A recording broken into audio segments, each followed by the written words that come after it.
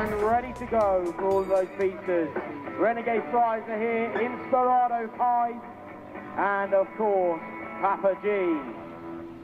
Papa G serving pretty much everything I've heard as well. Of course, as well, you can get breakfast, which is served from 11 AM in the clubhouse. And we've also got barista coffee in the moth bar. And of course, the bars will be opening from 11 AM. We have one in the club bar above the stand, string bar, and the moth bar serving cocktails. Got a story to tell. Everyone knows about it. From the Queen of England to the hounds of hell. And if I catch it coming back my way, I'm gonna serve it to you. That's how we go,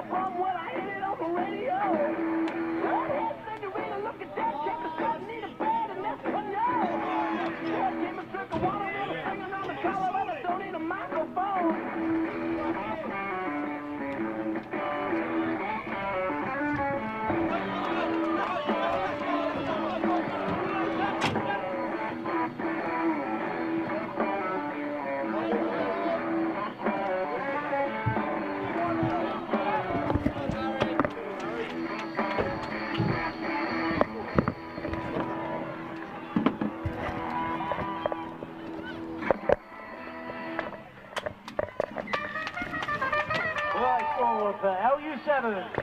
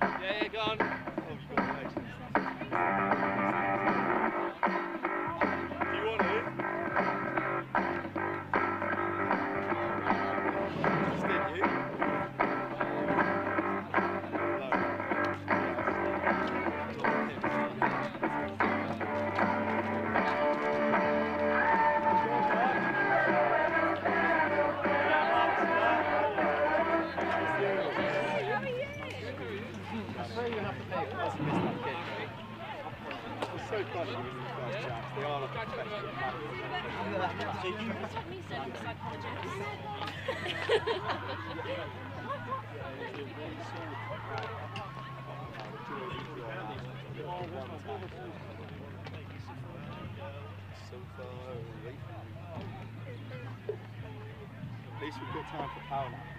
Does anyone know if we can destroy? Can't do that. It's fine, I'll start going distance. Graf, he's miles off. Yeah, cheers, mate. Sir! Have a fucking word with him then, Raf.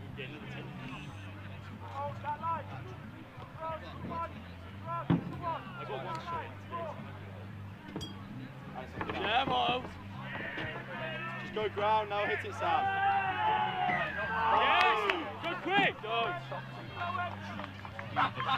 Gil. Gil. Gil. You disgusting killer. Oh, Gil. Go out! Later!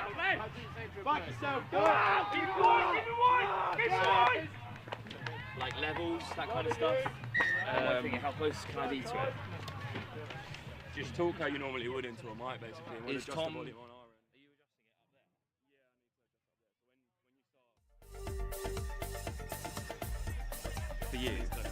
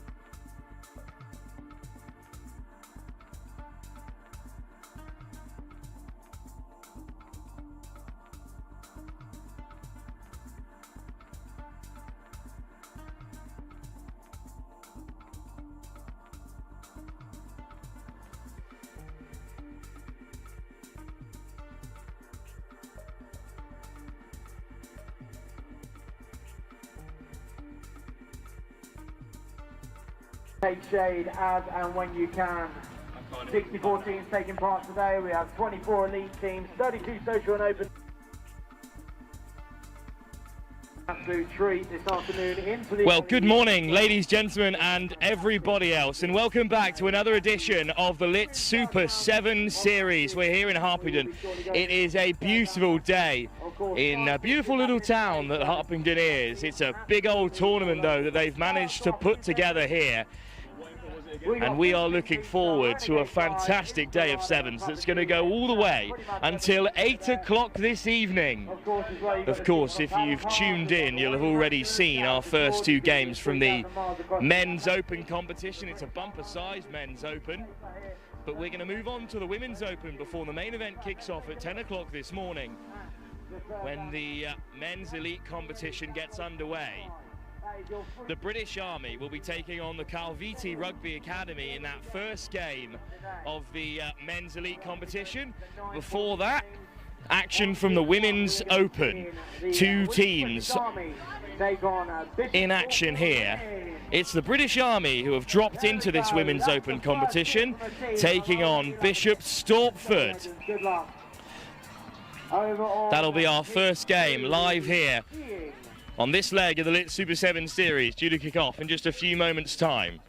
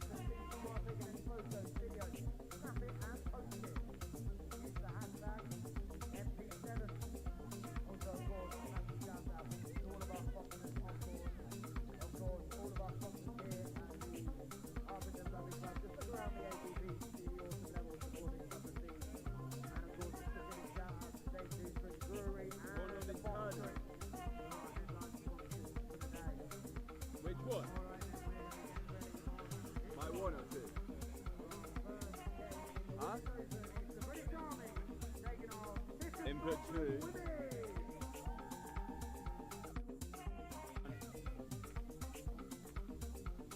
I think there's no audio. So here we go then, our first game in the Women's Open. We won't revisit this competition until the final later on this evening. The British Army, all in red, kicking off to Bishop Stortford in the pink and blue. And it's the British Army who have dipped down into this competition after action in the Women's Elite in the first two legs, who are taking on Bishop Stortford. One of the many rugby clubs entered this open competition and then lined up early doors. It's a huge shot from Adimai Samoa. And now the British Army have turned it over and are going to race over for the opening score. Jazz Khan goes over. And that's the first score of the day in the Women's Open.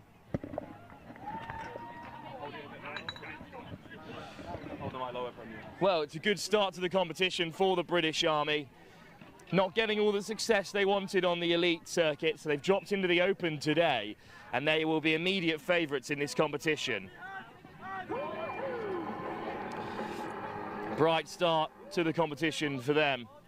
And for Jazz Khan, it's a big shot in the midfield for Mai Samoa to win it back in the first place. And then since then, well, the whole game has gone the way of the British Army so far. Kickoff. And it's gone all the way back, and the British Army once again are going to high press.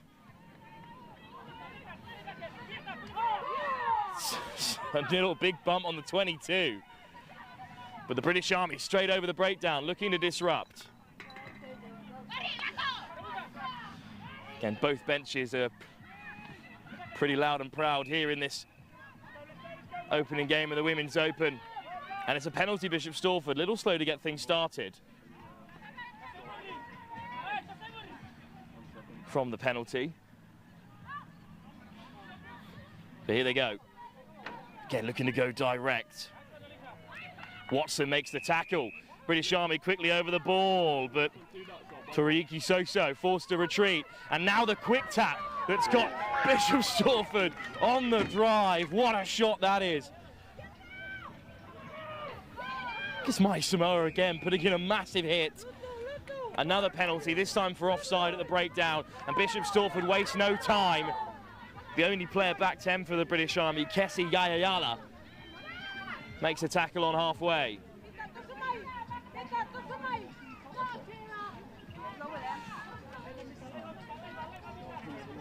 They've had to work hard to work their way up the field. What a read that is! Oh no! Adi Mai Samoa called offside. That's a tough call. Just mistimed that run. It was slow off the breakdown. Yellow card as well. I think that's accumulation more than anything that she's done personally. The British Army might be in the lead, but now they're down to 6. Big chance for Bishop Stortford.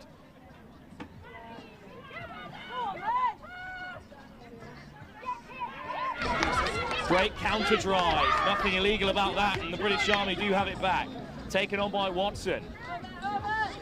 Counter drive, stolen on the deck, but the British Army back over it. Another turnover on the bounce. Topsy-turvy for the Army. Watson shows and goes and slips off the first tackle, and Watson accelerates past the 10. Oh, it's another break for Con. Weaving back on the inside.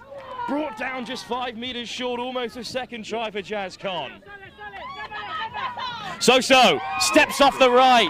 British Army have a second score. For the British Army. Now, Bishop Stortford had to work so hard.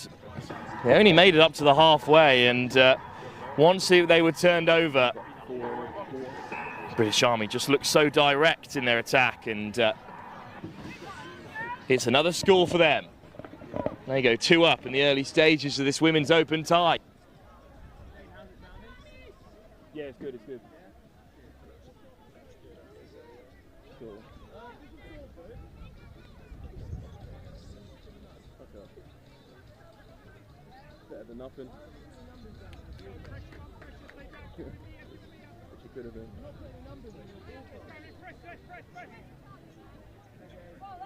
Yeah, he's talking to a team right now. So the British Army with a deep kickoff.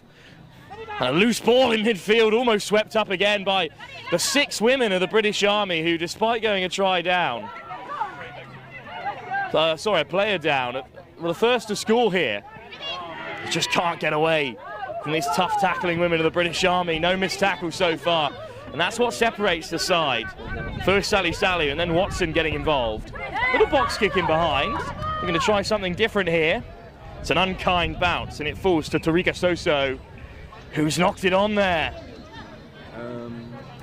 And that's a big opportunity for Bishop Stortford. Yeah. First time they've really had any possession inside the British Army half. Yeah, he is. When he speaks. Yeah, his is like in the middle. I mean, ours is like in the middle. On the internal. When it's like loud. Again, this Women's Open, much like the Women's Elite competition, functions as 2-pool group stage, and then the top 2 sides straight through to semi-finals. British Army will more than fancy themselves to be present at the end of the day. It's a great take by Michelle on the outside. Kirsty Michelle racing away down the right and easily skirting on the outside of Bishop Stortford. For the British Army. Did they give us milk? They have been so clinical in this first half. Restored to a full complement of players at this next stage as well, and they will back themselves to the hilt to stay on top in the second half. Brings us to half-time on pitch 1. It's a confident lead in the first half for the British Army. First time they've appeared in the Women's Open this competition since the tournament's opening at Eton Manor. So the previously elite women's side are on top.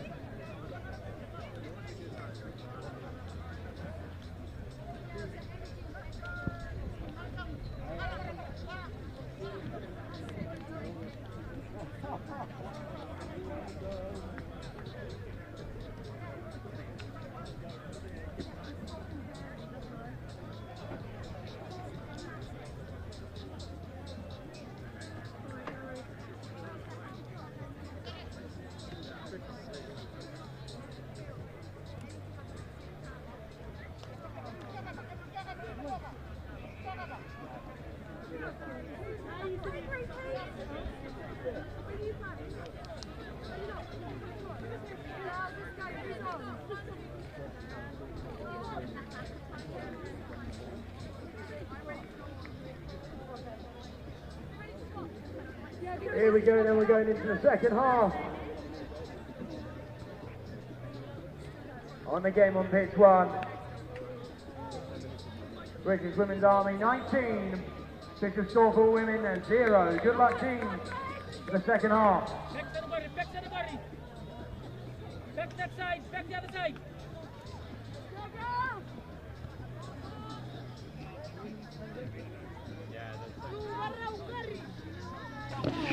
Second half to come here. Bishop Stortford trail at the break to the British Army, but we've got to wait and see if they have it in them to turn it around. Not the best start to the second half. A free kick on the 10. And as we've seen already, you cannot gift this British Army women's side possession like that. Lovely step off the right boot from Rakavi. Plenty of changes at the break, but Mai Soba still amongst them. And finding a lovely little offload that will surely put Adekolo Kaiviti into a score the first in this second half. Adekolo Kaiviti has got on the board early. And the British Army go further ahead. And I think it's a tough draw in this Women's Open to come against this experienced side as Adi Mai Savoa adds the extras. British Army lead 26-0. 26-0, as you may have heard over the tannoy here at Harpenden. Must say, as you can see behind us, they've got a beautiful stand set up on the far side. And it's a really lovely club. The pitches behind us, well, you can't see on the cameras, are sweeping down the hill. And there's plenty of rugby taking place here at the Harpenden Sevens. British Army to get us started, and that's a thumping kick. Well beyond the 22 and beyond the furthest back for Bishop Stortford, put down under pressure. And it's going to be a set piece for the British Army.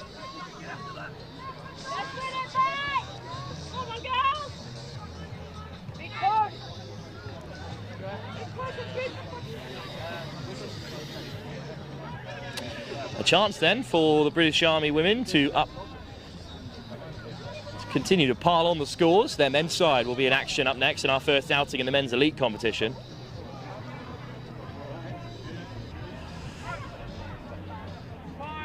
Beautiful weather, as we've already said here, and as you can see, it's going to only get hotter today.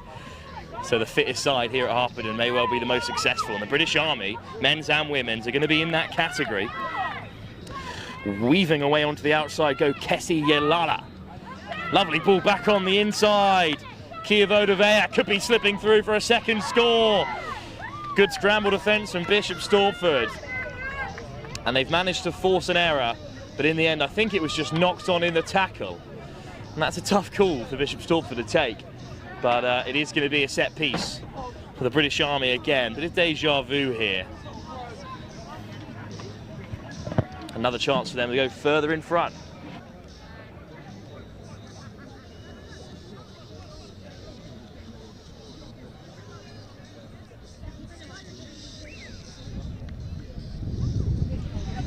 Scrum time then for the British Army.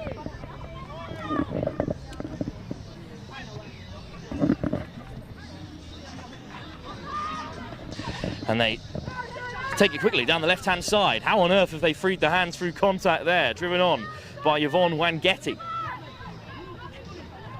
Yalala waiting at first receiver, but instead it's taken direct by Masivoa. Now Yalala. Two outside, but going laterally now, looking to go all the way on the outside and bundle through two. Right score from the British Army. To crash over and score again. I think that Kessie Yalala would be in trouble if she didn't score that one, having skipped out two in support on the outside.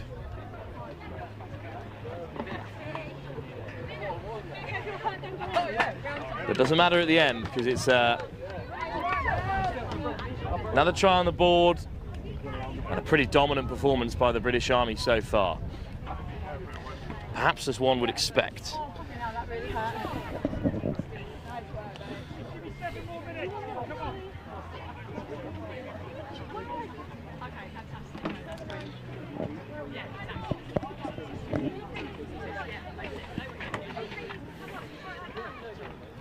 Oh, it's chipped deep in behind. And Bishop Stortford again asked to run it from inside their own 22. Clean tackle again made by Tawaki on the 22, and it's a turnover on the deck. Just knocked on. Another scrum for the British Army, third in quick succession in this part of the field. And that spells danger for Bishop Stortford again.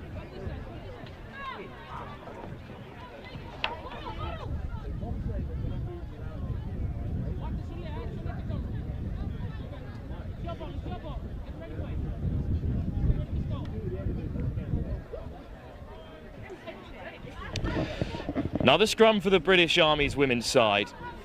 Another difficult position for Bishop Stortford. Nice ball over the top. But again, good tackle. They're quickly round the corner here. Knocked on at the base. Bishop Stortford survive. Well, they've been unable to really deny the British Army from these sort of positions previously, but they've had a good run of it there.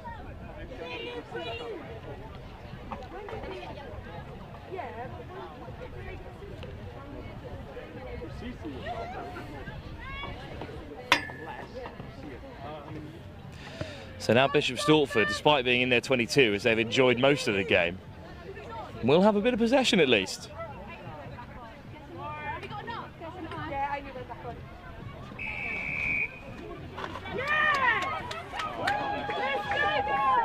Penalty. British Army a bit bemused, but they'll retreat back to behind their 22.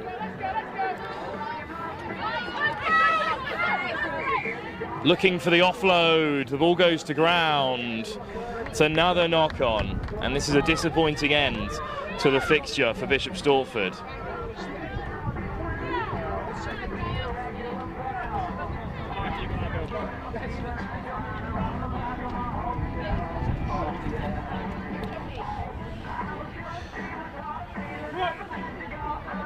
Kirsty Mitchell to feed the scrum. Oh, it's a free kick. Things just going Bishop Stortford's way in the latter stage of this second half. Got to tap it on the mark, of course, but maybe a chance for them to get on the board for the first time.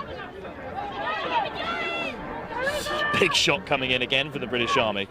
They're not afraid of those powerful interventions. Sally that time. Well, they make it to the outside, but they're there in numbers. Kaiviti firing in, and then through the breakdown goes the British Army. Not legally, I think they just fell off their feet there. So it's going to be a penalty. And then chipped in behind by Bishop Stortford on the chase.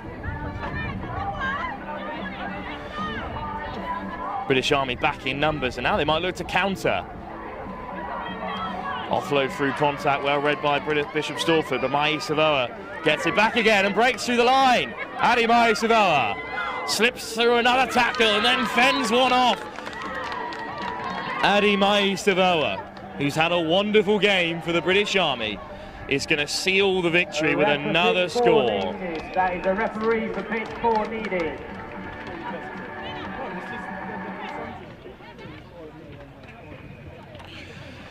Try scored.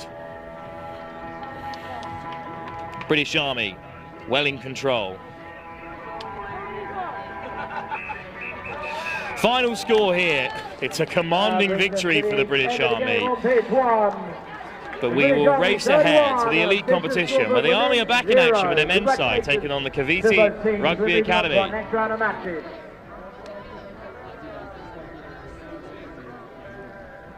So these are the 10 o'clock fixtures on pitch 1. We've got our first men's elite game. It is the British Army versus Kaiviti Rugby Academy. On pitch 2, we'll be seeing the Old Kits versus Harpenden Rugby Club. On pitch 3, the Old Cox versus OAs. Pitch 4, Dabbox Squad versus Verulanians.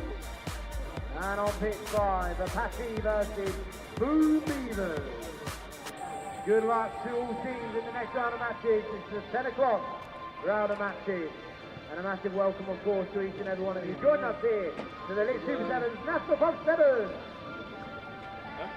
Yeah, not too bad now. It's sorted, I think, to a decent level. Can the referee for the Harpenden That power pack seems like it's game going to work. please head over to pit 4? Thank you. Only on like 95% already. Yeah, we've got the reel next to it. So it just takes a while to redo, so I don't really want to do it now. But yeah, you're good to go on your break. See you in an hour.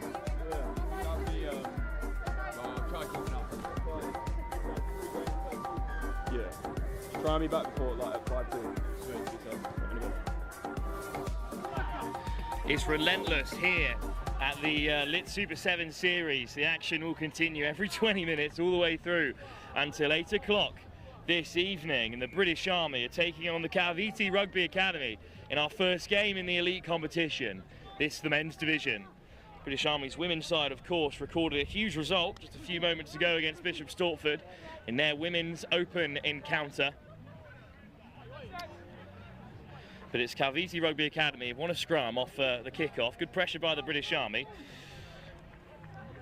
But it's Kaiviti in the blue taking on the British Army in the red and looking to get on the outside early. Big tackle comes in from Rewa.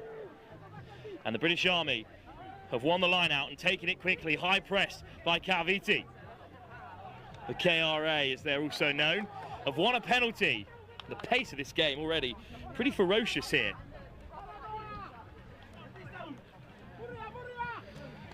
They'll take it all the way to the widest channel. Saukilagi, desperate to free the hands, but a swarm of red wraps him up and they've turned it over. British Army now looking to counter.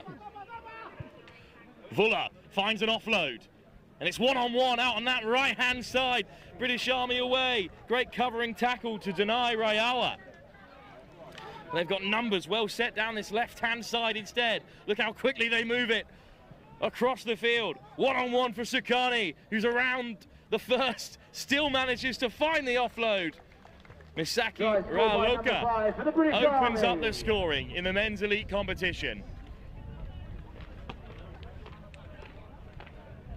Of course, just a regular reminder to all players, coaching teams, spectators joining us here today. With the high temperatures we are experiencing, please do make sure to stay hydrated, slap on the sun cream and take shade. Pace the British Army can play at. It's pretty remarkable, and so you can stay hydrated. That's what's made the difference there, because KRA scrambled really well. That's a fantastic nudge. Oh, what a kick. Full complement of 7 for the British Army. Rauloka, who was there in support to open up the scoring, has just slotted it from as far as you can be on the left-hand touchline. What a kick! Great chase, but it just bobbles unkindly off of the captain, Stukani. Set up the first. That could have been the second. Quick line out, denied by the referee.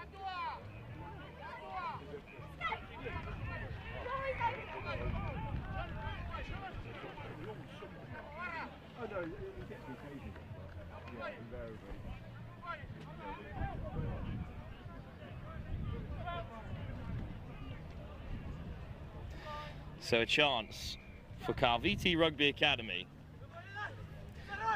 Dummying down the short side to free up a bit of space and then chipped in behind by Kaulu. Oh, it's just popped up for them on halfway. And now it's a foot race into the corner. Wara in pursuit. But Wadoli's made great yards. Still going, Wadoli.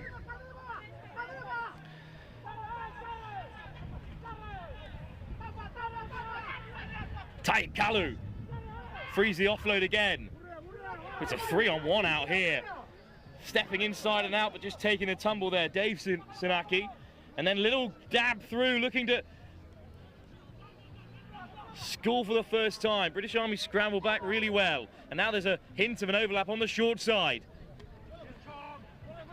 Clean tackle on the wing.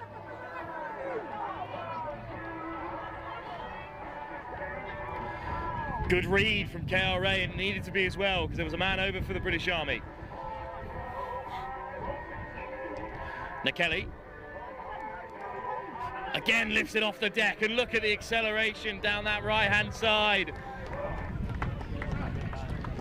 The pace of the British Army has not let up for a moment in this first half. Rusate Rewa has another score. Right under the sticks, they'll take the full 7. KRA need to put a bit of pressure on before they dot it down. Rewa just brushes the deck in the end zone there. And will surely dab this over for a 14-point lead.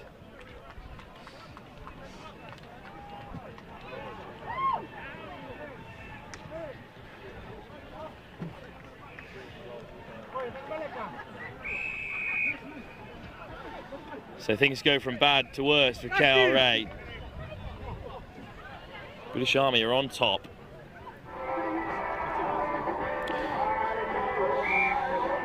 Yele Korivuka will get us back underway. So after their win in Shelford last week, the British Army now top the table, just 3 points ahead of the Vaquita Hammerheads.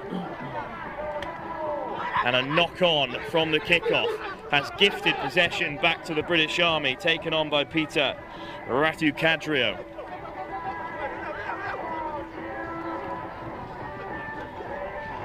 Always looking to find the width at the first time of asking. And another offload almost puts Korivuka into the corner. But good scramble again by Kaiviti Rugby Academy. And it will be a line out on their side.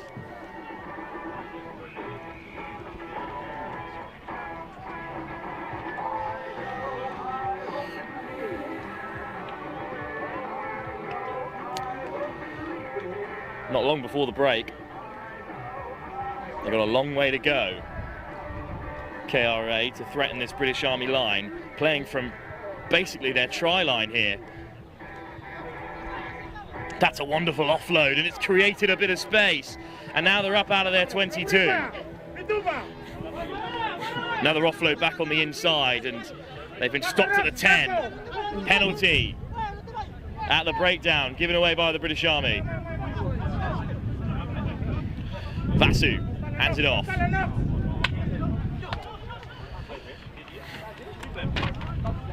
Well, it might be on down the left for Kaiviti this time. Look at the fast feet from Watu Kalu, but then it's been dislodged and nudged on again by the British Army.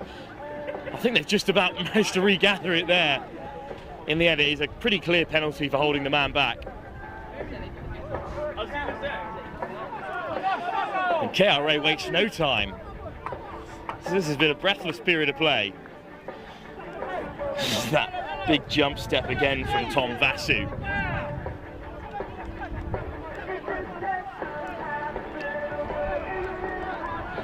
Great delay on the pass. With good defence. There's one missed tackle. Too many perhaps. Ball back on the inside. Beautiful from Vui Bao to pick out Semi Takilai. By number 4. Takilai just teasing the Army there, but suddenly KRA on the board and back into the game. 7 points total, right on the stroke of half time. Kaiviti Rugby Academy are back into the contest against the British Army here in our first game in the men's elite competition. 12 points to 7.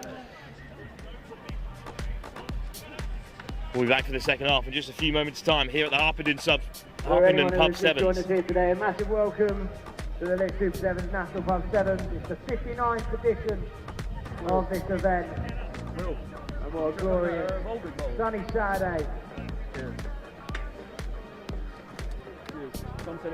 Here today at Harpenden Rugby Club. Of course, a massive thank you to all of the team at the club and of course to all of the sponsors involved in today's event.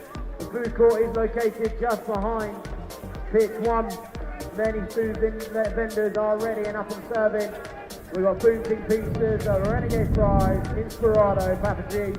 Also in the clubhouse, breakfast is being served until 11 AM.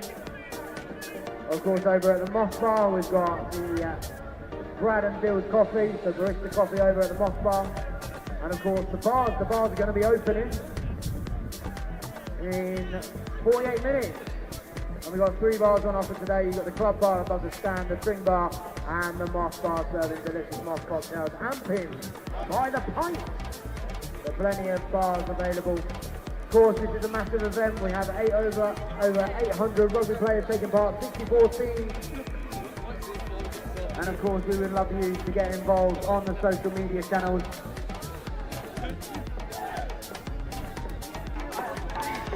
KRA come together right on halfway. They know they're very much still in this contest. It was such a fast start for the British Army that they let up a little towards the end of that first period of 7. So also tag them.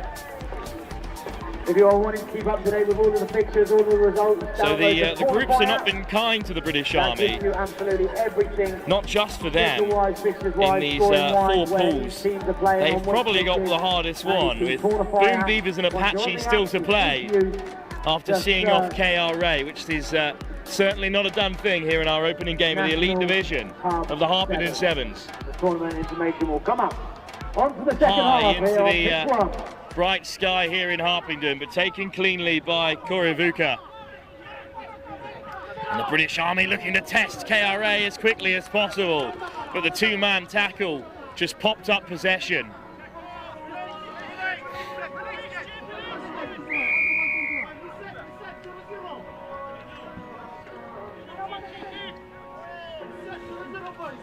So momentum just swinging a touch in this game. And it's going to be the try scorer, Semi Takilai, to feed this scrum.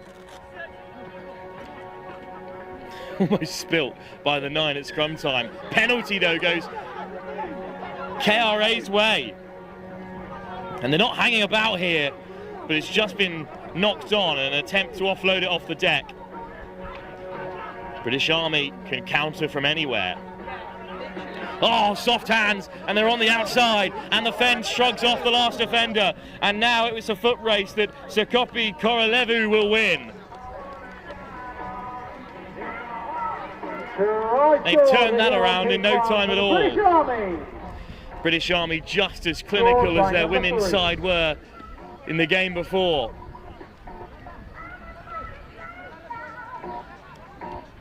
Tawanaya Vilala will take the kick.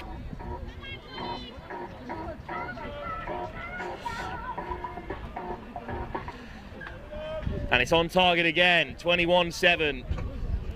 Looks very different on the scoreboard. 2 converted tries. Indeed, 19-7. One of the good things about being on ground level here is we're right next to the officiating box, so we'll be nailing these scores all day. That's a fantastic little kick from Kaiviti, but unfortunately it hasn't made 10. You get as much height as that on it, you're always going to be underneath it. That's unfortunate, and the door is open for KRA to get back in the contest. Oh, great timing on the pass again. Oh, just a foot in touch, up goes the flag. Dere Dua denied. It's good tracking back by the British Army. And they will have a line out. A little bit slow to get things back underway here on the sideline, but British Army won't mind that at all. They've already gone coast to coast for inside their own 22 in this second half.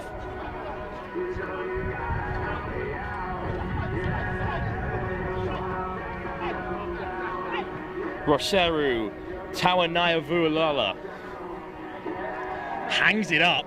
It's been tapped back. Penalty. That's an interesting call at line out time. Oh, in the end, not straight was the call, so it's just a scrum. But still, it's as good as a penalty for KRA. Chance for them to strike from the set piece.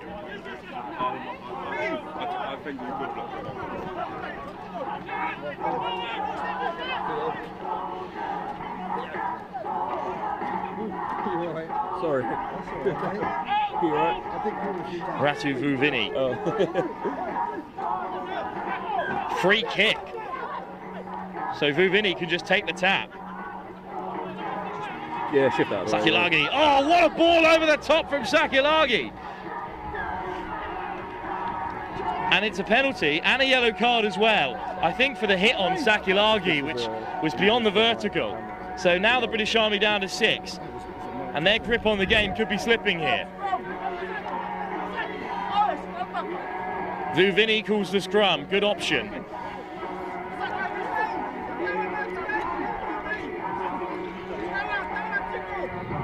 Peter Raku-Kadreo leaves the field, and now plenty of changes in the offing for the British Army as they look to keep a hold of this 19-7 advantage.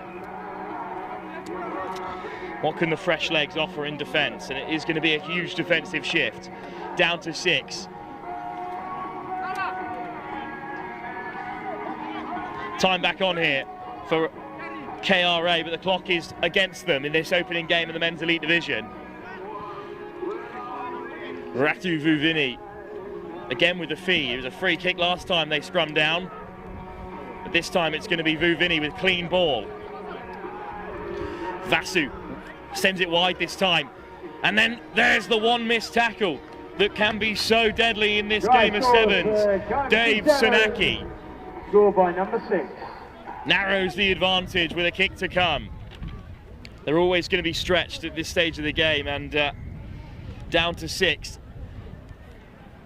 There was too many to cover there. I think the British Army just had their eyes out wide.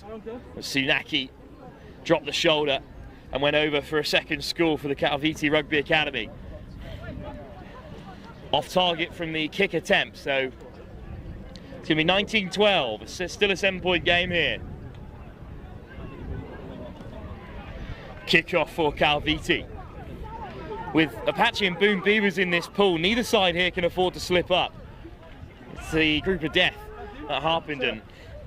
While Hong Kong and Hammerheads, the closest challengers for the British Army, have been gifted relatively easy groups elsewhere. The British Army really can't afford to slip up here. 30 seconds left on the yellow card. What can KRA offer in that time? Just slipped through the fingers of Tawanaya Vulala. That's a bit of a dangerous pass to chuck on your own 5 metre, but of course the British Army will try it, and all of a sudden it's just the sweep of the beat. Again they free the hands, it's been knocked on.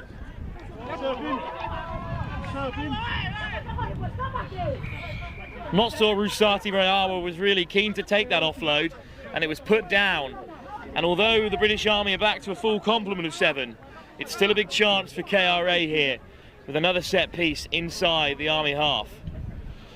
19-12 at the moment. How quickly the game can change. Thought the British Army might be running away with it after that early score. We've seen them do it so many times on the Lit Super 7 series. But the defending champions are threatened at the moment by Kaiviti. There's that little jump step again from Vasu. Will it work this time? On the outside for KRA. Just flung into that right-hand touchline. What a counter-ruck that is, and what a time to win it back. And now the British Army, so dangerous on the counter, could turn the game around. Lovely switch, and he's slipping through 2 defenders there. What a carry by Ratu Kadreo, looking to make up for that yellow card. But the Fijian international puts it down. But in the end, its time has run out. KRA unable to turn the game around.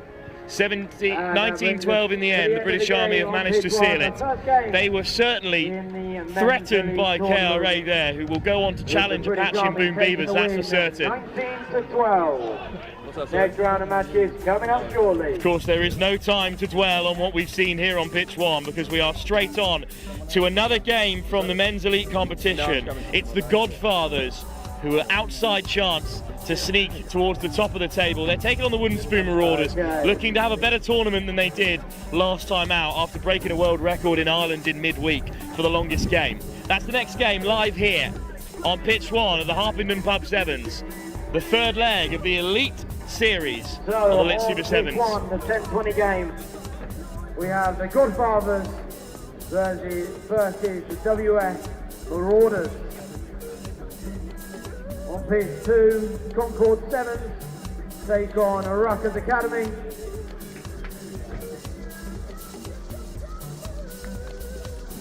On pitch 3, we've got Burney's Borders versus Plough and Arrows.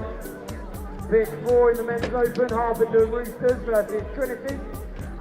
And on pitch 5, Preseli Beavers versus Vaquita Fiji Warriors. Good luck to all teams in the 10-20 game. We're ready to go here on pitch 1. The second game in the men's elite. This is Group B. The Godfathers take on the WS Marauders. Good luck, team.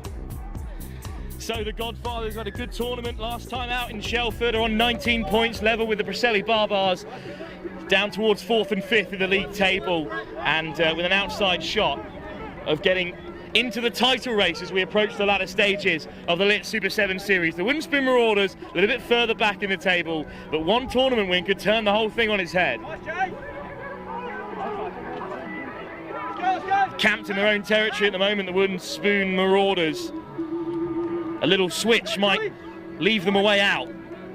Dummy switch that time, well read by the Godfathers. Straight over the ball they go. Yes, boys, But it's a penalty instead for the Wooden Spoon Marauders, won by the skipper Ross Lewis. Still probing inside their own 22. Go, Charlie! Go, Charlie! Good acceleration from Charlie Hillard. Back into the midfield for Hilliard. And now to the short side, maybe a hint of an overlap. In comes the Fend as they drive towards halfway. Just pops up again for Lewis. Big step off the right boot, and Lewis is skipping through. Looking to get on the outside of Dale. Lewis over the 22. Desperate to find that last gasp offload, but instead it's been knocked on. But the Wooden Spoon Marauders threatening for the first time here. No, we've got first game on here against, no, with Hammerheads against Artisans. I don't know, we haven't heard of them. Yeah, they're new, aren't they? I think it must be like some young boys or something, some charity team, but... Fun, yeah. You on here all day again? Yeah. I'll see you in a bit. Yeah, man. Good luck. Just catching up with those walking past us here. We're on the main strip, really, of the Harpenden Sevens here, so plenty of insight. Just chatting to Lou Guru of the Vaquita Hammerheads. They're taking on the Artisans, a new side, into the elite field here in the men's division. Godfathers just about survived that first attack of the game by the Wooden Spoon Marauders. Lewis couldn't get the pass on the inside. It went loose, it went forward. And it's a scrum for the men in black.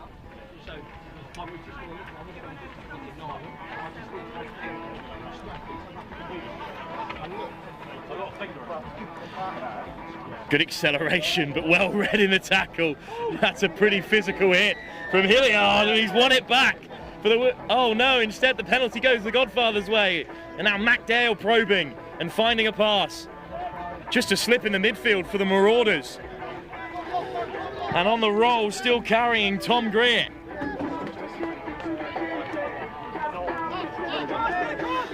So on halfway, little bit of broken field for the Godfathers to play in. Marauders calling out for a penalty, but Rumans plays it back. Well, just pops off there off the head of the Godfather's winger. So Stewart can carry on, but not for much longer. The Wooden Spoon Marauders have won it back. Penalty on the 10-metre. And both sides denied their first real attacking outlay of the game. Still level here. What a game we've got on our hands. Lewis. Passed on by Broomfield. And now cutting in off his wing is Charlie Hatton. Oh, it's loose, and it's come the way of Bonnick, but not legally so, and it's a penalty. Hatton takes the quick tap, but then driven back by the referee. He goes legging. Godfather so quickly over the ball, but Lewis. Forsyth. Hilliard skips out Forsyth and goes himself. Straight back to his seat, Forsyth. Referee keeps his whistle down. Forsyth at 9.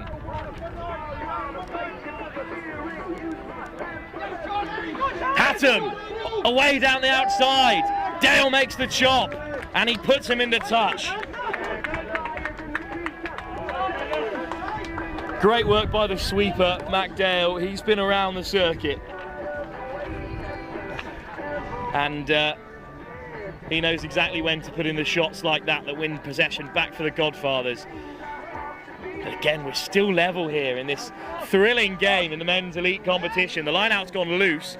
First to knock on was by the Godfathers, so Wooden Spoon Marauders gifted some set-piece possession deep in Godfather territory.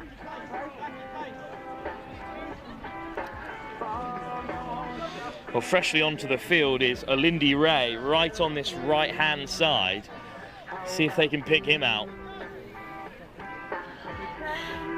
Maybe Ross Lewis at first receiver will look to create something himself. Scrum time for the Marauders.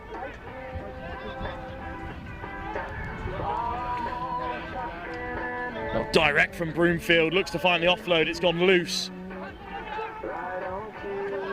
In the end, Dale comes away with it and drives over the 22.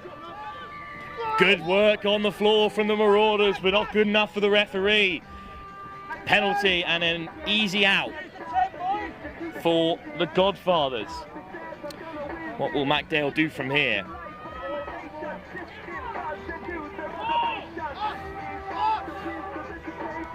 Good line through the centre. And the Godfathers break over halfway. It's another hard line short. Good chop tackle from Ray. Stepping back on the inside there for the Godfathers and still looking to create something round the corner. High press from the Marauders. Penalty advantage was the Godfathers. Here's Harry Rumans.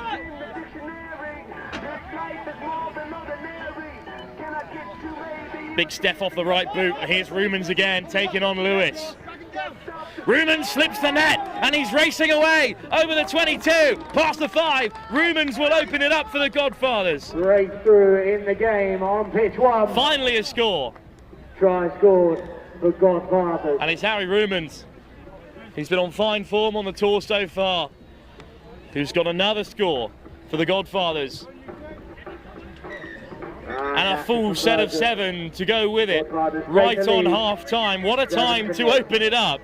Harry Rumans has the first score of the game. Wooden Spoon Marauders, who were perhaps on top for most of that first half, couldn't make it count when they broke into the 22. Godfathers, the more clinical of the two sides, and that's what separates the team here at the Harpenden Pub Sevens. Another game in the elite men's competition with the groups as tough as they are. Every point is crucial, and at the moment it's advantage Godfather, but a narrow one at that, with the second half still to come.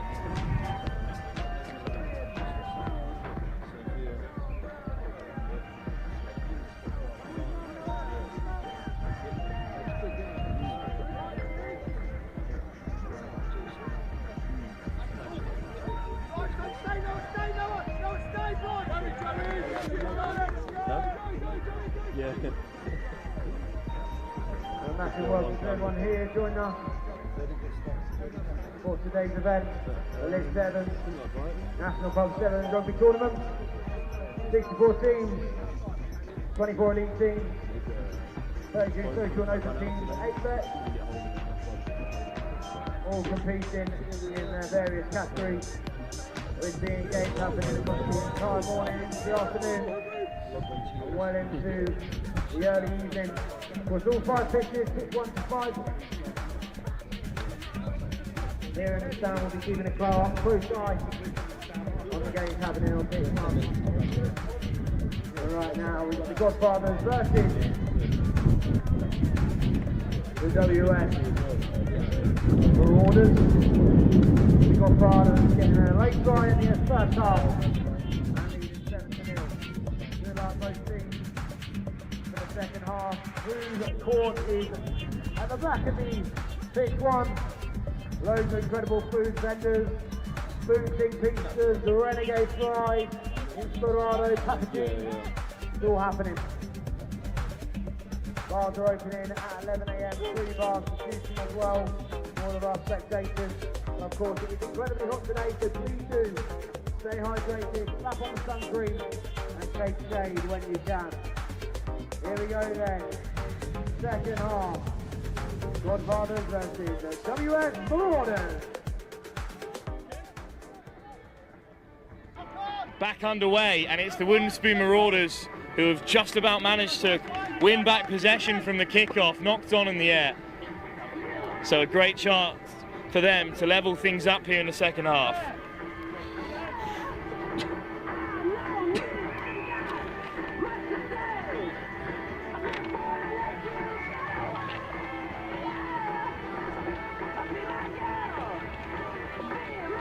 Just for any spectators wondering, the structure for all games today, 2 7-minute halves with a 1-minute half-time break.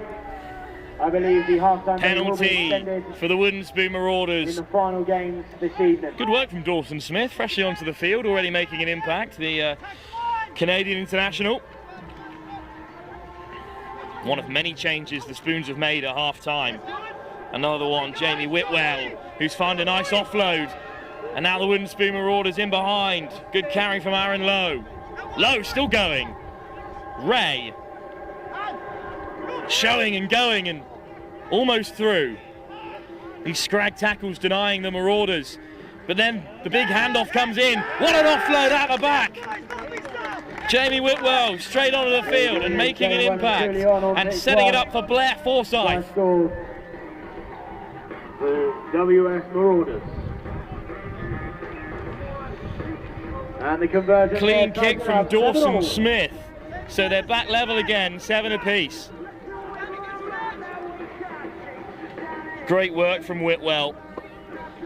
Plays his rugby down. Oxford Harlequins, of course, another step on the ladder at the Elite Super 7 series. Massive shout out, of course, to Harpenden Rugby Club and the team here. Let's get stuck away. Their incredible sponsors. Dawson Smith goes to the open side and of course looking to pick out the towering Aaron Lowe, but it's too deep for him. So Godfathers have possession in the 22. Leg drive just beyond that 22 line. Good news in spectators, the food village is going to be opening up its doors direct! in 5 to 10 And a big minutes. bump, but a good recovery from Sam Roberts. When all of our incredible food vendors are open. Surrey is a big man down the short side. Five, you name it, it's all over there. Nice offload. And here's Shay Bonnick, another big unit on that far wing. And Bonnick has seen off Ray, and now he'll accelerate. He's going to get the beating of Lowe. And Bonnick is back amongst the scorers for the Godfathers. He will not be perturbed by McNally Drew. For the Godfathers. Shy Bonnick scored a hat-trick live on pitch 1 at Shelford a few weeks ago. He's a big man, but when he gets moving down that left wing, you're not going to stop him. And Godfathers take the lead again.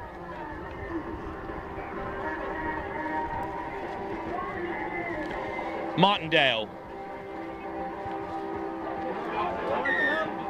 converts it through about 5 sets of posts. Godfathers back ahead by 14 to 7.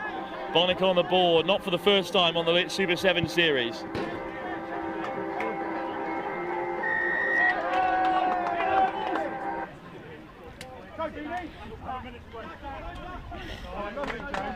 Harry Morgan Grant, pretty key playmaker for the Godfathers, takes the kickoff, and he's just overcooked it there.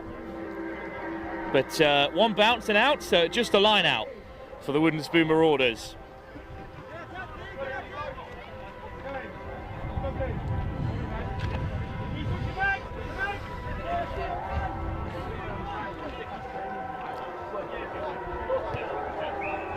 Crucial moment in the game. Wooden Spoon Marauders need to keep pace with the Godfathers. They can't afford any more slip-ups. Smith. Whitwell, all the way wide. Ray, little hitch kick, and accelerates, and he beats the winger, and now he's one-on-one with a sweeper. Turns him inside out, and slips off the tackle instead. He picks out the offload for Jamie Whitwell. First a try creator, now a try scorer for the Wooden Spoon Marauders. Raw pace from a Lindy Ray down the left.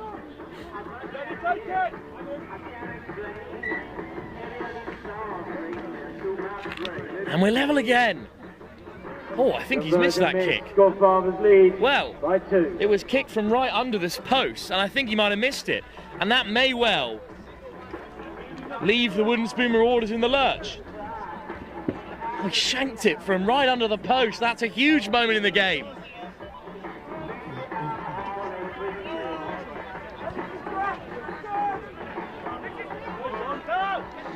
So it's 14-12. The Godfathers hold the narrowest of margins. Smith with the kickoff. Of course, Aaron Lowe, the target. It's lovely. It's weighted well, but it's just been knocked on by the Godfathers. Oh, they've gifted it to the Marauders. And what a moment this could be. It's a 3-on-2 out wide if they can use it. Fantastic scramble by the Godfathers. I can't believe they haven't given that pass. Smith winds it up. Quigg puts in the fend. Here's Lowe on the switch. Well, Godfathers have marched them back. Here's a Lindy Ray. Stepping round 2. Godfathers hold a 2-point lead in this group game. Here goes Smith again. Smith shows and goes. Can't sell the dummy, so he takes it into contact. Low. McNally Drew. Ray. 2-on-1 again. Ray gives the pass. Into the corner they go.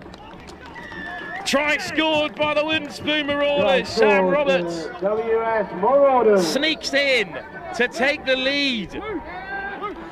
Well, that all goes back to the kickoff. It didn't go 10, but it was knocked on by the Godfathers. That mistake may come back to haunt them in this competition.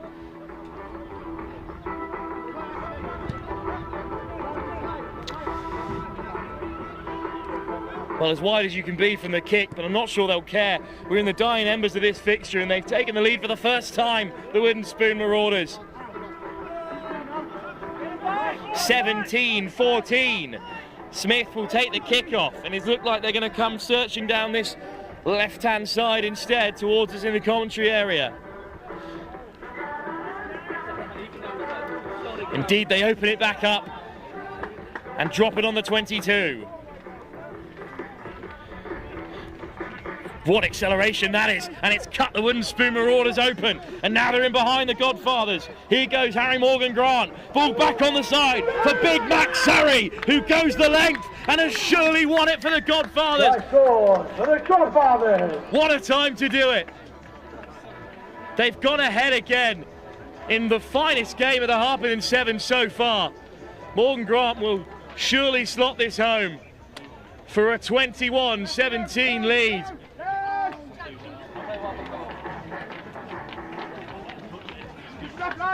Morgan Grant finds the uprights, but it's game over for the Wooden Spoon Marauders, the Godfathers, who led at the break, let it slip, but then in the dying embers of the contest came back to win it. 10:40 is the time on the clock. Good news, and that's a huge moment in this pool, with the Godfathers still on the hunt for the table toppers, the British Army here. What a result for them. We switch over to the Women's Elite competition up next. It's the Boom Beavers taking on series defending champions, the Vaquita Hammerheads. Both sides in pursuit of Shoguns, who take an early lead of some distance on the Lit Super 7 Series Tour. On pitch 1, we've got a game in the Women's Elite Group A, which is Boom Beavers versus Vaquita Hammerheads. On pitch 2, Concord 7 versus Ruckers. Academy has just finished, but the 10:40 game. Random Ruckers versus LU 7. On pitch 3, OA Academy versus Gladiator 7. Pitch 4, Sons of Spartans versus the Silver Cup. And on pitch 5, Shogun Rugby versus Wild Dog Alpha. So the next round of games happening. Good luck to all teams involved in the 10:40 games. 2 courts open. Stay hydrated, slap on the sun cream, take shade when you can. And enjoy today's incredible lineup of fixtures. Here we go then on pitch 1. Boom Beavers versus Vaquita Hammerheads. Here we go. So kick off for the Boom Beavers in the purple, taking on the Vaquita Hammerheads in that classic white and pink crisscross. And it's an early break for the Hammerheads, who slip away from the kickoff. Up to the 22 they go, still racing away. What a lung-busting run that is to start us off. Pearl Keller has opened up the scoring. Hammerheads go in front. And that was a little bit too easy, right from the kickoff. Just a couple of passes to that wide channel, and then when Keller was on the outside, no one could catch her, and the Boom Beavers trail.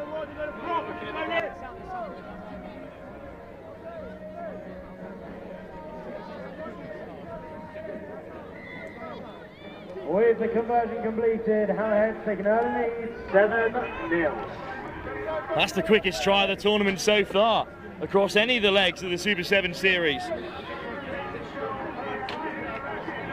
And Hammerheads are in ahead already.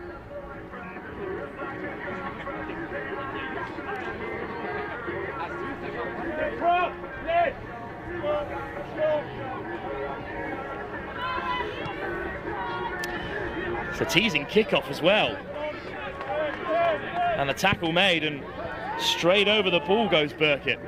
Do remember, spectators, that today, of course, is a massive event. Well, that's loose. The Boom Beavers have to sweep it up. Do tag the RFU, your teams that you're supporting, and of course... Still in trouble here, Boom Beavers. If they make a mistake like that, it's put down, and it's been swept up by the Hammerheads. Boom Beavers just about scramble and get it back. But now they're looking to play on their own 5-metre. Big Hail Mary over the top, underneath their own post. What can they create? Chopped down inches from their line, straight over the ball go the Hammerheads. Penalty. Won by the try scorer, Pearl Keller. Quick tap for the Hammerheads, sliding in. They were off the mark. Can you believe it? What a coach killer. Still a chance though for the Hammerheads. Missed pass over the top for Westwood. One more should do it.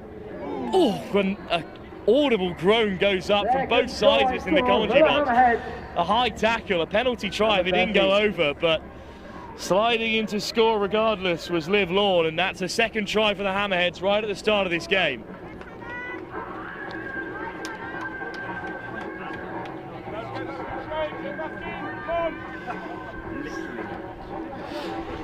Not the start the Boom Beavers were anticipating.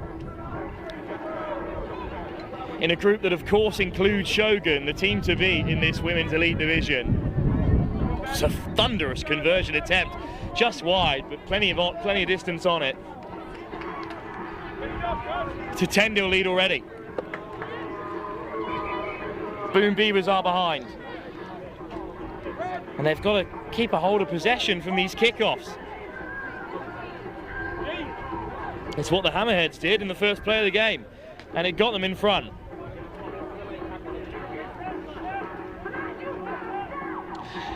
Tilly Westwood to take the kickoff.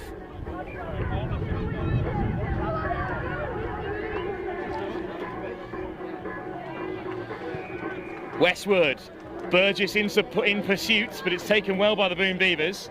And a first chance for them to attack in earnest. Brought down on the 10.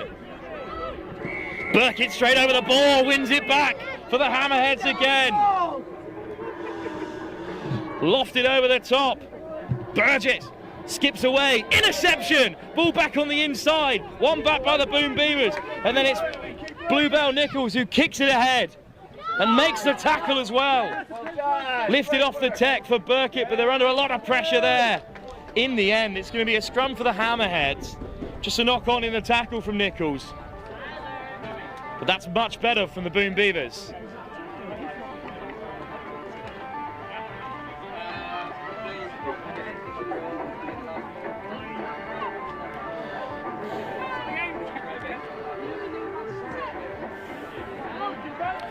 Freeman to feed the scrum, put under pressure by the Boom Beavers.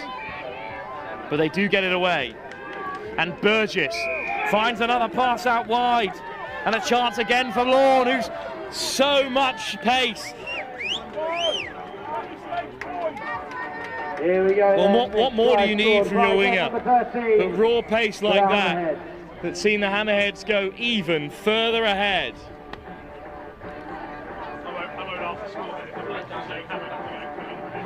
3 tries in the first half, and that's the pick of the bunch. Ran in from their own 22. Cleanly converted. It's a 17-point lead. On pitch 1. He's got to fall over the first 2 minutes and watch straight off.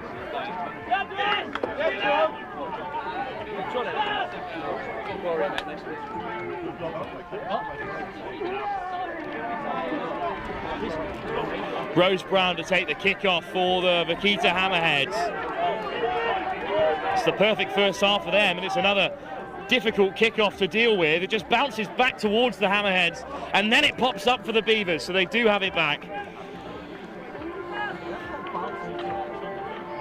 Spilt in midfield, and now they're in trouble, the Beavers.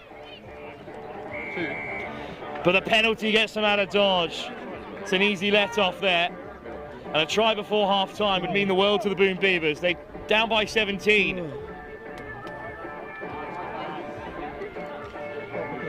Nice work on the wraparound to open up a bit of space.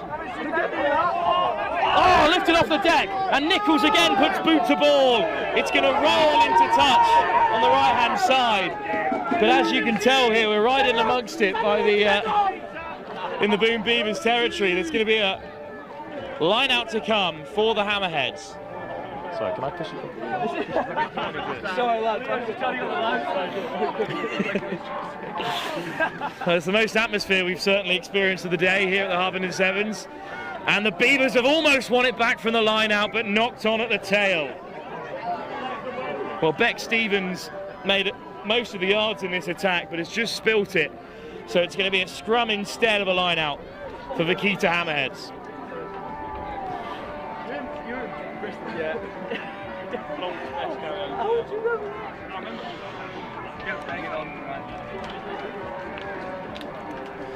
That's a loose out of the back of the scrum, and it's going to roll all the way dead. And the Vaquita Hammerheads have been spared by the half-time whistle, because it would have been a scrum on the 5 metre instead for the Boom Beavers, but unfortunately they won't be given that opportunity. And at half-time they trail by 17 unanswered points in their opening game of the Women's Elite competition here. They've certainly got plenty of support from their men's team on the sideline here, but they're going to need a little bit more than that to turn this over. The defending series champions, the Vaquita Hammerheads, lead at the break by 17. We've got paddle pass as well. Legends over there, they're opening up some paddle courts. Literally where the food village is, very, very soon in development stages right now. Pay them a visit, win some prizes, find out all things paddle. Shout out to the wave wranglers, George over there. George is going to be making his way across the channel, 3,000 miles, going to take about 40 days. Got the channel, the Atlantic. Thank you very much for that, Andy. Always got my back. But yeah, shout out to George, raising money for the British Heart Foundation. Pay them a visit, check out everything that they're up to. Good news as well for all punters. Bars are opening in 9 minutes time. We've got 3 bars available here today. We've got the clock bar just above the stand. We've got the twin bar and also the moth bar. Moth are doing their cocktails and their pins by the pint, I've heard, as well as making coffee, and the coffee's been busy, I know that for sure. So bars open in 11 AM. We're in the 10:40 match, if anyone has just joined us. And on court 1 we've got Boom Beavers versus Vaquita Hammerheads. Hammerheads storming in the lead right now, 90-0. All to play for in the second half. A massive shout out, of course, to Harpenden Rugby Club and all their incredible sponsors. You can see around the APG the amount of sponsors this club has. So a massive thank you to Harpenden and every single individual involved in supporting this event. Do make sure to stay hydrated. Second half to come here from the Harpenden Pub Sevens, and our first game of the Women's Elite Division. The Hammerheads are up by 17 to the Boom Beavers, and it's their kickoff. And Boom Beavers now, in that purple and pink trim, look to respond, and it's a physical collision, but a strip in the contact that's come the way of the Vaquita Hammerheads. And the Hammerheads looking to kick off the second half, how they ended the first with another score on the board. It's been knocked on out wide, and a few mistakes in a row to start the second half. So a scrum to the Boom Beavers.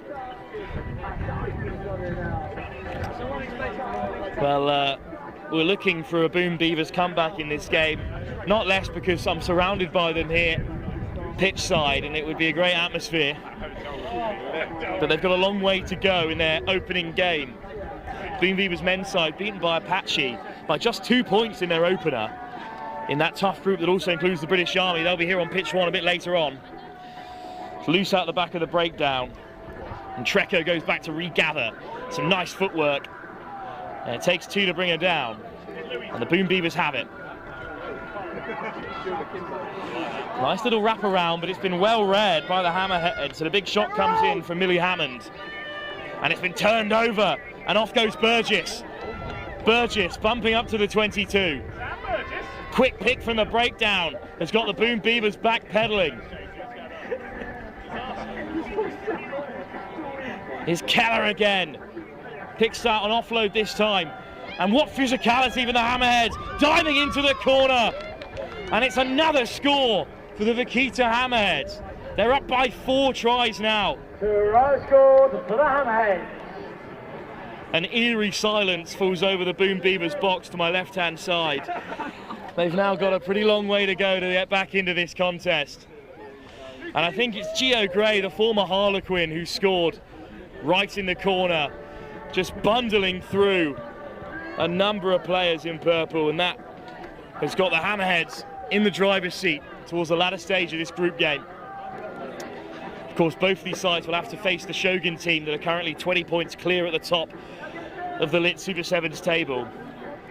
But a place in the quarterfinals beckons for Hammerheads if they can see off the 4th side in this pool. Certainly the tougher of the 2 groups, with the Wild Dogs, who made it all the way to the final last time out in Shelford, also occupying the pool.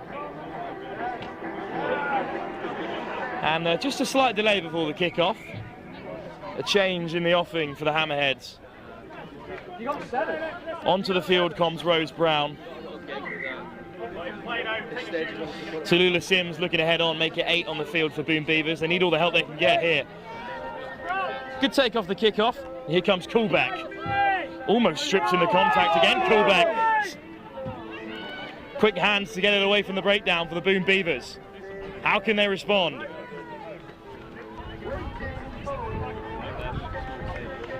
Shaping to kick, but just put under pressure by Hammerheads again. Offload goes to deck and has been swept up by Vaquita Hammerheads. And again the physicality, but it's been stripped in contact this time by Brassy. Numbers up the Hammerheads, but it's a nice carry and almost up to the 22. Pressure at the breakdown again from the Hammerheads. Boom Beavers survive this time. Hammerheads over the ball.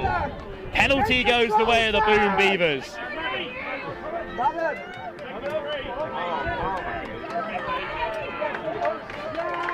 Tap from inside the 22.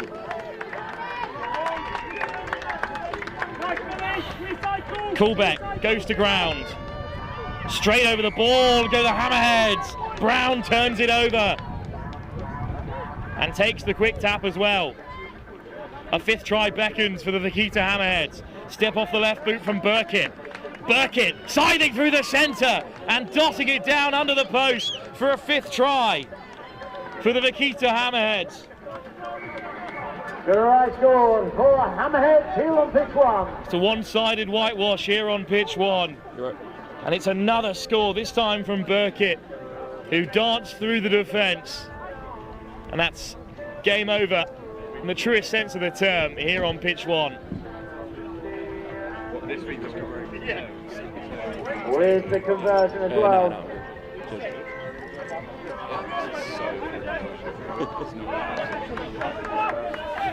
Lovely finish from Burkitt. And the Boom Beavers have had little in response, unfortunately for them in this game.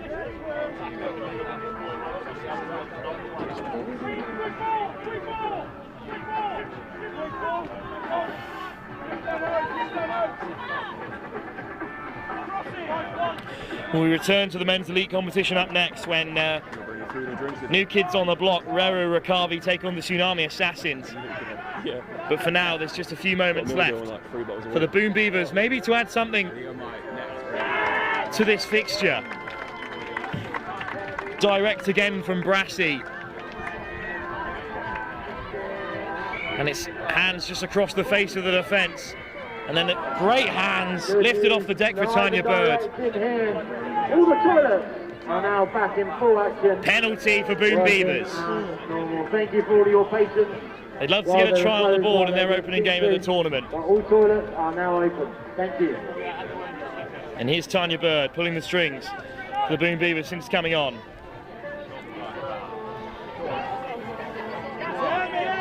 Callback with another good carry, almost up to halfway. Bird. Treco. Stepping off that right boot again. Treco winding her way through. Brought down by Brown. Hammerheads are over the ball again.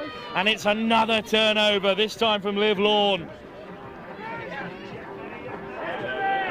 Backtracking well there, the Boom Beavers, and it's in the clutches of Brassy in the end. But it's breakdown bother again for the Boom Beavers. They've lost it a penalty, and a quick tap has them backpedaling. Missed pass over the top.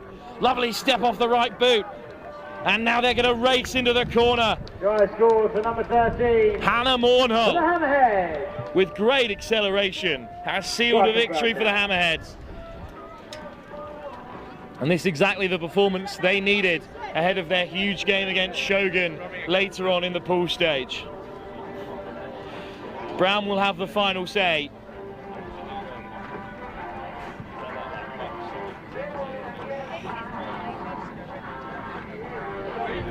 But here on pitch one, it's a fine performance from Hammerheads to start our coverage of the elite women's competition.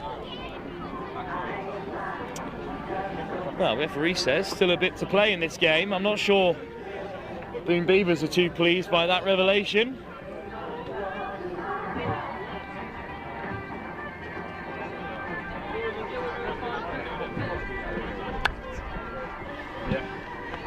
So kickoff to come.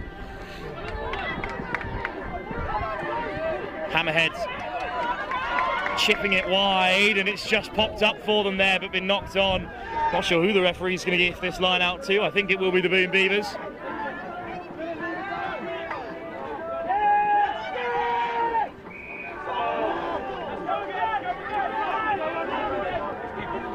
But the last grains of sand are falling through for the Boom Beavers here in this game.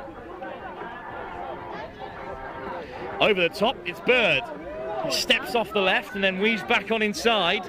Tanya Bird bumps off Brown and finds a pass. Great line from Treco, straight through the centre. It's come loose. It's another little pick and go, that time from Harriet Day. It's a turnover at the breakdown. Death Taxes and Vaquita Hammerheads nicking it on the deck. And then a breakaway by Herring, hunted down by the Beavers, but it's lifted off the deck again. Liv Lawn will score another. Scores for the Hammerheads, number 14.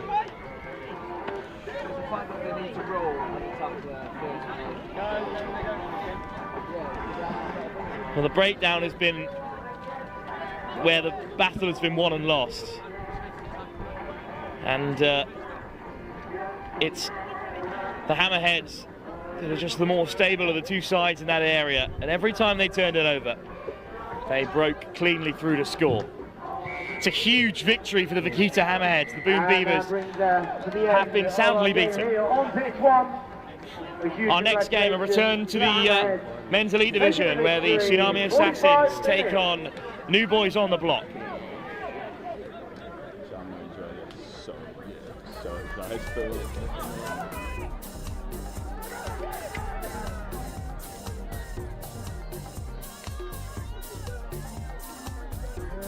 All three bars are now open.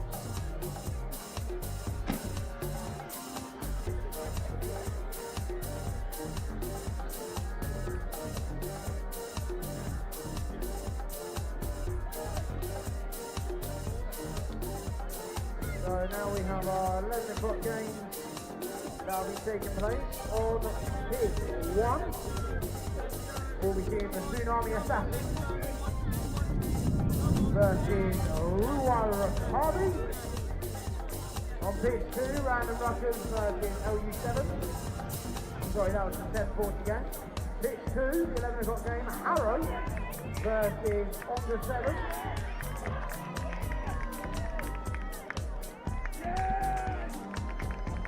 And on pitch 5 we have HK China Dragons versus Stunts. So 3 11 o'clock games, pitch 1, pitch 2 and pitch 5. We'll be closely following here in the stand pitch 1, which is the Men's Elite Group C match between Tsunami Assassins versus Rewa Rakavi. Good luck to both teams. Just a reminder that all 3 bars are open. You've got the one here up in the stand, you've got the Tring Bar, and you've also got Bus Bar Food Village. He's also well and truly underway. Boom Ting Pizzas, they're there. Renegade Fries, Inspirados, Papa G. Serving all things food and refreshment. Of course, still very, very hot. It's only going to get hotter, I believe, today.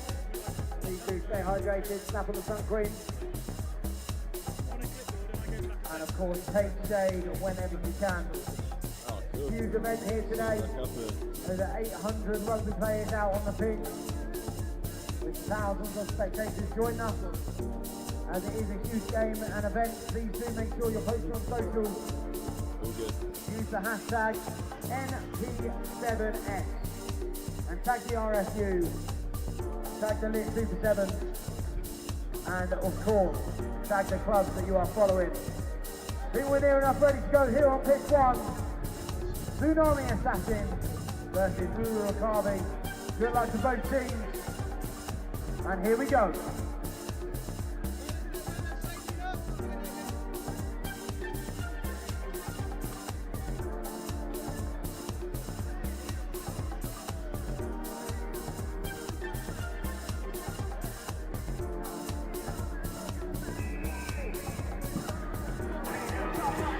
Well, Rewa Rakavi, new to the elite division here, taking on the Tsunami Assassins, who after their performances so far are a little bit far back in the table, but still, of course, within touching distance if they can go deep in this competition. What a tackle that is to get things started here. Usik Ayadoko just dragged this man into touch. And it's a bright start for the new boys, the Rewa Rakavi.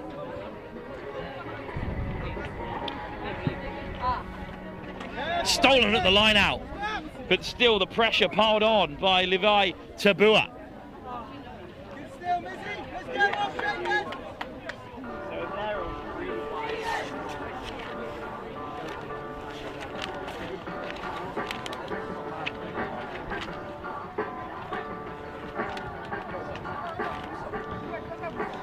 So scrum for the Assassins after a little knock on from Tabua, but still under a bit of pressure here.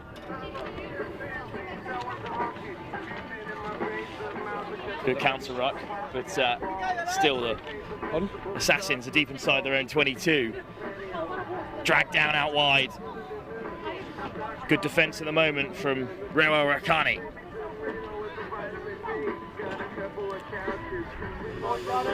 Nice step to the outside, draws in 2 defenders, and now it might open up for the Assassins. Little stutter step, the acceleration, and they're away for the opening score. Here we go, then we start. What a start then for the Tsunami Assassins. With the Tsunami Assassins getting the first try of the match.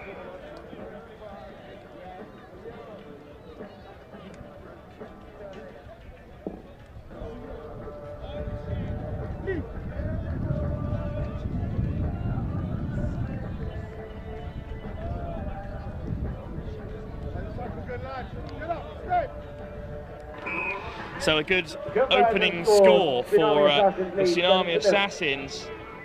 Mizdo Dralvaki, who's been so important to this Assassin's side. And from the Women's Marauders, Hayden Quigg alongside me. Hayden, fantastic game. the best game of the day so far. Just couldn't get over the line in that opener in that men's elite game, but the standard remains just as high here. Absolutely, it hasn't changed one bit. You know, we retained a lot of the ball at the start of the game, and a few unforced errors when we made some breaks really let us down, and then allowed them to strike just before half time. So we had our work cut out for us in the second half, and but we brought it, just couldn't quite get over the line. Since then, we've seen a couple of blowouts in the women's elite competition, and that kickoff not perfect for the Assassins. For Hayden, that's a pretty harsh watch. Just rolled so slowly into the dead ball area. Yeah, very much so. I mean, on these pitches, man, the balls just roll because that little bit of rubber there gives a bit more bounce, and it just keeps flowing. So you really got to make sure you get that hard and try to get that little bit of backspin if it does hit the ground. Oh, just knocked on by Rewa Rakani as things look to open up. So a chance for the Assassins to counter instead. It's Nabo Sekoye just taking it in. It's a real mess at the breakdown. And in the end, it's a turnover for Rewa Rakani. Desperate to get it back again as to get things started. Tunidao finds a pass, and then it's a direct carry by Niamui Tawau. Oh, penalty. That's a harsh one, Hayden, but the Assassins will take it. Good read in defence, but an even better carry by Sekoye. Switch back on the inside for Mitchell. That pass is loose. Got Aidan Maloney retrieving that ball, slowing things down, getting his teammates back on side with him. It's a big man, Maloney, can free the arms, but instead it's a big high shot in response from William Taldua. But another penalty and a quick tap, and now the Assassins might be through again. Tom Church finds the pass, and it's Trauvaki again. Shrugs off the last man to score. Really good instincts there. Unbelievable quick tap. Managed to ride through the tackle, get his arm free, and freed up Javaka, put it down the ball, under the post. I don't know if it's just me, Hayden, but I can't remember this many penalties being given at the early stage of a Super Sevens leg. The Lit Super Sevens series is stop-start at the moment. There's so many penalties. Yeah, there's a lot of competition for the ball. Obviously, some of these teams really think that that's their strength, and they're capitalising on it. It's another penalty that's opened up for Rewa Rakani for a second time. An unfortunate injury has just forced off a man for the Fijian base side.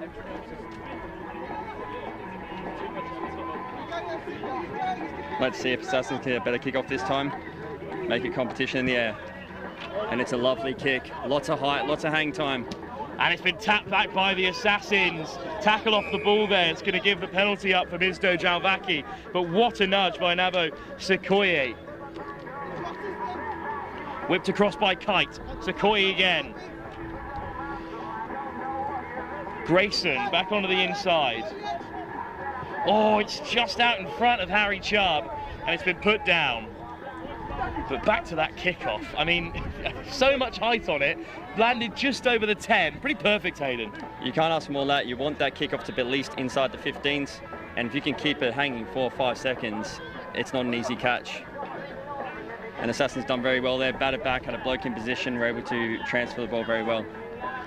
Good win for them, but in the end, a knock-on has gifted possession back to Rewa Rakani. Ben Sauroko will feed the scrum. Pressure at the breakdown, and it's broken here for Satoyi. Long ball over the top, interception. Good grab for Rewa Rakani, and there's just one man in pursuit, but he won't get back in time. And it's a try on the board for the Fijian side. What a grab, what a read. And then to have the legs to finish it off, Hayden, what a try. Unbelievable. The big fella thought he wasn't going to get there, but slowing down and going again really put his defender in 2 minds. And I mean, that pass was telegraphed, and he was very, very good, very quick on his feet to react and nick that try. They're back in this game, aren't they? I think it was Ben Wakanidrola out wide there, but went the length. And indeed, with a kick to come, they are back in this contest.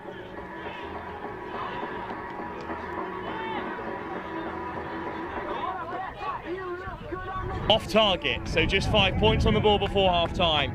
But Hayden, it's a perfect time for them to score. Absolutely, it gets them back in this game. They can now attack off this kickoff, and it's anyone's game now.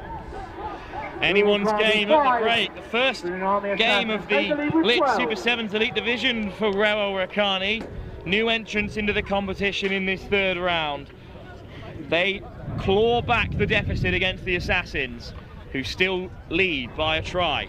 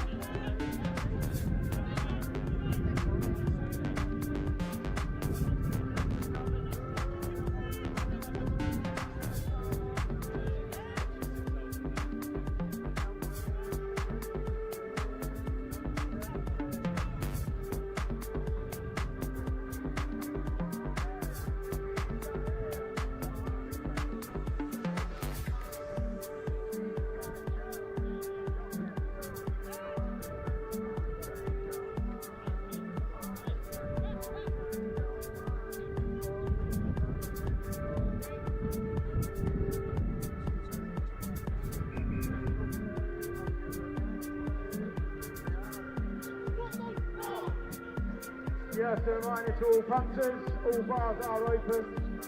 You got the muff bar, drink bar, and of course you got the bar on the top of the stand here. Food village well and truly underway. Your food tick pieces. Renegade fries, Inspirado, pies and everything, Papa G. I'm told early doors, Papa G serving absolutely everything. Now of course, weathering hot. It's gorgeous at the can. So it's going to be the Assassins who kick us off. They lead by 2 tries to 1 at this stage. A double from Dravaki in the first half. And it's him who gets his hand on it again from the kickoff. But it falls loose for Rewa Rakani. Scored just before the break. Hayden Quigg for the Wooden Spoon Marauders still alongside me. They've certainly got a chance to get back into this game, but not if they cough it up like that for Dravaki, and then it put down. Hayden, that's an early escape for them. Very much so. That danger man, as we've spoken, Dravaki, he's involved in everything at the moment, and he's creating opportunities for his teammates, but unfortunately they couldn't take advantage of that one. So the scrum advantage all used up for Rewa Rakani. Just a big ball over the top. Now one-on-one out wide. Lovely offload. Back comes Grayson to make the shot, but they're straight back to their feet. Rewa Rakani breaking over halfway. And now it's on. The Assassins scrambling. Straight over the breakdown they go. And they win a huge penalty. That's a wonderful turnover, Hayden. I think he was a bit fortunate that his hands went first on the ground, but the ref hasn't seen it. And you know what? Try your hand in sevens because it's so fast-paced, the refs can't pick up on everything. James Ben strives into contact. And Dravaki is there at 9. Grayson. Kite. There's a switch back on the inside, it's well read. And Rewa Rakani straight over the ball. But there's no lift, that's what the referee says. Grayson again at fly half. Chubb accelerates and then gives the pass. Ben ducks under the first. Double shot straight over the ball. Rewa Rakani. Penalty goes the way of the Tsunami Assassins. Quick tap from Chubb. Roberts. Kite. Looks to get it through, but it's been put down. Always backwards though from Sifue Matibuko. But in the end the flag is up. To the Super 7 set. That is the manager of the Well, we had that penalty there on this near side in front of us, Hayden, for going off your feet at the breakdown. It's tough for the refs when, as you said, the game is so far-paced for them to keep track of everything that goes on at the breakdown. But that's the key area for almost every team in this competition. Absolutely. I mean, sevens is all about trying your hand, and you know what? Sometimes you stray a bit close to the line, and it pays off for you, but especially in that moment, it paid off for the Assassins. They got the penalty, but unfortunately weren't able to capitalise with that one out wide there. You got Rewa Rakani, received the ball from the line out, pushing out wide here. What can they create then? Lifted over the top. Oh, it's been put down, but thankfully backwards. Saruko, taken down. It's again a little bit loose at the breakdown. High press from the Assassins. Penalty. Offside. That's a bit of a let-off for them, Hayden. Very much so. Let's see what they can do here. They look like they're blowing out there, take a bit of time, reset themselves. Looks like they're going to go for the option of the line-out, which you don't see too often in sevens, but it gives you a really good platform to attack, create space in the midfield, so we'll see what they do with it. It's landed on the 22 of the pitch behind us. It was plenty on that kick, didn't go very far up the field, but they won the line-out cleanly last time, clearly backed themselves in this area, Hayden. Yeah, definitely. They've got a few tall boys. These Fijians are very strong, as we know, so they have no trouble getting their tall boys up in the air, competing for that ball. So one-man lift from Assassins here, they have the extra person over the top, and it's And indeed, it's open for them because they've nicked it at the back of the line out, and it's going to be an easy run in here for Harry Chubb. Tom Mitchell, selfless. It's an underrated decision there to just have the one-man lift, having someone over the top, because you notice, obviously, in sevens, you're not really getting any hookers out here. They don't really practice their throws, so it can go anywhere, and it's paid off for them that time there. So the Assassins go further ahead with a full complement of 7.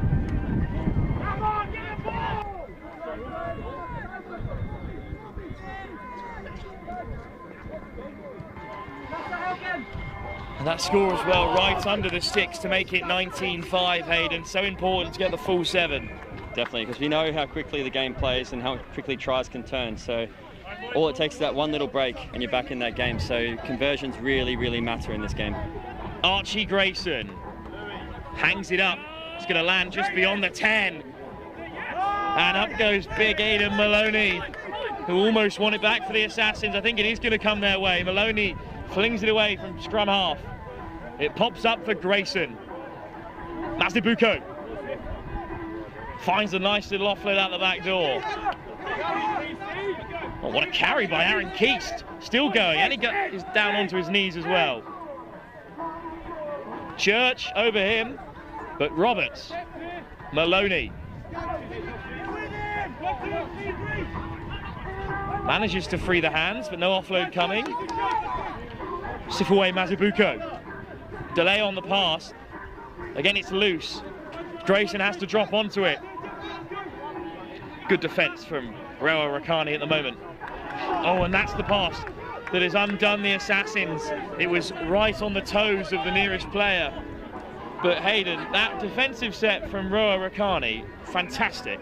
Yeah, all 7 up in the line, sliding really effectively, shutting down the plays, and that shows why passes have to hit hands in sevens, because as soon as it bounces, it gives opportunity for defenders to read the play, see the players are, and make a good defensive read, which they did that entire set. Shut them down, didn't let them over their halfway line. And it's earned themselves a scrum in a dangerous area. They don't have long to go, but still maybe enough time to turn this around. Sweet. Thank you. Ben Buller will feed the scrum. Split either side here, Hayden. They've got plenty of options. Definitely. Trying to create space, and midfield scrum really gives you a good opportunity. You've got both sides, you've got the 9 that can snipe either side and add that extra man, and let's see what the defending 9 does. Does he put pressure on, or does he get himself back in the defensive line? I think he's just swung round to the open side where Buller is almost away. Looking for an offload off the deck. It will be clean ball for Rewa Rakani. Little show and go from Navu Kula. They really back themselves in contact, don't they? Happy to go direct. Another high line from the Assassins, and they've stripped it in contact, but Rewa Rakani are straight over the ball in response. Big penalty to bail them out. They've got to create something here. Big miss pass over the top. Here's Tunidao, but it's gone loose. Brought down on the 22. Again, look how quickly they rush up the Assassins. Little hitch kick, and off they go to Dua. Tunidao. These Rewa Rakani boys look like they're a bit out on their feet at the moment, running out of options here. Buller. Got some space on the outside here. Kanioko slips off the tackle. Kanioko finds the offload, and Amini Navu Kula is going to dot down under the sticks for surely 7 points on the board.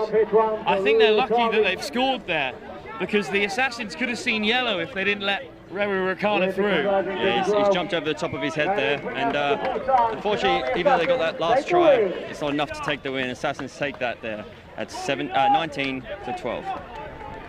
The Assassins just held on, and it's a defeat in the opening game of the Lit Super 7 Series live on pitch 1 for Rewa Rakani. Straight on to our next game, more action to come from the Men's Elite Division. It's the new boys, the Artisans, who are taking on Vaquita Hammerheads.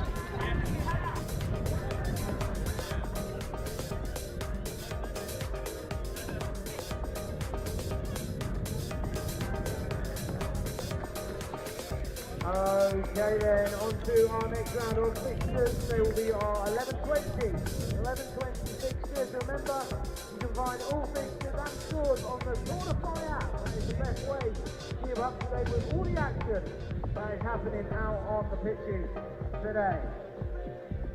So, coming up with our 11:20 matches. On pitch 1, we've got a Group D Men's Elite game, which is the Vaquita Hammerheads versus the Artisans.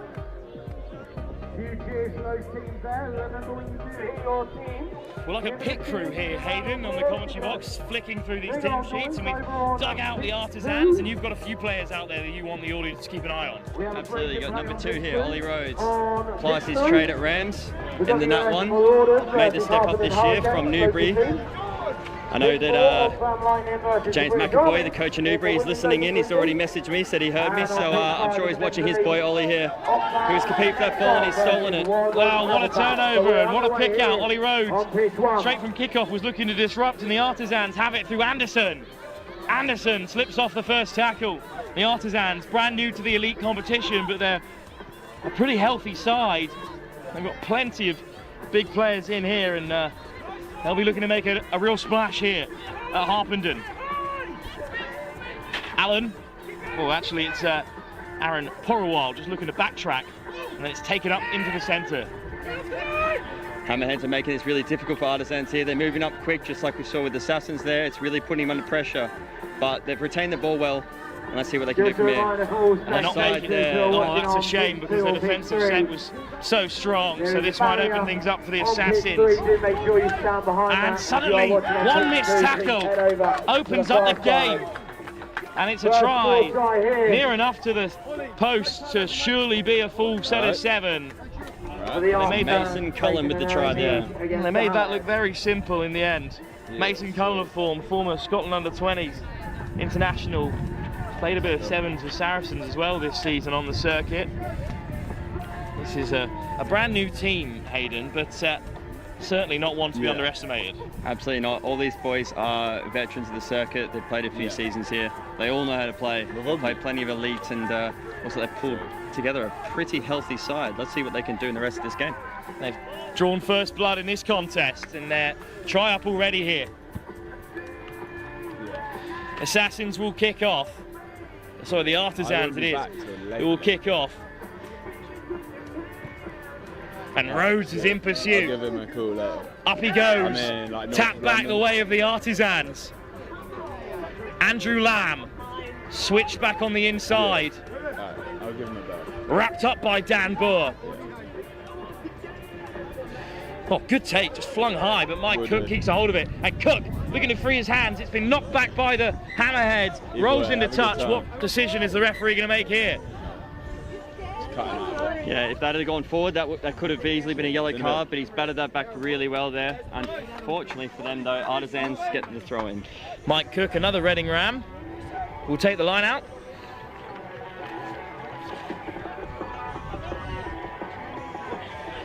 Up goes Rhodes at the front. Cook on the wrap and picked off the toes by Andrew Lamb. Here's Porowal, stretching wide, little dab in behind. Well read by the Hammerheads, but look at the physical presence of the Artisans, looking to turn it over. Now the Hammerheads play from their own 5-metre line. There's the fend, and suddenly they slip the net. And will they go all the way? Sam Tutt touches down to equalise. And just like that, they're back in this game. Took his opportunity really well, backed his pace, found it, underneath the posts for a quick dot down. Now the Artisans concede their first try of the live coverage here at the Lit Super Sevens, and it's a great finish from Sam Tutt. Just shows you can't underestimate anyone in the elite comp. Hammerheads hadn't touched the ball. All of a sudden get a little loose kick through and attack from their own 5, and you can see how dangerous they can be when they finally get the ball in their hands. Heslop adds the extras. It's 7 points on the board for the Hammerheads. Can they turn this game on its head?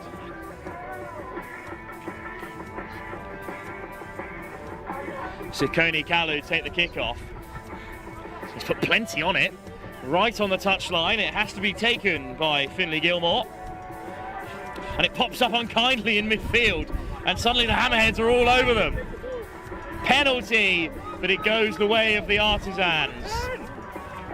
Could have been a different story if he stayed on his feet, but Cook gets us rolling. And now there's an overlap. And here goes Rhodes, accelerating. Ball on the inside.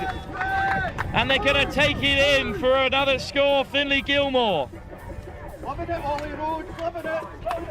Soft hands down the short side. They didn't have a lot of space to work with there, the Artisans, but it's a great score. Shows how key it is to draw your man, stay straight, and not take the space of the boys outside you, because that's what created that try there. Well, what a game we've got for you here on pitch 1. It's another converted try before the break. And the Artisans are back in front. 14 points to 7 so far. It's a great game. It's exactly the level we want on the Lit Super 7 series.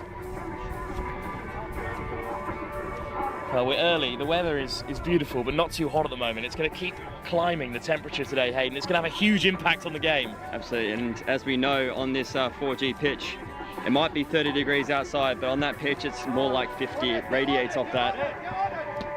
Another tap back by the Artisans, and it's Patterson who claims it. Anderson takes them on the outside and lifts it over the top. Tackle made by Hislop, but the Artisans are in the driver's seat. Here's Joe Patterson. Oh, it's just been put down by Allen, but they had a penalty coming. Offside, that's such a coach killer, Hayden. Absolutely. Because it's moving so quickly and because of that half break, it means that the Hammerheads have to work extra hard, and it seems like one of them didn't work hard enough to get back on side. Joe Patterson, switch on the inside.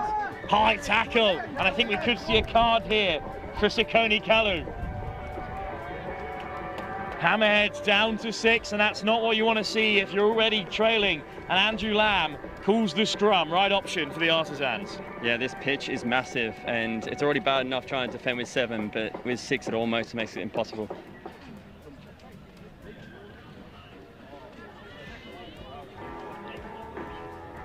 This is a huge moment in the game, another try, and all of a sudden the game is slipping away from the Hammerheads, who were beaten by Apache in the first game as well, with the British Army still to come in this pool, but that scrum has popped out so kindly for them.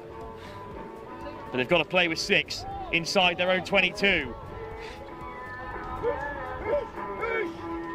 Missed pass, but there's no one out wide because they're down a man, of course. He's going to have to do it all himself. Oh, they are almost slipping away, the Hammerheads. In the festival village. Ladies and gentlemen, if you want to get covered, how on earth have they kept a hold of that? Now is the time to do Dan so. Bower taking into contact there, trying to draw as many of these defenders in, trying to give them some one-on-one options. You'll give everything a go. And if they ship it wide, they will have a chance to go one-on-one. Tutt through again! Does Sam Tutt have the legs to get his second score? I think he does. It's just Rhodes in pursuit. Tutt weaves inside and out. He's been forced a little wider by Rhodes. But it's an excellent finish again. And the Hammerheads back on the board for a second time. Yeah, Sam Tutt is clearly showing himself as a dangerous man for Hammerheads here. Even with the numbers down, he still managed to find some space, fend someone off, and has clearly got the gas to finish off. He's going to be a tired boy after this game with all the meters he's chewed up. So would you believe that not only is this an inaugural outing at the Lit Super 7 series for the Artisans, it's their inaugural outing full stop. We are tied at the moment, 12 all. And we reach the halfway point, half time here. This is on a pitch fantastic one. addition to the Lit Super 7 series. This brand new Sevens team, the Artisans, recently formed just this year in 2025 to raise awareness for ovarian cancer action, are taking on the Hammerheads, the defending champions way back at Eton Manor, but all in all, a top side. At the moment, they're under real pressure, Hayden. Definitely, and even with, like we said, even with 6 players, they still managed to find that try. So you can't underestimate them. They've got the pace, they've got the power, and they've got the prowess. And Hammerheads just showing what they do. They're the veterans of this series. They've won it before, and they're obviously trying to do that again by naming such a strong squad. Should get their play back after half-time too. This is a game that could still go either way between the Artisans and the Hammerheads. Boomsing Pizza, Renegade Fries, Inspirado, Papa G, they're all here. Pizzas, fries, pies, you name it, chicken. All there, the bar's well and truly underway as well. Of course, you've got the Moth Bar are doing cocktails and pins by the pint. You've got the Tring Bar, and then you've also got the bar up here with us. Above the stand. So of course, when consuming alcohol, please do make sure to stay hydrated too. We do have any dizzy spells, do please seek medical attention, and a shout out to our medics who are here on the ground with us. Alright then, we're going into the second half here on pitch one. Hammerheads versus the Artisans. It's 12 all, let's make some noise for 2 teams out on the pitch.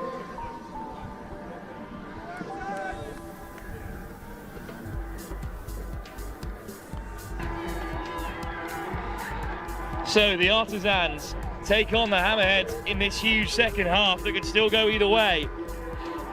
Hammerheads are still down to 6 players at the start of the second half, Hayden, and it's a big chance for the Artisans. Absolutely. Numbers count, Sevens. Oh, what a step! Inside and out to maybe get in behind. But straight over the ball they go. Purawal comes away with it. Beautiful little footwork down the short side there, Hayden, but not enough to break through. Oh, there's a big bump that might open up a gap. The Hammerhead man just off balance when trying to make the tackles now. So, bit of momentum for the Artisans. Purawal. Oh, it's a hint of an interception, but Junior Delai's put it down. And I think he might see a yellow card here. Oh, that's a bit of a let-off for Delai. It was a pretty good effort to make the interception, but they were certainly away if he didn't keep a hold of it. So lucky not to concede a penalty there, or even something worse, Hayden. Absolutely, and it's now allowed number 13 to come back on the field here. With that, if they had had that yellow card, they would have had to sit another 2 minutes, and that could have spelt game over, but back to a full complement now, it's game on. All in all, not a bad showing for the Hammerheads. They've won back their full set of 7. And still in defensive duties. Round the corner comes Cook. What an offload from Cook! Looking to open it up. But suddenly he's on his own. That's the call from both benches. And Hammerheads steal it back. And Delai takes the quick tap.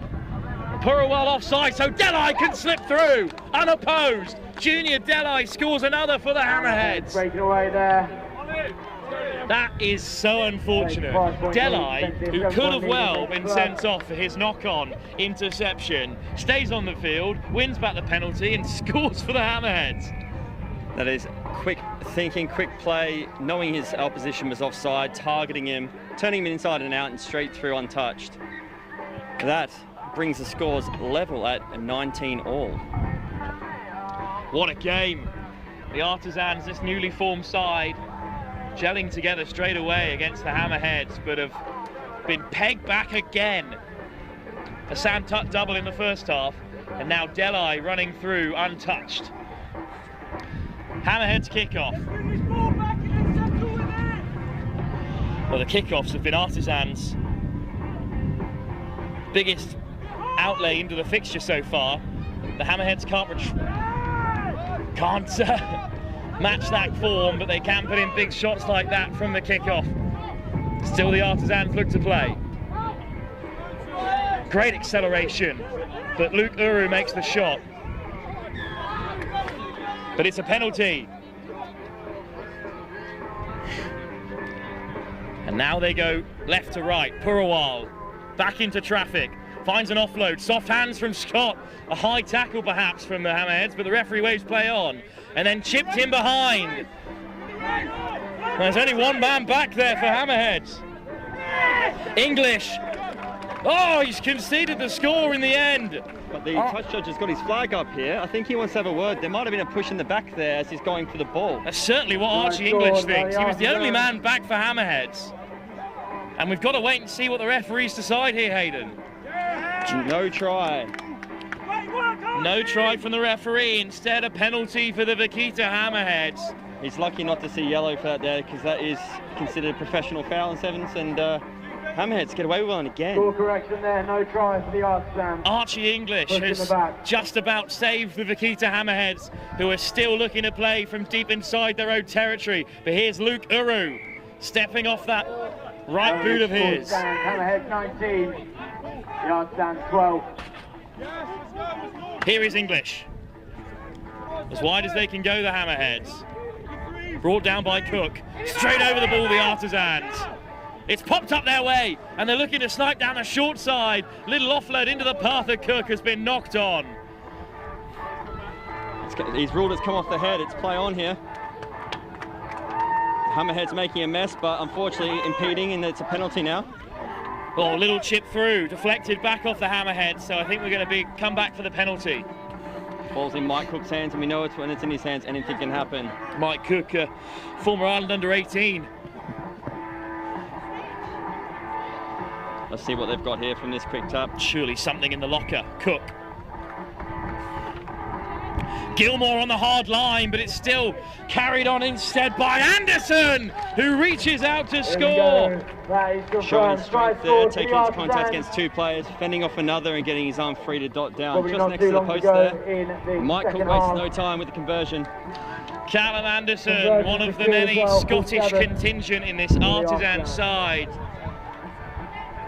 Plays his code up at Selkirk Rugby Club in the south of Scotland, and he's got the Artisans in ahead again against the Hammerheads in one of the best games of the day here at the Harpenden Lit Super 7 Series. The next 2 minutes on pitch one, with the scores currently tied at 19-all. Here we go then, teams, good luck. So the Artisans back in front, and to the short side they go, and it's a fantastic kickoff, and it's been taken by Clark. Clark brought down, the ball came loose on the deck, and it's been turned over instead by Papello Califanye. Out wide has been put down, and it's their time for the Artisans to seal this game. The Artisans record to the live stream, probably around about just over a minute to go. We just heard over the tannoy, there's just over a minute to go. I think a little less, because he's watching the live stream over in the booth on the far side, and we're a little bit behind with us here. Here's the moment then for the Artisans. Oh, it's a penalty. Hammerheads were certain it was their penalty, but no, it's the big chance for this newly formed side in their first outing in their inaugural season. Cook goes to the short side. Gets it back again, Cook. Goes himself. Brought down 5 metres out. Over the ball go the Hammerheads, but they've lost their footing. Penalty again, and another yellow card. That time it's Lukemi Tulele who's sent off. Surely the Artisans are going to seal it from here. It's direct from Lamb, who scores. Find the way through and get the try. Andrew Lamb has the final say. The Artisans are going to taste victory in their first game live here at the Lit Super 7 Series. They are not here to make up the numbers, this brand new 7 side. They are here to take it all, and the Artisans have beaten the Hammerheads in a huge turnaround. Who saw that coming? An unknown quantity in the truest form, the Artisans, and this is a huge statement, Hayden. Absolutely, and you know, coming into a tournament, being new, you're a bit of an unknown quantity, and they made sure from the start that Hammerheads knew exactly what they were about and that they were here to take over. No time to wait. We've got another game live for you here on pitch 1. It's a return to the women's competition where the Akuma Savvy Panthers taking on Hong Kong. Two sides looking to chase down the Shoguns in the overall standings. You want those loaded fries right now, Renegade are there to provide your prize flaving. So, quick look ahead to our next round of matches. This is the 11:40 matches. So on pitch 1, we have the Akuma Savvy Panthers versus HK China Dragon 7. Pitch 2, we have OAs versus Harpenden Rugby Club. On pitch 3, we've got a Harpenden 10th game in Group A. Verulanians versus Shelford Rugby Club. Pitch 4, again Group A in the Harpenden 10th. That's Oxford versus St Albans. And on pitch 5, Lillian Amazon versus Bath Rugby in the Group B Women's Elite. So just to recap here on pitch 1, the Akuma Savvy Panthers versus HK China Dragon 7. Good luck to both teams in the Women's Elite Group B fixture.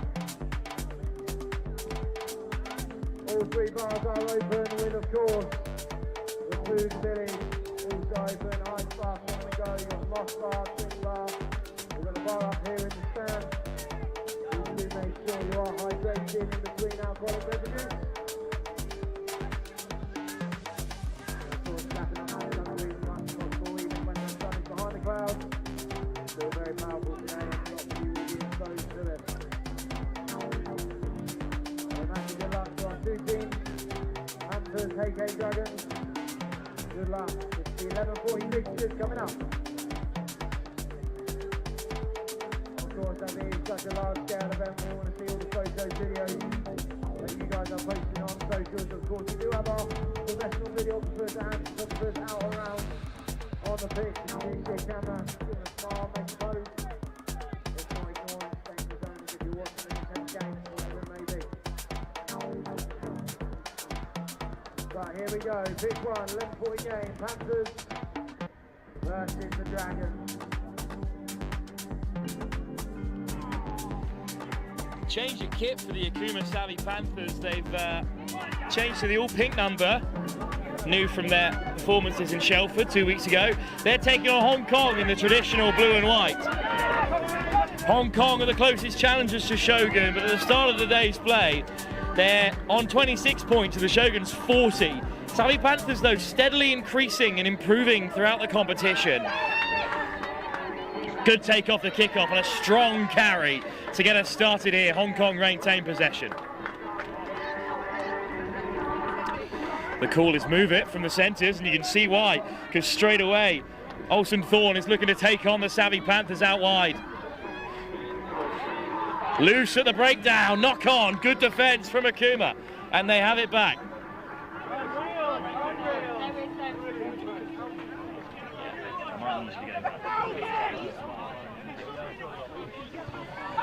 So, scrum time. Akuma Savvy Panthers have it back. First chance of the game for them to challenge this Hong Kong China Dragons back line.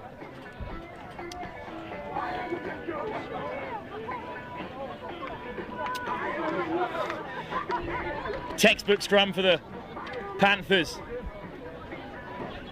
And just looking to wind their way to the outside channel. Good drift defence from Hong Kong. Vicious at the breakdown as well, but it's whipped away by Williams. Loose ball, so Taylor back to collect. And then Taylor over in support. Player down uncomfortably there. So we're going to have a short stoppage in play. It was just carried into contact and then, well, she hit the deck pretty forcefully here, so medic straight onto the field. Well, good to see some movement there, so hopefully no head contact, but this is going to be a short break in play while the appropriate medical attention is provided here at the Harpenden Sevens.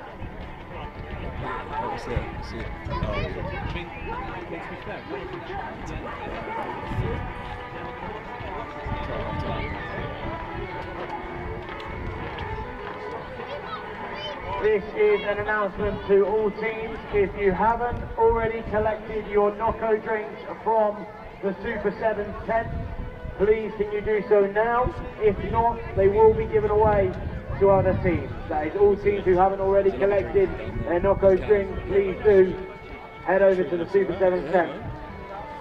If not, your drinks will be passed on to other teams. Thank you. I'm getting my neck down this one.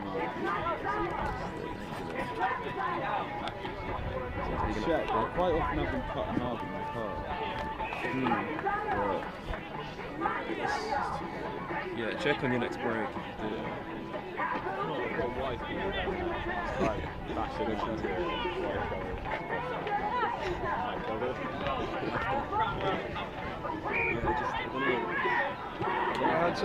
Hey mate, how you doing? Do you have some time off? Yeah. Not this game, but do you want to jump on the next one? Sure.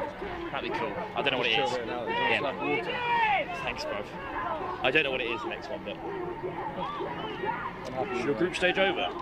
No, we've still got a couple of games. Okay. Cool.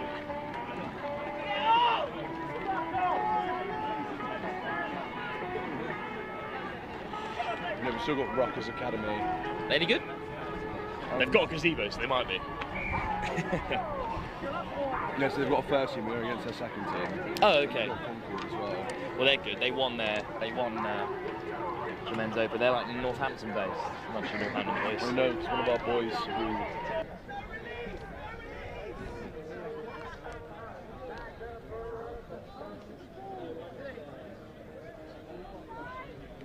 He's just gonna... Yeah. So it will be a scrum to the Akuma Savvy Panthers, changing kit, playing in their pink this week. It's a great number. And they've defended well so far against Hong Kong, who've put them under pressure. Great line!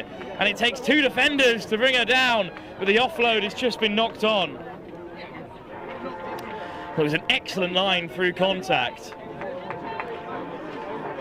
And unfortunately the knock-on has gifted possession back to Hong Kong.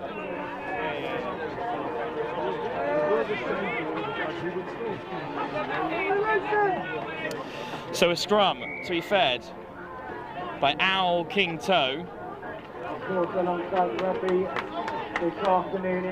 Al with the feed, gets it away to Ho, and off goes Olsen Thorne again, looking to get on the outside of the Akuma Savvy Panthers, picks out the winger, and it's a good carry by Ho Soo-Woon. Penalty at the breakdown, big turnover for the Savvy Panthers. And look how quickly they spread it wide. It bounces up for the winger. One-on-one with Bork. Oh, it's come loose at the breakdown, but the penalty goes the Savvy Panthers' way. Bit of a let-off there for Lowry Davis. Bradley hands it off instead to Taylor, because I think the scrum is the call. Interesting decision on their 22.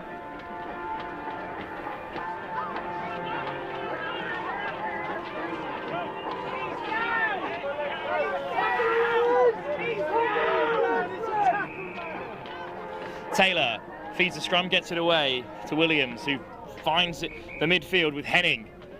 Gets another offload away. Hong Kong defending numbers, brought down by Olsen Thorne.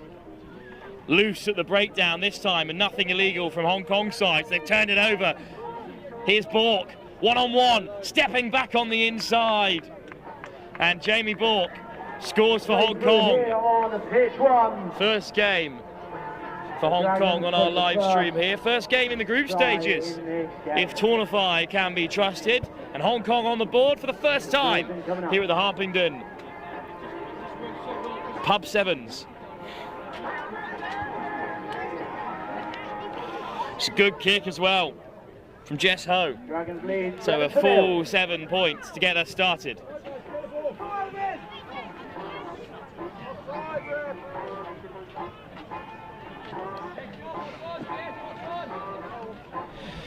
So the Lillian Amazons, who stunned everyone at Shelford a few weeks ago, also occupied this pool alongside Bath, back for the first time since Oxford. But what a take it is off the kick in the meantime for Maggie Ann Young. And Ann Young finds the pass out wide, and Ho Soo-won has scored Hong Kong's second.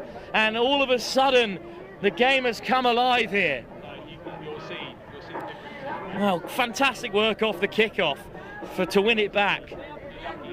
And they just attack in such pace, and they bring so much power to the carry. And the Akuma Savvy Panthers just couldn't respond. 12-0, Hong Kong lead.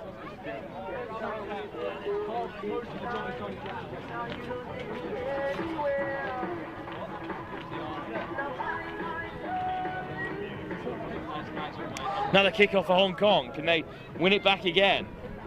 Jess Ho to nudge it to that far side. This time it's cleanly taken by the Panthers. It's swung wide by Williams. Oh, a little show and go, and they're almost in behind. Well, straight back to her feet there after being held, unfortunately. Reese Henning, and then, oh dear, a yellow card as well. That's not what the Panthers needed. And Hong Kong call the scrum. It's good defence by Hong Kong. Panthers so close to breaking through.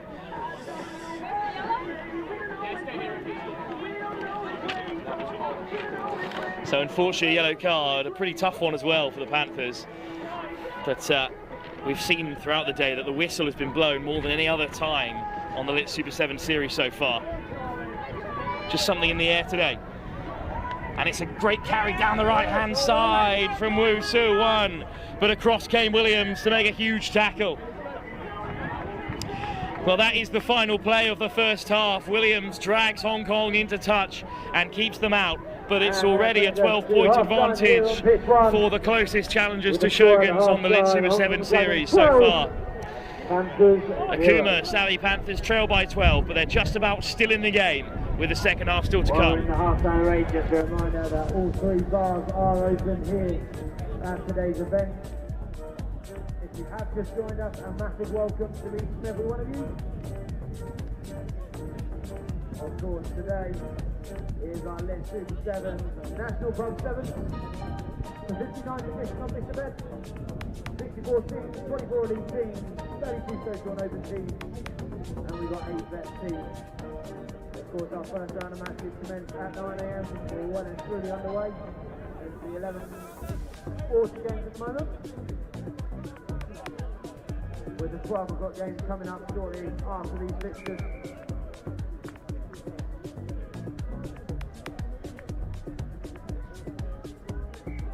Lots of water refill stations are available in and around the area today. If you have a look at the site map online, you're able to see where all of those are. Blue Village just behind pitch 1. If you are needing the Super 7 tent, that's available just behind the scoreboard on the corner of pitch 1.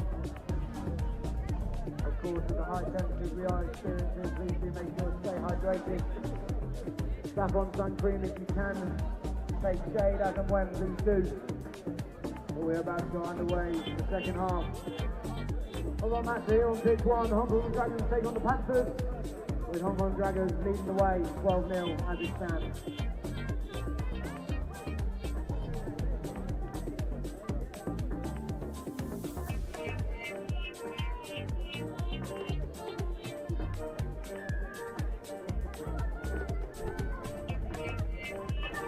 Kick-off for Hong Kong, it's nudged just beyond the 10 metre, another great kick, and the Panthers just about keep hold under great pressure. It's 12-0 already to Hong Kong, but the Panthers still in the game.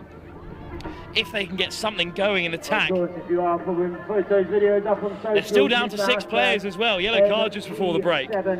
Oh, and it's been put down right on the toes of Williams. It's not the first time that she's been lobbed a pretty difficult pass. And it's possession back for Hong Kong, still with their player advantage. Loud and proud on social.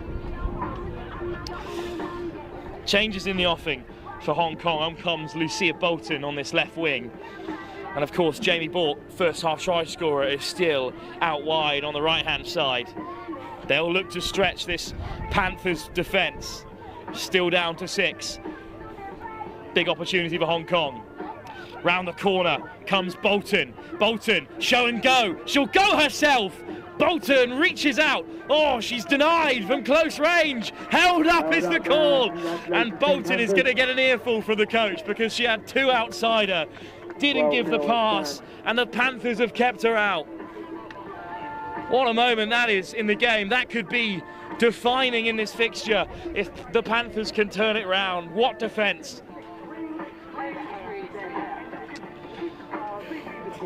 It was a great run from Bolton, but she did have two outside her. But in the end, the scrum has been given to Hong Kong, so still a chance for them. Bolton on the short line, well met on the 5 metre. This time lays it back. They've got numbers up on the left for Hong Kong. Missed pass, goes to ground. Panthers scramble. Here's Bork. Brushing off the first. Bork just about brought down. Step off the right boot, might undo the Panthers this time. Jess Ho just about gets down for Hong Kong. But my word, weren't they made to work by the 6 players of the Akuma Savvy Panthers. I think the coaching staff can be pretty happy with that defensive set, despite conceding a 3rd try. Because that was remarkable stuff to make Hong Kong work as hard as that with just 6 players on the field. Conversion successful as well. So it's a long way back for the Panthers now.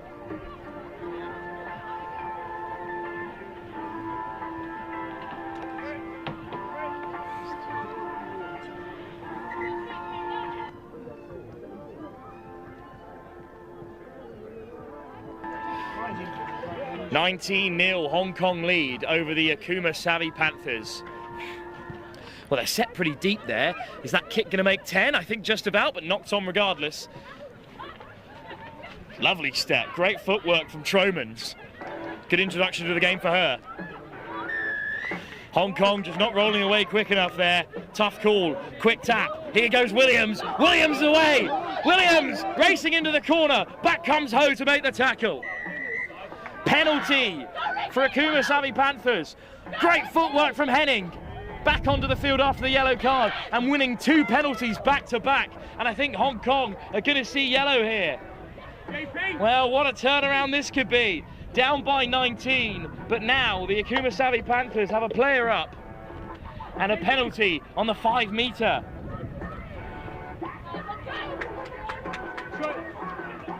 Henning calls the scrum.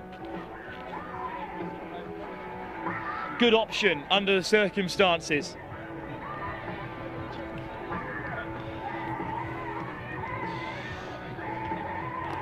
Gracie Hood on for Hong Kong for Ho, who made such an important tackle there. This is a huge moment in the game for the Panthers. A try under the sticks, a full 7, and they may well be back into the game. Good counter scrum by Hong Kong, but it's not legal. Scrum penalties on. Not the time to give one of those away. Hennig. Peters. Mosca stepping inside and out. Peters still to the short side. What a shot from Bolton, flying up for Hong Kong. But the Panthers keep it alive. It's loose in midfield. Oh, and it's been knocked on. The Panthers have missed this opportunity. Can you believe it? Defending with just 6. Hong Kong have stolen it back. Good carry from Bork. Good ball back on the inside for Hood. Bork gets the offload. Driven towards the touchline. In the end, Erin Bradley makes the tackle, but it's whipped away by Hood. Hong Kong would certainly seal it with another score, but they're attacking with 6 here. Back to the short side they come. Oh, lovely step off the left from Abigail. Abigail Chan with a good carry. Ho snipes down the short side, but driven into touch by the Panthers. Well, that's a difficult break for them to take because they've missed out on that opportunity, and the clock is not their friend here, down by 19, but they have survived.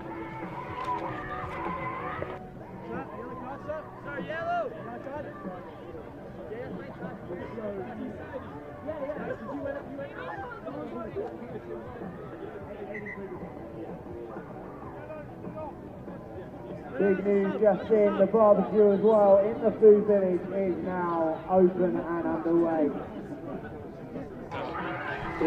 Big line out for the Panthers. They've got to create something quickly if they want to get back into the contest. Clean ball for Hennig. Peters. Open, along with all the other food vendors. So quick over the ball, Olsen Thorn. Hong Kong win it back. Still playing with 6, but they've got a number up on this left-hand side, loose ball. Chance for Panthers to regather. Chan. So industrial in the carry, Chan. Ho. Hard line from Hood, well read by the Panthers, but picked quickly from Olsen Thorn. Iamatsu. Brought down again. Ho. Hood. Somehow they've got numbers over on the right. One-on-one, and a big shrug off. And sliding into the corner goes Borg, but turns it over. Knocked on in the contact. Well, the whistle goes. Muted celebration from both sides, because Hong Kong know that they should have played better in that second half. But it's a great defensive shift in the second half by the Panthers. They can be proud of their efforts, even if they are defeated by 19 unanswered points. We return to the men's competition now. The British Army are back in action, looking to go 2 from 2 in the pool stages. Download the Quarterfinals app. Free app to download, and you'll be able to find all the fixtures where each team are playing on which pitch. If you're chilling around here, there's a phone charger there. Pitch 1, the 12 o'clock. Because I'm charging it now. Coming up right now, the British Army versus Blue Beavers. Enjoy. That match here on pitch 1 is in the men's elite Group A competition. Over on pitch 5, we'll be seeing the men's elite Group A, the Kaiviti Rugby versus Apache. On pitch 3, we have the old Cops versus the old Kids. All about the old on pitch 3. I'm sure they won't play old, I'm sure they'll be playing like young stallions. And that is it for the 12 o'clock fixtures. So pitch 1 returns to our centre 2. You're putting either of the teams make the noise. We've got the British Army versus Blue Beavers.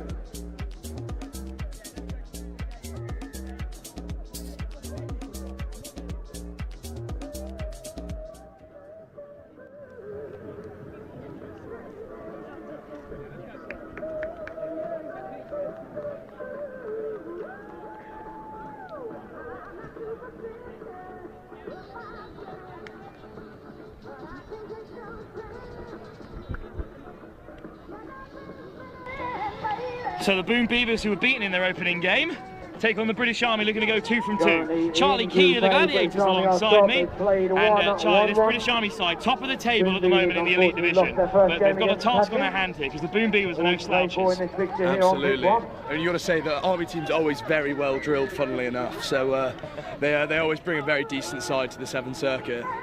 Well, it's a little bit loose from the kickoff for both sides, but in the end, a penalty on the 22 gives the Army their first chance to attack in earnest. Some acceleration from the big man, Kinisavalu, and then he finds a pass out wide. And the Army are threatening here. Ball back on the inside. Great cover tackle from Owen Hewitt there. Ratikedru. Korevuka whips it away. Tuani Avuala. Oh, great offload. Rasova beyond the 22 now. Penalty at the breakdown. Quick tap. Tuani Avulala. Fuisinavalu, great offload, and then over they go. The British Army do score. Just freeing the hands in contact, drawing in the last man out wide. And it's an opening score for the British Army. And it's by the former Fijian international, Pitu Ratukadru. For the British Army there. Charlie, good start to the game for the British Army. And it's tough to go to behind early against a side of this quality. Yeah, absolutely. Here we go. Beavers are one of those teams, they've got that bounce back ability, so I wouldn't write them off just yet. But yeah, it was a great start from the Army there, and it's kind of what we've come to expect throughout the Lit series. Legends, mate. Conversion missed. 5 points, the British Army lead, and They are top of the table by just 3 points after victory in Shelford against the Preseli Barbars. But the Boom Beavers, hoping to get possession back, Charlie, a chance for them to respond. Yeah, absolutely. Time for them to build now. They've had their fun attacking. Now they need to return the favour. Korevuka with a kickoff. Right onto the 22. Good fizz from Aussie Hewitt there. Lovely step on the There right you go. boot from Zhang, who's almost away. Aussie's gone on his own here. Hewitt down over the halfway. Straight over the ball go the British Army, but not on the ball. It's a chance for Zhang. Whips it back on the inside. Round the corner for Baker. O'Meara almost away. Fiji go flying in. Quick ball off the deck, and the Boom Beavers keep it alive. Sam Baker again. Zhang. Quick ball from Boardman. Hewitt takes on Korevuka. Slow progress for the Boom Beavers, but Zhang. Baker.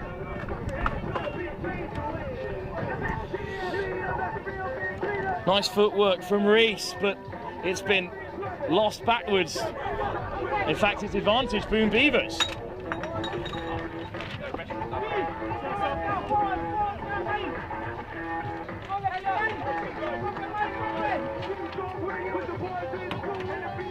Well, finally a chance for us to breathe, Charlie, but great defence from the British Army, and they make the changes before the set piece. Yeah, absolutely. I mean, I'm out of breath and I'm on the sideline, so... But you've been playing all day in the men's open, Charlie. How are Gladiators getting on? It's been a tough start to the day, but it's a good day out, so we're going to hopefully build on the next game and go from there. It's tight at the top of the social table, so we're going to try and hold that place today. So penalty though for offside in the meantime, and it's a chance for the Boom Beavers to get back in the game. They trail by just one try. Baker, Boardman, the skipper, and here's Zhang. Zhang almost on the outside. That's a testing ball for Nathan Bonsu, and he can't control it. Missed opportunity really, Charlie. You don't get too many against this British Army side. Yeah, absolutely. I think ball retention is going to be key for the Beavers boys today, and if they can't keep the ball in hand, then I think they're going to struggle to get past this Army side. Line out for the British Army. On comes Rusiti Rewa, who's a really bright spark on the wing. Let's see if they can find him. Jonah Korevuka with the line out. Up to the front, and Korevuka lets it loose. Oh, it's been nudged ahead. And down go the Boom Beavers. Diving over is Seb Reese. Oh, they made a real mess of things there, the Boom Beavers, and they forced the error. And Reese goes over and they've equalised, Charlie. Yeah, absolutely. Really good score, really good heads-up rugby. Because it's kind of hard to see in that scramble after a line out where the ball is and what's going on if it doesn't get fizzed out to the backs. So really good response from Beavers there. They want to build from that now. British Army almost go behind, and that's a great kick, but it is off target, so it stays level 5 apiece.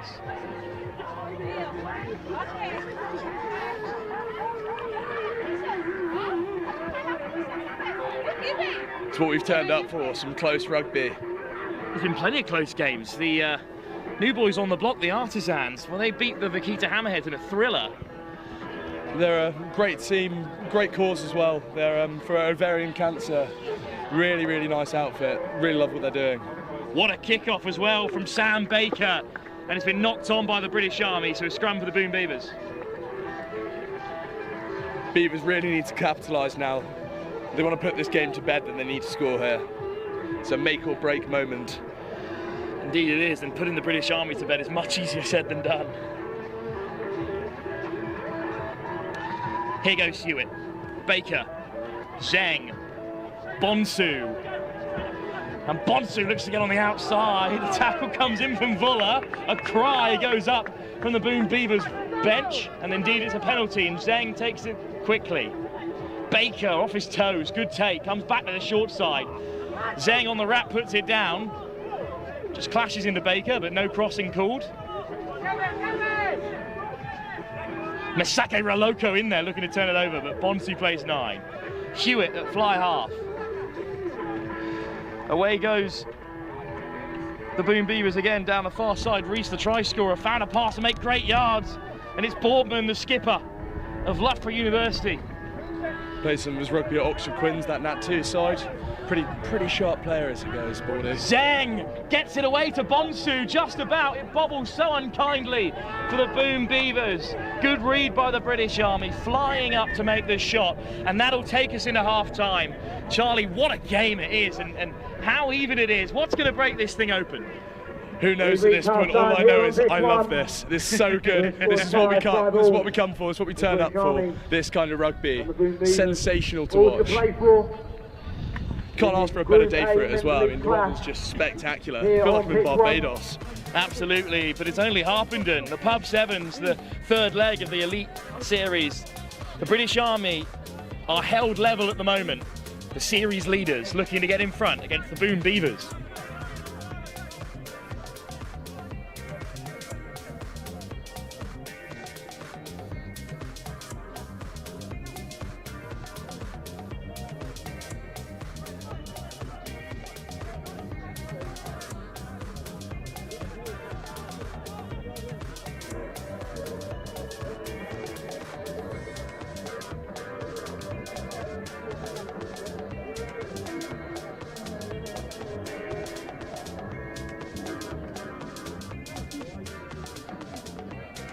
Here's the man of the hour, our photographer, taking his victory lap.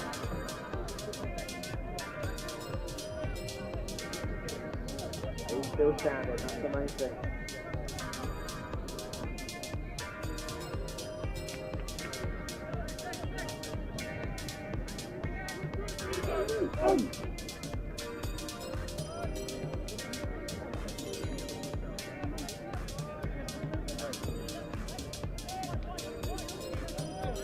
Of course, just a reminder that these are the 12 o'clock fixtures that are happening out on the pitches now. 3 pitches in use, 3 fixtures happening. Just a reminder as well, if you are wanting to follow all the action via an app, it's the Quarterfinals app, where you can find all fixtures, all standings and all news related to the game that's happening today throughout the tournament.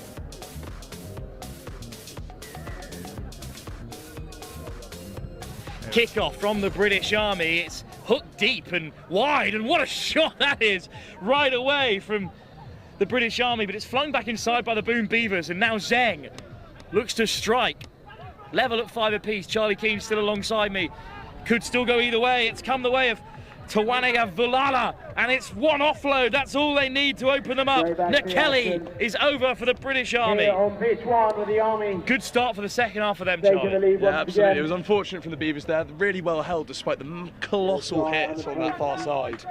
But the Army just knew how to capitalise on it, and it was a great take in the middle to go between the sticks. Their women's side was so crucial and clinical in that first game in the Women's Open, and the men's side are exploiting exactly the same area of the game. Every time it's a turnover, there's only one end result. That time it's Aliveretti Nakeli who goes over to put the British Army in front. That kickoff was fantastic. I think we're going to see another one lined up here. Quick change, because on comes Jone Korivuka. He's seen that fantastic kickoff and says, I quite like my job back. Indeed, Korivuka will now take it. He's taking the bottle. Korivuka, indeed, it is another teasing one. It's a fantastic take. And a little offload might open it up here for the Boom Beavers. Bonsu backs himself. Bonsu on the outside. There's 2 in red looking to force him into touch. Bonsu gets the offload away. Chipped on by Korivuka, but only into the arms of Liam Driscoll. Driscoll takes it in. It's British Army penalty.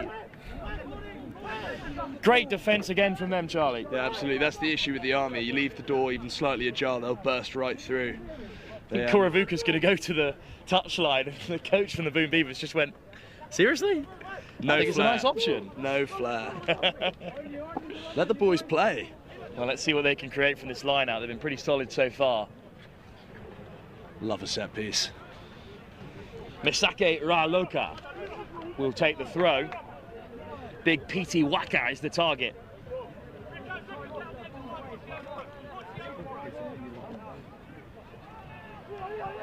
Up goes Waka, centre of the line out. Not straight is the call. And indeed, the Boom Beavers did well to get up there, and now it's going to be a scrum for them instead.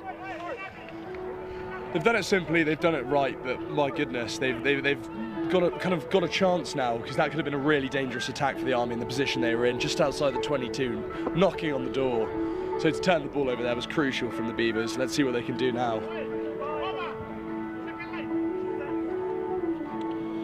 I tell you what though, that Nathan Bonsu's got some wheels on him, doesn't he? Oh, indeed he does. Let's see if they can find the width again in attack. And here he is. What an acceleration again. Ball on the inside. Oh, it's going to pop up for the British Army. Stepping off the left boot goes Tomasi Vulla, and Vulla's going to go all the way. Yet again, capitalising off an error. That's all it's taken in this fixture to turn it around, and the British Army go further ahead. I feel like they're not giving Nathan Bonsu the space he needs to perform his arts. It's quicker than stealth at Thorpe Park, that man. And looking to get on the outside, but unable to. And that's the British Army with another try as they look to continue their perfect start here at the Harpenden Pub Sevens. Off target from Koravuka. But they lead by 15-5 now.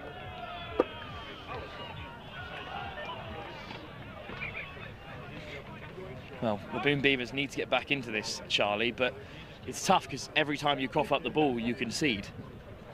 Yeah, absolutely. Opportunistic is the word I'd use to describe the Army team. They see it, they take it. Tap back by the British Army, but well collected by Driscoll. Baker to the open side. There you go. Reese frees up Bonsu. He's just put it down. It's hot, it's sweaty, and the ball's consequently quite slippery. It's a tough day out there, and it looks like the crumb's pretty slippy too. Imagine a lot of Vaseline flying about for the elbows and knees. Well, as the Boom Beavers coach said to me earlier in the day, a wet beaver is a happy beaver. Absolutely. But in the warm weather, it's just undoing them this time. So a scrum for the British Army, changes in the offing, and on comes Rosero Tawanayavulala. It's a harsh outing for the Beavers. It's hard to build a dam in a river when there's no water. Absolutely. Well, it pops up really unkindly in the midfield for the British Army. What can Rasova create?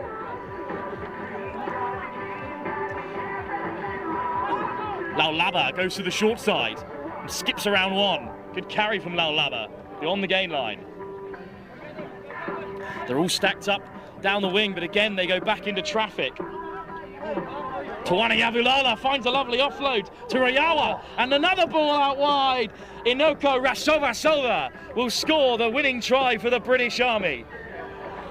What an Try scored by the British Army. They make it look so easy, Charlie, through contact, drawing in the defender and then giving it either out the back or round the corner. But it's not easy at all, Charlie. You know what, AI couldn't recreate that pass. That was spectacular. And that will do it for the British Army. No way back for the Beavers now. Successful as well. Score currently stands 22 for the British Army.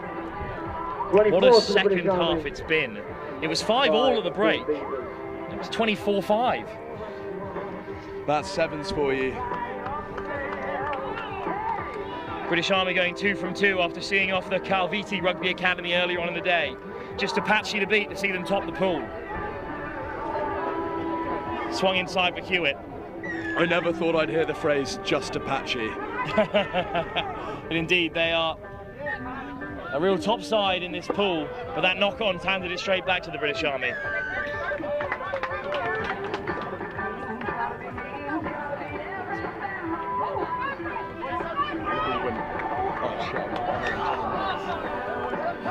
Well, Charlie, you're going to have to leave us because you're straight into another game live here on pitch 1. Thank you very much for having me, and I'm sure I'll see you later. Best of luck later on for the Gladiators in the Men's Open. For now, it's the British Army winning a penalty from scrum time. Quick tap by Tawayana Vula. Laulaba whips it on, and now Tommaso Vulla. Oh, dummies the switch, gets on the outside. Vulla into the corner. It won't mean much in the grand scheme of things, but Vulla has created another try for the British Army. Try scored by the British Army.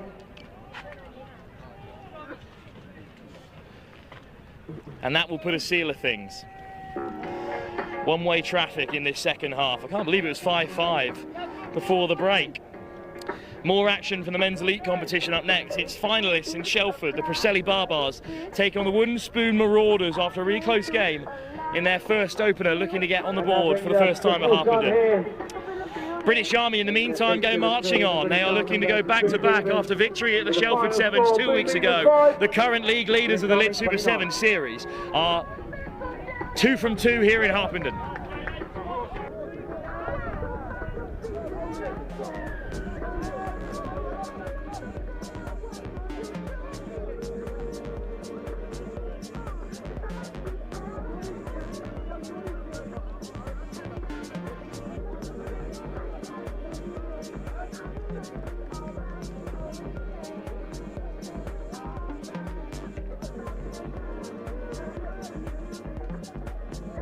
Okay, then we turn our attention to the 12 Wednesday fixtures now.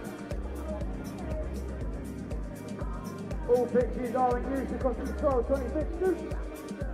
On pick 1, we're in the men's elite in Group B. What's up? With the Preseli Beavers versus the WS Marauders. On pitch 5, men's elite Group B, the Vaquita Warriors versus the Godfathers. Pitch 3, Bernie Fallers versus Fine Rugby now. Pitch 4, Plough and Harrow versus Trinity. And on pitch 2, Concord Sevens versus Nomads. Will. Just a reminder, Stephen is getting busier and busier. Lots of options available. Water stations running around if you are taking any photos. Any videos, put them on the social. Tag for Lit Super 7. Use the hashtag. Got the dogs out, yeah? NP7N. All I can do is reflect it. And of course, keep that sun cream lathered on. Make sure you're hydrated. Enjoy the display of rugby on show. Here we go then, pitch 1. There goes the whistle. It's the Wooden Spoon Marauders who were beaten in pretty dramatic fashion in their opening game. The Preseli Barbars, finalists in Shelford. The Welsh side looking to make an impact here. And it's a good take from the kickoff. And an opening carry of some remark. Plenty of meters made by Sam Potter. Stepping off the right goes Davis. Looking to bust through, but Lewis wraps him up. Down on the 10 metres. The Wooden Spoon Marauders on the retreat. Oh, what a carry! And they slip straight through. Ned Bennett opens it up early here, the Wooden Spoon Marauders. They'll be disappointed with that one. And Bennett has scored. And Sam Potter's looking to add the extras from right under the post. Game of sevens is so cruel sometimes. One missed tackle and you will concede to a side like the Preseli Barbars. Not expected to go all the way in Shelford, but they did, and they really took on the British Army. It was such a close final. And if they can do the same, they'll be back amongst it. Currently on 19 points, level with the Godfathers coming into today, sitting in 4th place on the Elite Lit Super 7 Series table.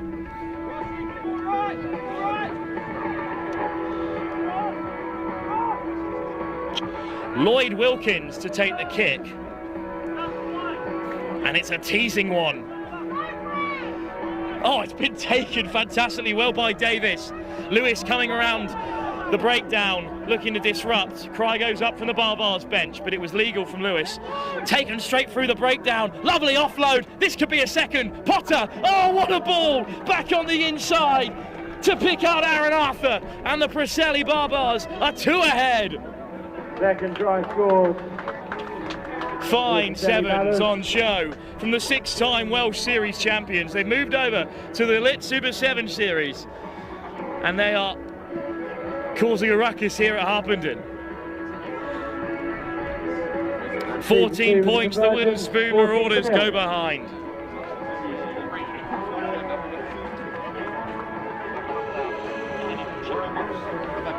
So the Preseli Barbars saw off the Vaquita Fiji Warriors in their opening game. and are looking to go 2 from 2 in Pool C.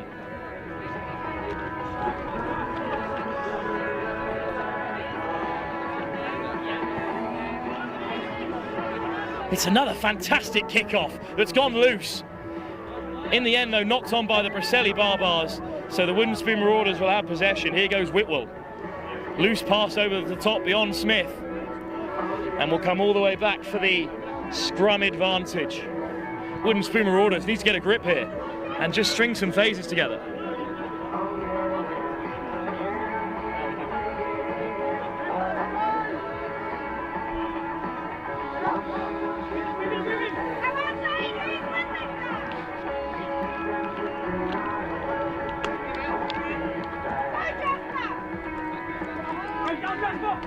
It's a real battle at scrum time, but Smith just about gets it away.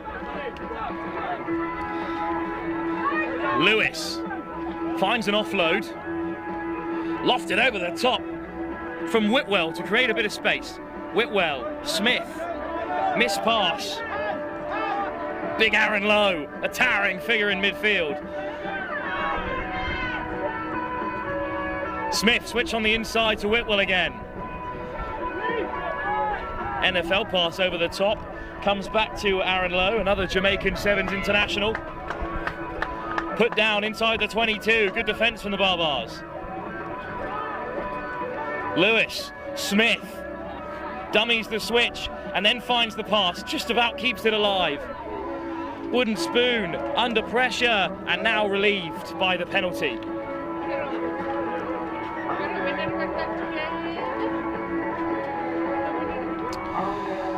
Just taking the pace out of the game here. They've had to work so hard to crack through the Barbars line. No luck just yet. Still pushing on here.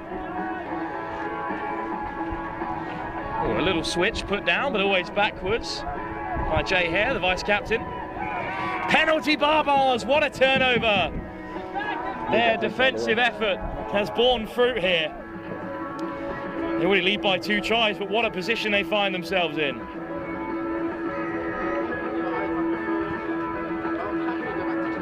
Arthur goes to the short side. Arthur finds the pass out wide.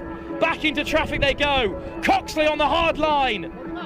Just about dots it down. Jordan Coxley, the Barbars captain, scores. And Preseli go 3 tries ahead. What a start to the first half for the Preseli Barbars. They flicked a switch in Shelford 2 weeks ago. It was a fantastic run to the final. And now they're up by 3 tries in their second game, having already seen off the Vaquita Fiji Warriors earlier today. Lloyd Wilkins with responsibilities, just off target, past the right-hand upright. 19-0, the Preseli Barbars are ahead. With the ball heading into the ice bath after that conversion kick. Wooden Spoon Marauders with work to do, but time still in the first half to get on the board. It's another fantastic kickoff, and it's through the hands of the nearest Wooden Spoon Marauders and put down by Ray. And racing onto it with pace is Elliot George, and George all the way through. It's 4 in the first half for the Preseli Barbars. As soon as they won it back, George came from deep all the way round on the wrap. He put such pace on the ball, slipped all the way through, and he adds his own extras. Half time here, and the Wooden Spoon Marauders are down by 26 unanswered points. It's a mountain to climb ahead of the second half. But if the Barbars can do it in the first, then the Wooden Spoon can do it in the second. At the moment, the Preseli Barbars on their way to 2 wins from 2 here at the Harpenden Pub Sevens in the 3rd leg of the elite division of the Lit Super 7 series. Renegade fries and Marauders, Papa G, and they're serving chicken, chips, fries, loaded fries, pies, pizzas, you name it. And of course you do have the barbecue on the go right now. Sugar-free. 3 bars available. Over at Moss, they've got their cocktails and pins by the pint. And of course you got the string bar and the bar just in the top of the stand here. Paddle pasta in the mix as well. Just like the food is. Paddle pass going to be opening up to the new paddle court soon, where the food village is actually. They've got a few activations happening right now, under the chance to win some free prizes. Wave Wranglers going to feature George. George is doing 3,000 miles across the Atlantic. Raising money for British Heart Foundation. Somerset is being joined by someone else, but his co-partner is not here today. So George obviously here to spread the word about what they're doing. Trying to raise as much money as possible for British Heart Foundation. C3 Safer in the back corner as well. I had a chat with him earlier. There's Safer products and Rehab Rub. Available worldwide, but they're here today to spread the word on C3 Safe. Right, into the second half right now. Preseli versus the Marauders. 25-0 to Preseli. Here we go then into the second half. Well, the wind has just picked up a knot, and it's blowing in the way of the Wooden Spoon Marauders. Can they make it count? As it's a good take by Lowe off the kickoff. And really a first time for them to attack in who knows how long, the Wooden Spoon Marauders. Down by 26 at the break. But in possession here. Day throws the big dummy and slips through. Ray steps off the right and off he goes. What a start to the second half. Well, Lindy Ray. For the Marauders, first try of the match. Just chucked a huge dummy and then had all the pace to get away from Aaliyah George, the sweeper, and that is much easier said than done, let me tell you.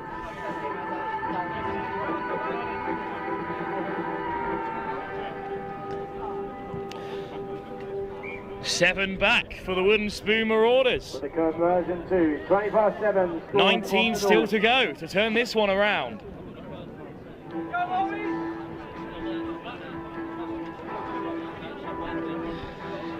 26-7. The Wooden Spoon Marauders are behind, but here comes Smith with the kickoff, looking to pick out Lowe on that far side. Overcooked, free kick on halfway.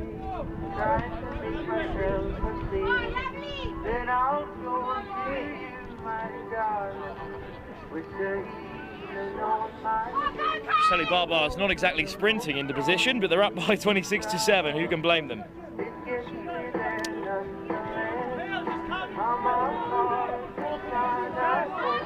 Swung wide by Jameson. Direct up to the 10 by the Preseli Barbars. George to the short side. And now they reset. Flicked off the deck. Oh, 2-on-1 out there. Good carry. Eventually brought down by Lowe, but a penalty advantage for the Barbars. Jameson. Elliott, oh, what a step. Straight through he goes. Barbars back in control. Blake Elliott with a fine finish, with a penalty advantage in his pocket. Completed too.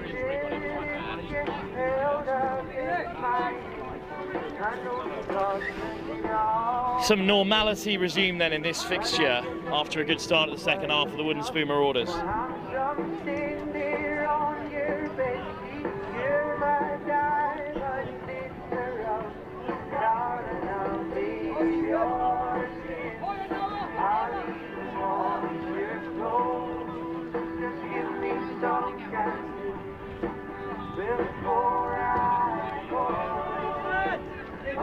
Ray, driven back confidently enough. Penalty. So that's a bit of space for Ray to work with. Already a try in this second half. And Preseli Barbars on the retreat. Knocked it on, chipped wide by Lowe, put down by Roberts. Knock on, so a scrum to come for the Preseli Barbars.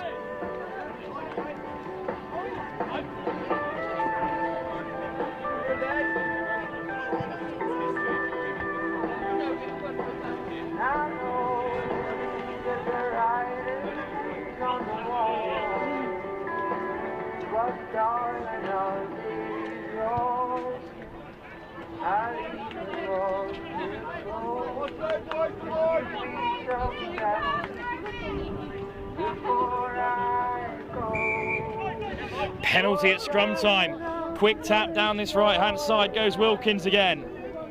Puts it back on the inside. It goes loose, but always backwards. The Marauders scramble back. Again, it's gone to deck.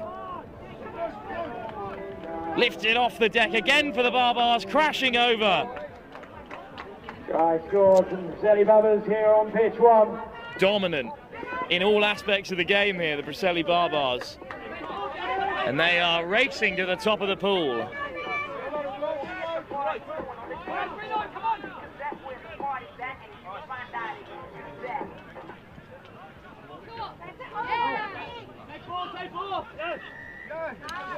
Wilkins again with the kick, off target, but I'm not sure it matters.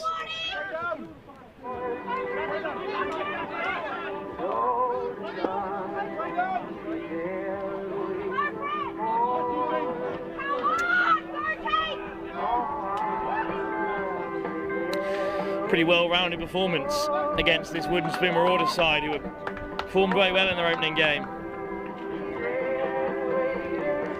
Oh, it's been knocked on from the kickoff. That's a shame, almost a great take. So chance for the Wooden Spoon Marauders to offer something more in this second half.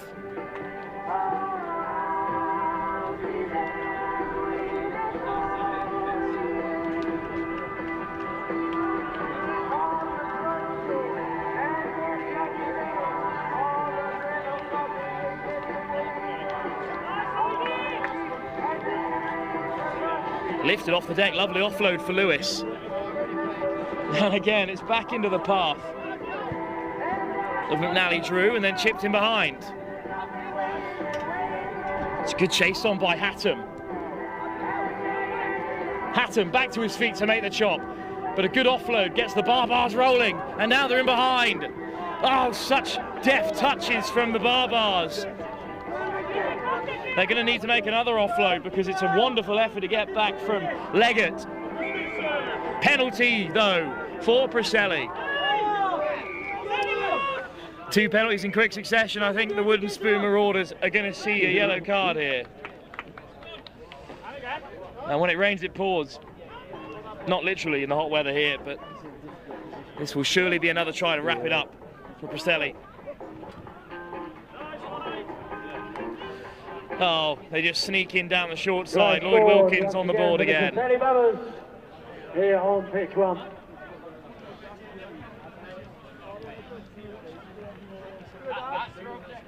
Now the Preseli Barbars have rammed their way right to the top of this pool. This is a huge win. And Wilkins will finish us off with a clean conversion. What a performance by the Preseli Barbars, 2 from 2 at the Harpenden Sevens after going all the way through to the final back in Shelford. They're looking to repeat the feat this week. Taking the win. We'll return to the women's competition up next. Moving on to our next It's the game of Group A, certainly. The Vaquita Hammerheads, who enjoyed a massive win in their opener, taking on table toppers Shoguns.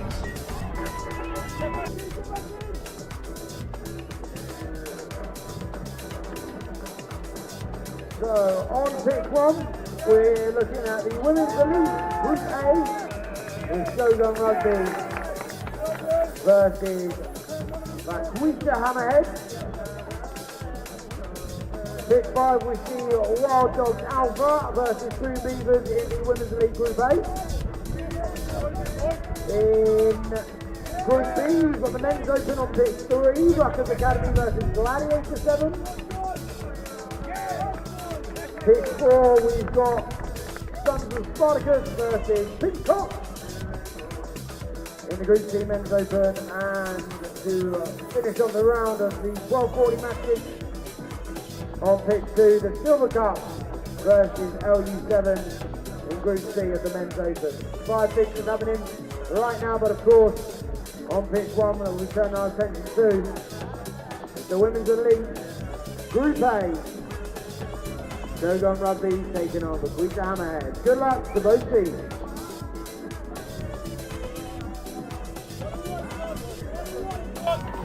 Well, it's fair to say the Hammerheads' first game was a pretty tough watch. They absolutely wiped the floor with the Boom Beavers. But the Shoguns are the top side in this competition by some way, yet to be really challenged across the tournament. They're on 40 points, a perfect record. Can they keep that going after winning their opening game? Good take off the kickoff. And a first drive for Lou Burgess. Brown. Burkett. Little switch with Brown. This is good from the Hammerheads. Tapped over the top. The ball comes loose, but bounces up for them. What a start this could be for the Hammerheads. Have they got the legs? Across comes Chilcott. Early action here. But it's an opening score. Hannah Mornhull has another in the early stages of this crucial game in Group A. Number 13 Both these sides will back themselves with one game remaining after this to make it through to the semi-finals, but topping the pool, oh so important, with the likes of the Lillian Amazons awaiting in Pool B. Good start for Mornhull. But the Shoguns will not be slowing down. Off the post in. Did I hear you? Oh, sorry. 7-0 Hammerheads. So Shogun with a chance to respond. Hammerheads go ahead.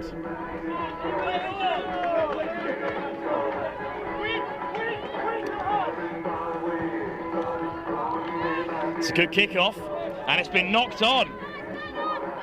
And suddenly it might open up here for Burkett. Down the left, great tackle. Textbook in response. And a quick line out taken by Shogun. And on the wraparound is Jazz Rampton looking to make up for a mistake. Tackle made by the Hammerheads. Rampton, lovely offload through the contact. But Brown rips it away. Hammerheads have it back. One more pass should do it. Oh, it's been knocked on in the contact there. Quick tap, but I think there's going to be a yellow card. Denying a clear try-scoring opportunity out wide there, Claudia Della Lama. Hammerheads from close range. Score a second. What a turnaround for the books this would be. The defending series champions, the Hammerheads, are not taking the Shogun domination of the tournament so far. Tilly Westwood will add the extras after scoring the second. With a conversion completed too. Well then, Shogun go further behind, and they've had their cages rattled for maybe the first time in the whole Lit Super 7 series. I've heard stories about punching a hornet's nest. It never ends well. Let's see if the Hammerheads can hold out here. They lead by 2. What a tournament it's been so far for them. They've yet to concede in the competition. Rampton with a good take off the kickoff. Takes the direct route. Soft hands by Shogun. Loose at the breakdown. Over the ball go the Hammerheads. Penalty against them, that's a tough one. It's Jazz Rampton, the Jamaican international. He takes the scrum.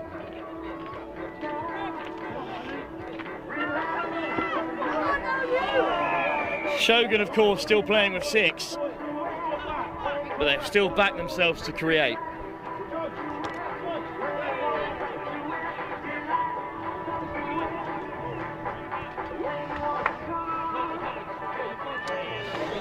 Well, Hammerheads eating down the clock.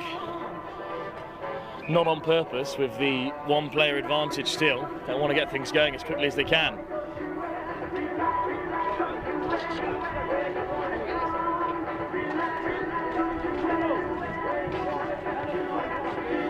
Oh, it's a tough scrum for the Shogun.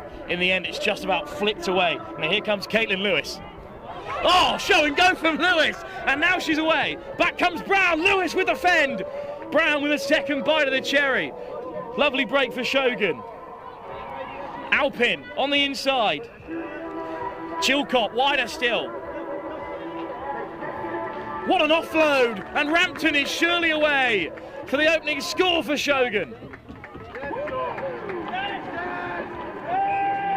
Try scored. There's a Shogun there. Rampton on the board, and the 6 women of Shogun have scored a fantastic try.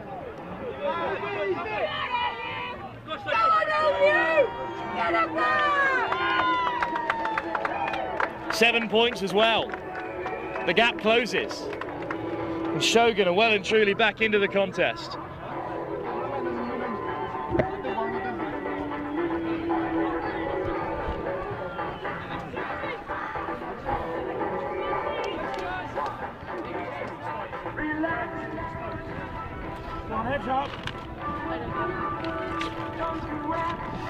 Fantastic work from Alba Martinez Medina in the build up to that one, and she'll be chasing after this. Well, it's just drilled towards the 22. Lovely touch, so casual from Brown. Brown almost breaking through, gets an offload away. Over the ball goes Martinez Medina. Penalty for Vaquita Hammerheads instead, and Herring makes no time. Herring beyond the halfway. Good offload for Keller. First try scorer of the day for the Hammerheads. Herring puts in the fend, slips through. Herring up to the 22, fends her off again. Thomas just can't wrap round her. And the Vaquita Hammerheads have their 3rd try. Right under the sticks as well.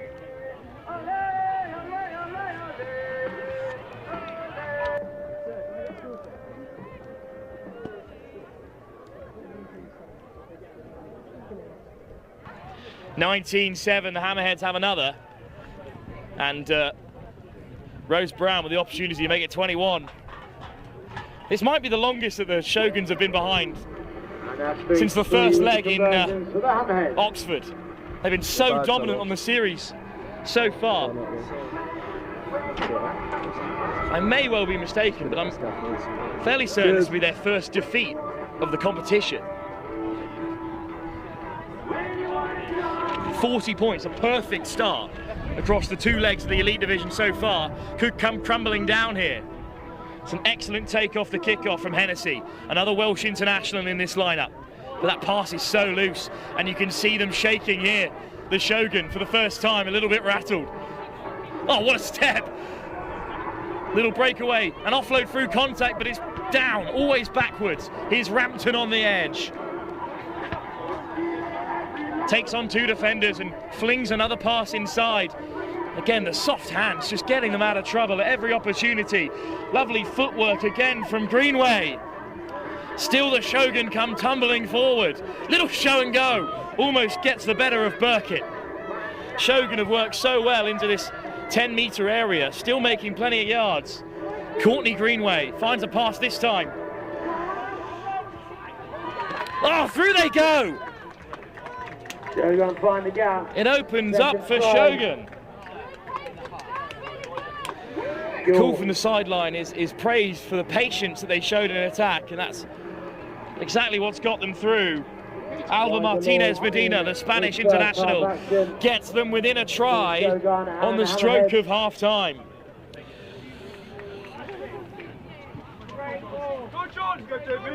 There's the kick at the break. There's just a try in it between Hammerheads and Shogun. Can the Vaquita Hammerheads, the defending series champions from last season, hold on against Shogun? All dominant so far across the Lit Super Sevens campaign. We'll have to wait and see. Second half still to come.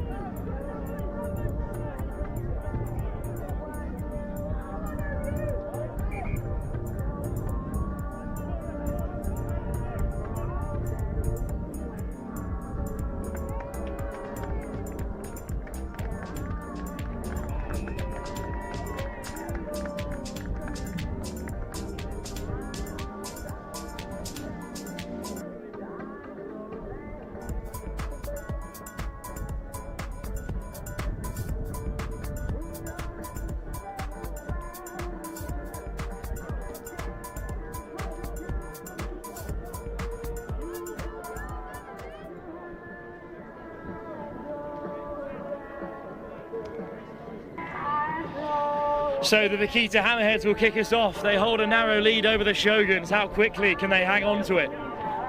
Brown to get us started again. Again, the wind's picked up here. It's blowing across the pitch, and it will hang that kick up even higher, but it's a good take. And here come the Shoguns.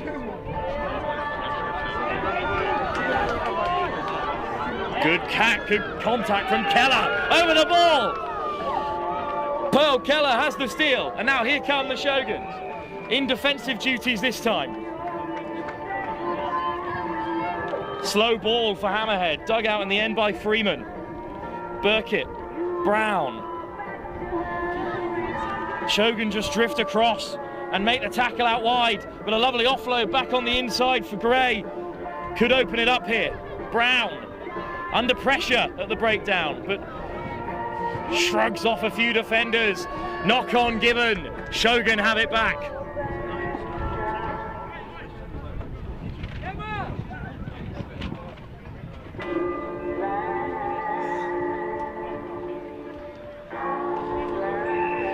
It's a huge defensive shift for Shogun. Can't afford to go further behind, with time ebbing away in the second half. Still plenty of it though, for this game to be turned on its head.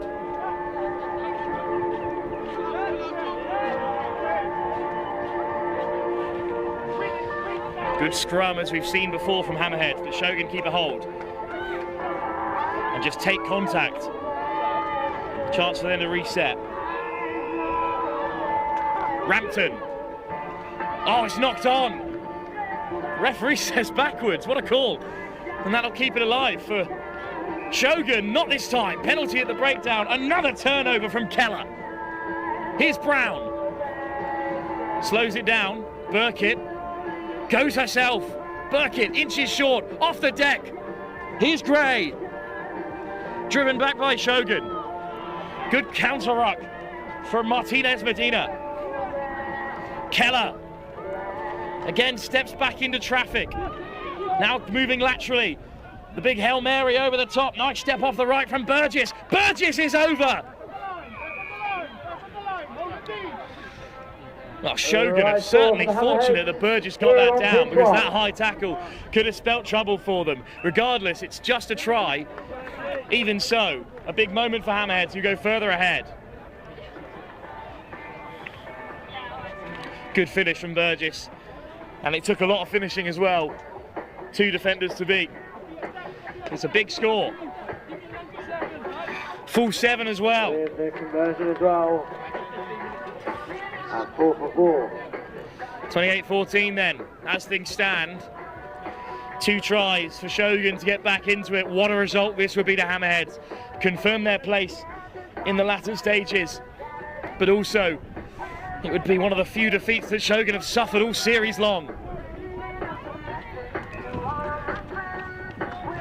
Burkitt with the kickoff. It's just hung up in the breeze here and drops onto the 22. And Thomas whips it away.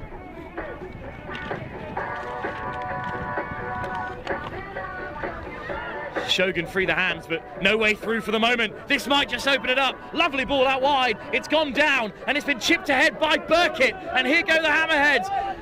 Diving over. Who got there first? Well, a conversation is to be had between the referee and his AR. And I think what we're going to do is come all the way back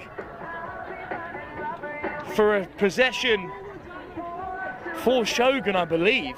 It was nudged through by Burkitt a couple of times. In fact, it's going to be a scrum all the way back for the Vaquita Hammerheads, with a chance perhaps, with little time remaining in the contest, to seal victory if they can score another. What a result it would be for the Hammerheads. They were so dominant against the Boom Beavers.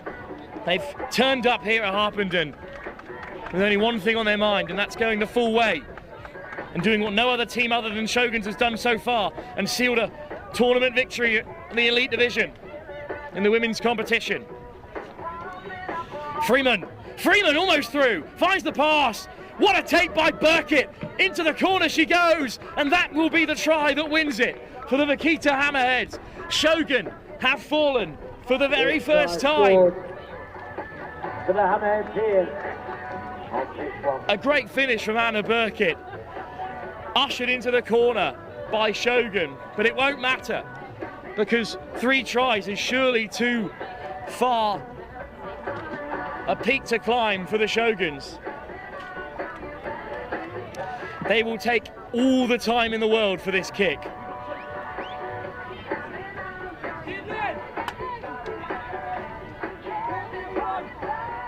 Really milking every second of it. Burkitt hangs it up. Oh, can you believe it? They've scored a bucket load of points already in this tournament. They absolutely destroyed the Boom Beavers in a really unexpected result in our opening game of the Women's Elite competition. And I can't believe this. They've turned Shogun around. They've led from the front. This is not a fluke victory. Hammerheads have come here to win it. Could take off the kickoff. Shogun with a last chance to show us what they're capable of, despite the defeat. Straight over the ball they go. Stolen again by the Hammerheads. The breakdown has been an area of such worth for them. And again, it's Pearl Keller who steals it back. Lorne. Just stepping back inside for Lorne to carry on again, right in that far corner. There must be space out wide for the Hammerheads if they can find it. Westwood swings it on, it bounces up. There's the handoff. Hammerheads denied just short. Penalty for Shogun. Still some fight left in them. They're still absolutely going to have a spot in that quarter-final. Well, they still can with 1 game remaining against the Boom Beavers. But that loose ball is going to fall so kindly for the Hammerheads. Dotted down by Lorne, but no try. It's just going to be given as a knock-on. And it will be Shogun with a scrum. So as I was saying, the Shogun just needs to beat the Boom Beavers, who were taken apart by this Hammerhead side to secure their place in the semi-finals. But the final whistle here. What a win for Vaquita Hammerheads. Unexpected as any defeat to Shoguns is. They've been so dominant on the tour. And the current leaders on 40 points of the Super 7 series have lost for the first time here today. Do not count them out, of course. A win against Boom Beavers will see them through to the semis. But it's a huge result. Up next, it's Hong Kong chasing down the British Army and the Vaquita Hammerheads in the men's competition. They're in action next. Be updated there first and foremost. So it's probably the best way to keep an eye on where your teams are going to be playing throughout the afternoon and into the evening. So we are moving on to our 1 o'clock fixtures across the pitches. Have a go. So on pitch 1, coming up we have the Group C men's elite fixture. Oh, I will, man. I will. I can't wait. Yeah. Which will see the Rewa of Rakavi versus the Hong Kong China Dragon 7. On pitch 5, again Group C men's elite. Tsunami Assassins versus Stunts.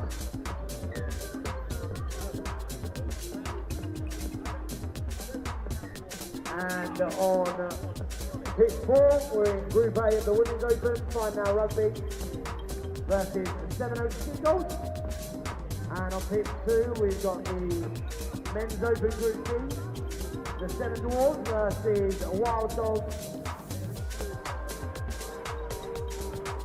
Impy back, Wild Dogs Impy back. And that is all the fixtures that will be happening in the 1 o'clock slot. Good luck to all teams.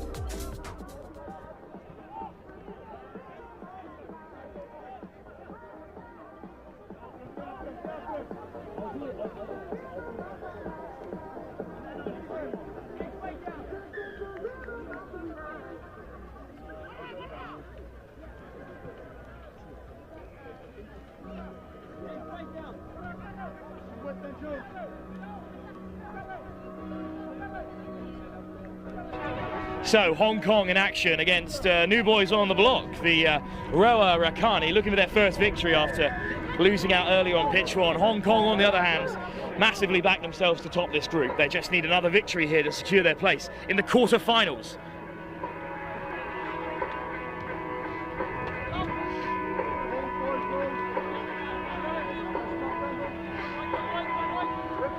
So Hong Kong beat Stunt Sevens in their opening game. And we'll look for a second victory here. Their third place coming into this tournament, but they've coughed it up to Rewa Rakani, carrying it on through Manasi Bole. Hayden Quigg back with me for this one, and Hong Kong are third in the table, looking to chase down the leaders, the British Army, and well, they're on their way for a top spot in this pool here. On defensive duties for now. What an offload that is. Unfortunately, just goes to ground from Trinity. They've got numbers down the short side here, Rewa Rakani, chasing their first victory on the tour. Tadua. Dug out the base by Tagi Tagiao.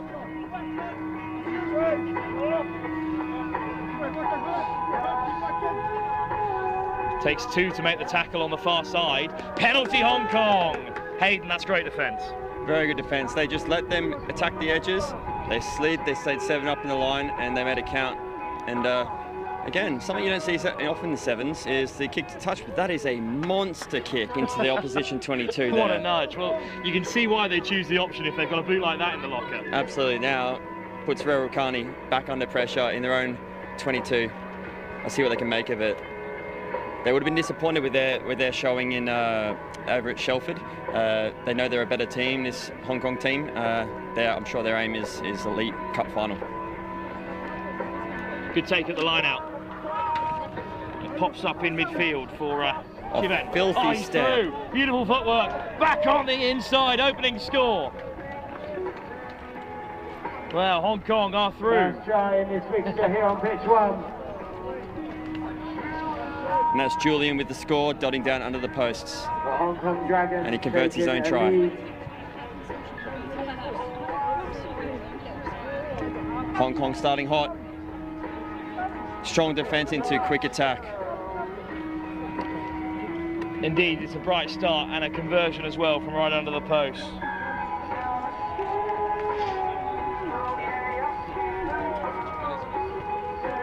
Kick off to the right here. Rewa Rakani take this ball here, takes it to the ground, recycles, and let's see what they can do from their own half here. Moving laterally across to the right, step back inside, signature one and carries. Tunadao looking to create something special. Great. Little no-look pass, one more over the top, and there should be an overlap. Off, around comes Kip Fot Fung, and that's a big shot. Again, flying in. This Hong Kong team is getting their defence is good, their work rate is top draw, and it's really putting these guys under pressure. They think they have space, and it's shut down very quickly. Taken into contact by Tabua, and flung inside from Tunadao. Look how quickly they spread the play though, left to right, and no space, Hayden, because this Hong Kong defence is so solid. It's going to take one of those little miracle balls to open them up. They can't seem to get out of their own half at the moment. For all they're trying, that defence is up quick. The one-arm offload. Goes loose, regathered on the deck, but Hong Kong are quickly after it.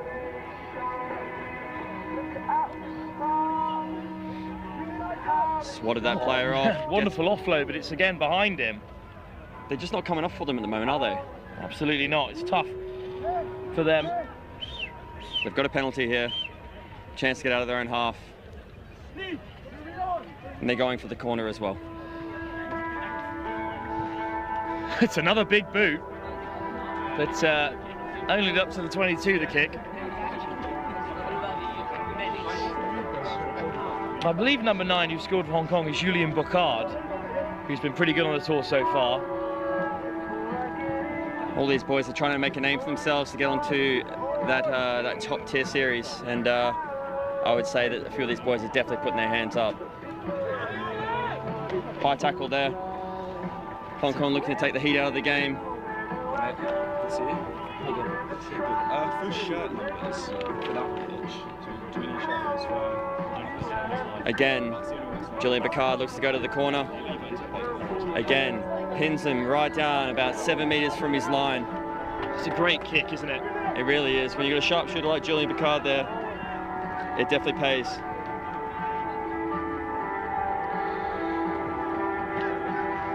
It's a good line out. Isono feeds it back. Oh no, not straight is the call. That's a missed opportunity for Hong Kong. As we said before, Rewa are only one try out of this game. For all the endeavour of Hong Kong, for all the field position, they haven't seen much of the ball, have they? But they have made it count when they've got it. So let's see what these guys can do from their own half here. Will we see some of that Fijian flair that is so prominent?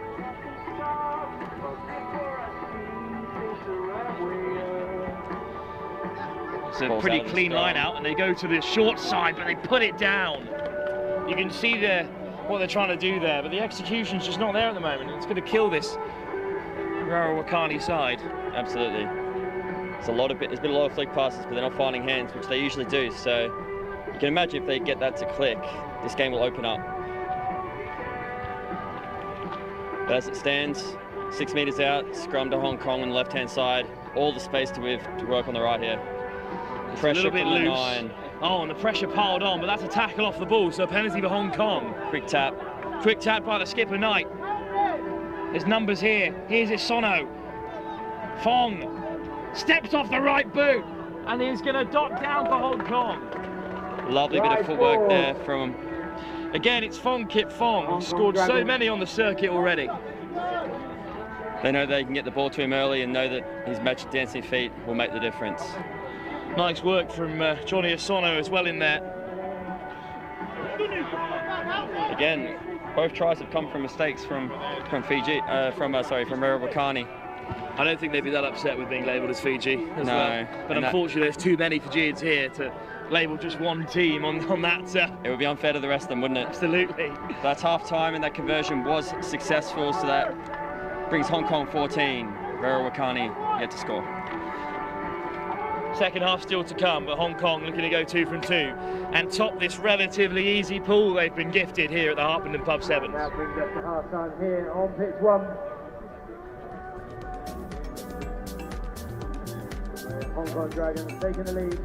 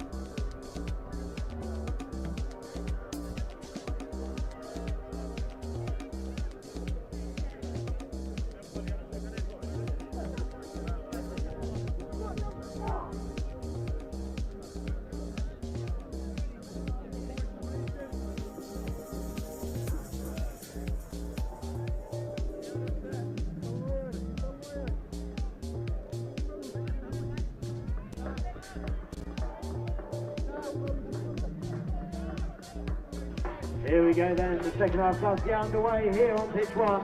Rewa with the kickoff. They trail by 14 to Hong Kong. Hayden, they're not out of the game, but that's a fantastic take off the kickoff. Hong Kong is so well drilled, it's going to be tough for Rakani. You would imagine they really need to take an early opportunity, but instead it's going to be the other way, and it's going to be Hong Kong going the length. Brendan there, going the length, taking his time under the post there. The Hong Kong Dragons. They just lit them up there, didn't they? Not the start that Rurikani were after. Not at all. Just one step off the left boot. Rurikani slipped on the AstroTurf, and it's a tough start for them. Conversion is successful from under the posts.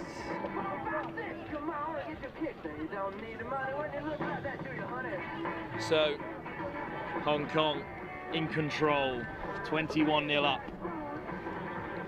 And I think it looks like this second half is only going one way, Hayden. It does at this moment in time, doesn't it? Another mistake. Fong chipped ahead by Fong Kit Fung, and he's going to win the race and surely score Hong Kong's 4th try. 2 tries within the first minute. They do well to convert that, but regardless, it's 26-0 they lead. They're just showing that ruthless edge, aren't they, at this moment in time, making every opportunity they get count. And this time, instead of it being on the post, it is from the left here on the touchline. Oh, it's a good effort. And he's slotted it. What a nudge. Fantastic. 28-0 Hong Kong lead. And when you're this far up, it's practically showboating to nudge them over from there. It really is, but you know what? If you've got the talent, show it, right? Absolutely. It's another great kickoff, high hang time. That time for Matt Rickard. And it's gone into touch, so quick line out.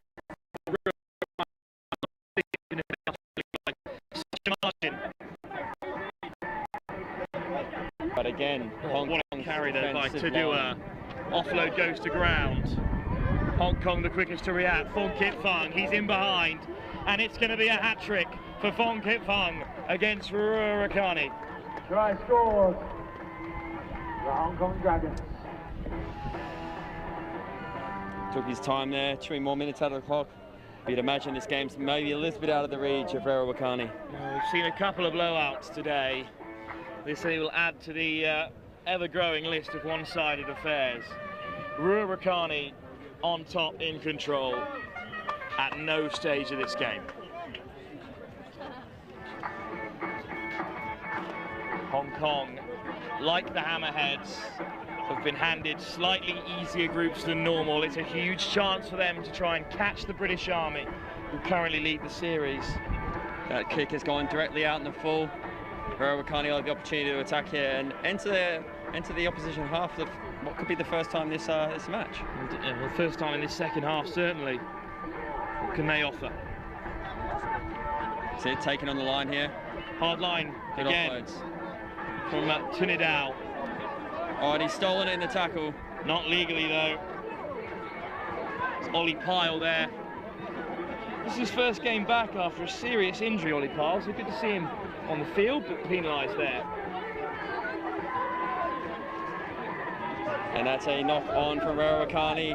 And he's, instead of trying to get the ball, he's stamping the ground. And that's turned into quick play for Hong Kong here. They've got the numbers. Pyle steps on the inside. Here's Coombs.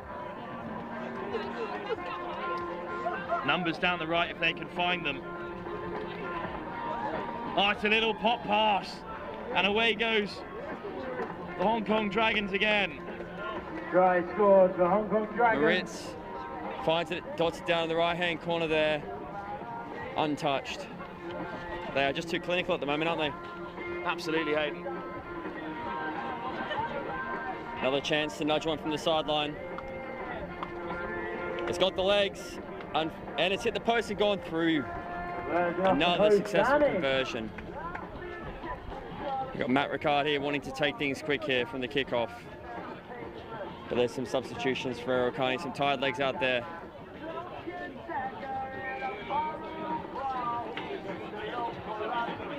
And looking like they're going to the left.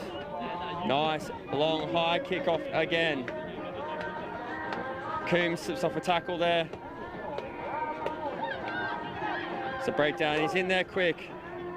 I think there's a Coombs just taking a little knock there for Hong Kong, but Rurikani still looking to play. Oh, nice little show and go back on the inside. Hong Kong so relentless in defence. You'd almost say they're suffocating, right? Absolutely. Rurikani just can't get off the field. It's a turnover there. Hong Kong look to play quick. They've got numbers on the outside here, although Coombs is walking off gingerly. So they've made the quick change in the meantime. Here's a Sono. Pyle. Got two outside him. Oh, but he's hunted down in the tackle. Good shot for William to do it. But I think we're going to have a stop in play here because another player down for Hong Kong. So I think Pyle's going to need to be... Oh, in fact, it's a conversation we have with the referee. Good to see Pyle get back to his feet. And I think that penalty is actually for a change before the player's off the field, so... Well, that's really harsh because Coombs was injured leaving the field. He couldn't sprint off, but spotted by the AR and indeed is illegal. So penalty and a line break and a first entry into the Hong Kong half for Rewa Rakani. Good run from Anthony to do it. Oh, it's just slapped back after being lifted off the deck. Fantastic work, completely legal as well. Rickard stepping off the right. Using his extra man. Here's Isono. Isono back on the inside. You got Moritz there, slow on the ball. Rewa Rakani straight over it. Taking that tap in front of the mark. He's going to be called back here. Again, giving Hong Kong the chance to reset their line, which has been so strong. Rewa Rakani still looking to play from inside their own half. Great defence from Matt Ricard there. Slow ruck here. Hong Kong have, despite all their scoring, I think their defending's been a real highlight so far. You can definitely tell that the coach will be pretty proud of their efforts here, not just in attack, but as you mentioned as well, in defence, they've been stout. Oh, skipping through. Another line break, and this time, Rewa Rakani will go the length. Well, it's a good finish, they deserve it. Ben Wakanidrola. Bit of a commentator's curse there, just been talking about their defence, and one slips right through the middle. And that brings us to full time. So Rewa Rakani do have the final say. They do have a score on the main pitch here in their second outing, but it won't be enough to turn the tide of the game. Hong Kong 2 from 2, they'll be through to the quarterfinals. Final score of 42-5.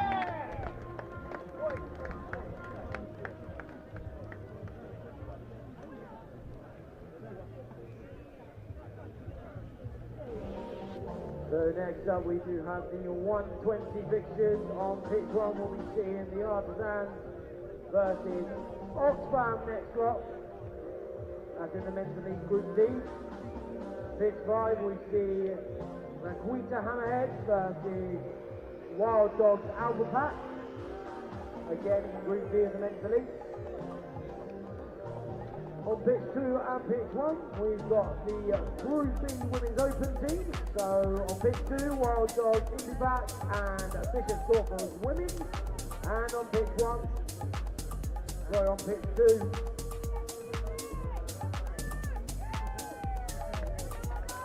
the 3 games in the 120 slot on pitch 1, 5 and 2.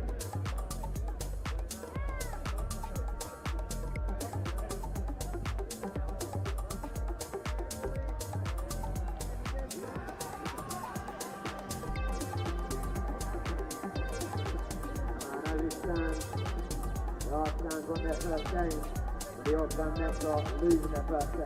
All to play for both teams here on pitch 1, and we are underway.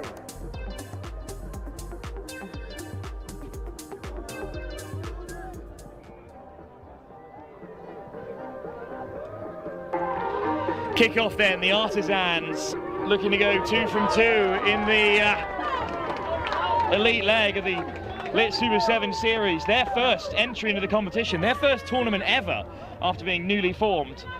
But they're looking for their second victory, and it's Ollie Rhodes stepping inside and out. Rhodes almost through. A win here would guarantee them a spot in the quarter-final. Lamb. Oh, there's 2 over.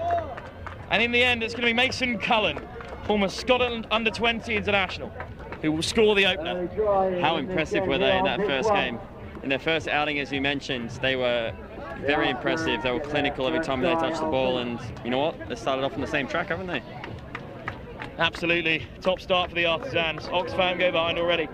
Well, Oxfam who have had a tough start to the competition across all legs of the series, shocked everyone. They topped their group in Shelford, which is a great result for them. Unfortunately though, already behind here against the Artisans, who have surprised everyone here at the Lit Super 7 series. And that's Matt Cook with the conversion, straight back to take the kickoff, and we know how strong they are off kickoffs, aiming for that main man, Ollie Rhodes, in the air every single time. So the Wild Dogs defeated Oxfam in their opening game, which will make that meeting between the two a real cracker later on. But for now, it's Oxfam looking to attack for the first time. Good acceleration from Affleck. Offloaded to Kelly. Down on halfway. Quick ball for Oxfam.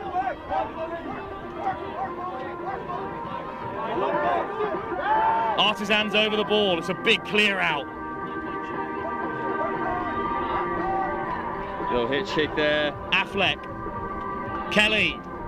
Kelly accelerates away and he's in behind. Kelly. Back come the Artisans to make the tackle. Oxfam in behind for the first time. Affleck. Here's Maverick. Oh, look at it. What a shot that is. Straight over the ball. Penalty though. Williams takes the quick tap. Brought down at the first time of asking. Bailey still going short. Direct from Oxfam. Benkinchop just about takes it. Oh, it's a 2-on-1, but he goes himself. And Alex Kelly does get it down for an equaliser. Well, Oxfam didn't produce anything outrageous there. They were just really well put together in attack, and they kept hold of possession and they waited for their opportunity. They were very patient there, and they've got the full rewards for it. So Oxfam with a chance to level it up from the kick.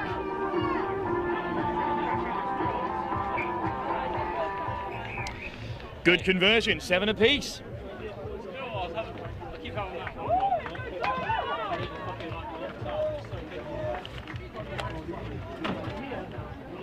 Kick-off to come from Oxfam.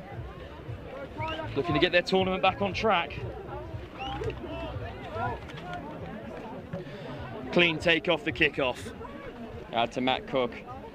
Dancing feet in the middle here, looking to find a gap. Oh, Cook's away! Just the sweeper to beat. Cook. In support is Lamb, and Lamb is picked out. Excellent work from Cook. And nothing flash from either side, but textbook sevens. Great pace, good hands. Artisans back ahead.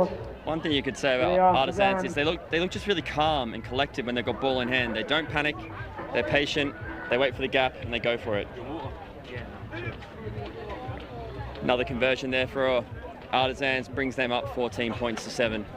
Well, it's another close game, I think, in the offing, which is good to see. Let's see how Oxfam can respond.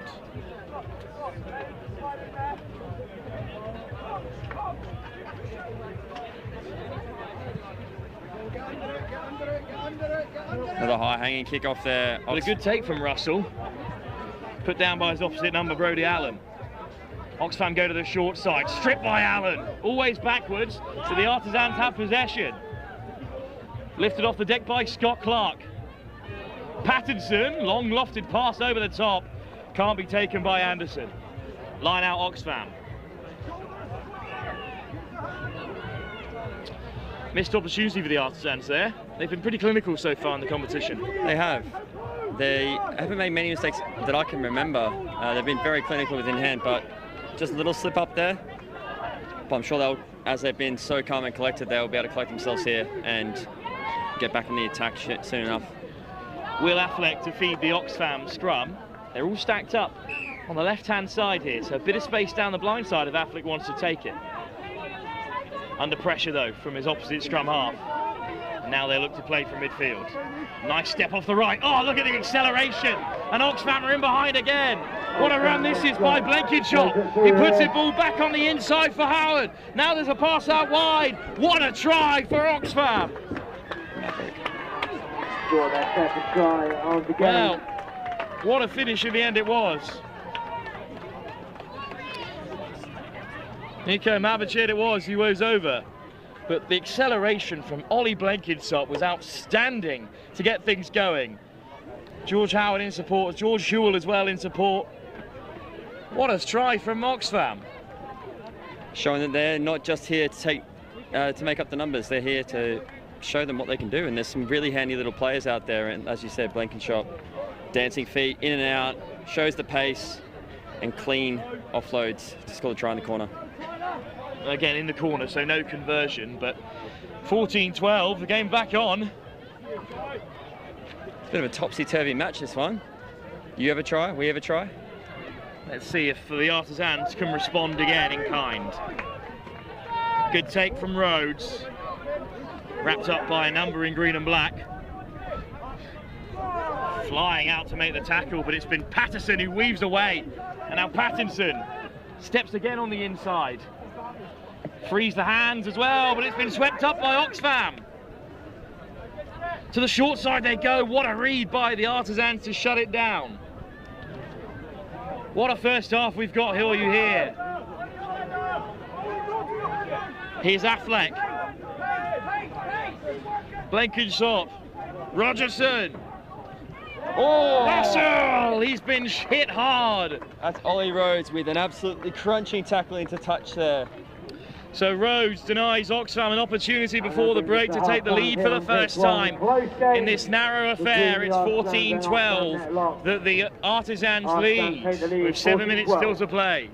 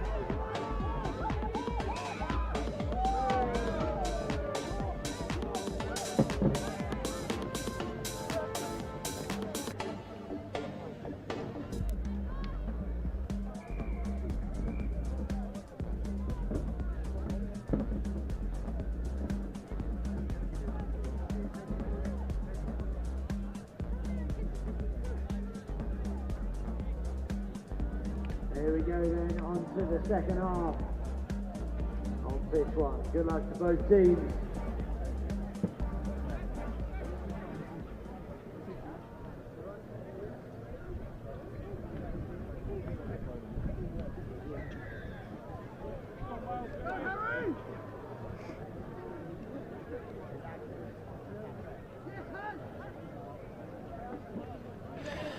So back for the second half. We've just had a move around here at Harpenden Rugby Football Club, and it's the Artisans with a 2-point lead, looking to make it more through Gilmore. Good carry off the deck for Anderson. And they look so impressive when they're in open field like this, Aiden. They really do. They keep finding edges and there's space out there and they've got the pace to burn. Oh, look at the acceleration. Oxfam, there's no stopping them. The Artisans go further ahead, and despite the close first half, Hayden, this could be a one-way track if they don't get a hold of things here. Absolutely, yeah, you got Charlie Rollins there in the corner. Matt Cook taking the kick, and he's converted it too. Oh, what a nudge. As clean as you like. Charlie Rawlins. Apologies, there was a whistle behind me. Got fooled. They're still about to take the kick here from the sideline. So much going on here at Harpenden.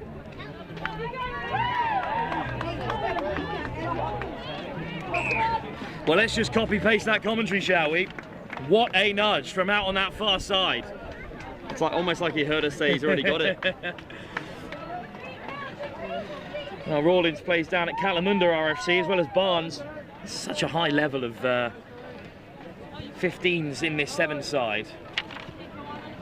Oh, almost a wonderful take out wide, but instead just put down. Rolls into touch. I think they'll take the scrum. Good chase from Finley Gilmore. Unlucky there.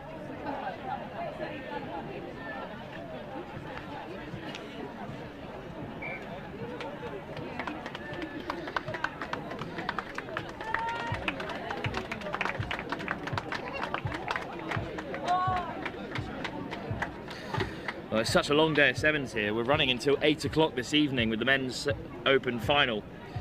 It's going to be some tired legs as we move on into the afternoon. Absolutely. As we've said before, over 60 teams here battling it out for glory. Oxfam on the outside, but again, it's textbook defence from Rawlins. Porawal looking to make an impact. Artisans with the high line there, putting Oxfam under pressure. Trying to turn defence into attack here. Blenkinsop with another good carry. Nice ball inside, lovely line, and a great offload as well from Black. Another switch back against the grain from Hallcroft.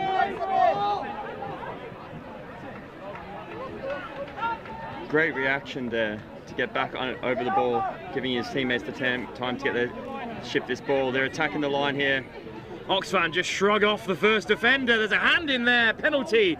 And I think we might see a card here for the Artisans and a chance for Oxfam to get back into the game. And that's Matt Cook, who's been so influential so far. They could have done with not losing him, but let's see what they can do without him on the pitch right now. He's a top player, another Reading Ram. Black stepping inside and out. Oh, just taking on two defenders, bumping them both off. And the door was wide open there, but it was knocked on from Oxfam. It's a missed opportunity, Hayden. The try line was begging there. It's almost like he saw the try line before he picked it up and took his eyes off the ball at the last second, and anything can happen when you do that, and unfortunately for him, it's resulted in a knock-on and a chance for Artisans to chew down this clock with this yellow card. The yellow card was unfortunate, but they are still ahead.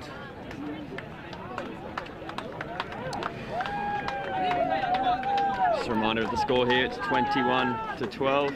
Artisans in front. They're put in just inside their 22. I think they'll be happy to play from anywhere. Here's Andrew Lamb.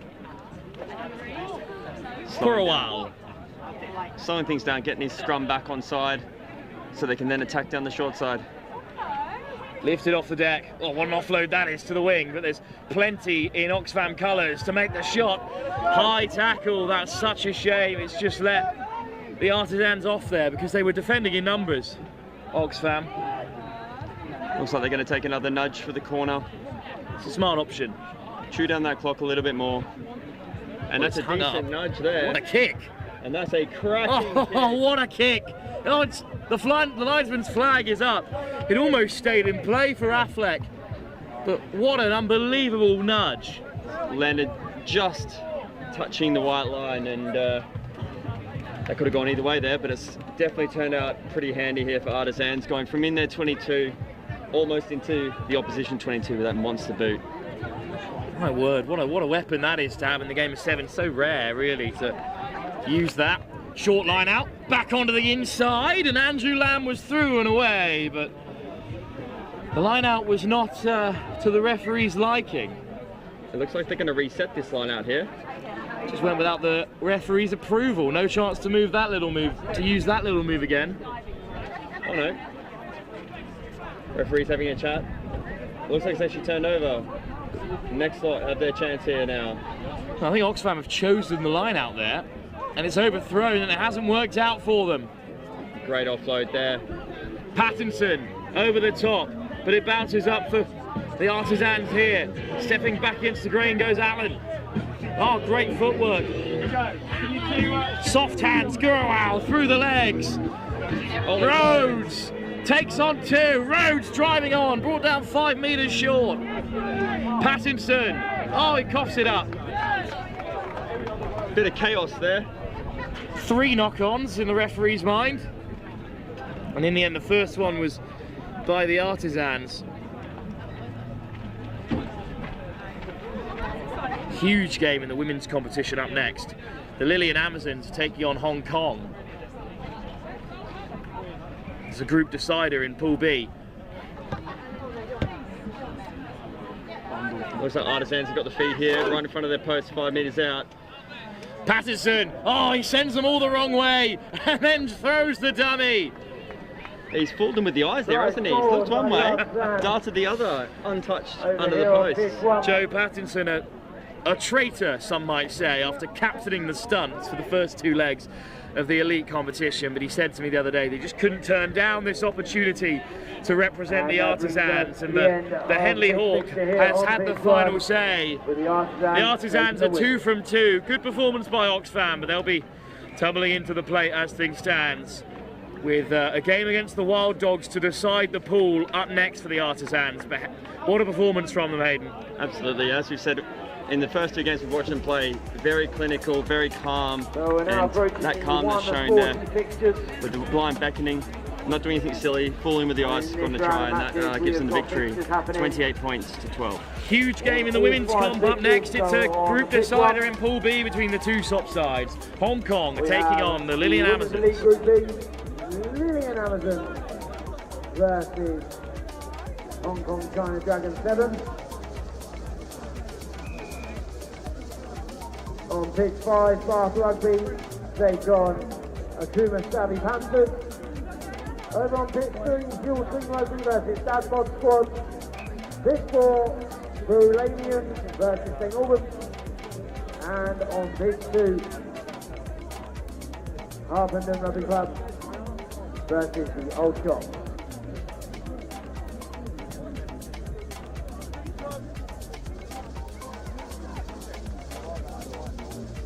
Just a gentle reminder that the food village is jam-packed with food vendors here today. We've got Boom King Pizzas, Renegade Fries, Inspirado, and Papa G.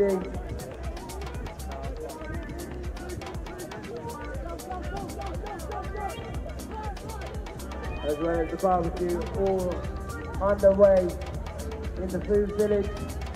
You see one of the bands setting up. We do have a live DJ from 2 PM with then 4 amazing bands following suit.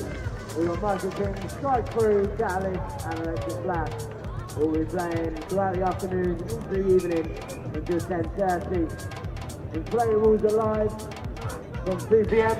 So, Hong Kong and the Lillian Amazons are both undefeated in this pool. It was last week that the Lillian Amazons came and really laid down a marker. They performed excellently well. And they'll be looking to challenge Hong Kong here. Oh, what an offload. What a start. Exactly what we want to see from this Fijian-based side. They are going to surely score the first try, just brushing off the last defender. Nam Kai Man put to deck. What a finish that is. The Lillian Amazons have scored already. Phenomenal little short side play there, clean take on the kickoff, drew them in, forward with the eyes, no look offload, down the sideline. You love to see it, don't you? And the Lillian Amazons in this blockbuster tie have scored the first. That was a great finish, and it took a lot of finishing as well, despite having a little bit of space in behind.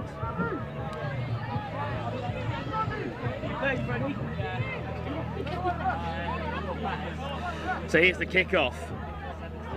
Eleanor Semese on the short side in pursuit, just knocked on, and what a little offload that is now. And away they go, Hong Kong. It's Abigail Chan who's shotted with great ferociousness down the right-hand side, but and the Hong turnover. Kong lose it as well. Quick tap, here we go. This is what we want to see. Christina Ralagi gets us going. Oh, lovely step off the right. This is beautiful rugby from the Amazons. Whipped over the top by the try scorer Nasila Silla. Nasila Silla then are again at scrum half. They're well set down this left-hand side. Just draw and give, and they're over again. And now there's a foot race on, and it's going to be cleanly won by Rusi Nabalagi. What a start for the Amazons, Aidan. Absolutely, look to go one way, bring it back, good depth in attack, great hands, draw and pass down the sideline. It's textbook sevens, isn't it? Hong Kong stunned in the early stages here.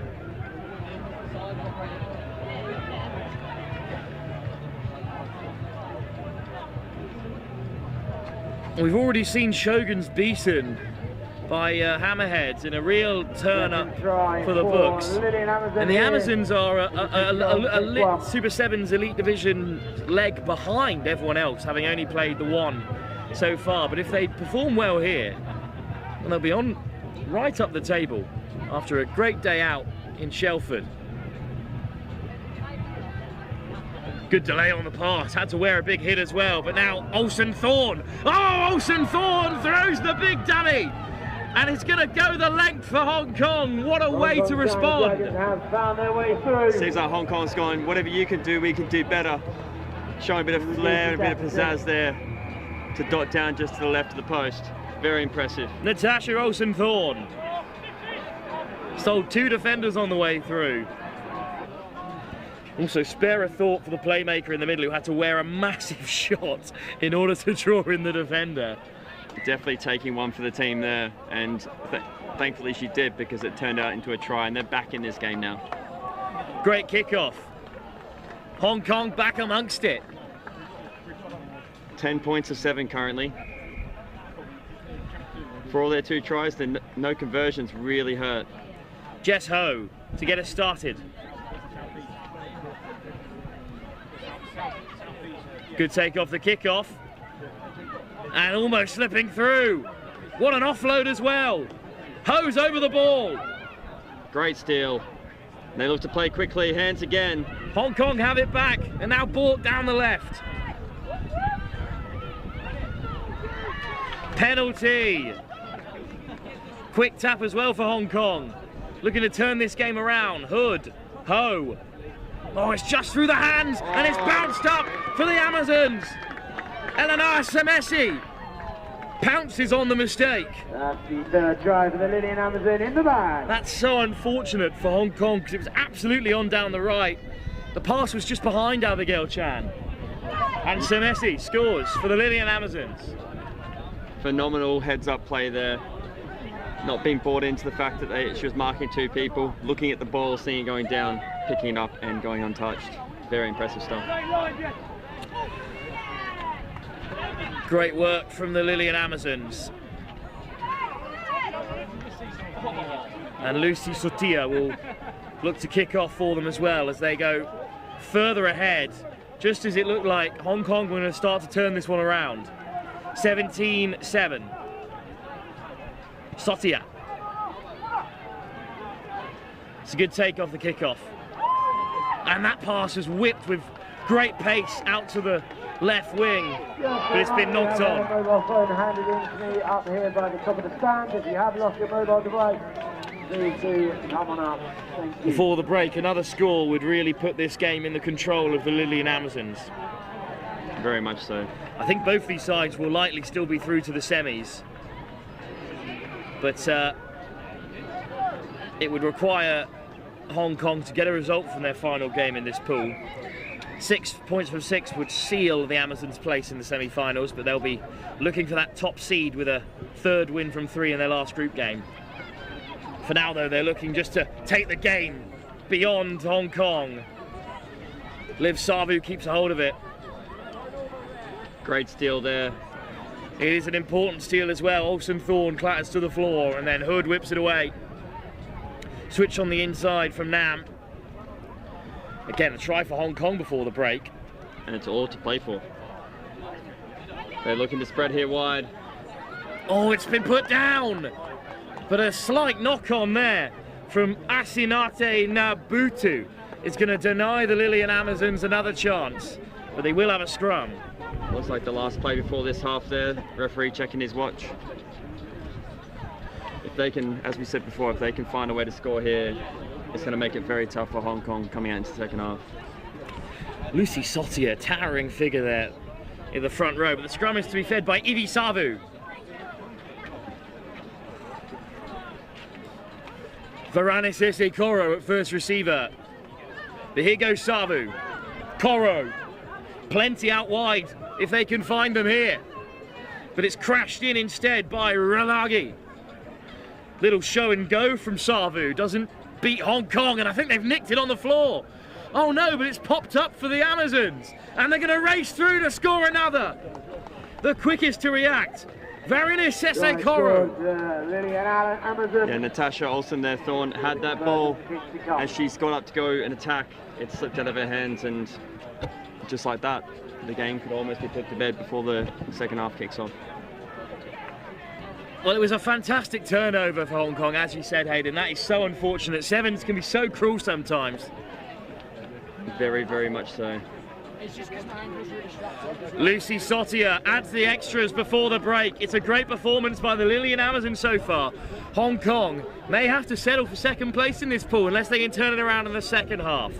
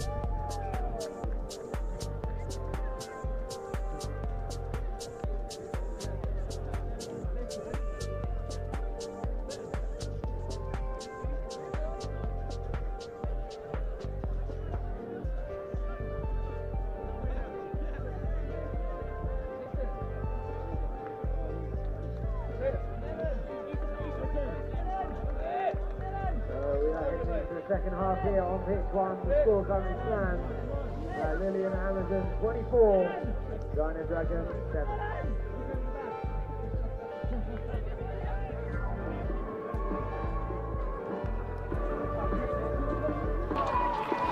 What a performance in the first half by the Lillian Amazons. They're on the way to topping the group. Hayden Quigg alongside me. Hong Kong got work to do to get back in the game, but they can do it. They're a fine seven side. There's a nudge there. Plenty deep. Chasing one-on-one. Here's Sotia. Oh, flings it off the deck so casually. But that offload's been put down and Hong Kong will have it back. Well, I thought that kick through was a little bit aimless, but good work. There seemed to be method to their madness, didn't there? They knew that they're under the pump, they knew that they're stronger, so if they can turn around these bigger girls, get them running backwards, they might be able to snatch something from a kick, so fair play. And they have. They've now got the attack in the Amazons half. Let's see what they can do from the scrum. Ball goes in, ball comes out. Here go Hong Kong. Oh, it's loose, and you can't offer the Lillian Amazons loose ball. It's going to be chipped ahead by Eleanor Samesi. Try score ready in this game. Great tackle there. King To Ao does so well. Very well. Releases the ball, gets back up and draws a penalty for her team. Very impressive work with her back to the defence there. Just getting back to the fundamentals, knowing what she has to do, not being afraid of what's happening behind her. Well, that was a bit of a turnaround. In the end, it's a penalty Hong Kong. They're just going to tap and go here. A hint of rain amongst us here at the Sevens, but it won't bother Hong Kong, who are on the roll here through Grace Hood. Lovely step there. Oh, that's a high tackle. Quick tap. Looking to find the space out here to the speed woman. Maggie Ao Yang. Oh, what an offload. Excellent hands. Great acceleration. Ao King To almost away. But in the end, it's nicked off the deck by Ivi Savu. And she's drawn a penalty as well. What great work from Savu. You see it a lot with the Fijians. They accelerate into that contact. They look like they might be beat, but they find that little extra bit of pace and really hit hard. And she did that just there to knock the ball loose. Another try might well win it for the Amazons. Lovely ball over the top. And now they're one-on-one. Oh, look at the pace. The little goose step out wide. Can a man get back? Oh, it's been dotted down. Christina Ralagi again involved. Ralagi has been so good in this game. What a finish, Hayden. Unbelievable finish. Just that little stop-starter. Puts the defence in two minds, and then she accelerated through. Very impressive try. Didn't look like much was on down that short side, did there? Not at all. I thought that Nam Man had it covered, but what a finish. Lillian Amazons are dominant here against Hong Kong. So it's looking like Shogun will still progress through from their group, along with the Vaquita Hammerheads, who may well top it. But it could be Shogun Hong Kong in the semi-final, both as the second seeded sides, taking on the Hammerheads and the Amazons. Those are some tasty ties going into the afternoon. Very much so. Especially seeing what the Amazons have put out here at Harpenden. You'd fancy them, wouldn't you? Absolutely. Shogun faltering for the first time. What a hit that is. Well worn by Hong Kong. Ho gets a pass to the outside. Oh, the stutter step. Really teasing them there, but good tackle comes in from Koro. Nice offload. Here goes Ow. Again. Varianier Sese Koro back to her feet to make the shot. What a carry by Langford. Penalty Hong Kong. Oh, Langford put to deck. I don't think they retreated 10 yards there. So it's going to be a yellow card. Big chance for Hong Kong here, Hayden. Very much so. That was heads up rugby there from Langford. She knows she had the penalty, got to her feet, tapped it, ran straight into her. I mean, credit to her, number 7 there from one of the Amazons. Asinate Nabitu. She put a hit on, and I suppose if you're going to get a yellow card, that might be one way to do it. Al will feed the scrum for Hong Kong. Lillian Amazons in the lead.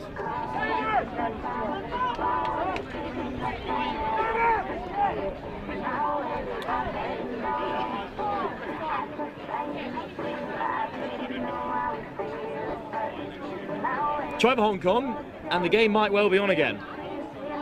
It's Apache in the British Army waiting in the wings here.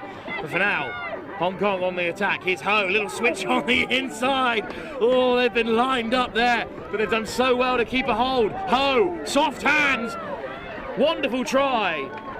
Ho Tsu-won in the end. Try scored for the Dragons. If they were going to still be in this game, they had to score there, and they were very clinical there, although it looked a bit topsy-turvy there at the first go at it, because Tryline beckoning for 2 players outside her, she decides to step back in. But luckily enough, it worked out for them. Well, they're not waiting around, Hong Kong.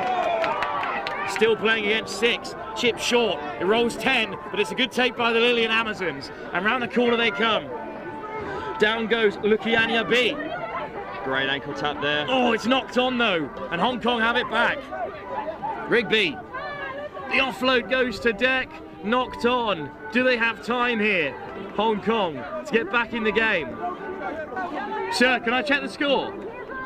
29-12. Is it? I can't see it. 29-12. Cheers. 29-12 it is.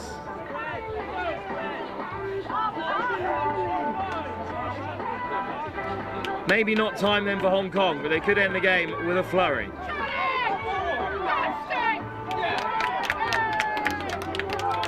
Joyce C. Good hands from Hong Kong again. Oh, beautiful. Lifted over the top though, and that's one pass too many. But I think it's a late shot there, or indeed offside is the call. But the handling from Hong Kong has really sharpened up in the last few moments. Oh, direct again. Big bumping carry. Langford loves a strong carry, doesn't Absolutely. Here's Rigby on the deck. A little hitch kick from Sunday Ho.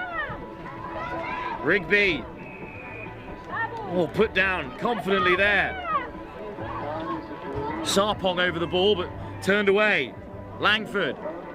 Oh, show and go! Through goes Joyce C. And it may well be too little too late, but it's a fine score from Hong Kong again.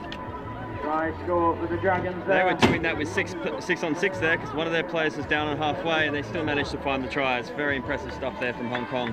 Well, this game could well and truly have been the final, or at least a semi-final. And indeed, they may well face each other again, as they will likely both be through to the semi-finals later on this afternoon. But it's Lily and Amazons who are on track to top the group. Fine performance from them. But up next, it's another group decider, and this time it's the British Army taking on Apache. Congratulations to Lily and Amazon. Take the win. Yeah, no, last game's 7:40. Oh, is it? Okay, it's done. Yeah. And there'll be a quick rig, I think. I don't know where we have to actually, like, we have to move the scaffold anywhere. I think we can just leave it where it is. Yeah, just take it down. Yeah, we need to. He gave me a contact. So we are moving on to our 2 o'clock fixtures now. There are only 3 fixtures across the 5 pitches. So our first one I think I'm taking everything to the kid. is Apache versus the British Army. This is in the Group A Men's Elite. Both teams out on the pitch have won both of their games, so it's all to play for in this one for that top spot in the group. On pitch 5, we've got Beavers versus Kaiviti Rugby. So we're very much into the business end of proceedings here in the pool stages of the Lit Super 7 Series leg here in Harpenden. And these are 2 top sides in the men's elite competition. The British Army take on Apache, both undefeated after seeing off the Kaiviti Rugby Academy and Boom Beavers. The British Army will get us underway. Let's get underway. What a kick that is! Who wants it? Tapped back by the British Army and taken into contact by Alivarete Nakeli. Swung away by Sakani. Direct from Raloka. Raloka almost through. Apache scrambling already. They got numbers on the left if they can use them. Tomasi Vula steps back on the inside. Lovely offload. Away goes Apolosiwara. And that's the opening score. What a start to the game. Apache backpedaling at every turn. And it all started with that unbelievable kickoff. And Apolosiwara, who's been so key for the British Army throughout, is back amongst it here at Harpenden. Apache haven't had a touch of the ball and they're already behind. So there's a couple of group games to finish off the afternoon session before we're through to the knockouts. Wooden Spoon Marauders play Vaquita Fiji Warriors in a game that will only account for seeding. And then it's Wild Dogs taking on the Hammerheads, with the Hammerheads desperate to keep their tournament alive after drawing earlier on in the day. Those are the last 2 group games before Stunts take on Rewa Rakavi. Well, kickoff was again testing, but this time Apache have it back and it'll be a scrum.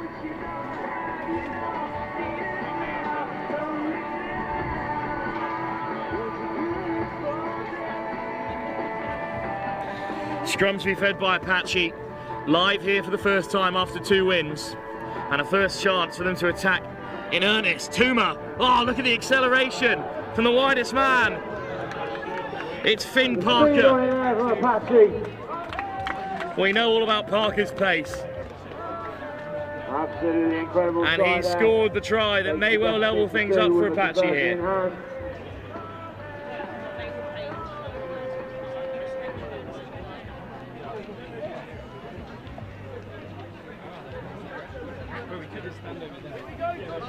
Oh, the game is certainly alive here. 2 chances really for both sides and 2 tries scored already. Finn Parker's been prolific on the series so far. It's another on the board for him. Apache's turn to kick off and try and test this Fijian side. It'll be Max McCarthy, their series-long playmaker, who hangs it up. Oh, it's just come back off an Apache hand. And that's a chance for Louis Navai to take it on. Tuma, McCarthy, Parker again. This time back against the grain. Nice footwork from Parker over the 22. Taken down by Waka. Penalty advantage for Apache. And they do have the penalty inside the 22. What an opportunity this is. Ballard still going. Well, Ballard's drawn a yellow card for not retreating 10 metres. Great work from Chris Ballard. Patience is the call from Adam Hurst and Chris Lardner on the sideline. McCarthy, Parker, steps back in through 2 defenders. Denied at the line, but penalty advantage. And indeed the penalty's been given. Quick tap from Ballard. McCarthy. Holt on the wraparound. One-on-one out wide. Lovely hitch kick from Navai. And Apache are over. And the 6 men of Apache have taken the advantage over the British Army.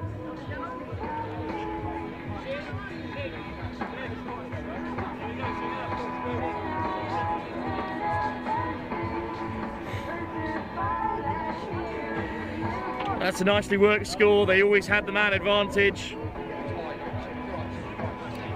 The British Army are always going to struggle to contain them there.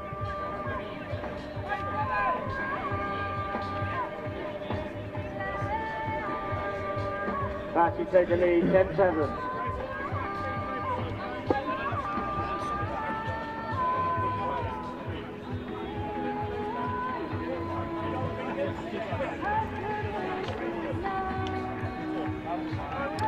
Apache with another kickoff.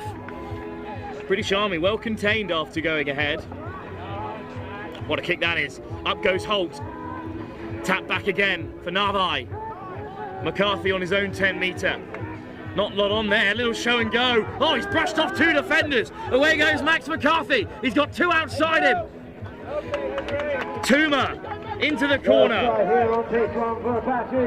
The yellow card has come back to bite the British Army and then some. Place in the quarterfinals decided, but seeding can be so important.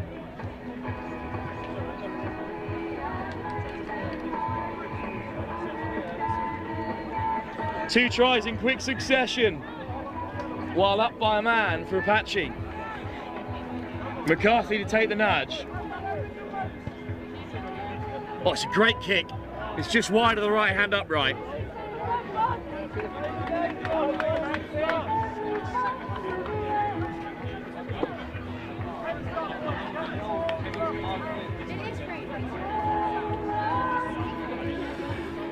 What a turnaround. Max McCarthy hangs up another great kick. Big Holt's underneath it. What a grab that is. Kasenivalu wins a penalty as well. Koravuka. One-on-one out wide. But Wesley Shing just about brings down his man, Rasoba Soba. It's another high press. Korolevu. All the way to the edge. It's big Israeli. Kasenivalu taken down. Sekope Korolevu. Oh, straight through the centre. Goes Tawane Avalala. Laulaba. Caught outside the 22. Over the ball go Louis Navi and Apache, but still playing the British Army. Korivuka skipping away. Korivuka. British Army respond. Back to 7 and back amongst the scorers. And it's Yone Korivuka with a little goose step through the line. What a game here. Apache go 2 tries in front, and then as soon as British Army can control the kickoff, they work their way down the end and score. Well, that will take us through to half time here. What a game it's been. But at the moment it's the British Army who trail at the break. Can Apache hang on as Kurivuka's kick is wide?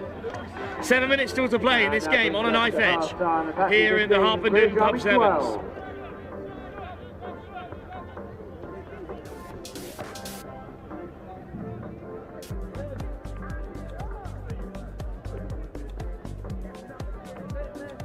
Huh?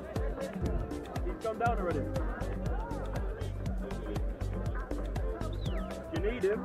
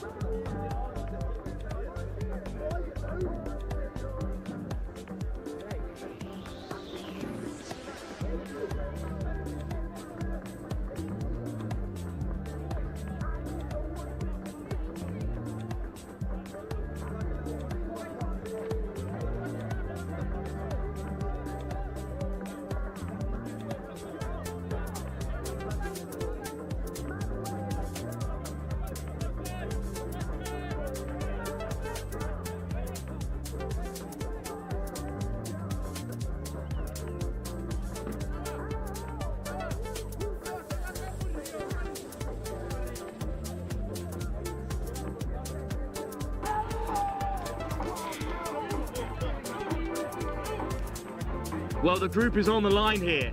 It's a straight shootout to top it. They're both through to the quarterfinal regardless, Apache and the British Army. Here we go. But it's Apache to kick us off. McCarthy again.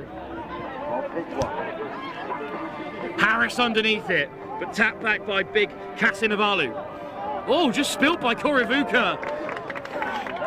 It's a very rare mistake from Yone Kurivuka, and it opens the door for Apache to go further in front.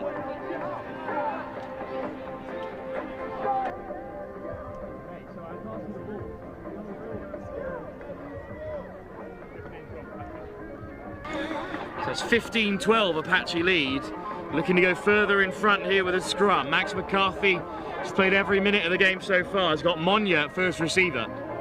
Scrum goes straight down. We don't want to get bogged down at this area of the field. Not in a game as lightning fast as this. Well, the weather's taken a turn, but I'm not sure anyone here who's playing at least really minds it. Bit of rain, bit of wind, not too much. Monya. The hitch kick from Tuma allows them to accelerate. Brought down well. British Army over the ball. Penalty. Referee was quick to give that one, and the quick tap as well. Has the Army on the front foot, but Inoki Rasova has put it down. Crashed through the tackle, but he couldn't keep a hold of it.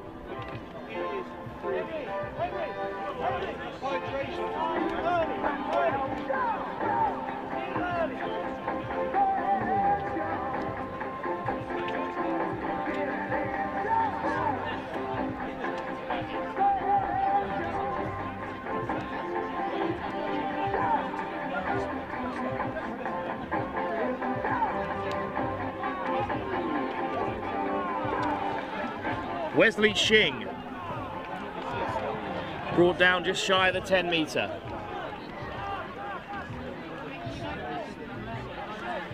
Quick hands left to right from Apache, who have gone behind it, who are still ahead here. What a break here, but they could go the full length. Chris Harris into the corner, diving over. Harris with a huge try. It's 20-12 to Apache, who are going to top the pool as things stand. The British Army still through to a quarter-final, but this seeding could be deadly.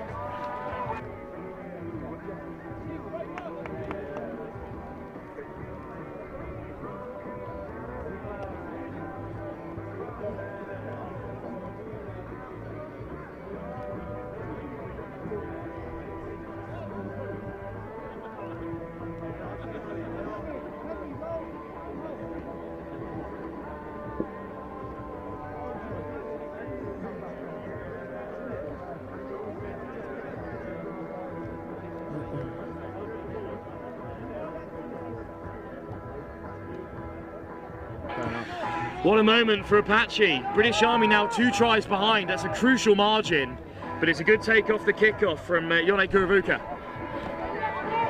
In fact, I think it was the captain Onisivoro Sukani who kept a hold of it. But there's a line break now for the British Army. Look how quickly they can turn it on. Tomasi Vuller looking to free the hands Vuller, but he wisely keeps a hold. British Army just shy of the 22. Plenty in Apache colours, still backtracking. Raloka, still going Raloka. Oh, there's a hint of a high tackle there, but it was knocked on beforehand. So Tom Mayo could escape. And now they could break. This game still has life in it yet. McCarthy, Wesley Shing accelerates. Caught by Rusiato Rewa. And he's into touch. Well, Tom Mayo, who was pretty key at the Celestial Sevens, formerly of Stoke, almost gave away a penalty try there, but instead it was knocked on. Line out will be the British Army's to throw. Up goes Piti Waka. Penalty advantage given to the British Army. Here's Tommaso Vuller again. Vuller, switch on the inside. Monya makes the tackle on Rewa. Waka. Vuller, oh, he's put it down. Knock on is the call. Oh, unbelievable. Tomasi Vuller, one of the most consistent players in this British Army team. Can't convert from 5 yards out. And is that the moment for Apache? Everyone in their box is hugging the touchline at the moment. What a win this would be. On comes big Josh Holt to offer his size at scrum time.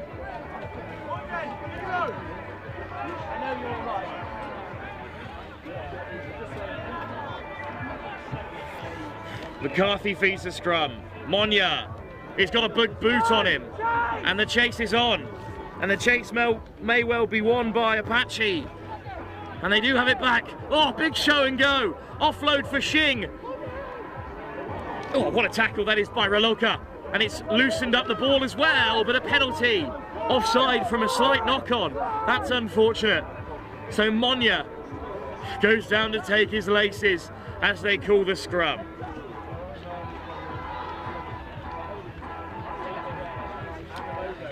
This game hangs in the balance, but at the moment it's Apache in control. They lead by 8 points with possession at scrum time.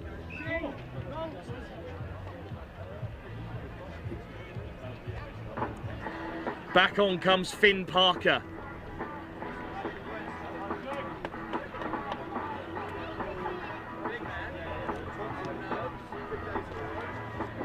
Scrum to be fed by Apache.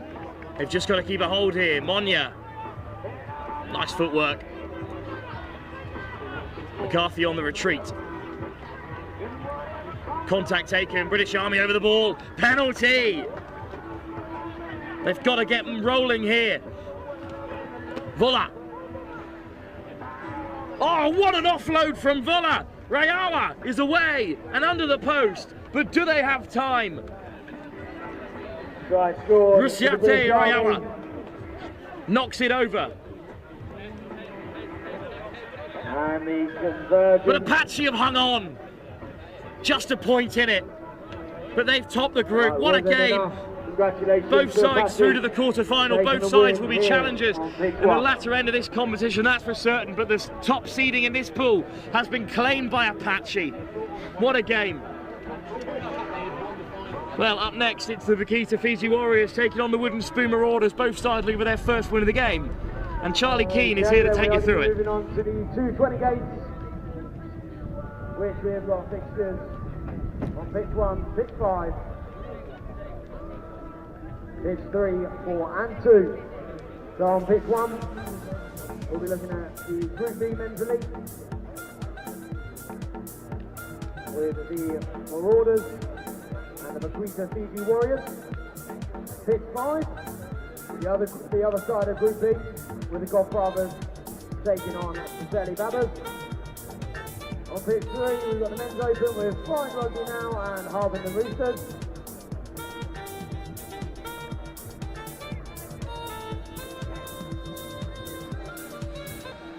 Pitch 4, Trinity take on Burnley Ballers. And on pitch 2, No Man's take on OA Academy. That is for the 2:20 fixtures.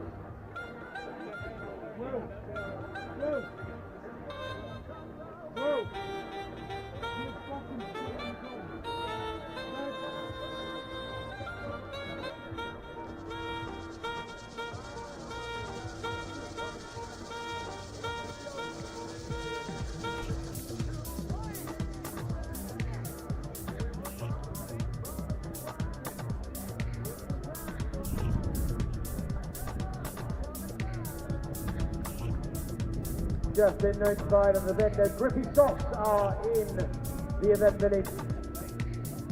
So if any of our players or spectators are looking for some grippy socks, head over to them, pay them a visit. They're ready, set up with their pull-ups available to purchase today. Of course, there's so many other incredible vendors. Food village is looking busier and busier. Shout out to all of our vendors over there. Of course, we are going to be going in to the 2:20 fixtures. They are coming across all 5 pitches.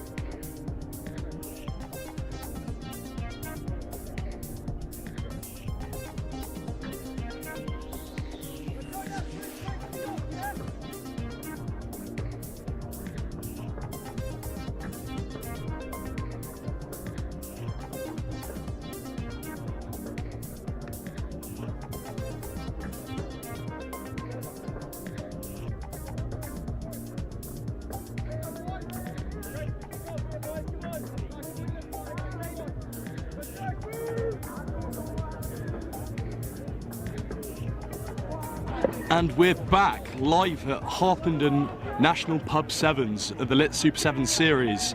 We've got Wooden Spoon Marauders versus Fiji Warriors here now. It's looking like a big matchup. Really excited to see where this goes. My name's Charlie Keane with Gladiator Sevens, and I'm taking you through the match. It's gone 10, it's come back. Now it's go time. It's Aaron Lowe on the ball, very well controlled. Jamaica Sevens man himself. The Marauders look to move down the line. Little Goosey, missed pass, it's gone wayward, but it's been recovered thankfully. It's looking a little bit loose out in the midfield. Struggling to tell where the ball is, and it looks like Marauders have a penalty. They're going to play it quickly here. They've got space on the side, but can't. Oh, they've gone back. We're just waiting for their opportunity.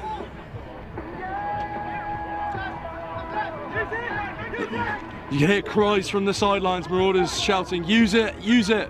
Oh, it's a great step inside. Oh, it's just unfortunate to get clipped on the way through. Now building off that great first kind of attacking phase there.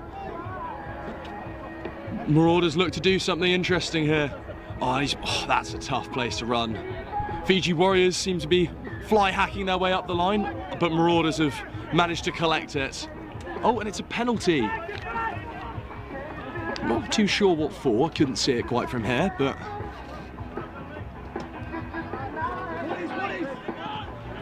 The Fiji Warriors looking to have the ball in hand now and kind of start their attacking rugby for the game, having not really seen any offensive rugby yet. It's going down the hands. It's taking 4 Marauders to bring down the big man.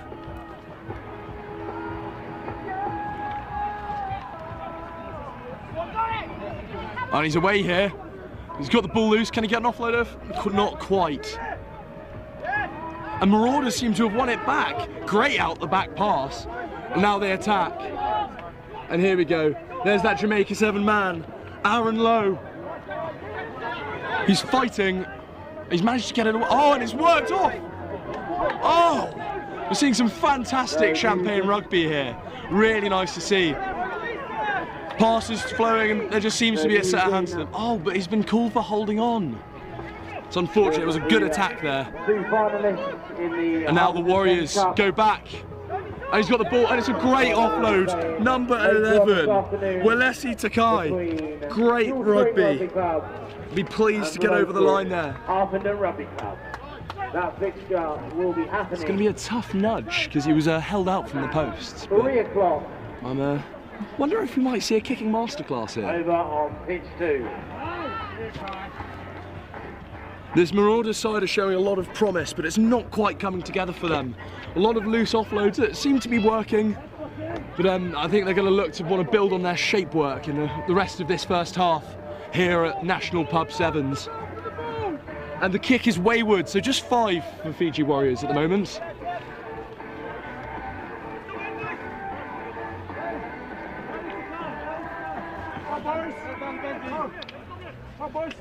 Wooden spoons to receive the ball here. Let's see if they can make something with the ball.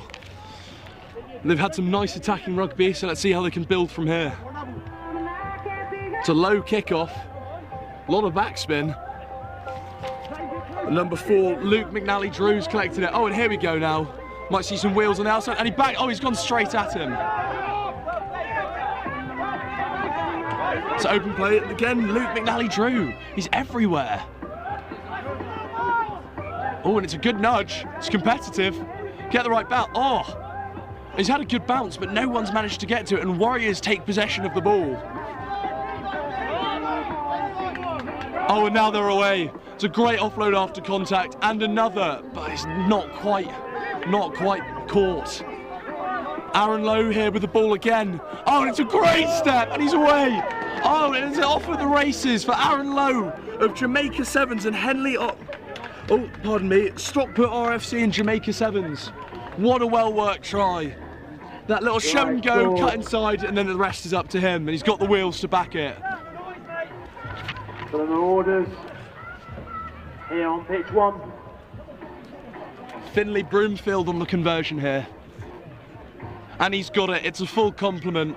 Straight in front of the posts, very straightforward. Wooden Spoon is going to want to build on this now. The Marauders have had some really good play. But it's a great game here on pitch 1.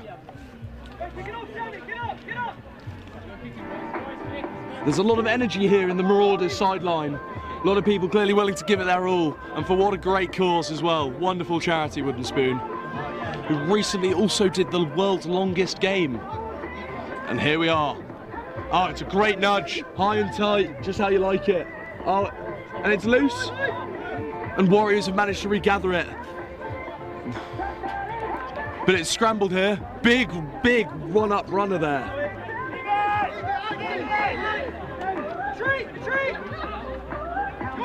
And Fiji have taken it quickly. Oh, and they're away. Hand off. Oh, but he's managed to. Oh, wow. Just slips that tackle. He's reloaded, and here they are. And wow. What a quick, blistering attack from Fiji Warriors. They clearly brought their running shoes today because they are moving at high speeds over there on pitch 1.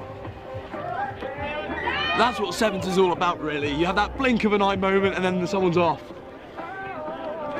But Fiji Warriors carrying that flying Fijian style of play with the offloads and quick runners and hard up runners. It is showing to be very efficient for them. Fiji Warriors back in the lead. I was unable to see if the conversion was made there.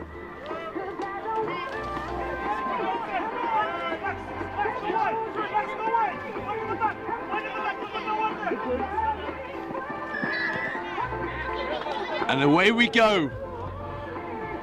Oh, it's a great kick. Sliced it, but it's gone. Ooh, it's not gone tentacle from the referee, ignoring that contact. And here we go. Aaron Lowe with the ball here. Stockport's own. Oh, it's a great show and go again. It's all he does. Fantastic from the man from Jamaica Sevens, Aaron Lowe. He's been selling people left, right and centre. He's firmly sending the Fiji Warriors to the shops every time he's on the ball. He's fantastic with that cut inside. Personally wouldn't like to face it myself because I know I'd be made to look quite stupid trying to defend that. And they've got the kick, another full complement from Marauders. And it's a close game here. Everyone's coming in for half time now. We'll see what fruits the second half bears.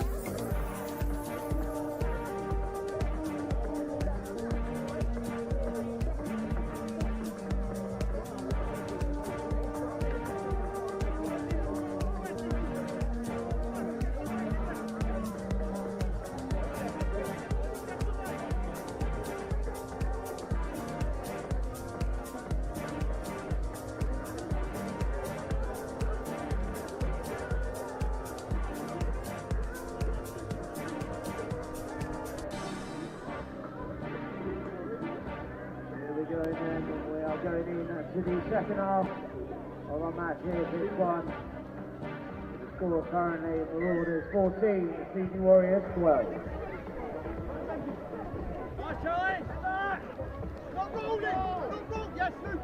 Here we go then. Chance for the Wooden Spoon Marauders to go further ahead. They lead by 2. They're coming together there as it was chipped in behind by McNally Drew.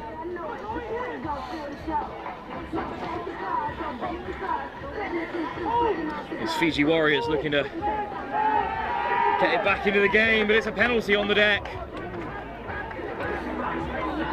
Turnover for Lex Van Centino. Crossfield, Roberts with the take. Third try for the Wooden Spoon Marauders. Try scored. The win would do them the world of good going into the plate competition. And they've taken one step closer to it here. Well, like I said, it's nothing really but knockouts coming up. Not just knockout stages, but big games in the group stage, the one after this. The Vaquita Hammerheads play the Wild Dogs. The Wild Dogs on 4 points, Vaquita Hammerheads.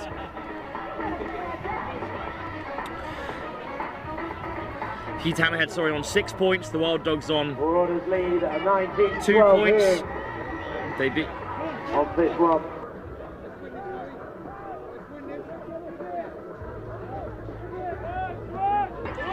So kickoffs to come from the Wooden Spoon Marauders who go further ahead against the Vaquita Fiji Warriors.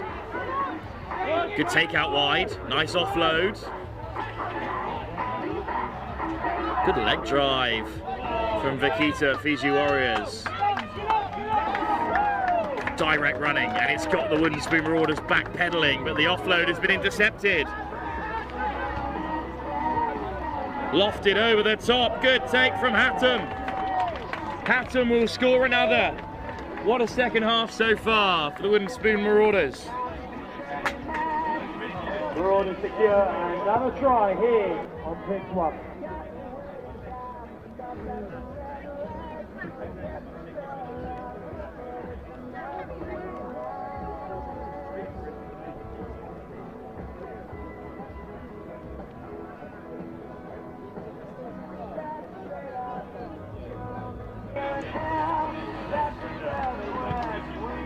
Oh, what a kick. What a nudge. Cleared the uprights and then some. Findlay Broomfield. Watsonians Rugby Club. Played for the Borders under 19 and under 20 level.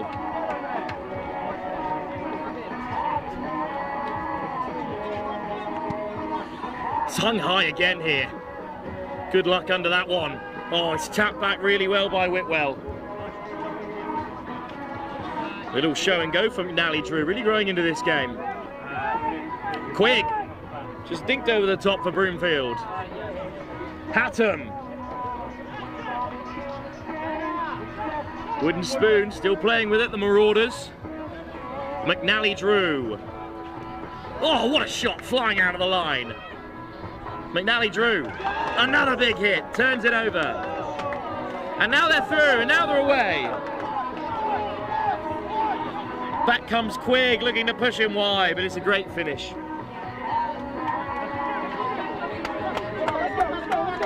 Fiji Warriors clear through there, secure another try. I think it's John Semi, he's gone over that time. They're set to head on pitch 1.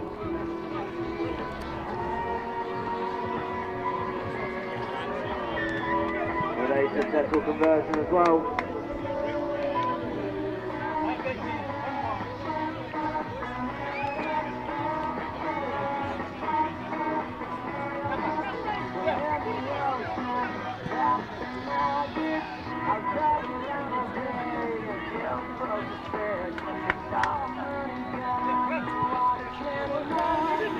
Oh, not 10. Disappointing for the Vaquita Fiji Warriors after getting back into the game.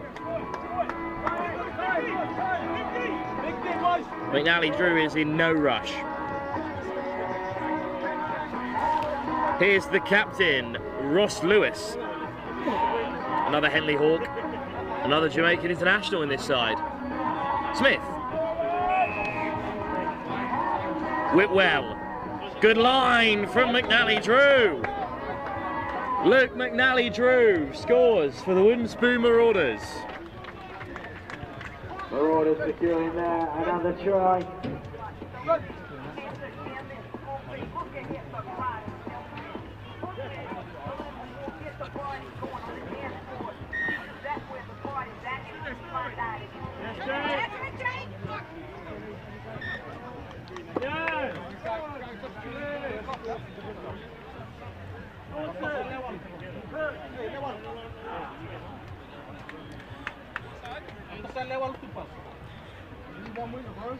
Hayden Quigg to take the kick. Plays down to the Brighton Blues. Oh, it's a difficult take out there, and it's been coughed up for Ross Lewis. And the Wooden Spoon Marauders are looking to put a shine on this game. Leggett all the way beyond the 22. Penalty goes the Wooden Spoon Marauders' way. Quigg with a quick tap. Hilliard. Another penalty.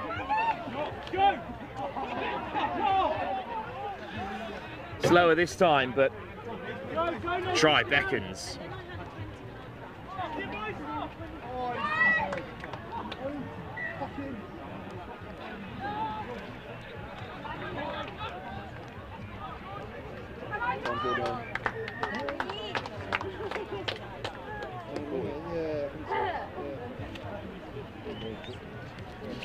Scrum is the call. Smith will feed it.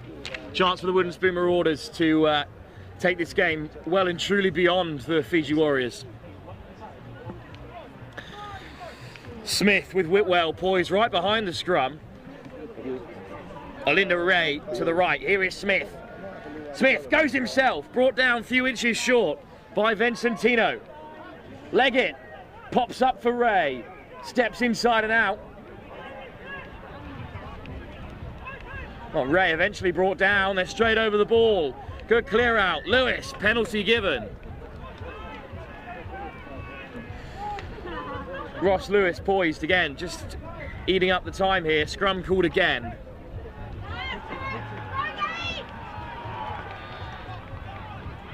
Close up, close up, close up!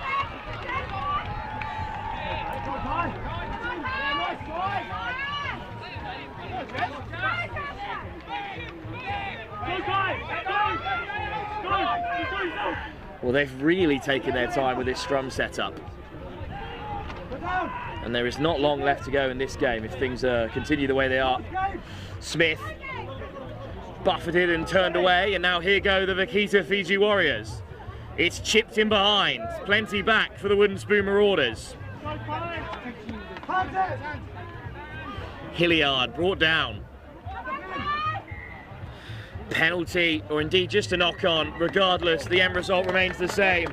It's a win for the Wooden Spoon Marauders. They'll take that momentum going into the plate. And that brings us to the end of But up next, it's a huge game between the Wild Dogs and the Hammerheads, who have been on an unbelievable run so far in this tournament. Wild Dogs know that a defeat may see them crash out of the cup competition. That's the next game, live here on pitch 1 at the Harpenden National Pub Sevens, the third leg of the Elite Super Sevens.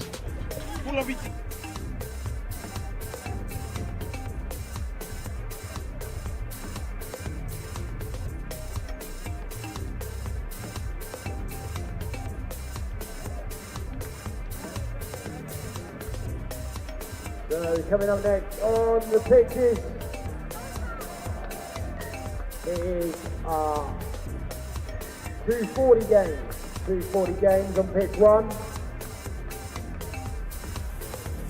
We've got the Women's Elite Group A, which is a head-to-head between the Vaquita Hammerheads and Wild Dogs Alpha. The other side of Group A playing on pitch 5, Boom Beavers versus Shogun Rugby. Pitch 3 we see Gladiator Sevens versus Concord Sevens. On pitch 4, Pink Dogs versus Random Ruckers. And on pitch 2, LU Sevens versus Sons of Spartacus.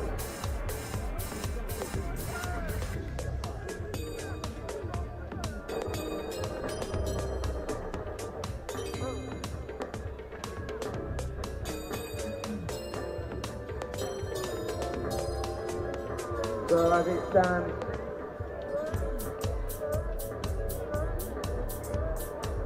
with Group A Women's Elite here on pitch 1, Hammerheads have won both of their games, with the Wild Dogs Alpha winning 1 and losing 1. So all to play for. Big match ahead here on pitch 1.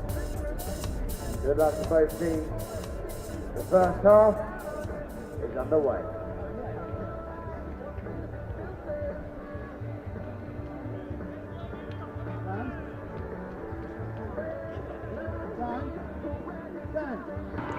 So kick-off to come. It's the Wild Dogs who'll get us started. They were beaten by Shogun, but the Hammerheads, against all the odds, took down Shogun in fine fashion after dismantling the Boone Beavers early on. Shogun play the Beavers elsewhere, and the Wild Dogs know that their 3 points will not be enough to see them through if Shogun can beat the Boone Beavers as expected. Good take off the kick-off and a strong carry again by Pearl Keller to get us started.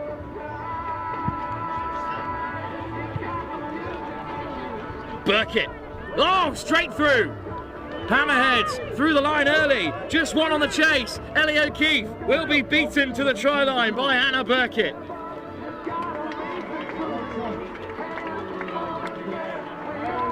First try.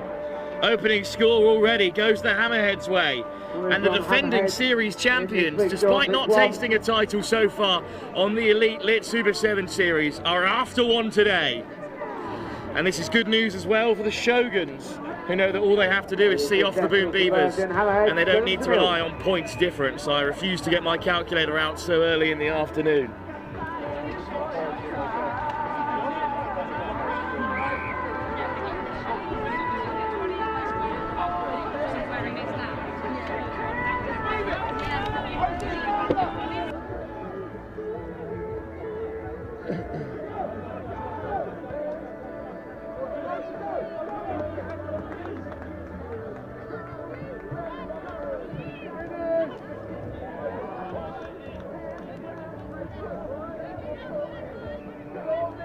Well, deep kick-off, claimed well by the Wild Dogs, who have got to respond here. Loose ball in midfield. Oh, it's just been knocked on, has it?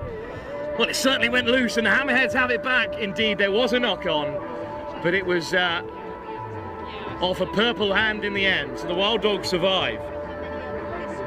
A win here for the Wild Dogs would really open up the group. Could see 3 teams finishing on 6 points. Hammerheads, of course, on top with a huge points difference. They won't be threatened.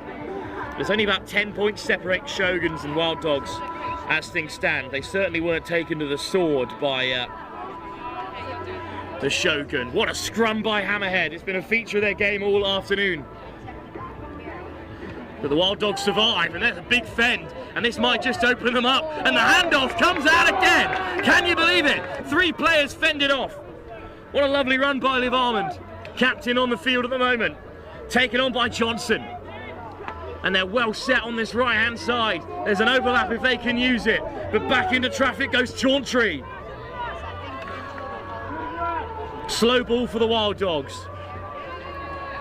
Good read in defence, but some lovely footwork and a little show and go's got Johnson back on the attack again. What a turnover that is.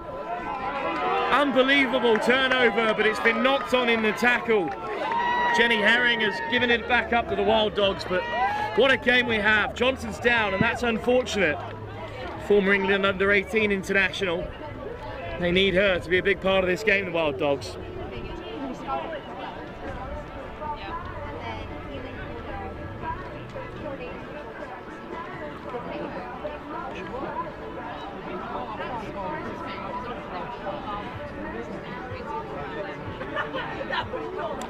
Well, there's a player down for Wild Dogs, so a break in play.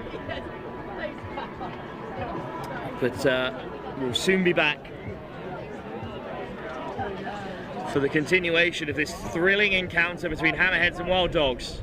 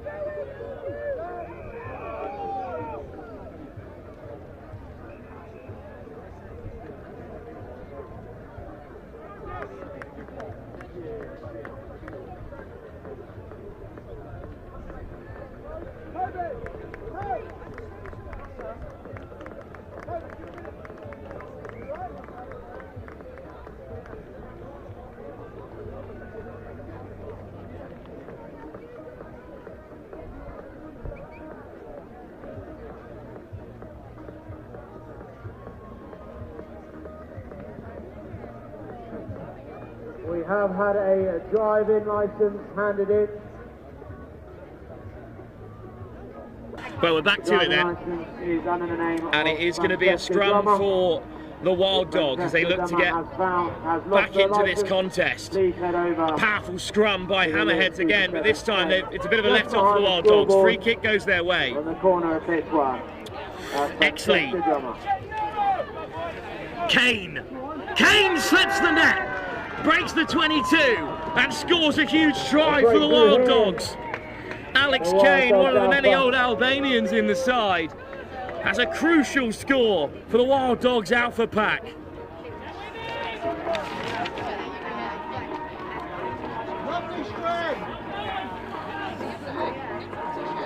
And with a successful conversion, what a carry by Kane, straight through the centre. 7 apiece.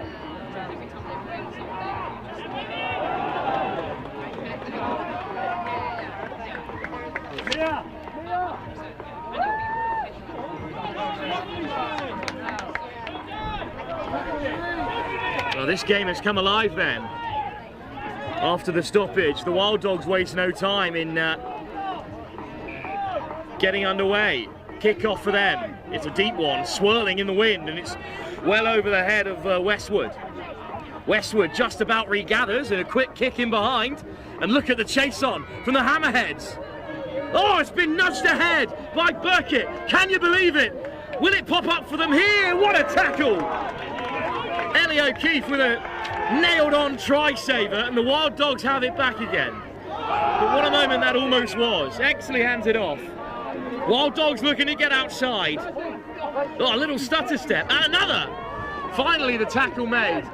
This game has absolutely come to life. But it's been stripped by Keller again on the deck. Rosie Brown, little show and go, shrugs off Exley. Brown away to score. Hammerheads do break through. You've got to be disappointed there if you're Ellie O'Keefe after making that unbelievable try saver. They gave it up too easily, and the Wild Dogs go behind again. The game is certainly not over as we approach half time, but the Hammerheads are so relentless. Drive the Hammerheads here on pitch 1. We will have time for the kick-off after the kick conversion.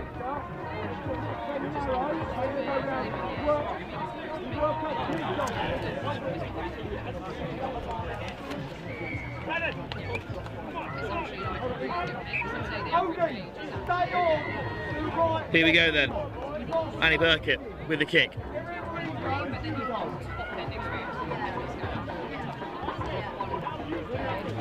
Oh, it's a good take from Plunkett under lots of pressure. Adina Hunter lifts it off the deck. Playing with fire a little bit here, but Adina Hunter on the wraparound. Hunter accelerates away, and now it's a foot race, and you'll back Hunter all the way. Burkett in pursuit, but Adina Hunter is going to score on the field for mere moments, but that's enough time to make an impact on the fixture.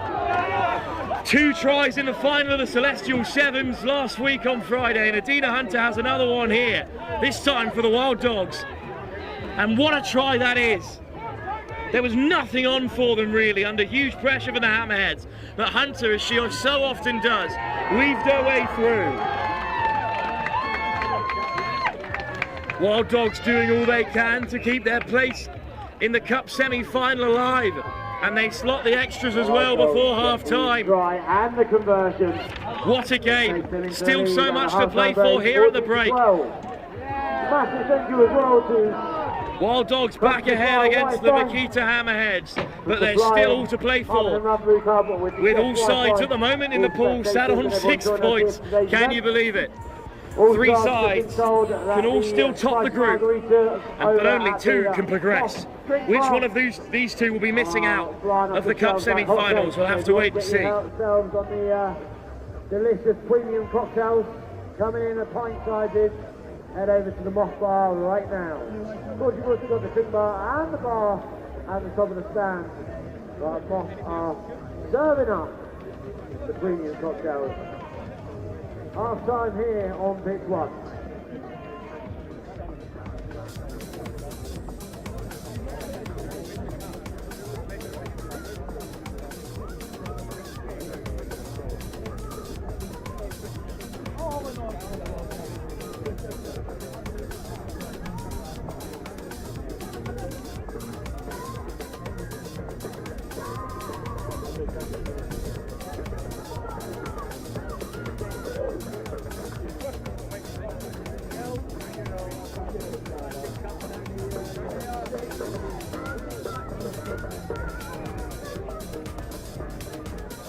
Here we go then, we're about to get underway for the second half here. With our fixture on pitch 1, Hammerheads taking on the Wild Dogs Alpha. Hammerheads already won 2 of their 3 games in the group stage. Wild Dogs, 1 win, 1 loss, so what to play for here in this big fixture. Second half to come here, the Hammerheads still hoping to top the pool. The Wild Dogs just fighting for a place in the Cup semi-finals with the Shoguns playing elsewhere. I'm delighted to be joined by the Red Roses attack coach, Lou Meadows. Lou, you've watched the first half down below us. What a game it's been. It's been unreal, really exciting, like playing both ends of the pitch. It could go either way, to be honest. I'm really excited to see what happens. Well, here's Hunter looking to get on the outside of Liv Lawn. And then finding an offload straight over the ball. Hammerheads, what a clear out from Adina Hunter. You got to do that, look after the balls, you've got to hit those breakdowns really hard. Oh, it's an interception, just shy of the 5 metre. And this might open the game up for Hammerheads here. It's a real battle at the scrum, but a penalty goes the way of the Hammerheads. And the defending champions are going to crash over from close range. God, great read in defence from the Hammerheads, but a risky one as well, even if you're defending so high in the opposition's 22. Yeah, great read and then great intuition to take a quick tap and just get over that 5 metre and score quickly. Now they can get straight back into it. I think they want to keep the pressure on, and I reckon that's the Hammerhead game here to really pressure this other team. Their work at the breakdown as well has been exemplary. It's an area of the game they've dominated, even against the likes of the Shoguns, who are far and away the leaders in the group.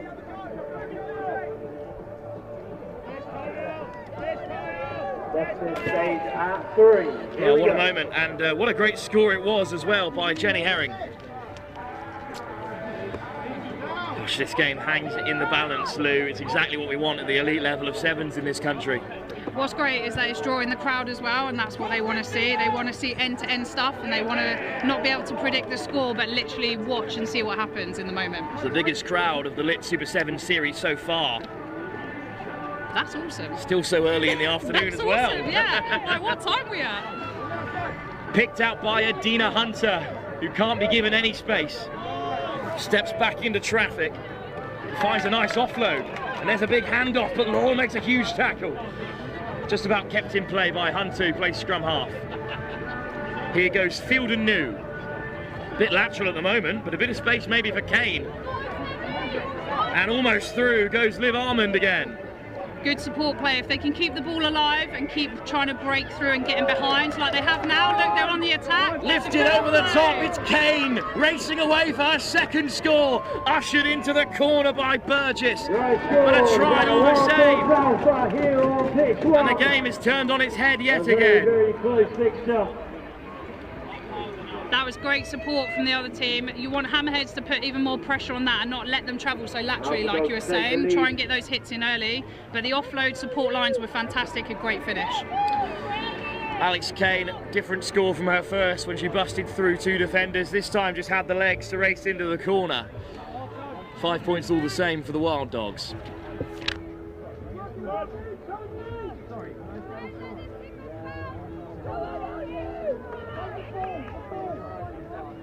2 points in it here on pitch 1.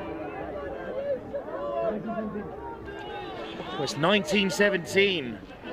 2 points in it. This restart's going to be massive. Get some height on it.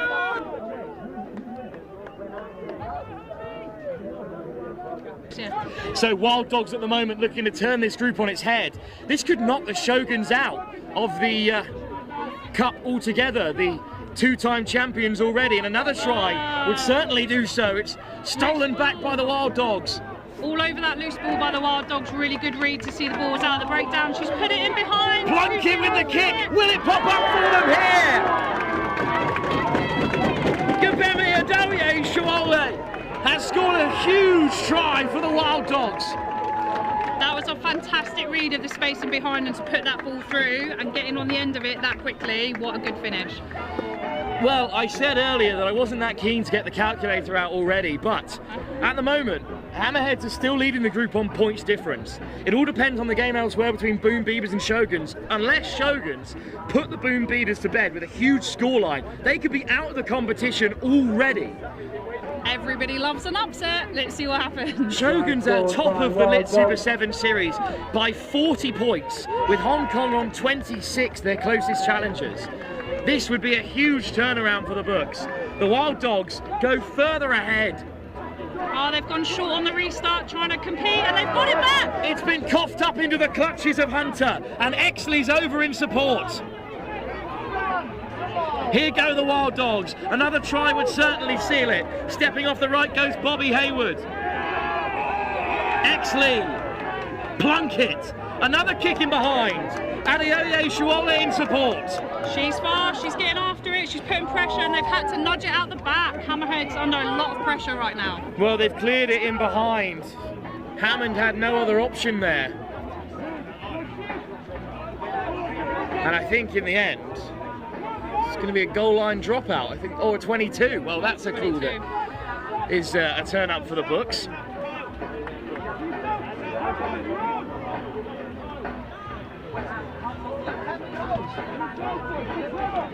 Well, no, of course, I hasten to criticise the referees, but of course it was nudged out by a Hammerhead player, which means it is a scrum on the 5 for the Wild Dogs, and a chance for them to seal the game and to strengthen their case, because this pool will go down to points difference if things stay the way they are.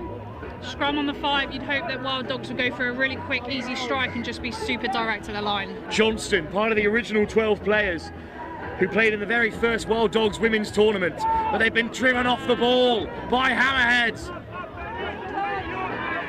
Is there time for them to turn this around? Not playing from inside their own 22, but great acceleration right at the line. And now it could be on wide. In goes the Fend. On the turn, still carrying Jenny Herring. What a take. And then Herring still going, finally brought down on the halfway. They've got space out wide here if Hammerheads can move this ball quickly. Good high press by the Wild Dogs to shut it down. But a missed tackle might open them up again here. And here's the race we want to see. It's Hunter on Lawn. But 2 big shots to bring down Liv Lawn. Oh, hint of an offside from the Wild Dogs in defence, but Hammond still going. Oh, Hammond out of the phone box and over the 22 to score for the Vaquita Hammerheads.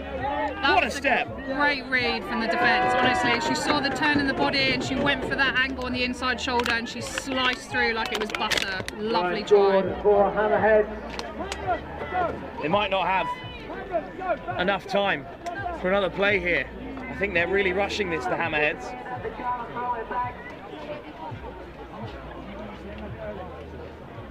All. And that's it. Full time, Wild Dogs Alpha take the win. Well, it's a huge win for the Wild Dogs. They celebrate like they're through to the semi-final, but they won't know yet until we hear the result elsewhere between Boom Beavers and Shoguns. If Boom Beavers have beaten Shoguns, then of course the Wild Dogs are through. But as things stand, and as is expected, all 3 sides at the top of this pool are on 6 points, Lou, and that is crazy. We'll have to wait for points difference to see how things go. Literally on the edge of my seat. Let's see what happens. Well, there's no time to take it all in because we're straight into another game. This time it's action for the men's competition, and it's the Stunts live on pitch 1 for the first time. We've got fixtures happening. Yeah, I need to grab some bin bags. Across all pitches, with a big fixture happening in the Harpenden 10s. Is the final over on pitch 2, if anyone wants to catch that, between Shelford Rugby and Harpenden. Good luck to both teams there in the final. On pitch 4, we've got the men's open group C, Onga 7 versus 7 Dwarves. And on pitch 3, we've got the Wild Dogs Impy Back versus Harrow. On pitch 5, we see HK China Dragon 7s versus Tsunami Assassins. And here on pitch 1, In the Group C men's elite, we've got Stunts versus Rakavi. Good luck to all teams across the 3 o'clock fixtures.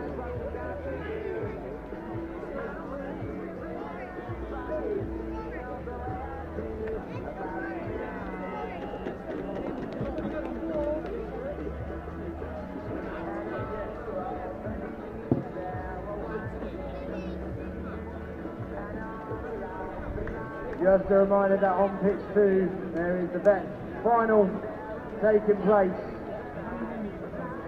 between Tring versus Harpenden. Good luck to both teams out there playing for the top spot. But we turn our attention here to pitch 1 in the men's elite, Stunts versus Rakavi.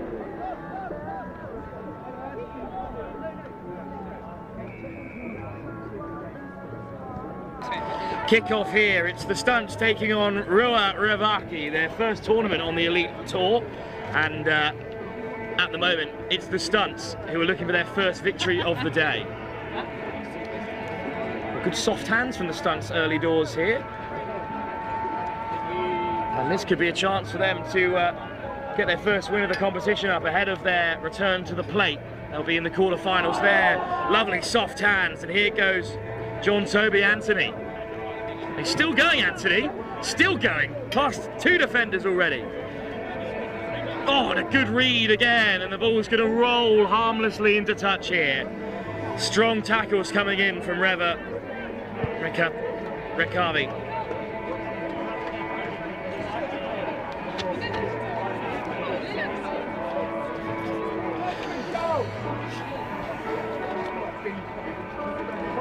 The Stunts were very close to knocking the Wild Dogs out of the plate in Shelford. That would have been a real turnaround for the books. Yet to show us what they've got to offer here, although a good start from them. And wrapping round the corner comes Numa Tawalu. Nice run through the centre by Navukula. It's that man again out wide. Wakanidrola still going and going the length. He's been bright today, has been Wakanidrola. And that's a fine finish from him. And the Stunts go behind here. And Rewa Rakavi are looking for their first win on the tour. This, their debut tournament.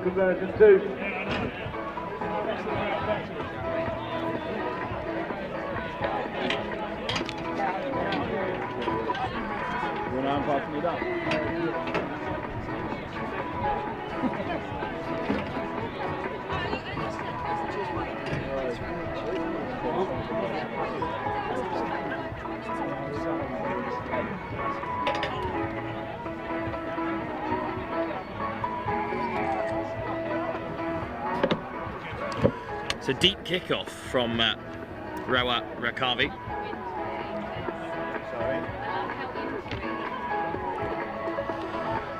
Stunts under pressure, playing from out of their 5. We've seen them make good yards from here already today. Oh, retreating all the way back behind the try line. They've got to get rid of this somehow.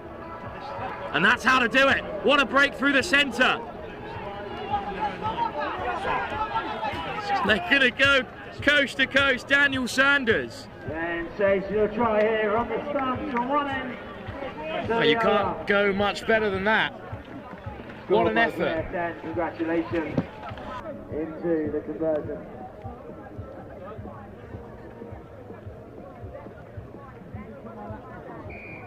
Brings the score to 7 apiece.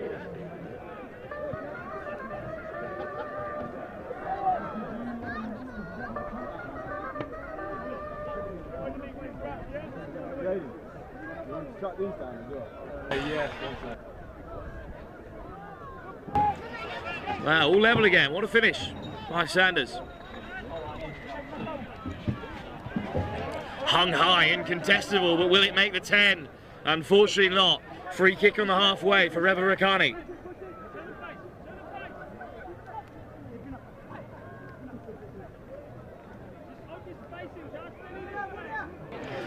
Oh, he's off again. That'll do.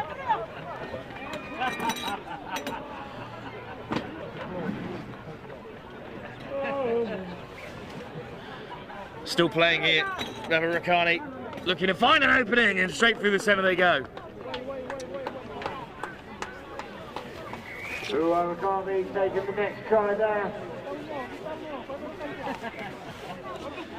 Just preparing ourselves for a spot of rain here at the Harpenden Sevens. Not what we were hoping for, but I think it will be a welcome bit of weather for the players here. And Rewa Rakavi in the meantime taking the lead again.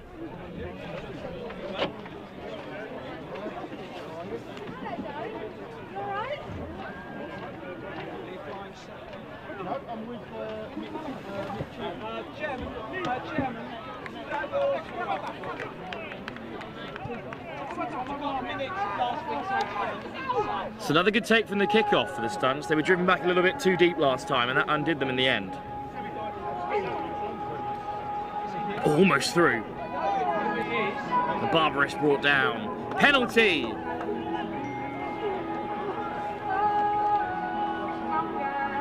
Oh, look at them go. Rewa Rakani wasting no time up to the 5, looking to free the hands again. Popped over the top. Oh, what a carry right through the centre by Levi Talbua. And that's a third try for them before the break. Third try. Rakavi here on pitch run. Stunts go further behind. With a reversing kick. 21. Stunts 7.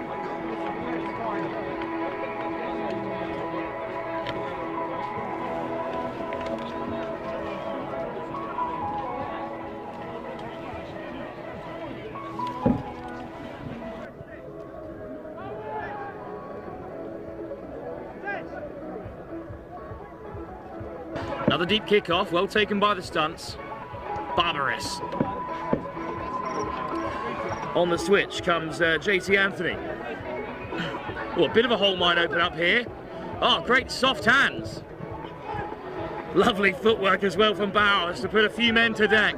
Bowers over the halfway.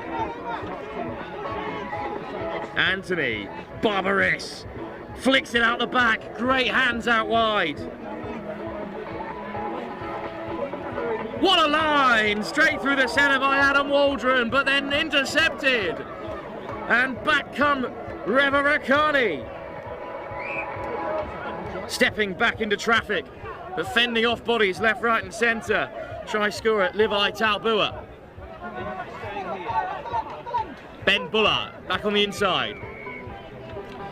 And here comes the acceleration. And there's great delay on the pass from Wise Kanoko. Switch back on the inside from Trinity, and they'll walk it in for their 4th try before the break. Next try secured by Rakavi.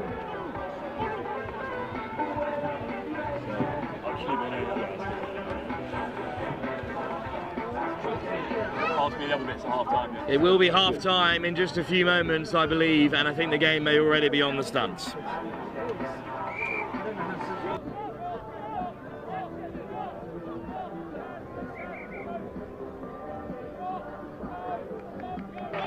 It took some finishing, and William Todua finished it indeed.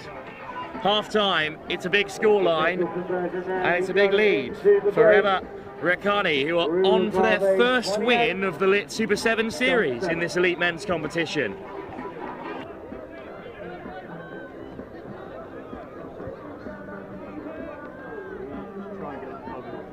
Of course, just a reminder that we do have the 3 bars available here today. The club bar above the stand, you've got the true bar, and then of course you've got the Moth bar serving premium cocktails in the pint sizes. Of course, over at the Food Village, we've got a huge range of options from spoon-tin pizza, loaded fries, Papa G's, legendary katsu chicken, pies, burgers, vegan options also available. We do have the RFU here today, filming several photographers. So if you are taking photos, videos yourself, snap it, film it, tag it, and use the hashtag NP7S.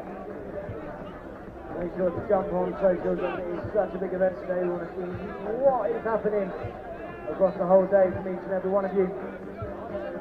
Of course, a huge thank you to all the sponsors at Harpenden Rugby Club. All you have to do is take a look around the AGP, see the awesome level of support this club receives. So a massive thank you to all of the sponsors. Just a reminder, if you are needing to get updates on the future fixtures, do make sure to download the Quarterfinals app for free.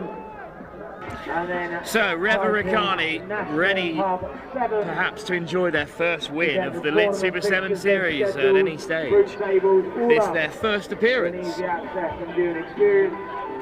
It's another side making their first appearance on the series. Up next, the Artisans, when they take on Wild Dogs. I'll tell you more about that game before it taps off, because it's going to be a thriller. For now, though, it's the Stunts. Active in Shelford last time out and in the Algarve. Looking to get back into the game. Waldron hangs it up at short. Free kick on halfway again.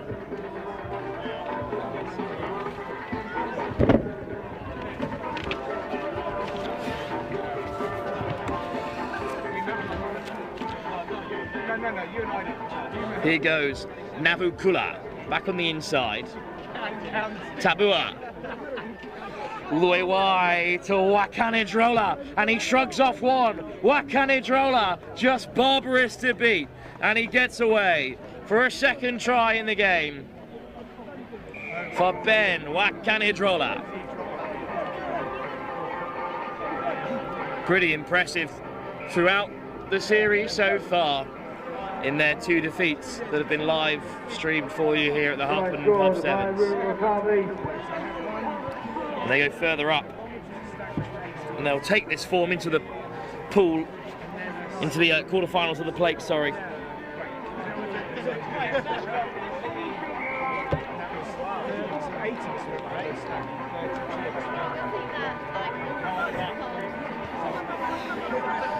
It's another kickoff, about up to the 22. JT Anthony, barbarous, Philippine international, up to the 10.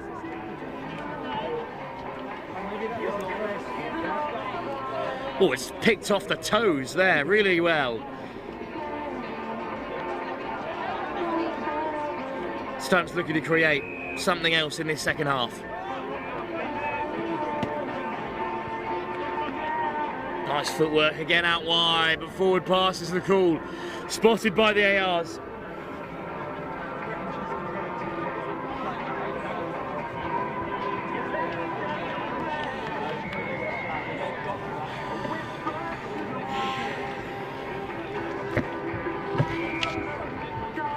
Couple of changes in the offing for both sides.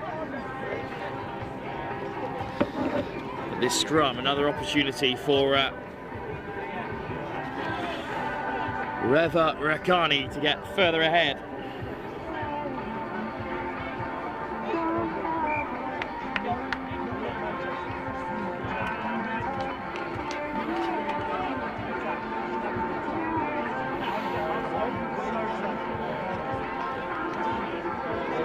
Oh, it's a mess at the scrum, but it's a penalty for the Fijian side.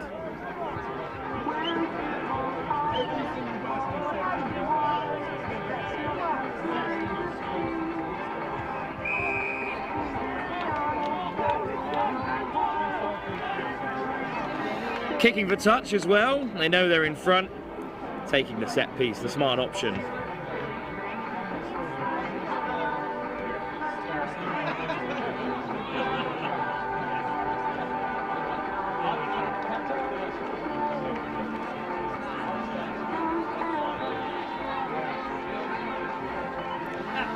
Switching inside and out, lovely little set piece, and then denied any further progression by John Toby Anthony. Oh, it's a penalty. Quick tap. Stepping off the left boot, beautiful. What a lovely finish from Anthony Todua. Try scored by Rakavi.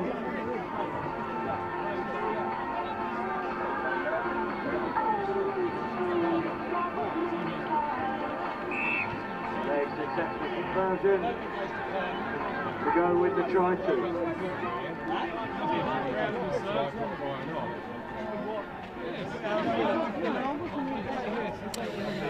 More scores on the board for Rewa Rakavi, who have always looked a pretty handy side throughout the competition so far.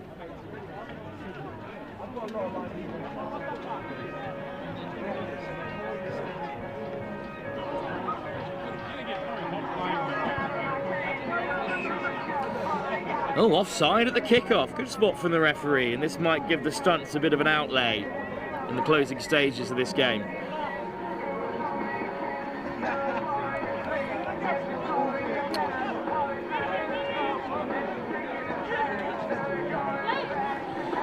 Oh, good break.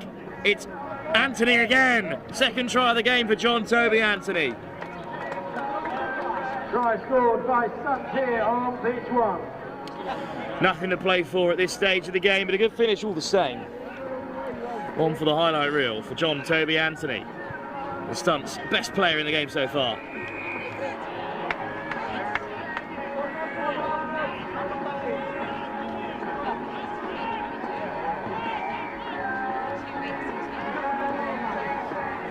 Waldron to kick us off again.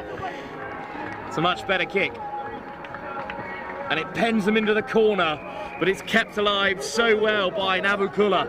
And now they might break through the middle. Just teasing with his opposite man, Ben Sarorio, puts it on the inside. Amini Navukula has to flick it off the deck, but Tadua has another.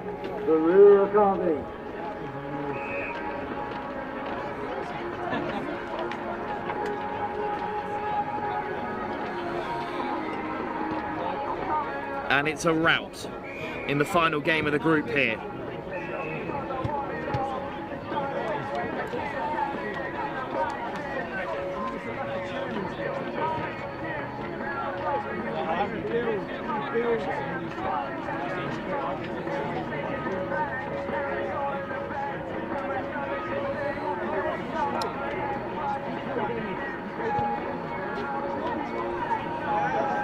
It's another deep kickoff, but it's a good take by Anthony, and he frees an offload as well to Vince Young, captain of the Philippines at Sevens. Waldron, Barbaris. Oh, lovely footwork. That's more like it from the Stunts. Great work from Matt Bowers.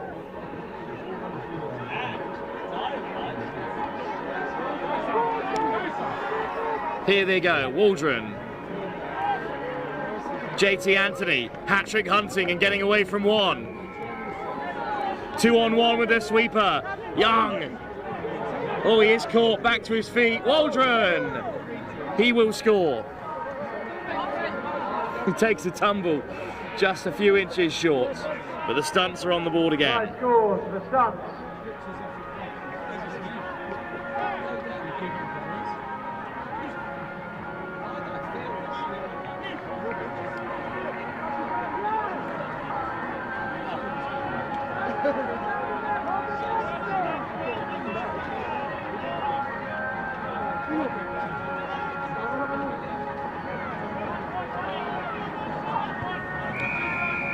Waldron's kick is off target, but it will matter for naught. It is a victory, and their very first victory for Rewa Rakavi. Both sides still through to the plate regardless. Up next though, it is a much bigger game. It is the Wild Dogs taking on the Vaquita Hammerheads in the men's elite competition. 320 fixtures.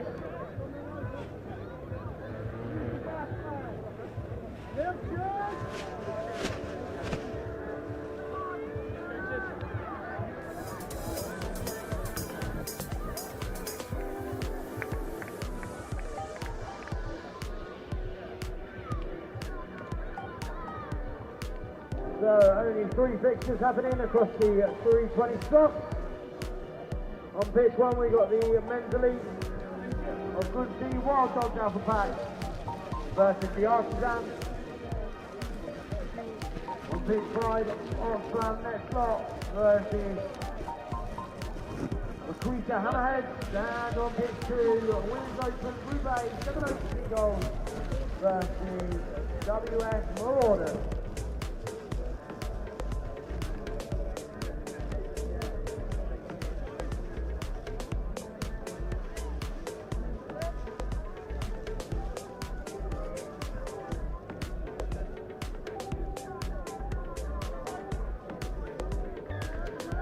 So my mistake, of course, it's the Hammerheads on the mind because they drew with these Wild Dogs earlier, which means that Wild Dogs currently sit on 4 points after victory in the early mornings. So Vaquita Hammerheads currently play elsewhere in an important game for them because they need a win against Oxfam, and if they beat Oxfam they'll be on 4 points, which is where the Wild Dogs sit now. The Artisans currently on 6 points, so already through to the quarter-final regardless, but a win here will see them top the group. A victory for the Wild Dogs will put them on 7 points, undefeated, group winners, and Artisans through second, knocking out Hammerheads regardless. And it's a good start for the Wild Dogs as well, with Luke Rakamoke, and then it's chipped through, and look at the pace from Robson, and Robson will win the race. Charles Robson is the opening scorer here, and the Artisans go behind, and it's difficult for them. They've got nothing to play for in this game, whereas the Wild Dogs are looking to secure their place in the Cup after a disappointing performance 2 weeks ago in Shelford. And they're going about it the right way. Early score from Robson.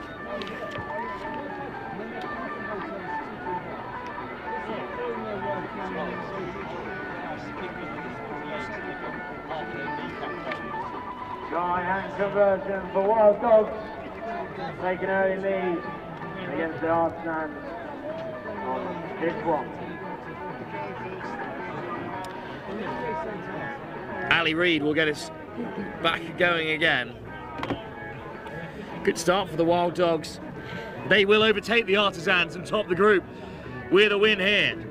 Tapped back though by the Artisans on their debut, but it's going to pop up so kindly for Luke Rakamoke, who will dot down to score. Back-to-back tries early doors. Well, what a surprise. The Artisans, who the unknown quantity, have come out and performed so well so far today. But in this game, it's the Wild Dogs who are stunning them here. Chance for them to go 14 points ahead. Ali Reid with the kick. They did have a good tournament out in Shelford, despite the Wild Dogs struggling, sneaking past the stunts in the plate quarter-final and then knocked out in the semis.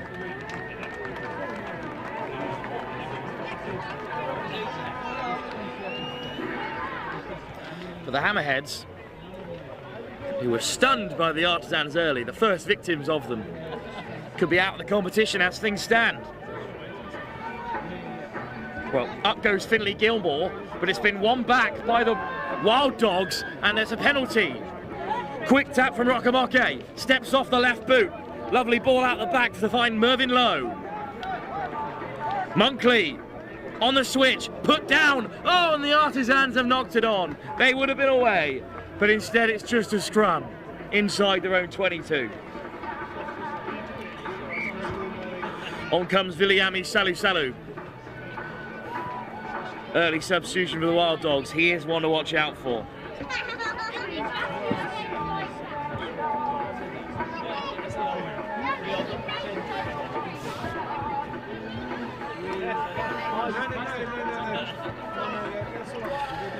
Artisans come away with it, still inside their own 22. Looking to get on the outside of Rakamoke and then darting inside, brought down by Salu. Good carry from Charlie Rawlins. Cook swings it on for Rhodes, almost away. Quick ball for Mike Cook. And there's the acceleration again. Salu makes the last-ditch tackle. Chipped ahead by Rawlins. And Rawlins is going to win this race. But will it pop up for him here? Oh, what a shot by Rakamoke. He rolls over the try line. It's given. Charlie Rawlins has snuck it down for the Artisans, who claw one back here. Well, couldn't see much to a crowd of white shirts on the touchline, but what a score that is.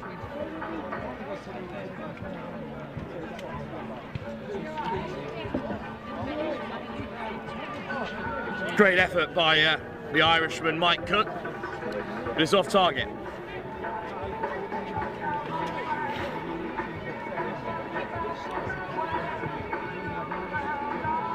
And it's going to be Cook to kick off.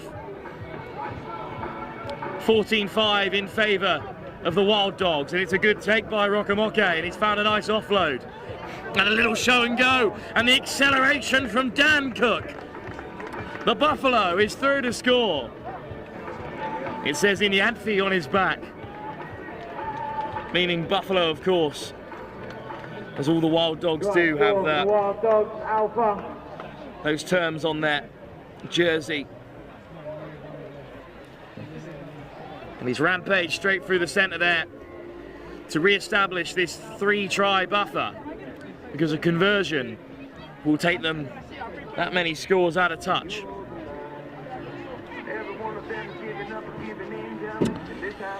Ali Reid.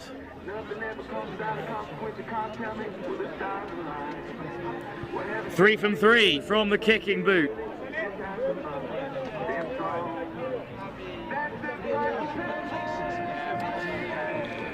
(21-5). Wild Dogs will secure their place in the quarter-final and knock the Artisans down to second place, eliminating Hammerheads altogether. What a turnaround. Reid, plenty on it. Taken well off the kickoff, but then flung into no man's land. Good high press from the Wild Dogs.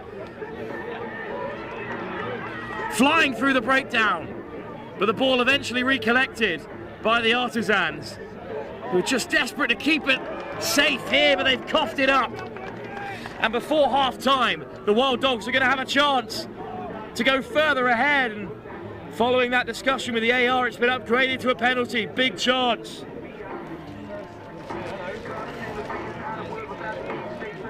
Here's Reid. He'll take the tap. Low. Marvin Lowe goes to the short side, switches with Reid. Billy Ame, Salu. Flicks it out the back for Munro, who's got a man over. Chandler Sullivan through for the Wild Dogs. 4 on the board inside the first half. The Artisans staring down the barrel of their first defeat of the series, having entered this, their first elite leg. Salu with a beautiful little ball to find Dylan Munro, and then it was a simple 2-on-1 that a player of the quality of Oliver Chandler Sullivan won't miss.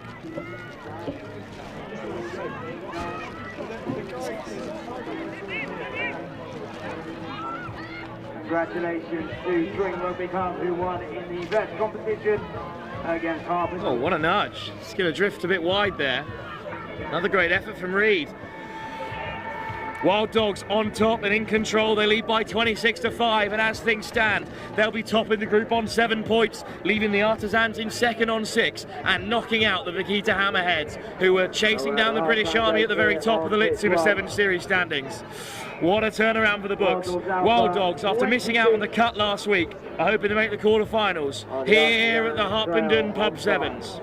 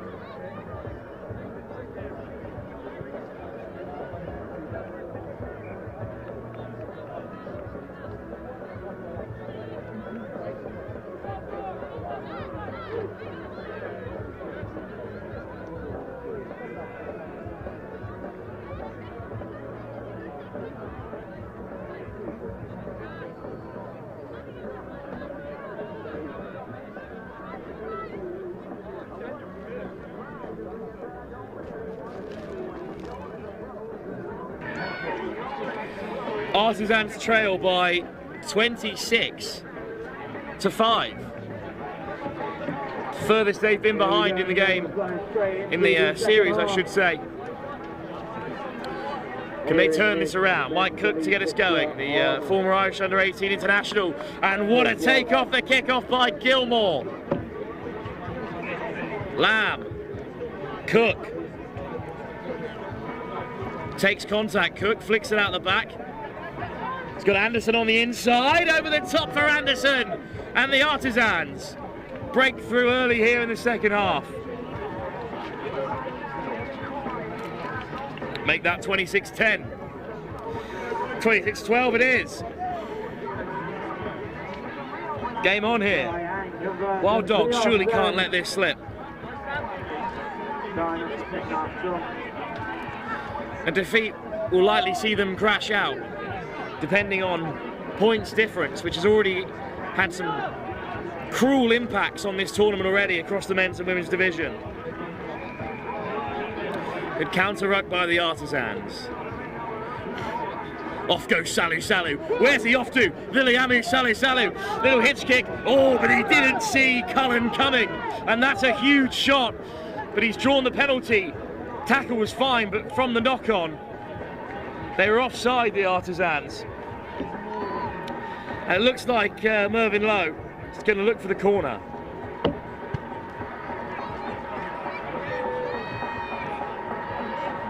Not a bad option for the Wild Dogs.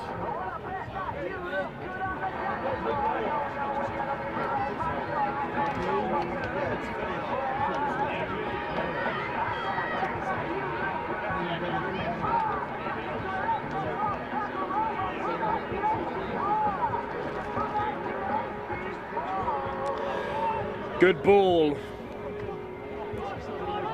Chandler Sullivan takes the quick penalty, given for offside. Low. Big miss pass, well read by the Artisans. Another huge shot comes in from Cullen. It's a second penalty in quick succession. And it's a yellow card for Mason Cullen. Another offside, that's 3 on the bounce. And surely the Wild Dogs are going to score another. To the short side goes Luke Rockamoke for his second try. And Wild Dogs break the 30-point barrier.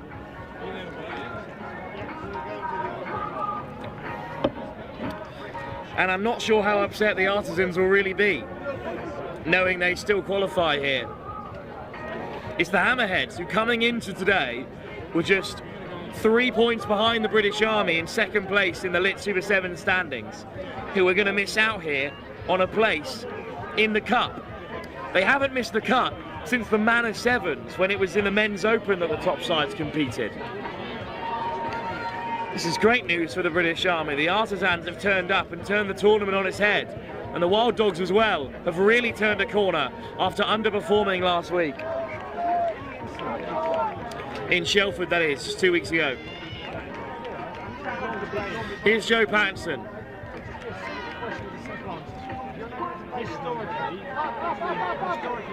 Lamb, Pattinson again. Lovely step, beats the first man and bumps off Charlie Owens. Pattinson up to the 10-metre. Oh, it's a penalty. Big turnover for the Wild Dogs.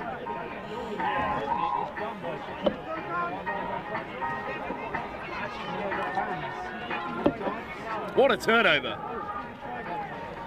Brody Allen, or indeed Aidan Barry, can have the plaudits. Reed accelerates straight through. Reed, just the sweep and a beat, steps inside now. Oh, and he turns Cullen. And Ali Reed goes the length to seal victory for the Wild Dogs and secure their place at the top of the pool. Little cartwheel and a boost from Ali Reed. Who would have predicted this coming today? I certainly didn't in the preview to this competition.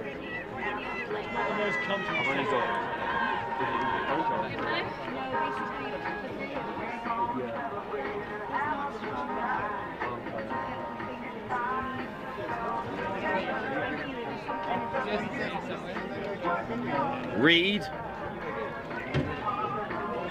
slots it, and that's game. Set match here. Both these sides now through to the quarterfinals. Hammerheads out. That's the big story out of this pool. Yeah, I can have a look in my bag. I'm not sure. Reed again. High into the overcast skies here at Harpenden. It's come loose, and it's come the way of the Wild Dogs. Good turn from Barry. Reed to the short side. Just not quick enough to reset there, and it's a knock on.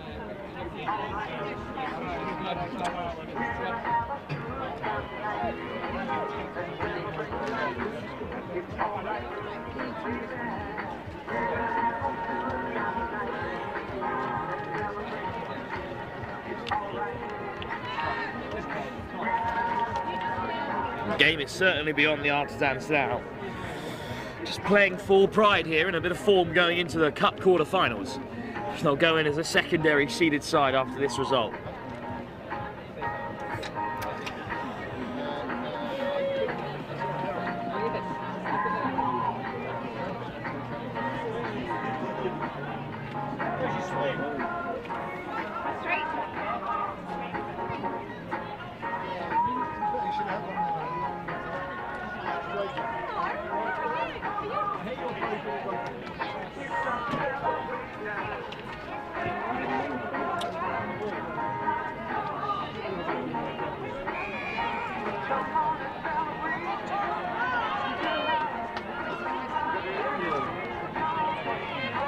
It's a real mess there. Penalty Artisans. Off goes Pattinson. Good delay on the pass. And there's a man rushing into the line. It's Rawlins. Rawlins getting on the outside, but a great tackle comes in from Rokamoko. Soft hands. Drury at the line. Picks out Lamb. Oh, on the wraparound. This would be a wonderful score. Aaron Purwal finishes off a fine effort for the Artisans. Purwal, formerly Scotland and Great British Sevens, scores another for the Artisans today.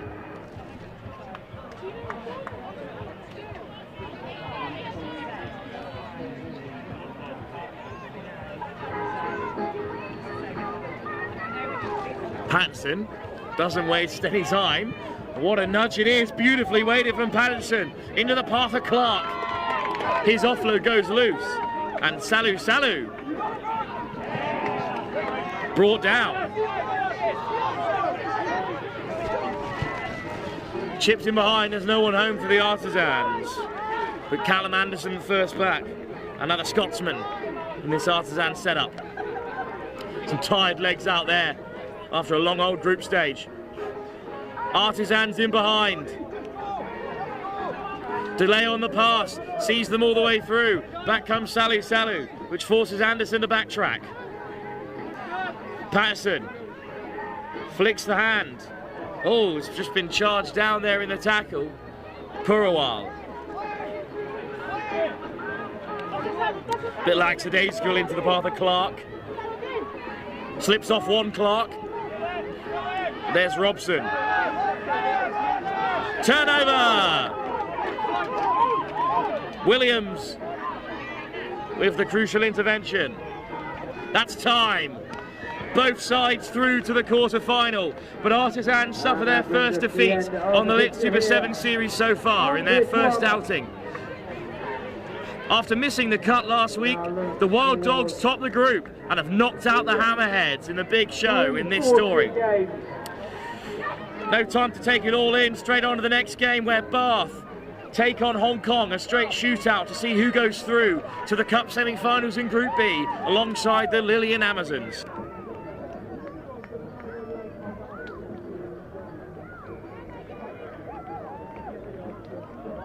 Okay, so we have fixtures on all 5 matches across the 340 section.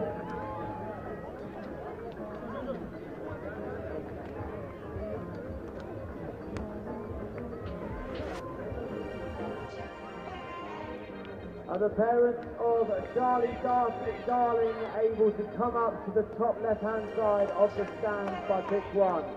That's the parents of Charlie Darling. Thank you.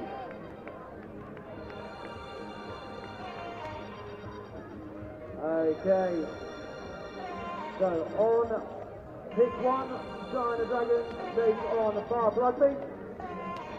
On pitch 5, Akuma Sally Panthers take on Lillian Amazon. Pitch 3, Harpenden Hurricanes take on Find Rugby now.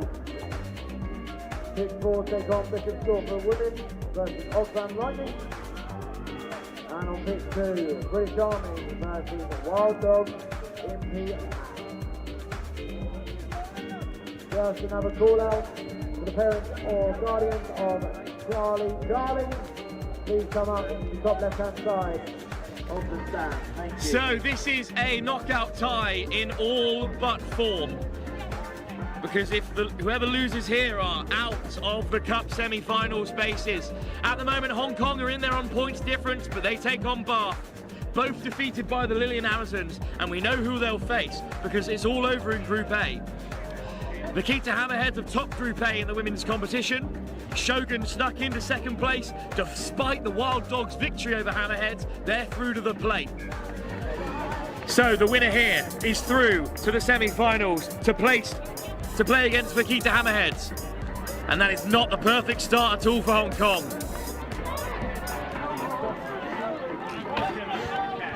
So a chance for Bath, who will tap from halfway. Well, they were here at Oxford in the first leg of the Elite Super 7 series, but they didn't have the day they'd have wanted.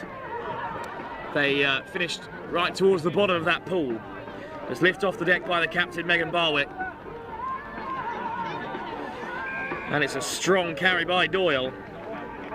It's a really strong Bath side. They've got a lot of international representation and women's premiership experience in here. But Hong Kong are straight over the ball. And it's turned over by Langford. And it's a quick tap. And they might be racing away here for the opening try. Nam Kam Man is going to go the length. So clinical, Hong Kong. Gifted possession.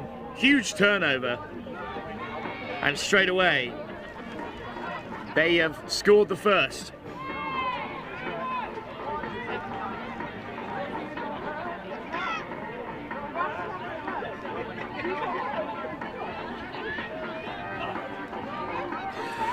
Not the perfect start for Bath. They trail by 5.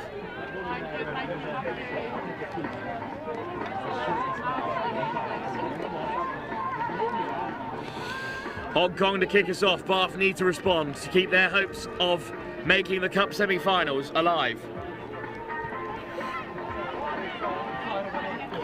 Just juggled in possession, but then taken. Direct carry by Megan Barwick again. And then whipped wide by Nazone. Thank you. Taken in by Anya Small. Another Bristol Bear in this Bath side. There's certainly space over on the short side if Bath can find it. Put down. Pressure from the high press from Hong Kong, but that is an error that I fear is going to come back to bite Bath.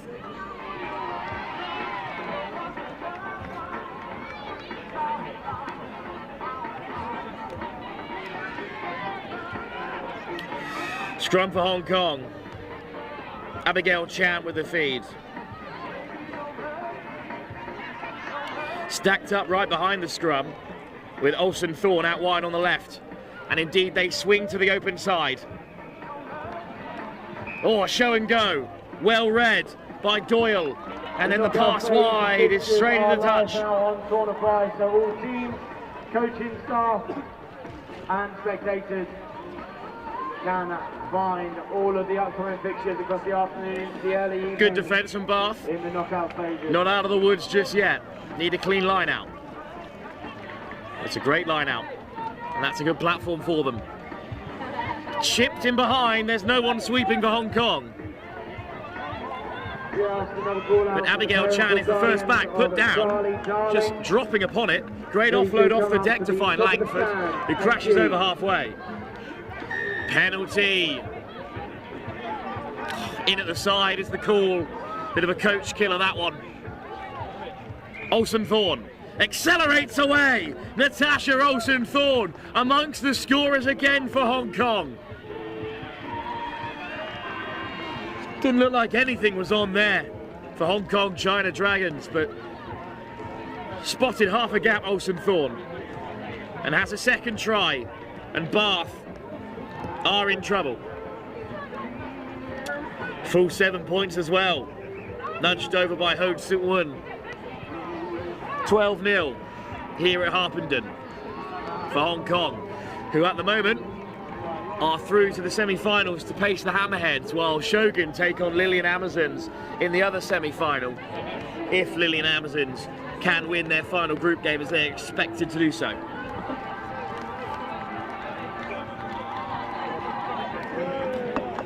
Oh, it was a good chase off the kickoff, but it's just rolled into touch. Bork couldn't get a hold of it.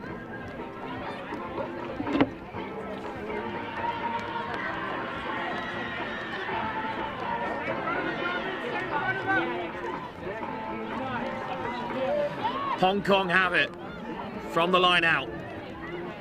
Olsen Thorn all the way wide. Ho on the outside. Ho Tsub Won dots down to score. Another try for Hong Kong. Ruthless as they were in their opening game. Looking for the victory that will see them through. Well, they're hoping that Lillian Amazons win elsewhere, because I'm not sure they fancy playing Shogun in that semi-final, who have finished second in Pool A. I said in the preview to this tournament on Next Gen 15's website that I thought this could be the tournament that Shogun struggle in, with that tough group that included Boom Beavers and Vaquita Hammerheads, and it was the Hammerheads in the end who beat them. And they topped the group, but they'll only be rewarded with, at the moment, Hong Kong in that semi-final. Called Charlie, and they're not with you, please do come up to the top of the stand by pitch 1. In Bath's possession from the kickoff. Or if you're looking after a child by the name of Charlie, show and go. come to the top of And the an stand. outstretched Thank arm you. from that Chloe Williams. Lovely weighted pass out wide. Now Bath might have a chance to strike for the first time. Oh, what a tackle by Jess Ho. But it's a penalty for Bath. Abby Knight just couldn't get away. Maddie Gissing with the tap. Another player who was in action at the Celestial Sevens last week, as a fair few of these were. A little no-look ball on the corner for Ellie Lewis. Nice pass out wide. Oh, wanted to switch. That was the communication, but the tackle came in and Bork came away with it. And Bork, it's straight through for Hong Kong. Any mistake will be punished by Hong Kong China Dragons. The closest challengers to Shoguns in the league table coming into this game. They will be desperate to make it through to the final. Just a reminder that all knockout fixtures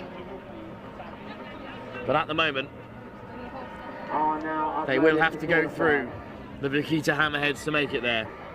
Half-time, one-way traffic in this group decider.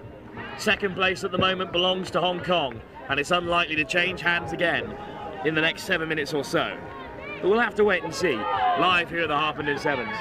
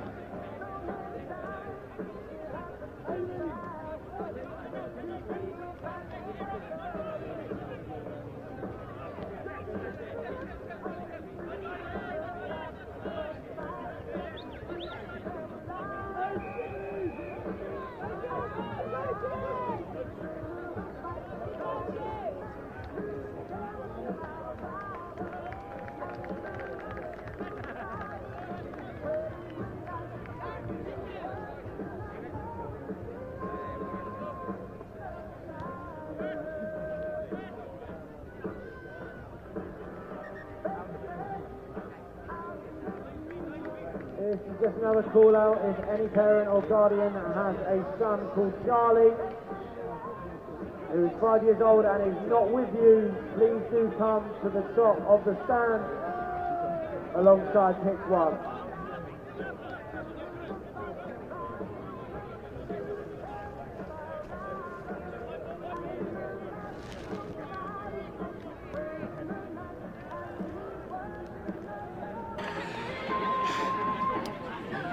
Bath have a lot of work to do if they want to get into the Cup semi-finals. They've got to overturn a huge deficit against Hong Kong. To the short side they go, and look how easy Nam Kam Man makes it look.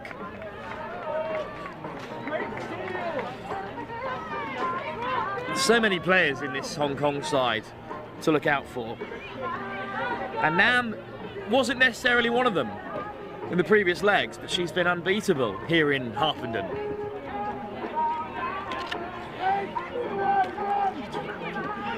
And Hong Kong go further in front. Well, we look ahead to our next game. It's the Men's Cup quarterfinals. There's some absolute doozies in there. We've got Hong Kong against Godfathers here on pitch 1.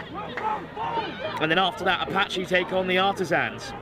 Elsewhere, the Wild Dogs play the British Army, and the Preseli Barbars take on the Tsunami Assassins. That side of the draw, with Apache, Artisans, Preseli and Tsunami, much kinder than Hong Kong, Wild Dogs, British Army and Godfathers, in my humble opinion, but I'll have to wait and see. But the next 2 games are going to be classics. This one is all Hong Kong's.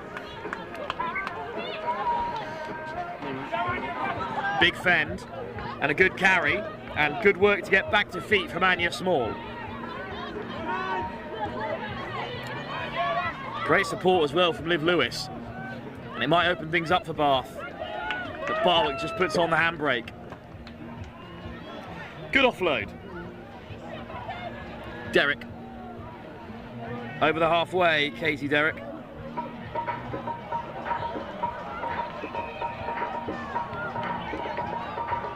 Hong Kong drift across.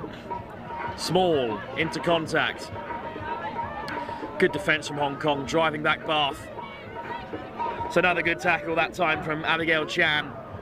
And they've come away with it. Stolen by Hood. Here's Bork. Joyce C on the outside. Away goes C. Brought down by Derek. What a line by Abigail Chan, but stripped in contact by Bath.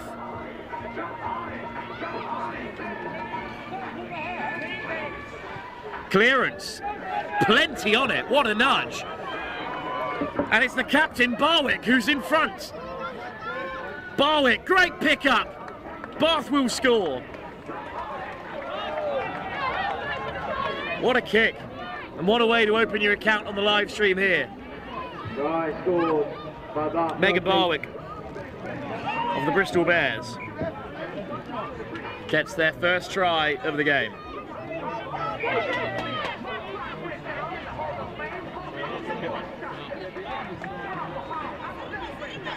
Seven points as well.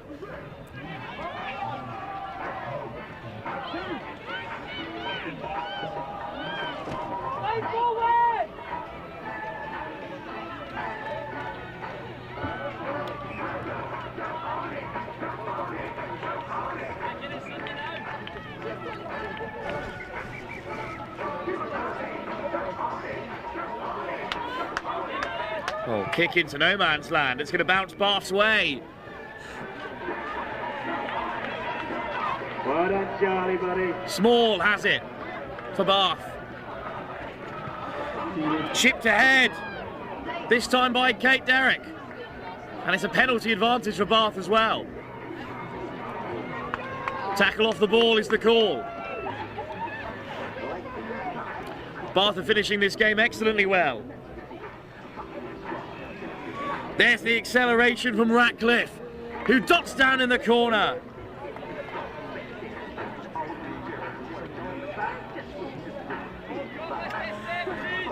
Well, Maria Crowfoot and Harry Jones can be pleased with how Bath have finished this game, even if these late efforts may not be enough to turn it around. Try scored by Bath Rugby.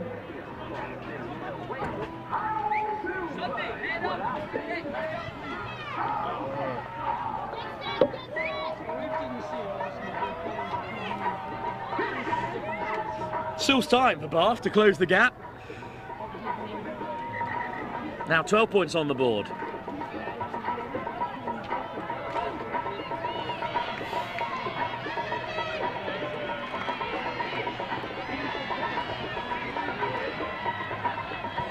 Richardson hits it downtown. It's a good take from Chan. Straight over the ball go Bath. Oh, what a take that is at first receiver. And on the turn, Haruka Umatsu. Lovely little spin from T. T almost up to halfway. Nice offload for Umatsu.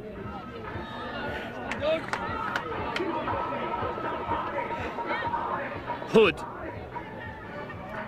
Ow. Great pace. Gives the pass just a second too late. And Sunday Ho is going to be forced to chip it in behind. In fact, it's advantage Bath. Still moving out wide. Excellent work by Gissing.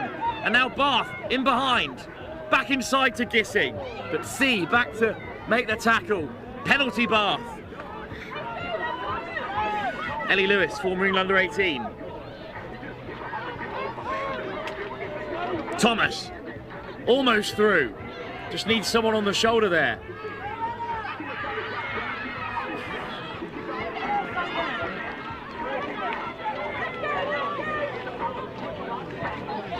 Well, it bounces up pretty difficultly there for Abby Knight. But Knight, what a recovery. Oh, Knight slips through. Knight over the 22, just out in pursuit. But Abby Knight is going to score another for Bath. What a second half it's been for Bath. In the end, they won't have done enough to turn this game around, but going into the plate, promising signs for them. They can perform like they have in the last 5 minutes or so.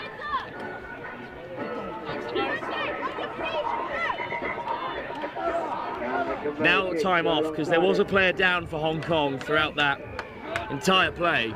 So with that in mind, they defended very well. Changes have been made, but we'll be back underway once the player has received the attention she needed. And in fact, good to see that she's straight back to her feet and able to jog off the field.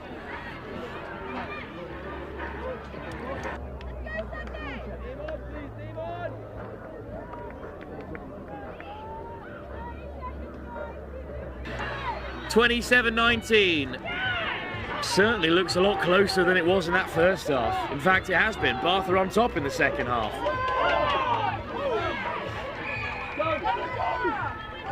Richardson chips it in behind again.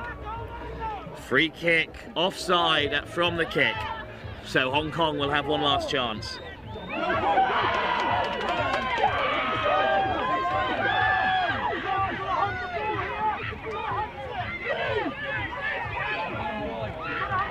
Ow.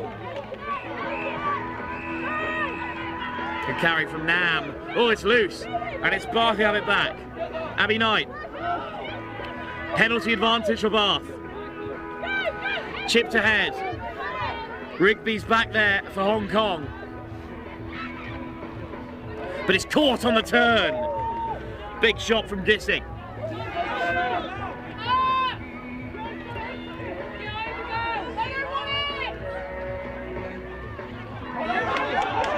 Good drift defence from Bath. Penalty. Big turnover. And it's going to get really tight here if Abby Knight can score. Knight. Over she goes. Well, now something is on. Is there time?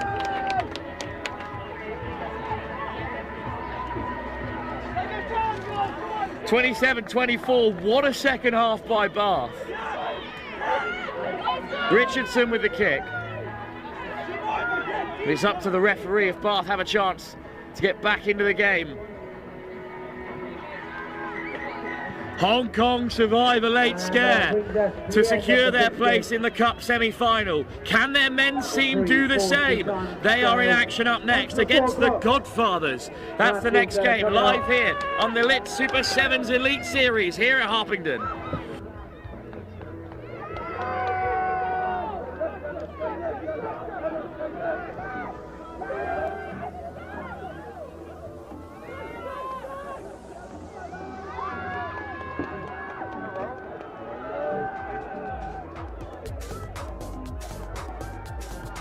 mentioned the Asian team. I was like, hello.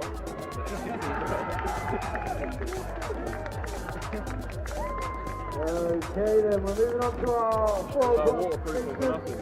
Yeah, actually, let's go into the quarterfinals and knockout stages. So on pitch 1, in the men's league, we've got the Godfathers versus HK China Dragon 7s. On pitch 5, Preseli Mammers versus Tsunami Assassins.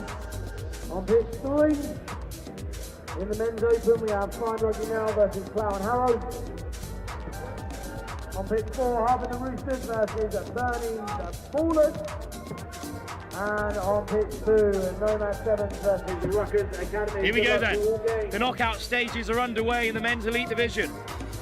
It's the Godfathers taking on Hong Kong. Some absolute crackers in the quarterfinals. Wild Dogs play the Army elsewhere, as do Preseli Barbars against the Tsunami Assassins. Apache Artisans will be live for you after this one. But first, Godfathers will kick off to Hong Kong. Hong Kong top the group, including Tsunami, Sevens, Rewa, Rakavi and the Stunts. Godfathers settled for second place after defeats to Preseli Barbars, but they were also held to a draw against the Vaquita Fiji Warriors for their first point of the day. So Hong Kong the favourites, and indeed they're going to start the brightest. It's Shivan Dukande.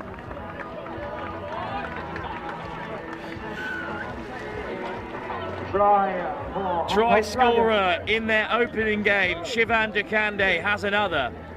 And he recently entered the setup for Hong Kong and is already impressed. And that's the quickest start that any side in the men's division has enjoyed so far.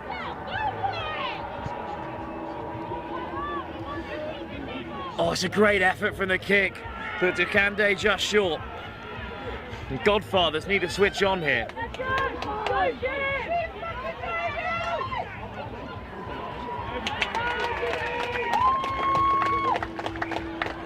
Hung up by Rickard. Bonnick underneath it and eventually taps it back for the Godfathers, but knock on is the call. And it's all going Hong Kong's way in the opening moments of this quarter-final. Well, I hasten to say they're on the harsher side of the draw because Wild Dogs look a completely different side that they were to last week. And the British Army, of course, lost to Apache, which has seen them drop into second place and into this side of the draw. So it's populated with 3 really impressive sides, and then this Godfathers team. Fung Kit Fung, lovely hands, Rickard, what a line that is by Nell. Brendan Nell brought down just shy of the 5 metre. Juan Asono. More acceleration from Herbert. Herbert skips through. It's another score. Second try here. What a start for Hong Kong. Godfathers don't know what to do with themselves at the moment. Very impressive overall on the series. Outside shots of topping the group still on 19 points at the moment. They were level with the Preseli Barbars coming into this week. But missing out here won't do them any good. Lovely kick as well. It's 12-0. Lead 10-0. Good nudge from Matt Rickard. Former captain of Millfield School, of course.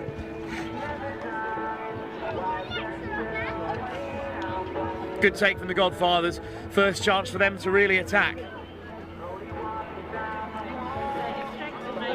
Surrey finds a lovely offload and some good footwork, has them in behind.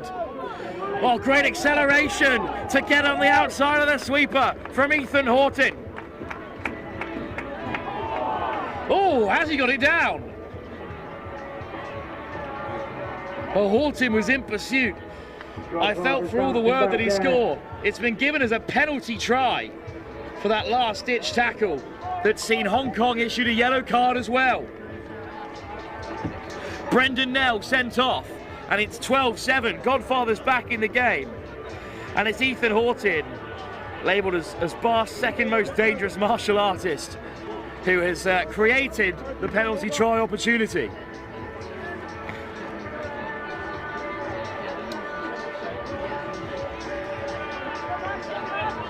It's another good kick, and Surrey makes a big shot.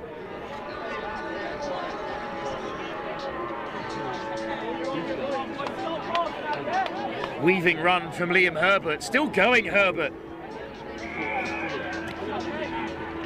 Wins a penalty as well. He's down on the list as the oldest member of the team, which is a harsh way to describe him. But his old head there has drawn a penalty for Hong Kong. Rickard shapes the tap.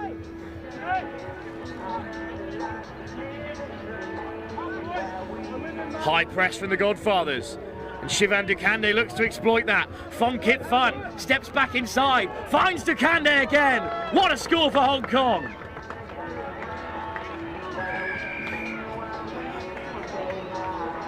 Shivan Dukande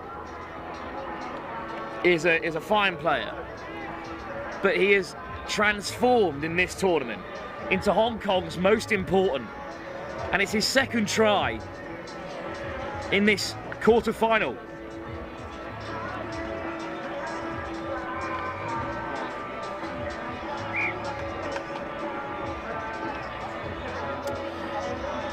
Godfathers further behind. Shivan Dukande again is short from the kick attempt. On target, just didn't have the legs. 17-7, Hong Kong in front. Rickard to kick off. Knight and Herbert in pursuit of this one. Up goes Herbert. It's loose. And it's Knight who taps it back. The captain into the path of Herbert. Dukande. Isono. Good take by Rickard. Wins a penalty, taps it quickly, and there's no one on side for the Godfathers. Rickard is going to go all the way. Reaching out, just short. Isono picks and goes and scores himself. 22-7, Hong Kong stretch further out in front.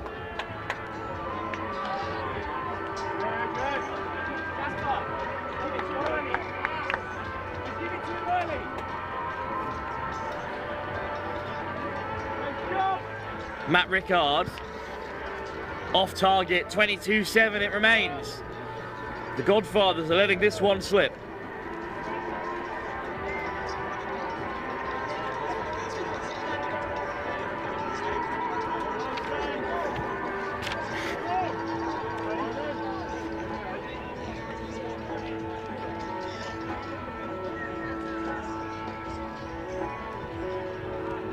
Hung up, undercooked.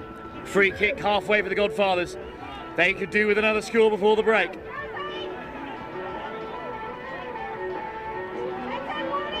Here goes Harry Rumans. Hands it off to Harry Morgan Grant.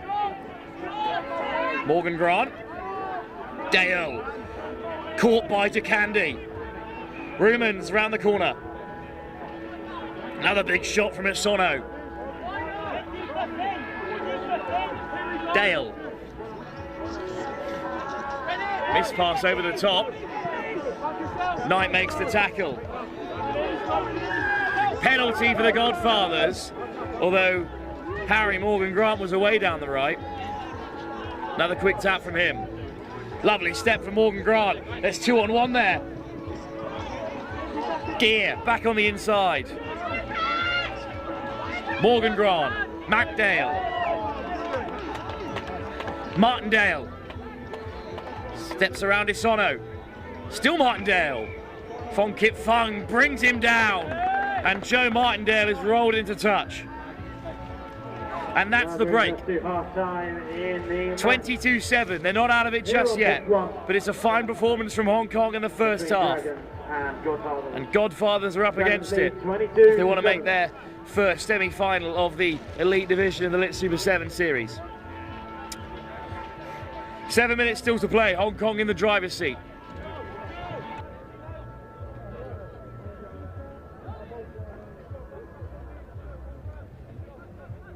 Say some for me, Will.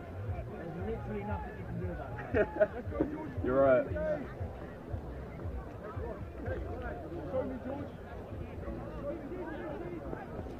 4 hours left.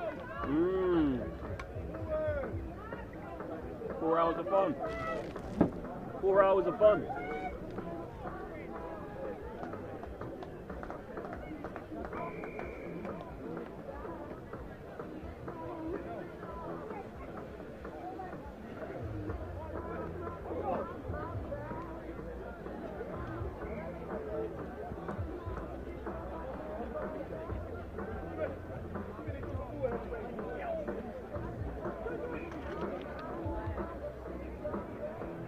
Here we go, then we'll be going into the second half here on pitch 1 between Dragons and Godfathers.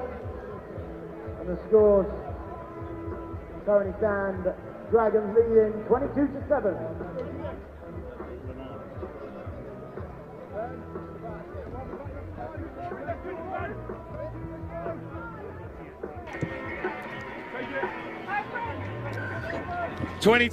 Hong Kong lead at half time.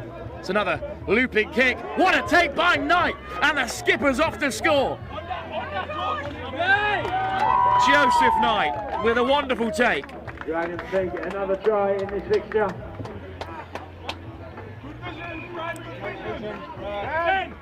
(27-7) now. On comes Julien Baron.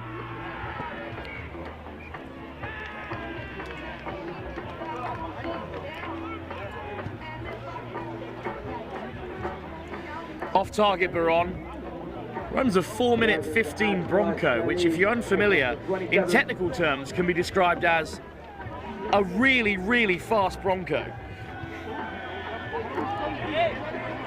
Isono on the chase, and he makes the first shot on Stewart.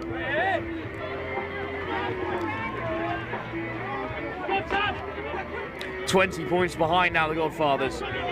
3 converted tries, more than doable in 6 minutes or so. Penalty, that'll help them out. McDale.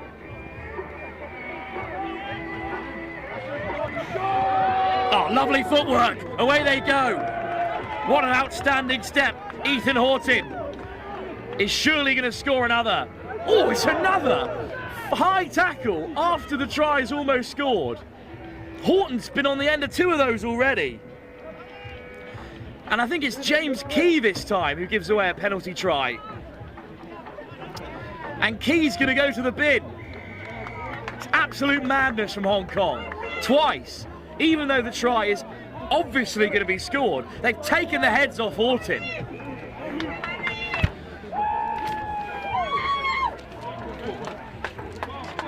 Ethan Horton, clearly the most unpopular bloke to ever go anywhere near Hong Kong. I'm not sure what he's done over there, but twice they've tried to kill him. And he's drawn 2 yellow cards and 14 points. 27-14, and now down to 6. They're back up against it. The Godfathers give away a penalty after a good chase from the kickoff.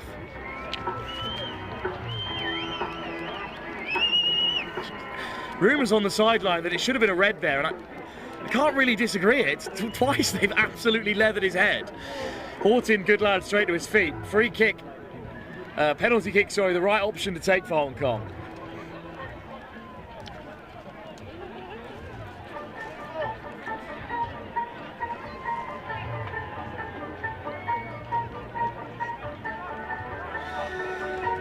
So if Godfathers can turn this over, they'll be back in the ascendancy.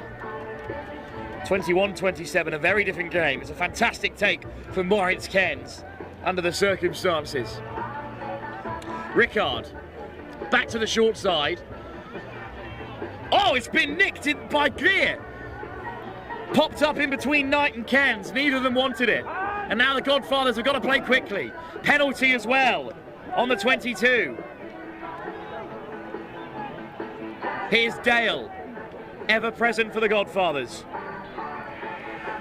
Horton, inside to Dale. Just trying a little bit too hard, maybe, the Godfathers. They know they've got a lot of work to do.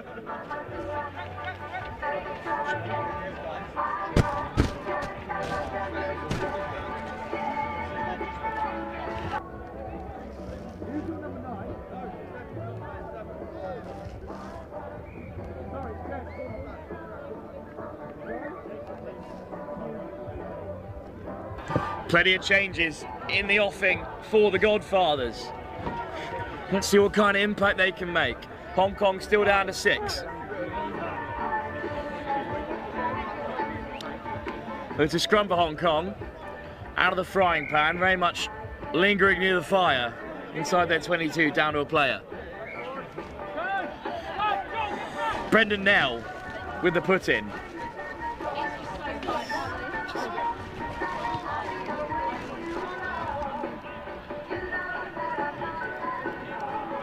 Rickard, lovely offload, and Hong Kong are in behind. Godfathers with a great chase. Oh, penalty goes Hong Kong's way. And they take it quickly, despite the calls from the sideline to slow it down. Pyle, Rickard. Baron just slips off the first tackle. Ollie Pyle. Knight. Puts in the fend, but just about scrag tackle. Pyle, 2-on-1. Moritz Kens, head down, and will race away to score. And that will surely quell any more conversation of a Godfathers fight back in this quarter-final.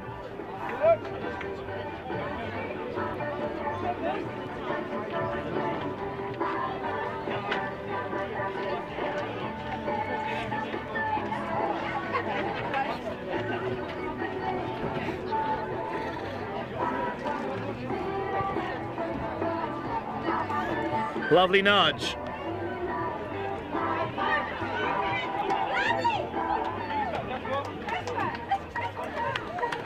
Ollie Pyle adds the extras. Julian Baron with the kickoff. It's an excellent kick as well. Oh, it's been spilt by the Godfathers. Here's a Sono. Pyle. Baron. 2-on-1 on the edge. They might not need it. Skipping back inside. Oh, and straight back to his feet again was Liam Herbert. But it's a penalty. Godfathers do have it back. Good take in the midfield under a lot of pressure. Oh, what a carry. Out wide. And he slips off his Sono as well. And gets it offload in, but it's been knocked on.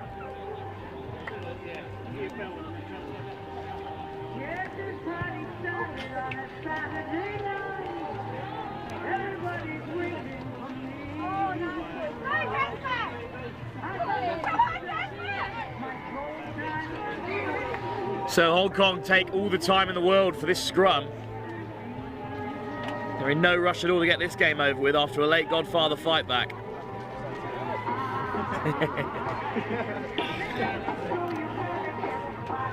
Here goes Herbert again. Herbert brought down at the very last, lifts it up for Key, back onto the field after the yellow card and amongst the scorers. And that will surely be the final say. Hong Kong Dragons here on pitch 1.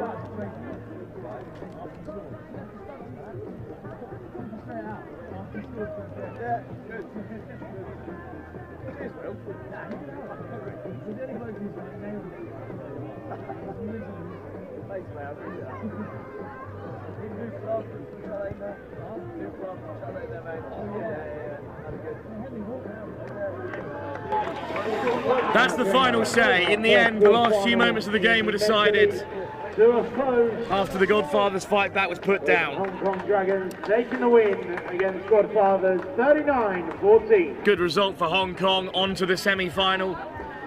But who will they face out of Wild Dogs or the British Army? Preseli Barbars have beaten the Tsunami Assassins and are through to the semi-final. Who will they face? We'll find out here on pitch 1. And in our next game, it's new boys on the block, the Artisans, who take on Apache. Are the 4 fixtures. We've got another quarter-final on pitch 1 in the men's elite between Apache and the Artisans. On pitch 5 we have the 4th quarter-final in the men's elite between the British Army and Wild Dogs Alpha Pack. Pitch 3 we see the Men's Open Group B game between OA Academy and Concord 7. Pitch 4, Pinchcott versus the Silver Cup. And on pitch 2, Random Ruckers versus Sons of Basket. Good luck to all teams out on the pitches for the 420 game.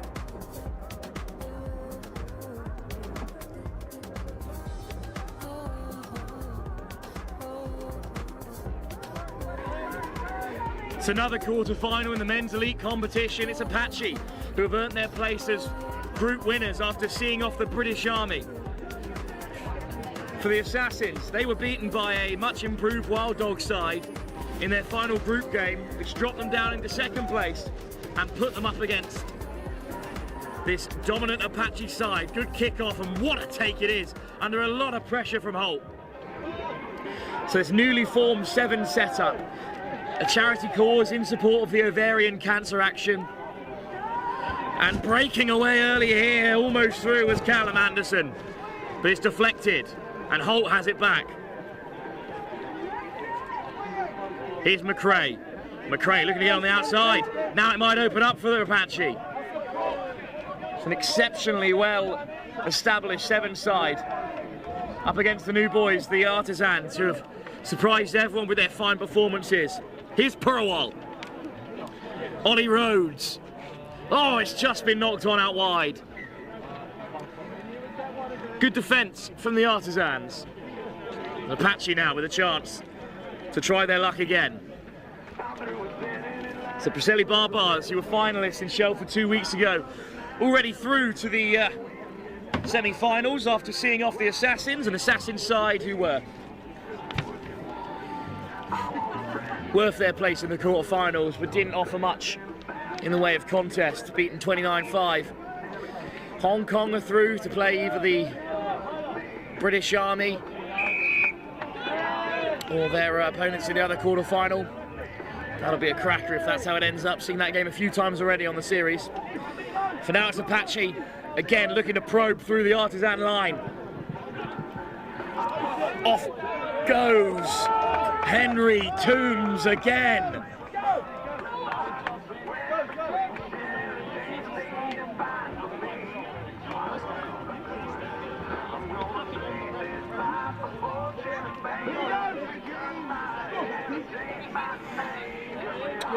Ollie Monya will take the kick.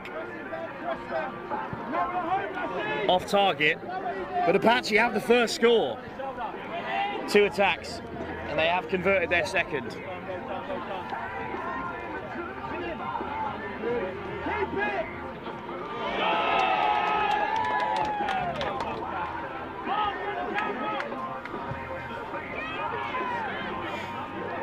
It's another fantastic kickoff and an equally outstanding take. Soft hands have the Artisans in behind, but look at Monya looking to get back and make the tackle. What a shot, lifted over the top. Oh, touched on, and down go the Artisans, but a knock-on has been given.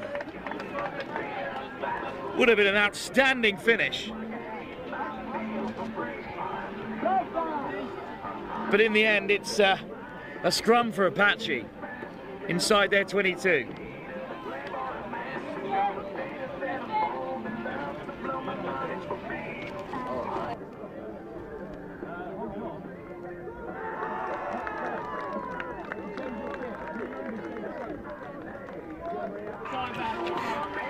Scrum for Apache. Same set piece they scored from just a few moments ago. Good pressure at the scrum time, but too much. And it's a penalty for Apache. And they tap quickly, looking to catch out the Artisans. Monya. Little hitch kick, trying to get on the outside of the Artisans. And they do bite. And there's a bit of space out wide. And off they go again. Tom Mayo this time.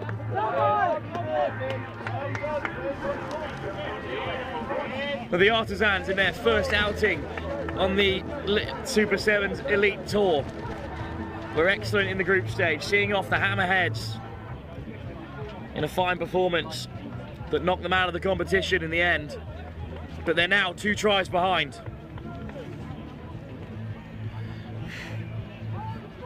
Back comes Max McCarthy to take the kick.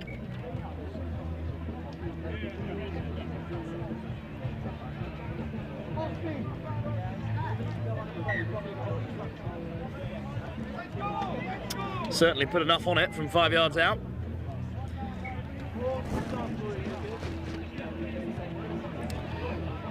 $14-0 the Apache lead. Well, in fact, it's 12-0. First kick off target. Regardless, the Artisans 2 tries behind. It's another good contest in the air, but that time it's a penalty given away by big Josh Holt. Patterson. Here go the Artisans. Gilmore bumps off the first and the second. Tom Mayer needs 2 stabs at Gilmore to take him down. Here's Patterson again. Purwell. Rhodes. Well, Rhodes wants it back on the inside, but it's a good tackle. Over the ball goes Louis Narvaez. Purwell. Quick tap from the penalty. Patterson again. Goes to the short side. Rhodes. Delay on the pass. Might put the Artisans in behind, and they do score their first.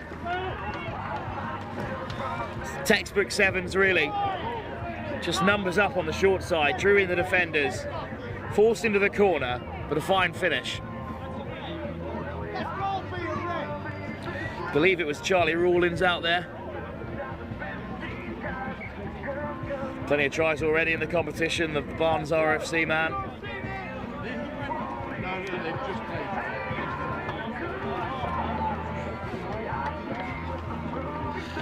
Well, it's a long way out, this kick, and it's not going to find its target. 12-5, Artisans well and truly back into the game.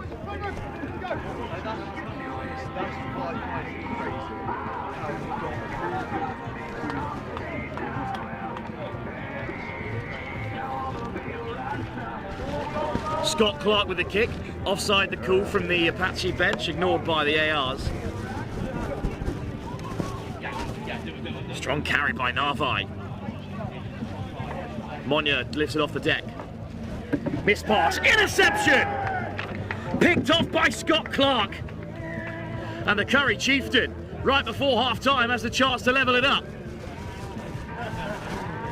A gift for the Artisans, right on the stroke of the break. And we're 12 apiece going in to the final period of 7 in this quarter-final. And that brings us to the half-time break in this quarter-final in the men's elite on pitch 1. Apache leads 7 minutes still to go. Apache with the far-too start, but the Artisans fought themselves back into the contest. And Scott Clark right up in the face of the Apaches to nick it inside the 22. 12 apiece in this quarter-final, much closer than our previous. It's exactly what we want here at the Harpenden Sevens, the third leg of the elite division of the Lit Super 7 series.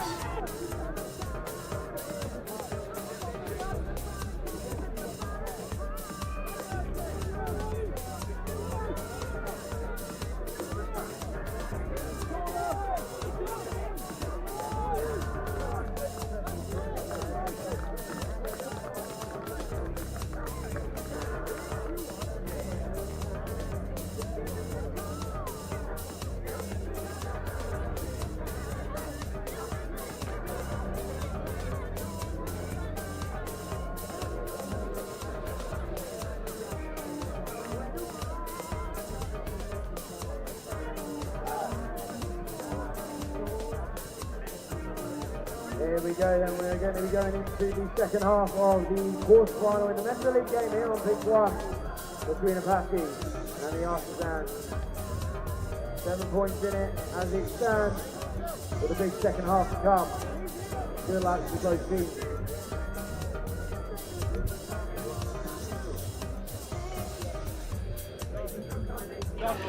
Artisans with the kickoff. And it's Scott Clark who scored right on half-time to get us going. Oh, it's been spilt. And it's a penalty, and such a harsh one as well, because Morgan McRae wanted nothing to do with that as it was knocked on into his path. Here goes Pattinson on the switch. What a carry! Rawlins is going to take the lead for Artisans.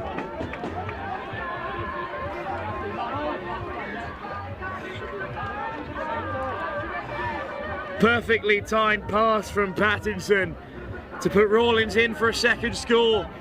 And the Apaches are the architects of their own downfall at the moment, gifting them a try before the break. And just a miscommunication on the kickoff that led to the penalty, and a harsh penalty as well, because the Welsh international Morgan McRae barely got a touch on the ball there, but it did touch him on the way through. Try and conversion for the Artisans there. Artisans up by 7. the food village area. Fast start to the second half, just like the Apaches enjoyed it. But this game is still in the balance. What a kick. Plenty on it. This time Monya calmly collects. McCarthy puts boot to ball. Cross field, straight out, unfortunately.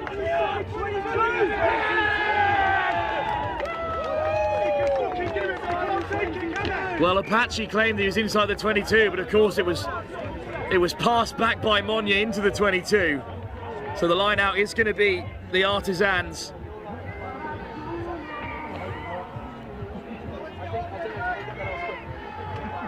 Change is made just after the break. Big opportunity for them. Well, it's juggled at the line out, but Patterson whips it inside. Anderson drops it, but always backwards, and then Anderson accelerates. Important tackle by Mayo. Lamb. Cook, the Irish under-18 international, lifted off the deck. Andrew Lamb takes it to ground, formerly of the Trailfinders Academy. Purawal goes direct. Purawal puts in the fen. Big chop by Monya. Mayo straight onto the scrum half. Here goes Mike Cook. Oh, it's been intercepted almost, but slapped down. And of course, Louis Narvaez is going to see yellow. But he was so close to taking that all the way to the house for Apache. It's decisions on a knife edge that are going to decide this quarter-final, it seems. Scrum called. For a second there, I thought the referee was pointing to the post, which I can't say I'd be fully against, but scrum it is, the smart option when Apache are down to 6.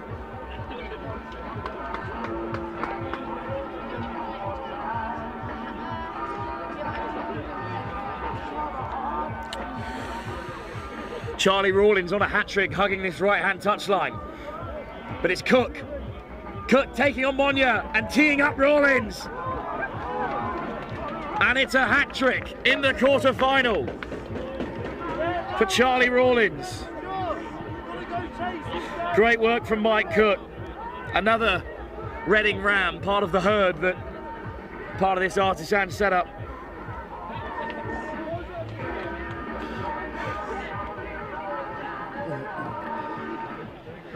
And they are taking control in this quarter-final. Cook on target from the kick, and a crucial one at that.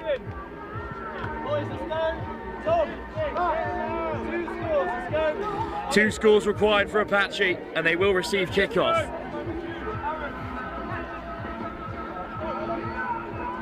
Oh, it's been nudged short and picked up by Anderson, and the Artisans have it back. Gurwal, chance for them to kill the game. Gurwal always retreating and then nudging it in behind, and there's 2 in pursuit, and one of them is Ollie Rhodes. Will it pop up for Rhodes? It's another Reading Ram on the score sheet, and this time it's Ollie Rhodes. And the Artisans, in their first appearance on the Lit Super 7 series, are going to be through to the semi-final.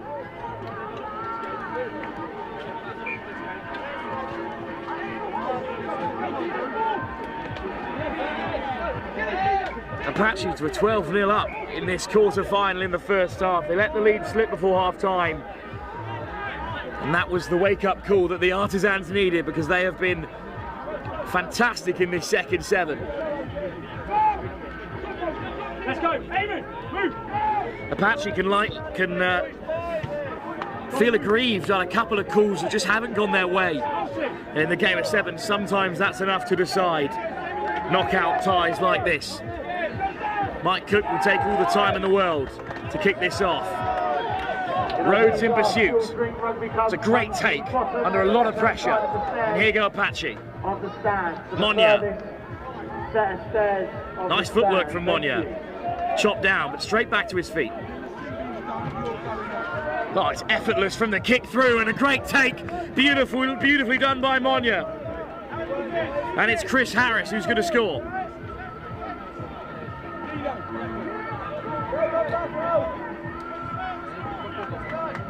In fact, I think it's Alex Moses who's gone over.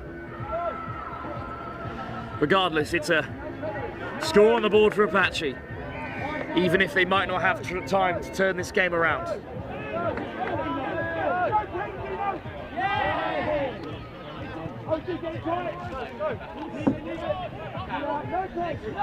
Good chase off the kickoff from Apache, and it's caused some errors there. Gurwal's forced to kick it through. Knock on is the call. Stranger things have happened in the game of sevens. Big chance for Apache here.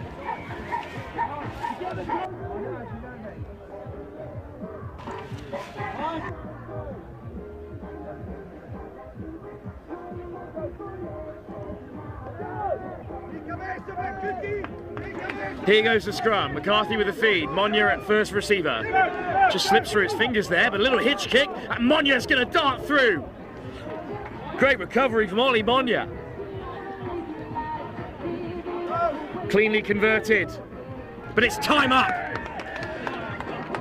And that brings us to the end. Artisans have turned around a 12-point deficit in the first half to win the quarter-final. And they're through to the semis to face the Preseli Barbars, who are hunting their second final in as many weeks.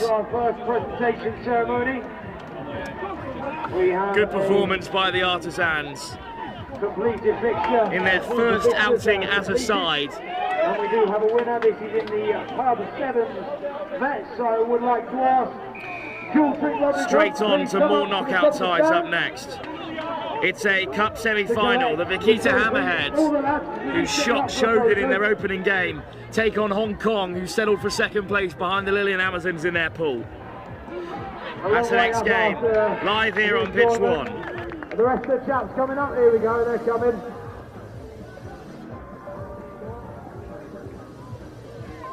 All right, squeeze up, lads, for a group photo. And Harpenden Rugby, can we please make some noise for the winner of the Pub 7 Trophy? It's Tring Rugby Club! Huge congratulations, gentlemen. Well done for making it up to the stairs and enjoy several beers. It is a long way up after a big tournament like that. I promise you can rest your legs in the sunshine now. One more time, can we please make some noise for Tring Rugby Club? Where's Stephen Bartlett? See you around? All right then, chaps. Thank you very, very much. Congratulations again.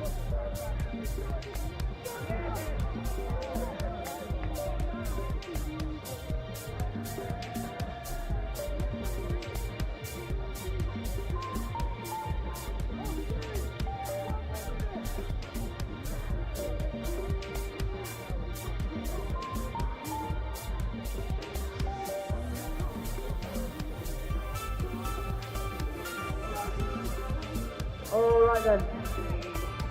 We do need the trophy back, unfortunately, chaps. He's getting great. He's nicking it off you already. Alright, just a quick look at the 440 fixtures.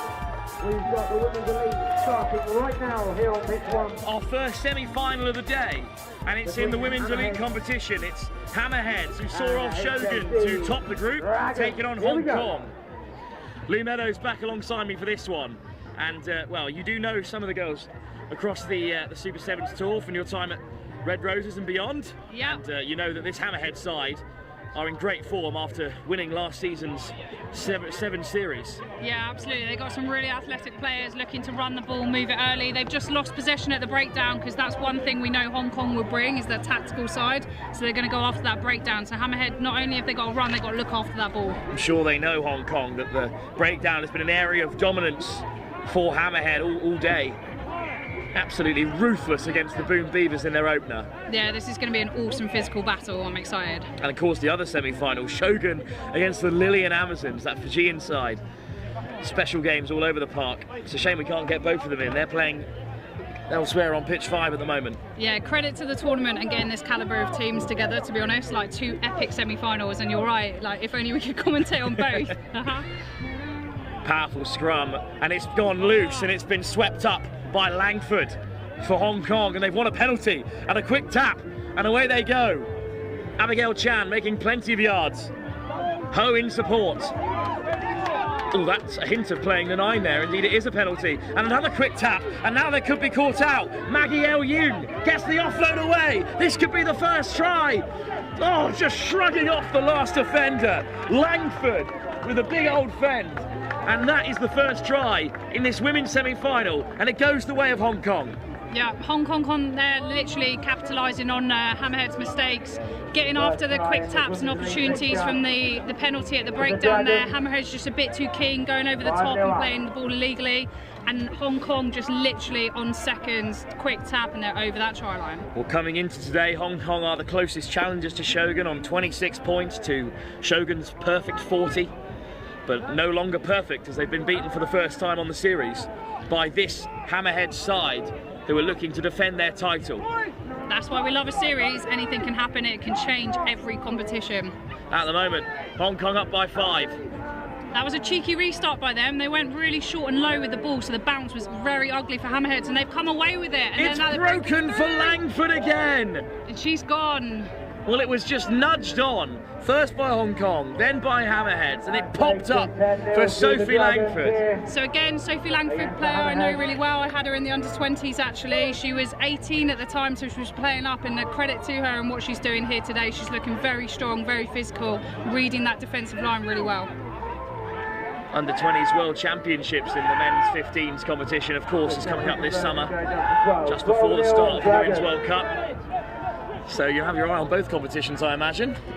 Genuinely a very busy summer for me. I am everywhere I can possibly be, and what a game to be part of when it's on every channel you go to as well. Absolutely.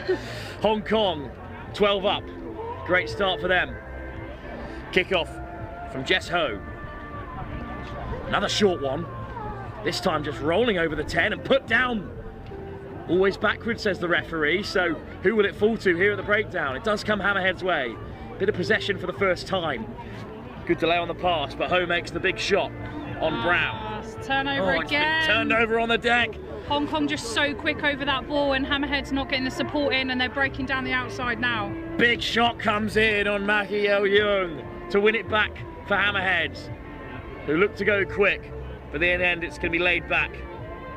But what a shot that was, a try saver really. Yeah, very physical, very low. You want to put him straight into touch, and now we've got our first line out. Hammerheads still in danger here, midway between the 22 and 5 metre. Yeah, very sticky place to be, especially for your own line out. Do they look to kick and go in behind early, or do they look to try and play out? Oh, they've got the ball, so let's see what they do. 9's running at the line. Here's Brown. They've suddenly got players over on the left-hand side if they can use them. That is such a difficult pass for the winger to take. It's unfortunately just beyond the dangerous Hannah Mornhull. Yeah, Lucy Burgess didn't quite get hands to ball on that one. She couldn't spin it and get the accuracy on that pass, so they didn't capitalise on the overlap. So instead it's a scrum for Hong Kong.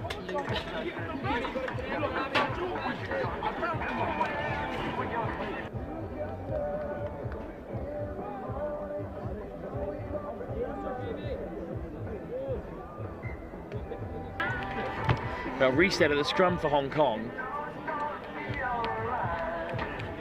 And they've got options left and right. Yeah, Jamie Bork's been really dangerous today on the right wing. Such a quick scrum. They want to get that step over and play the ball as fast as they can and get a quick strike. Referee's called to reset it. As we know, it's kind of a one-shot kill in these moments of 7 scrum. Didn't think we get bogged down at scrum time so early on in this semi-final, and it's been all Hong Kong so far.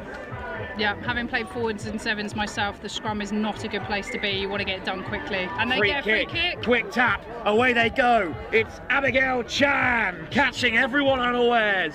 Literally sliced through them. They hadn't even turned to set, and she's gone. Hong Kong in control, just as their men's side were in their earlier quarter-final. But in this women's elite semi-final, they go 3 tries up. They're just capitalising on Hammerhead's mistakes at the moment. I think Hammerhead need to get some possession, a bit of composure, and just run really hard and aggressively through those opportunities and soft shoulders.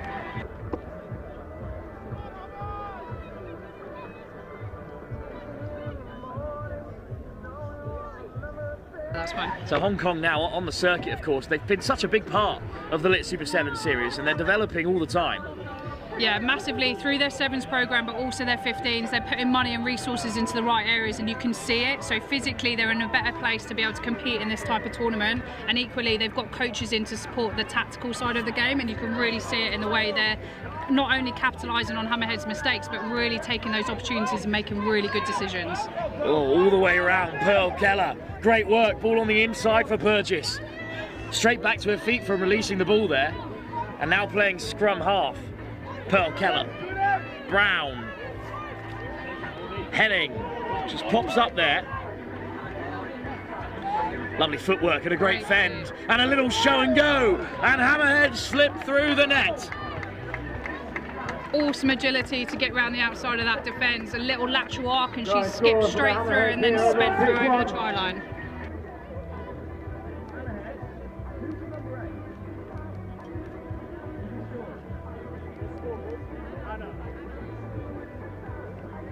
Anna or Hannah? Anna. Well, it's that one or that one? Anna Burkett who's gone over for a great score for the Hammerheads. With a successful conversion. And you see they've got some of the men's side dialing in as well to help out amongst the coaching staff. So right before half time, they do get a score on the board, Hammerheads, and they're back into the final. Yeah, they are indeed, and it's great to see when the men's team support the women's and vice versa. I think that's the beauty of the sevens, and them all playing on the same day. They can use their staff across both teams, and they seem to be doing it really well. Credit to Hong Kong here, they're playing a very tactical game, they're playing very fast, they're staying on top of Hammerheads and just absolutely smothering them at every opportunity. Bit of deja vu then. Hong Kong in control in the first knockout tie of the Elite Division. This time it's the women's side in the semi-final who are eyeing up either Shogun or the Amazons in that Women's Elite final later on this afternoon. 7 minutes left for Hong Kong to hang on and make it through to yet another final on the Lit Super 7 tour. People make sure that they are not using the pathway in between pitches 2 and 3. Please go around the route with the barriers. There is no one in between pitches 2 and 3. Thank you.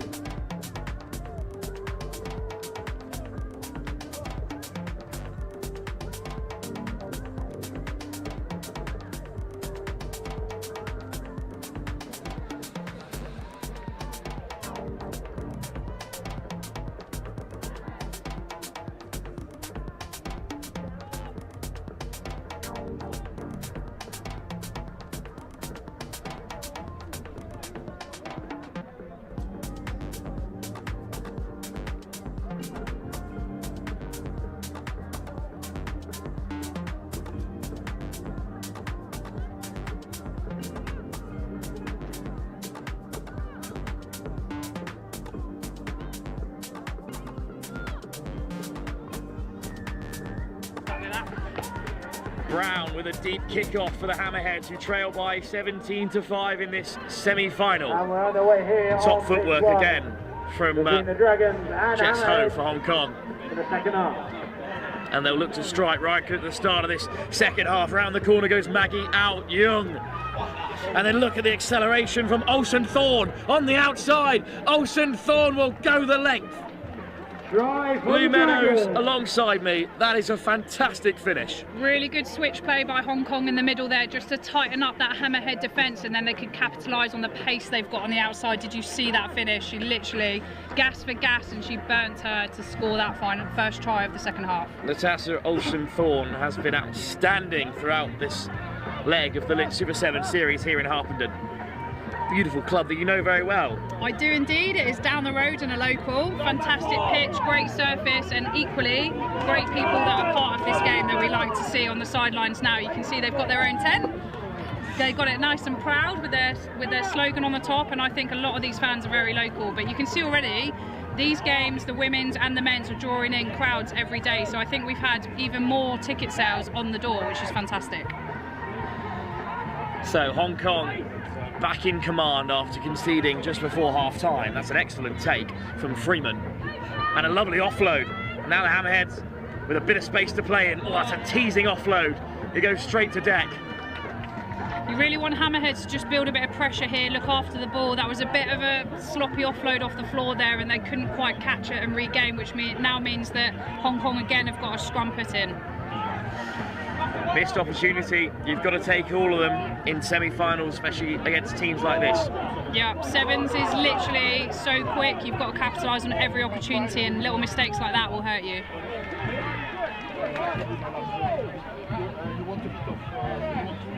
Hong Kong get it away from the scrum. One of the strengths for Hammerheads. It's just behind Bork, but she shrugs off the first and then frees the hands to offload through the tackle of the second. Stripped by Hammerheads.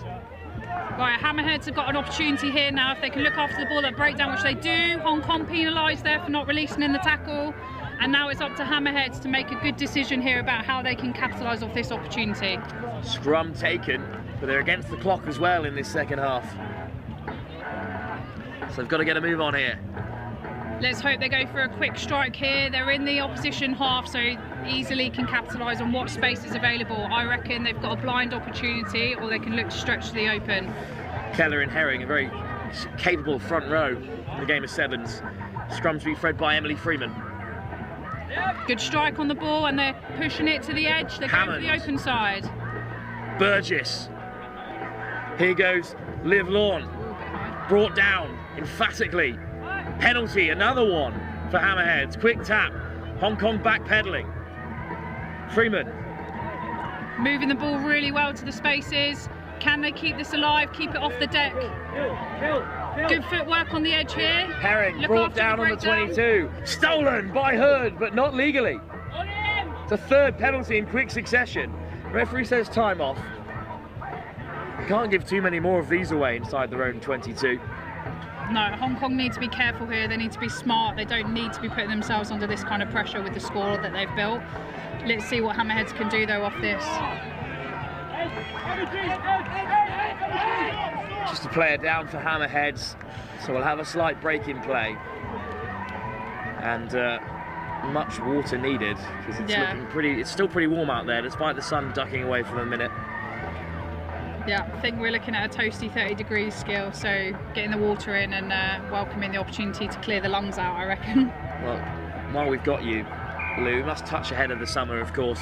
So much sevens left to play, and then teed off with the Women's World Cup on home soil. Yep. I mean, you're part of that Red Roses camp, an important part of it. Even now, with England camps happening all the time, must be pretty exciting as we're gearing up to it. Absolutely. I think the atmosphere and the energy around the tournament coming is building every time. Like, we already know that the finals sold out, so it's now looking at what those warm-up games are going to provide us, but then equally into the pool stages before we're into knockout rugby. But there's so much rugby going on, as you mentioned earlier, and I think the credit to the women's game and how it's developing, not only through the sevens format but the 15s. So this is a really exciting summer, and equally, hopefully, we can bring a promising end. It's the women's semi-final for us here, and then as we look ahead to what else is going on this evening, there are plenty of finals to come, not just from the elite competition. It's a plate quarter-final between the Boom Beavers and Oxfam live after this, and then another plate quarter-final, Rewa Rakavi against Vaquita Fiji Warriors, before we move over to the women's elite for another plate semi-final, and then cup semi-finals from the men's elite, before returning to the plate, and then just finals from 6:40. First the women's elite, then the women's open, and the men's elite, and the men's open final to close out the day. What a roster of games. It will be back with a scrum for Hong Kong. Hammerheads looking disrupt. Getting a little lively over on the far side of the Harpenden stand. I think after Hong Kong looking to close out this semi-final. I think then we've filmed the same amount, so then we only have an hour. Oh, the ball goes down, but it bounces up for Hong Kong, forward first. Some Scrum. nifty footwork there, but didn't quite execute on the pass. Scrum for Hammerheads. It's felt a lot. We're doing like hour 40. Couple of changes in the offing. On comes Langford again, who scored twice in the first half, the Scottish Hong Kong resident. Yeah, she's a very experienced player. You'd want to try and keep her on the pitch as much as possible just to bring that wise head to close out this game for them. We do have Scottish present in the coaching staff as well, with Robbie Ferguson, as well as Chloe Balthazar and Mark and Comar. Oh, Hammerhead are just caught short. They're 5 metres out from the try line. Really nifty play off the scrum there. Hammond, Burgess, oh, taken down by Langford, freshly on the field. Burkitt has it at the base. Penalty. Now play with advantage. Burkitt. Lovely step off the left. There's space on the edge if they can literally pull it to the left. She's literally got 25 metres of space to run into. Couldn't quite get it there. Let's go. Instead it's back to the short side. And then Burkitt caught on the 5. Almost slipping through. Dislodged by Hood. What a tackle by Gracie Hood. Awesome defence from Hong Kong, but Hammerheads were really frustrated there. They had 5 metre opportunity, couldn't quite string those passes together and find that space. Might not matter too much in the grand scheme of things, given where the game is. Yeah, absolutely. Still disappointing though. It is indeed, and I think knowing the Hammerheads girls, they want to score a couple more tries, they want to try and use every minute available to them, so that will be really frustrating for them. So Hong Kong just eating time left in this game.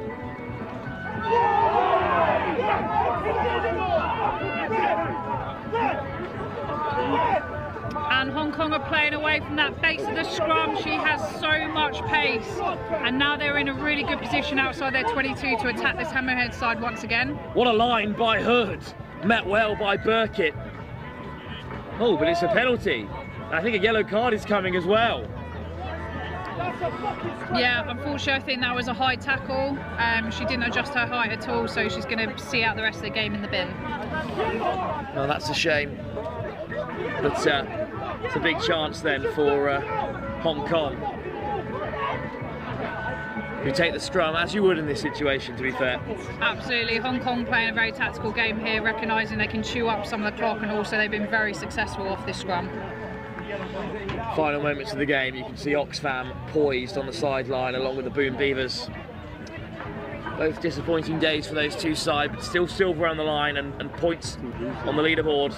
Knocked on at the base of the scrum, well, backwards says the referee. I think the Hammerheads bench agreed with me there. Hong Kong have got to find that space. They know that Hammerheads are a player down, so they just need to find out where that gap is. Sunday Ho takes into contact this time. They want quick ball. Hood, a little dummy kick, and then lifts it off the deck. This is fantastic rugby from Hong Kong. Lovely show and go. Tap tackle on Jess Ho, who finds an offload. Chan clears it because they know the game is over. Hong Kong are through to another final on the Lit Super 7 Series Tour, and they deserve their place in it, Luke. Absolutely. The first half is what gave them this platform. They built a scoreline really, really well. So even though Hammerhead threw everything they could in the second half, the game was pretty much done. No time to waste, because we're straight on to more knockouts. It's action from the plate, and it's Oxfam taking on the Boom Beavers up next. Dragons go through against the Hammerheads. 22 Dragons, 7 Hammerheads.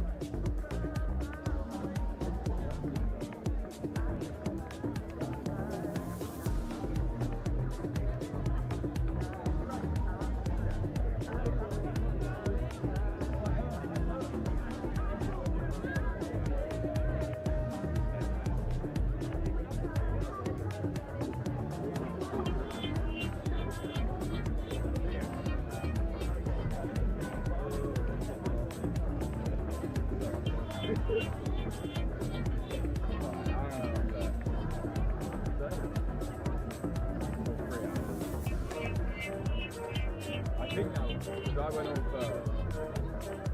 But I think we should do half an hour. How would that work? In 20 minutes. Oh, is it? I think we do half. Okay then, in our next round of matches, it's the 5 o'clock fixtures. Men's Elite quarterfinal, Boom Beavers versus Oxfam. Next block on pitch 1. Pitch 5 was seeing Wood and Spoon, Marauders versus Stunts on pitch 5. And on pitch 3 we've got the Women's Open. The WS Marauders versus Find Rugby now. And on pitch 4, Oxford Lightning versus Wild Dogs in the back. And that is all the fixtures. Good luck to all fixtures in this 5 o'clock period.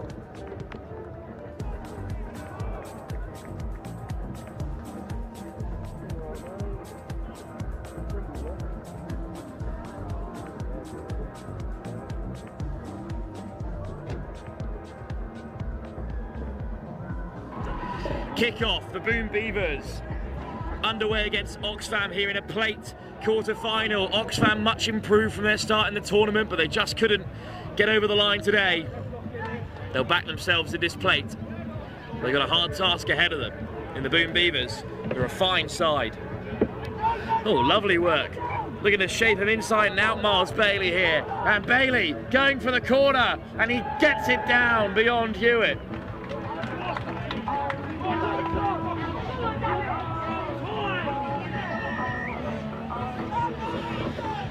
Good start to the plate quarter-final. Of course, it's the same format as the Cup, just the bottom 2 sides in each pool. One might argue that they are slight favourites in this one, the Boom Beavers, after racking up a win against Kaiviti Rugby Academy, and of course they're in that unbelievable group that also includes Apache and the British Army. Wild Dogs, on the other hand, were, again, in what turned out to be an incredibly tough group, because the Wild Dogs really turned themselves around from last week. The Artisans, of course, performed excellently well, and Vaquita Hammerheads also in this plate. So that tells you all that you need to know about the quality of the competition. Indeed, the Wild Dogs have actually beaten the British Army, so they're through to a Cup semi-final. For now, it's the Boom Beavers looking to get into the plate semi-final with a win here. Scything run through the midfield from Liam Driscoll, but eventually dragged into touch.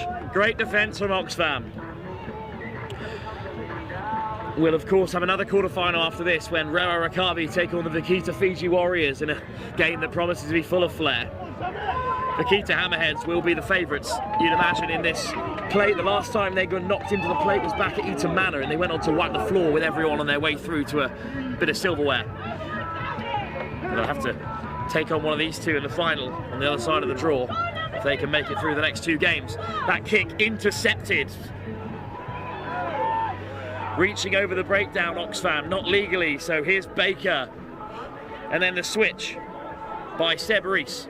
Oh, Rees is caught after the pass, and it's going to come back for a penalty, and I think a yellow card as well, because there was no arms involved in the tackle. And this is the perfect way for the Boom Beavers to get back into the game. Rees, Boardman, taking on Oxfam, but brought down.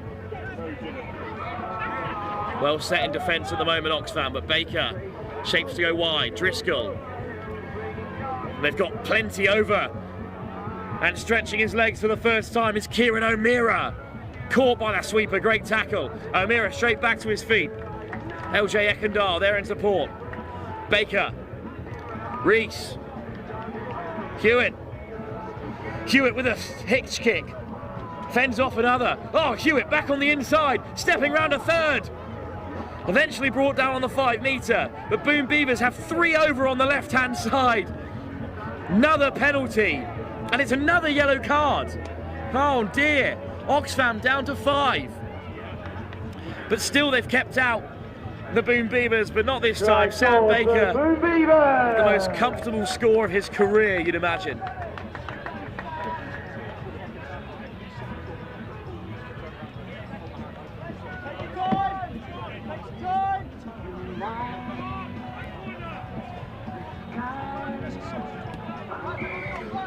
Well, they've got 5 on the field, and that's the chat from the coaching corner. They have to use this time.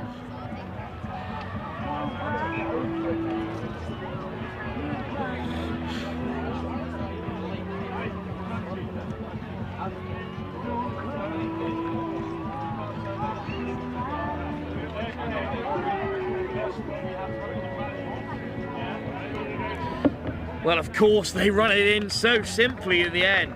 James Boardman adds another from the kickoff, an easy claim. And this could be a really difficult few moments for Oxfam. Boardman goes over. I didn't bring a nurse, but... That's okay.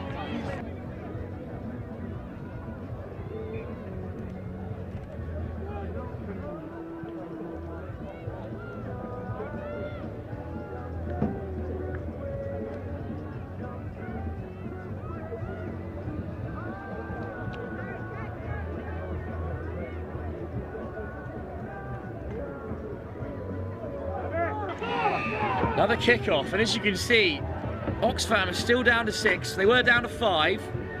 Let's see if they can claim this kickoff. And indeed, it is a great take by Tyler Russell.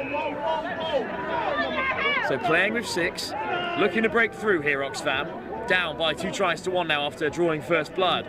Lovely run by Affleck. Affleck slips off. Oh, now it's a foot race. Fantastic work to get back by Ash Taylor.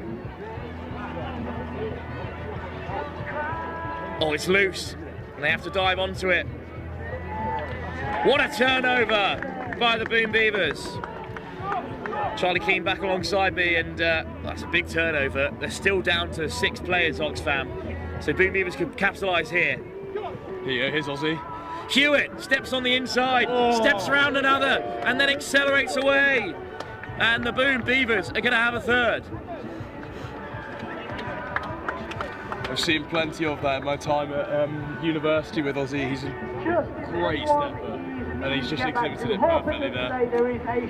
Well, we could be on for a repeat of the plate final in our first leg of the Lit Super Sevens, back at the Manor Sevens, when Boom Beavers played the Hammerheads. They've both been dumped into this competition on either side of the draw, and he fancied them to go all the way. It's an interesting day with the weather as well. There's lots of tired bodies out there already. Oh, it's been on and off, pretty hot. It's too hot.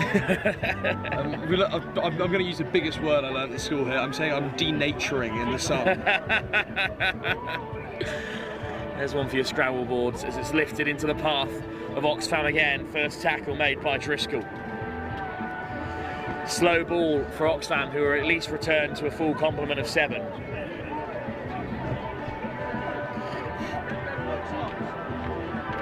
Brought down on halfway. Oxfam now 3-1 behind in this plate semi-final. Good line. Baker just about keeps a hold of him. Oh, what a turnover. There you go, Bordy. It's Boardman. Good delay on the pass. And off to the races goes LJ Ekendal. First time we've seen him on the board today on pitch 1. Taking part in the Celestial Sevens recently as well. Really high level of Sevens, as well as competing on the Super Sevens tour. And Charlie, at half time, this quarter-final may well be on Oxfam already. Yeah, no, I mean, Boom Beavers are a pretty serious outfit, and they're just showing their class here. I mean, they're obviously not going to be particularly pleased being in the plate, so I think they're definitely out for blood, and it's showing on the pitch. Well, the 2 sides left out of the cup competition after being placed in the group of death, Hammerheads and Boom Beavers, will both fancy themselves in the plate. And at the moment, at the first hurdle, Boom Beavers are well in control.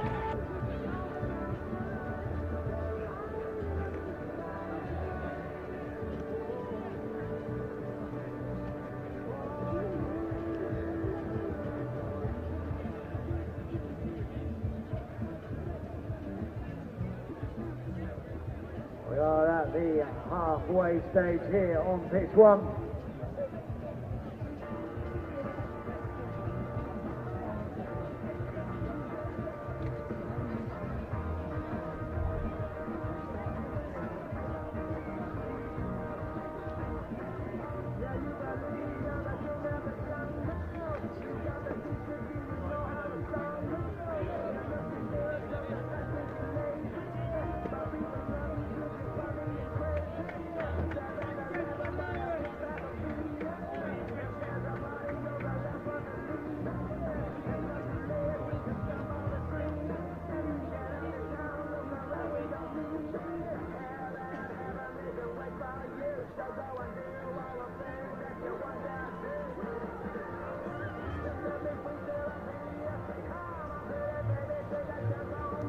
go then into the second half. Good luck, team.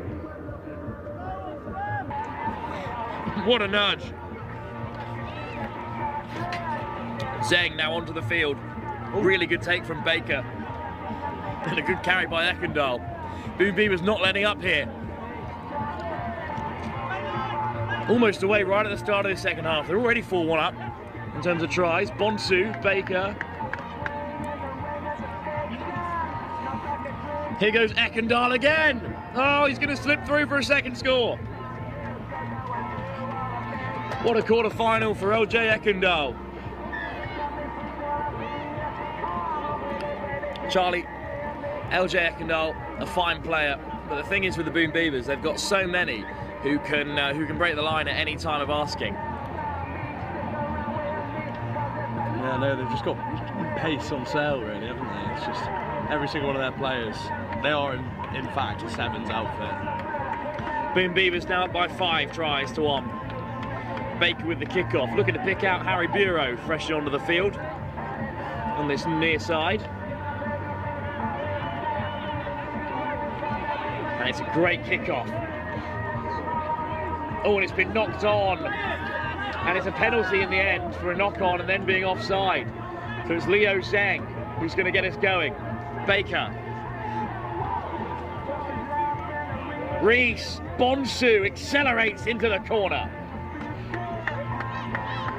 6-1 now. Great start to the second half. But every try that goes over in these sort of games, Charlie, it gets a little bit harder to watch. Because this game is done and dusted. Yeah, you know, it's been a long day, and you can clearly see the Oxford boys' heads have dropped, and it's tough to watch that kind of affair, to be honest. And even on the Boom Beavers side of things, they know they've got a semi-final and a final still to play. So they're not going to be burning through the last bit of wax in their candle in this second half. They've got a big enough lead now. I don't see why they wouldn't just like kind of float. There's no reason to be sprinting. Save yourselves. I will say we've got a pretty exciting game up next. Another plate quarter final. The Fiji Warriors against the brand new side in their first outing, the Rewa Rakavi. So 2 sides of almost entirely Fijians. It's going to be really flair. But for now, it's Oxfam who again have just spilt it off the kickoff. Boardman, I think, has knocked it on as well there, so we'll come back for a scrum. And that's a sign of things just going off the boil a little bit. I can only imagine there's a gentleman's agreement going on in that scrum now. I don't think anyone wants to push right now. Just looking ahead, of course, Charlie, we've got so much left still to come in the Lit Super 7 series. The Bury Sevens coming up on the 5th, and then the big day out in London on the 19th. Yeah, that's going to be seriously good fun, I think. But every point matters because we're approaching the final of the series in Bury. Oh, what a tackle that is on the 22. Straight back to his feet though, the Boom Beavers. Bonsu flies into the breakdown. Penalty. Not rolling away, so here goes Sam Baker. Zeng. Taylor. Bureau. Steps around 1. Oh, he's put it down. Harry Bureau, former Lamb. Just knocked it on there. And Charlie, is this your first taste of Harpenden Rugby Club? It's a great setup here. Yeah, it is. It's actually really nice. I wasn't sure what to expect. I try not to Google the locations before I get down here because I don't want to set a false kind of expectation of the place. But yeah, it's a really good vibe. Nice stands, nice pitch. It's got a lot of pitches here as well. It's a really nice setup, all close together, not too much walking between pitches. It's good. Frustrating knock-on for Oxfam. But absolutely, I mean, the Pub Sevens is well established, but its inclusion in the Lit Super 7 series is only going to heighten its prestige. Absolutely. I mean, you got to say that the people in the local area, what a great club to be in the catchment of. Scrum to be fed by Leo Zheng, but it's a penalty, a free kick even for Oxfam. So what can they create in the latter stages of this quarter-final? Oh, what a physical carry. That is right through the centre. And a nice offload as well. And they're freeing the hands, and another big bump on the 22 this time. Oxfam come alive. They've got numbers on the right if they can find them, but it's direct again from Oxfam. Nice footwork, stepping around, but a swarm of purple there to deny them. Nice link up, and they are on the board. It's an excellent try from Oxfam. Scoring from deep, right back on the 22, they won the free kick. Knocked off a few on the way through. I didn't say who it was, but there was some serious hot stepping going on there. Absolutely. He's going to have to send him his ankles back in the post. A couple of big bumps as well. They might be through to the semi-final, but they're not going to be through without a few bruises, the Boom Beavers.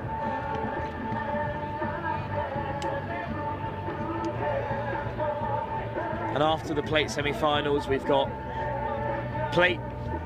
After these quarterfinals, sorry, we've got plate semi-finals in the women's competition, and then we return to the elite men's cup semi-finals before the final dance in the elite men's, women's, and the men's and women's open as well. What an offload, but put down. I was going to say another try. Maybe we have to start thinking about an Oxfam comeback.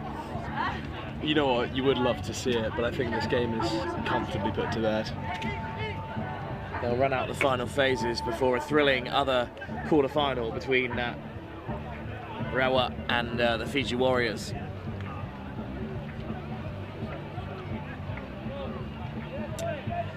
Leo Zhang to feed this scrum again.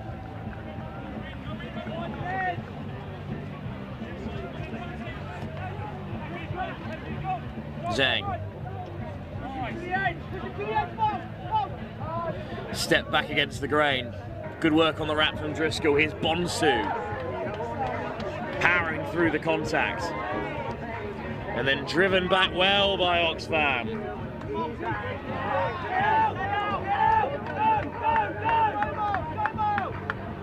Acceleration from Zhang. Zhang shrugs off one. Just scrapes away from a second. Beats the sweeper.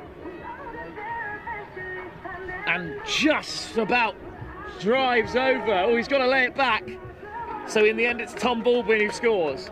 But all the hard work was done by Leo Zhang. Great score from him. You know what, with pace like that, you have to ask. I don't know if it's the case or not. Is he just a namesake, or is he related to Roma Zhang, do you reckon? Same set of wheels. Absolutely.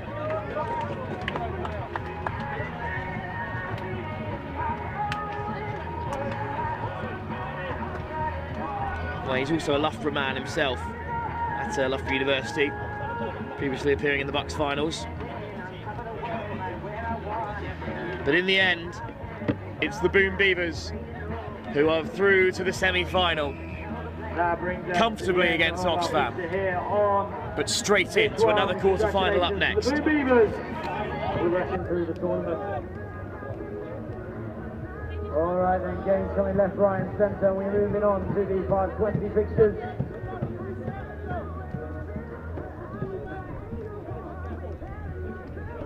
Which on pitch one we will be seeing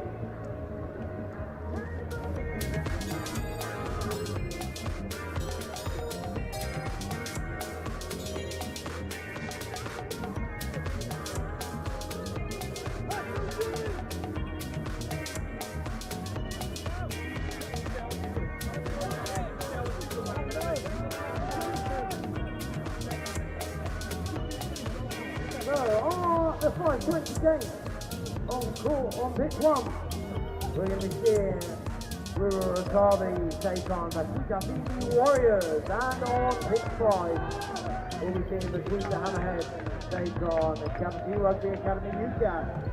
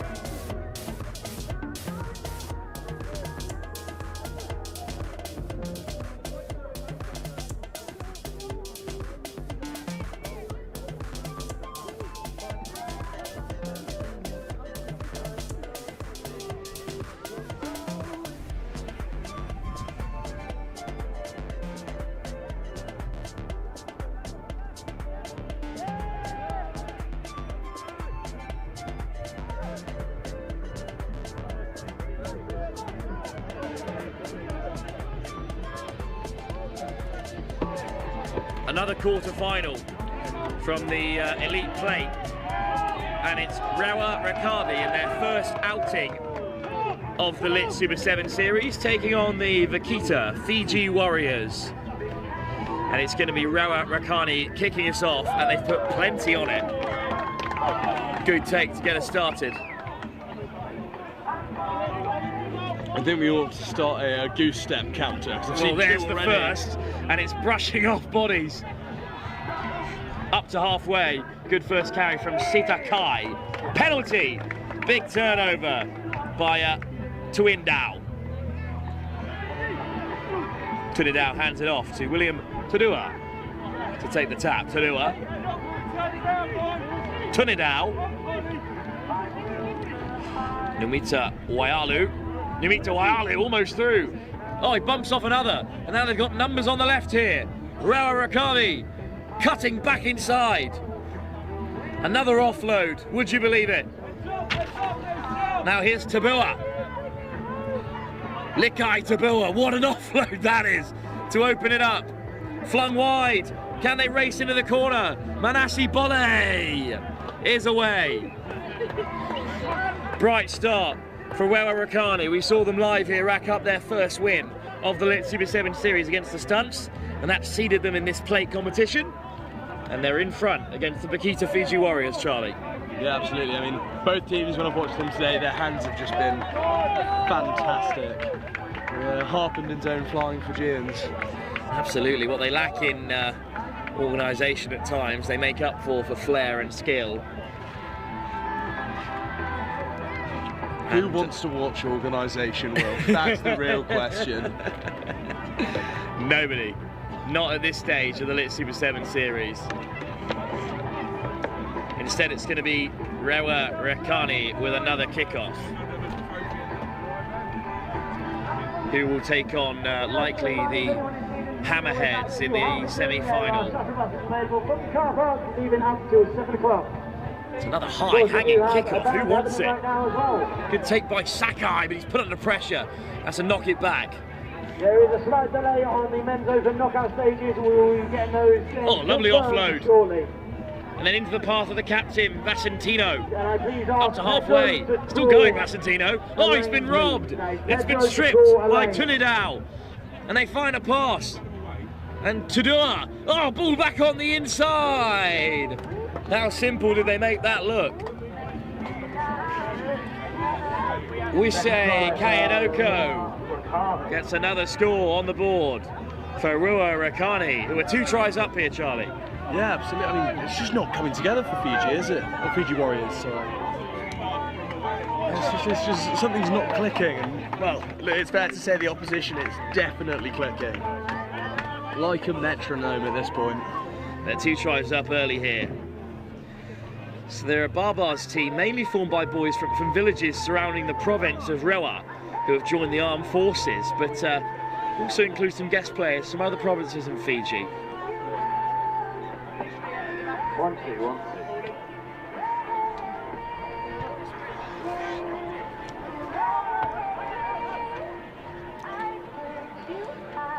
Good step, shrugging off the first defender, but brought down by the second.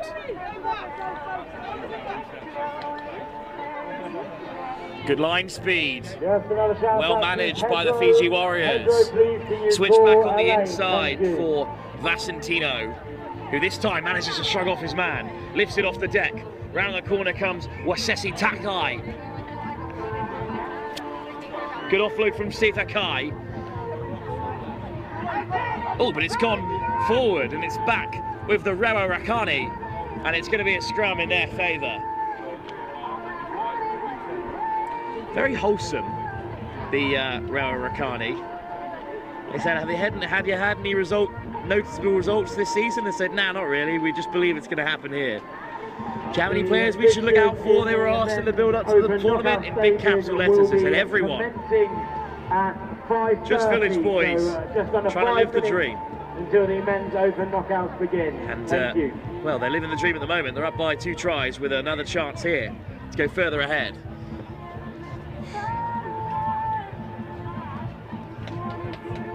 It's essentially a bunch of lads from the same province in Fiji, who probably all played together at school or younger age group, have all ended up in the army and now tearing up here at Harpenden.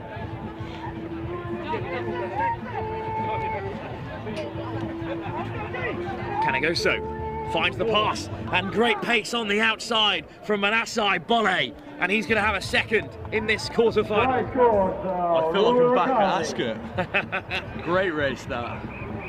Serious pace. Good thing about the Lit Super 7 series, you can't lose any money at Royal Ascot if you're here. Very, very true. What you can do is take in some fine sevens, even at this late stage in the competition. Third try on the board for Rewa Rakani, who just have the edge over their Fijian counterparts.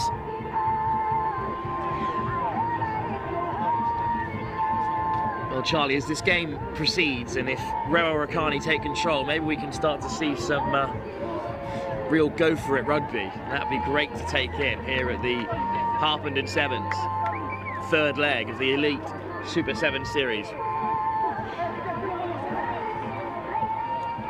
It's a good take. Little dummy, looking to free the hands. Lots of physicality to go alongside their skill set, Charlie.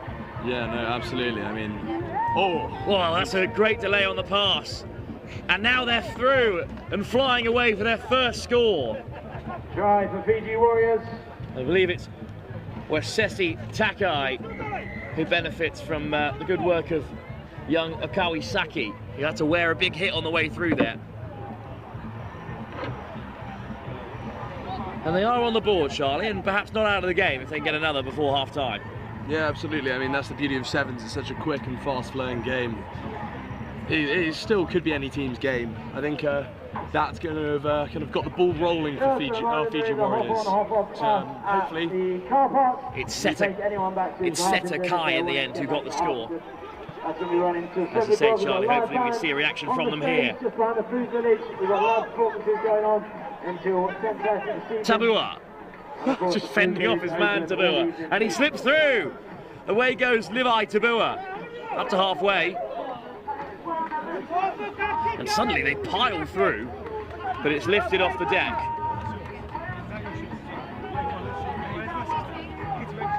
One-on-one out wide here. Stepping back in, lovely offload as they loop round, but just running out of space on that left-hand tram line. Wakinidrola. Oh, knocks it on at first receiver, so we'll be through to the break. And it's Rewa Rakani in their first outing on the Lit Super 7 series who are in front. But Charlie, Fiji Warriors with that try before half-time, still in the contest. absolutely. I mean, there was a glimmer of hope there, and I do think they've got it in them. They proved to be a pretty quality outfit to get where they have today. But it's just going to take a little bit more than they're currently putting out there. So it'll be really interesting to see how the second half kind of unfolds. Indeed, let's wait and see what the Fiji Warriors have to offer with 7 minutes still to go. They trail by 3 tries to 1.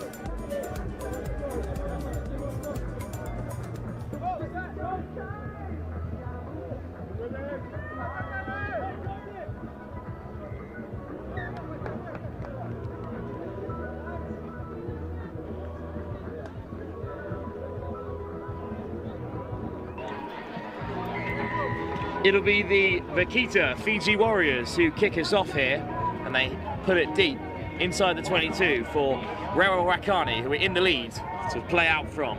Ben Sauroko. Just a quick update on the Goosey counter. I've seen 22 so far.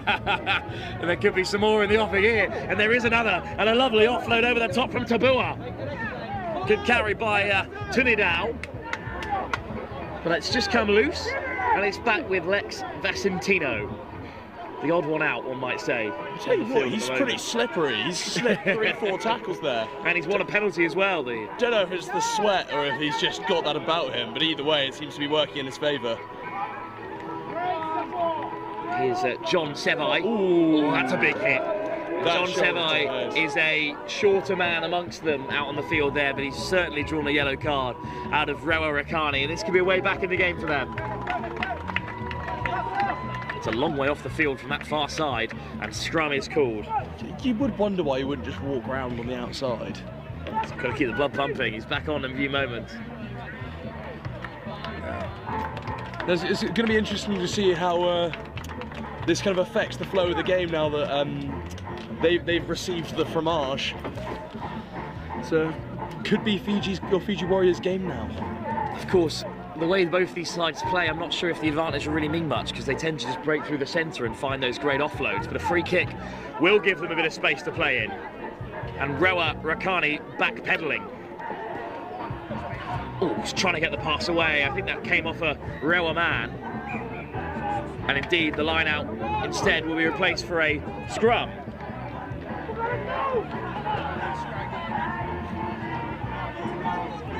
Another scrum, numbers up. John Sevai ready to feed it.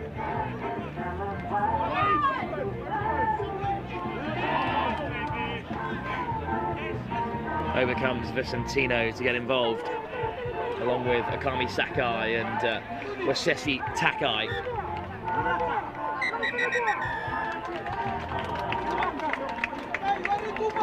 Ben Sauroko certainly has the size on his scrum half, but Sevi's still looking to get away.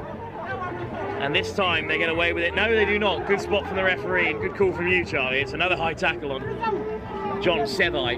Yeah, no, he's getting it tough out there today. He just keeps getting it in the neck. I feel bad for the bloke. And he's there in support of the breakdown as well.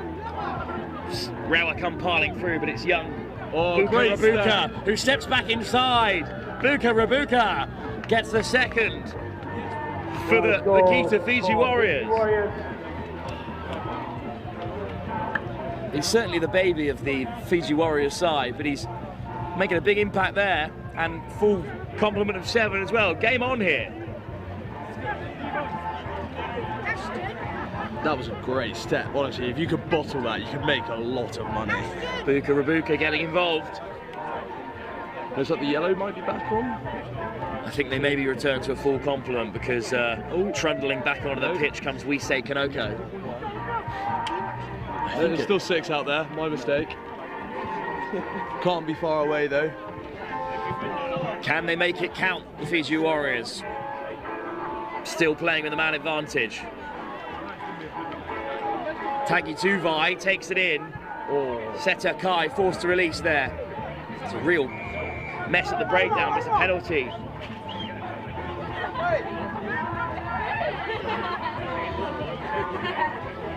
Well, they'll be kicking for the sideline here. Smart option. Hung up. Is it going to stay in field? Oh, good work from Buka Rabuka, but the flag is up.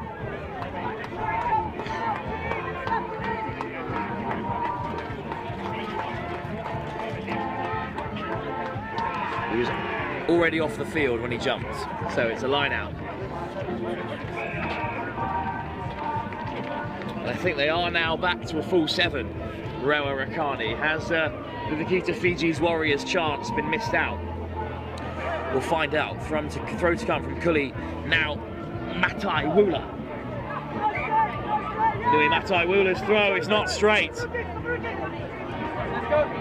Maybe the chance for the Fiji Warriors. Is that Louis out there? Louis Naturi? He was playing. He looks like that's definitely him.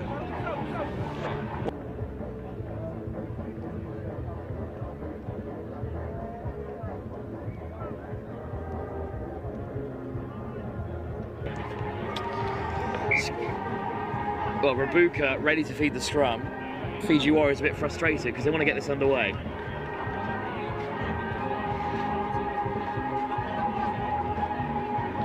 Lots of pressure on the scrum half there, and he's forced to knock on. And a lovely little offload from Tunidao. Might open them up. Tunidao on the return. Great interplay between Tunidao and Anthony Tadua. And that try will seal Rui Rakavi's place in the latter stages of the plate. They're through to a semi. That's a lovely offload as he spotted there, but it's a bit unkind because there was so much pressure on the young scrum half. Yeah, no, it's been a tough day at the office for him. It's taking a lot of contacts up high. I can't imagine he's feeling his sharpest right now, to say the least, especially not in this heat. Indeed, that may well be game over with the kick still to come. Oh, lovely nudge from Tagai Tuvua. Elijah Tagai Tuvua coming back to take the kickoff as well.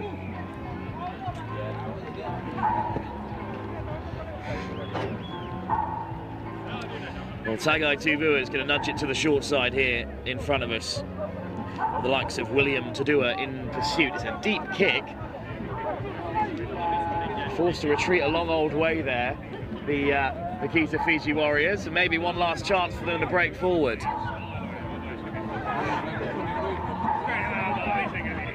Oh, lovely little snipe down the short side from John Sevai. Little show and go. It's come loose at the breakdown, but the penalty has gone the way of the Vaquita Fiji Warriors. And off goes Sevi again. Nice step on the inside. There's men there in support for the Vaquita Fiji Warriors. Oh, great delay on the pass, and off goes Nai Saumaki. Brought down midway between the 22 and 5 metre. Penalty for Rewa Rakani, who have won it back. And Charlie, that will be the last thing that either side is able to implement on this course of it to be.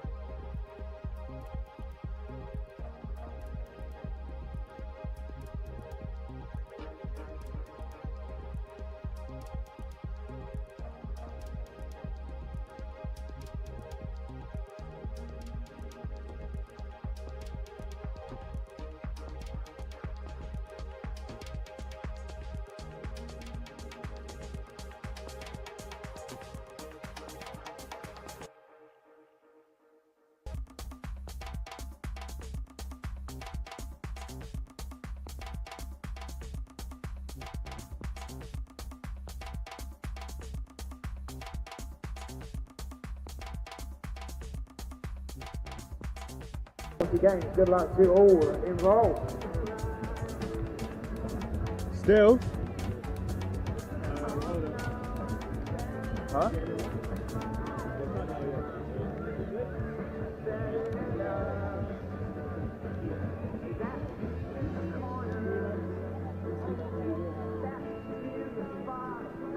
Well, here we go then. The Wild Dogs so cruelly knocked out of the cup competition. They finished level on points with both Shogun and Hammerheads in the group stage, but only missed out on points difference. The Akuma Panthers are looking for a better performance than what they've offered so far but it's not the perfect start because Ellie O'Keefe's turned it over.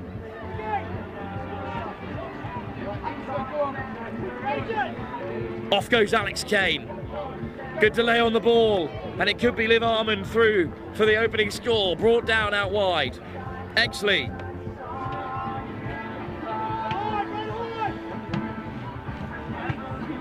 Hunter. Oh, lifted over the top. Oh, it's Chantry back on the inside. Oh, lovely hands from the Wild Dogs Alpha Pack. And I think it's Chantry in the end who goes over. Good support, good offload back on the inside as well. And a good start for the favourites, the Wild Dogs.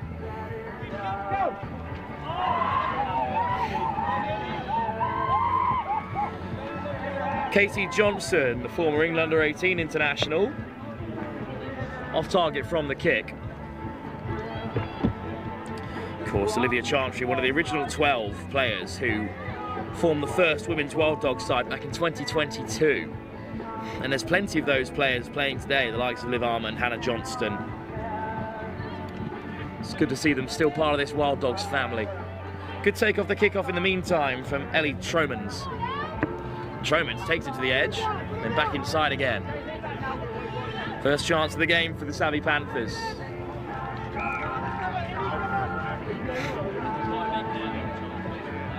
Hennig to the short side. Could be a 2-on-1 here if they run it right. Thomas ushered back inside. Forward pass is the call. Good defence from the Wild Dogs. The Wild Dogs made it all the way to the final last time out, and it is just so cruel that they were handed such a difficult group. Stout on points difference after beating Hammerheads, who themselves have beaten Shoguns earlier on in the day. But that's just the way it crumbles sometimes. Sevens can be so difficult a sport. That's what an unbelievable counter scrum from the Savvy Panthers, but it still comes Exley's way. Well, wide from Kane, but there's still enough space for the Wild Dogs to race away. Back on the inside for Alex Kane. That's a fantastic score. Moving laterally, eating up the space, but great awareness and great work to follow up back on the inside. Wild Dogs 2 ahead. Sadly, Panthers have no answer at the moment. So difficult to win 2 games and still fall into the plate, but that's just the quality of the Lit Super 7 series.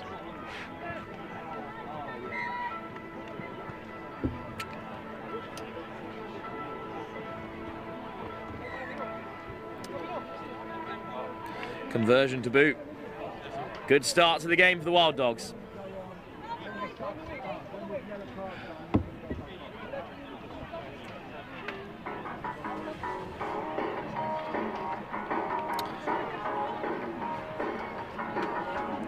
Johnson puts plenty on it.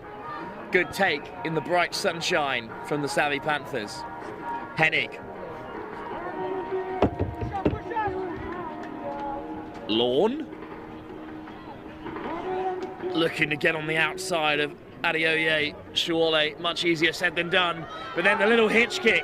Oh, and a great step back on the inside. What a solo effort this is. Oh, no. Called back by the referee. Richie Hennig denied a fantastic try.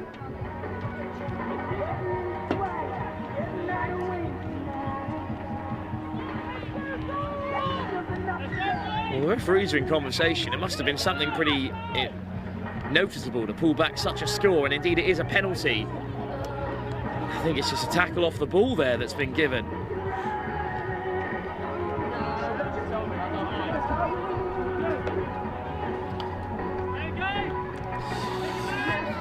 So the Wild Dogs gifted possession back, and then they've returned the favour, knocked on, scrum for the Savvy Panthers.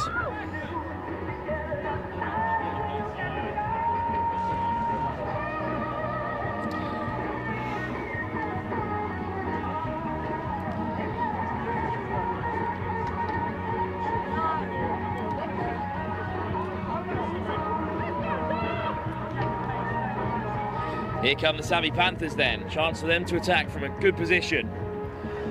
Carried in by Williams. Good pass off the deck. Oh, and slipping through. Eton Manor is through. Opening score for the Sami Panthers. They're back in this time. Nice score for the Panthers here on pitch 1.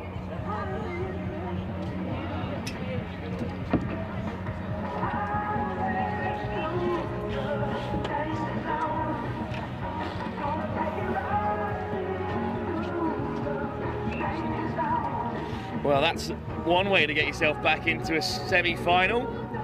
Lovely finish. Good conversion as well. 12-7. Panthers well and truly back amongst it.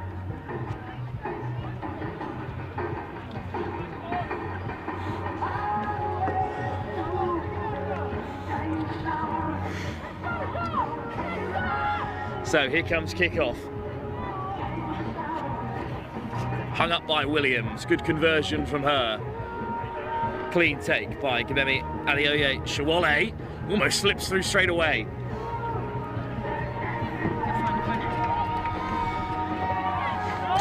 Good work from the Wild Dogs, moving it so well from left to right. Hunter dragged into touch. Great defence. Dina Hunter's not easy to stop, and it's going to be a line out for the Sami Panthers. And Lou Meadows is back maybe for this knockout tie. It's nothing but knockouts all the way through to the end of the day now, Lou. Exciting stuff. I know, that's why I get distracted. I was getting pulled into other games, so I was like, where should I be? But this is the one to be at, definitely. End-to-end stuff. Wild Dogs, the favourites, up by 2 tries, but then the Sami Panthers got one back, and they've got possession here. Really good line out, good structure set piece. They've tightened up the defence and now they're trying to shift it to the space on the edge. The ball's loose, but Mansfield will get a hold of it. Mansfield on the swivel, and then the step away from 2, then 3. Nice offload. Sami Panthers really rolling here. Williams on the outside. Williams, head down, one to beat. Hunter back there.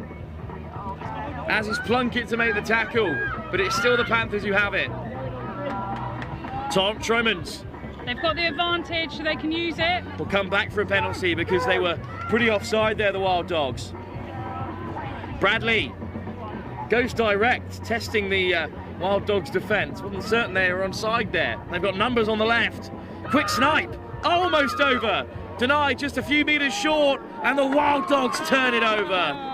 That was so unlucky. 5 metres out, I reckon she could have shifted it a couple of plays and got onto the outside. As an attack coach, Lou, you'd hate to see that kind of thing happen to your side. And this is even worse because Gibemi Adeoye Shawole is going to go the full length and punish them for their missed opportunity. It's an excellent chase back from Ellie Thomas, but Gibemi Adeoye Shawole will not be denied. Yeah, really frustrating, especially from an attack perspective. You want your team to build pressure and be patient. I know Sevens is a game on minutes, they're a lot shorter, but you've got to make sure you're taking those opportunities and you're not making those kind of mistakes, especially 2 metres out from the try line. So a 3rd try for the Wild Dogs. And I was just discussing how unfair it is for the Wild Dogs even to be in this play. In the same group as Hammerheads and Shoguns, it beat Hammerheads, finished on 6 points, but were knocked out on points difference. So at half-time, it's good to see them in the lead. It feels like they deserve some good luck in this tournament. Yeah, absolutely. I think that was an extremely tough pool and competition to be in. So getting knocked down into this level is probably a little bit of a punch, but you've got to face what's coming next and you've got to play that game that's in front of you. And so they've got to be professional here, switch it on and show what they're really capable of. Half-time here in the Wild Dogs in control in this plate semi-final.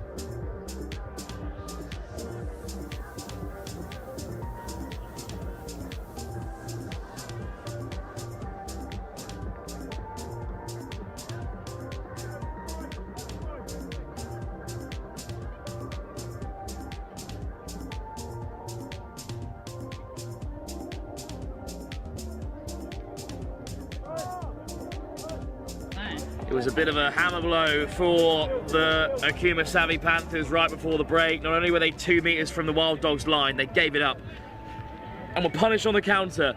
And now they're 3-1 behind on try scored. Lou Meadows back alongside me for this. Here we go, the restart. This is a critical point of the game. I don't think teams value it enough. Probably could have gone for some more height so they could contest it, because it's landed straight in the Wild Dogs' hands and they're about to run out of their own half. Oh, a little show and go, might get them in behind. Great offload, but just put down by Liv Armand. So Akuma Savvy Panthers survive. But again, Wild Dogs look really threatening when they keep it in possession. Yeah, if I was Savvy Panthers, I'd be looking about how we can get opportunities against a side like this, and I think going high and trying to contest on balls like that is probably the way, and then being super direct and testing their defence. You can see Felix Leonard-Fox and Craig Ehlenfeld right on the edge of the area there, looking after this Wild Dogs Alpha pack today. They've also got a side in the Women's Open as well, the Wild Dogs Impies. May see them later in the Women's Open final.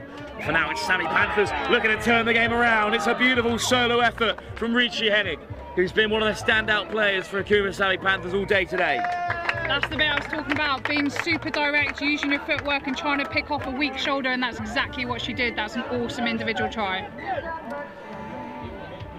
Game on.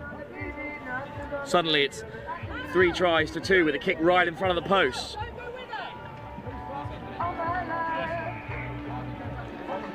Two points comfortably converted. Maybe the Savvy Panthers could turn this around. Still looking for their first win of the day. You've also got the Wild Dogs facing right into the sun, so that's that bit about being smart, putting that ball up really high and trying to get under it. Win back this restart, and I reckon the Panthers are in with a shot. Holly Williams to get us kicking off again here on pitch 1 of the Harpenden Sevens. Hasn't come off the boot cleanly. And it will bounce up for the Wild Dogs on the 22. And it's direct and aggressive in the carry. Wild Dogs really good at tightening up the Panthers' defence. You can see already 2 passes have beat 4 players. I think the Panthers need to work on spreading and filling the field a bit better. Good carry from Armand. It's a penalty advantage for the Wild Dogs. We're going to come back for it. High tackle the call.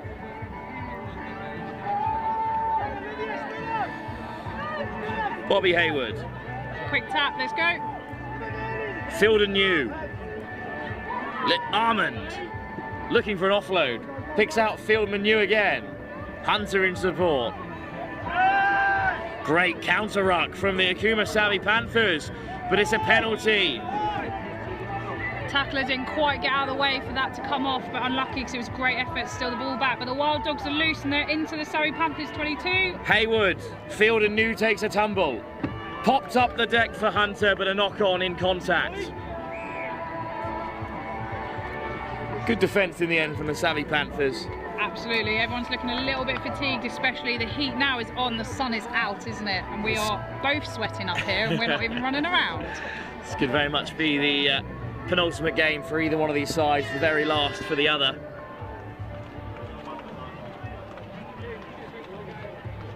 The final on the line.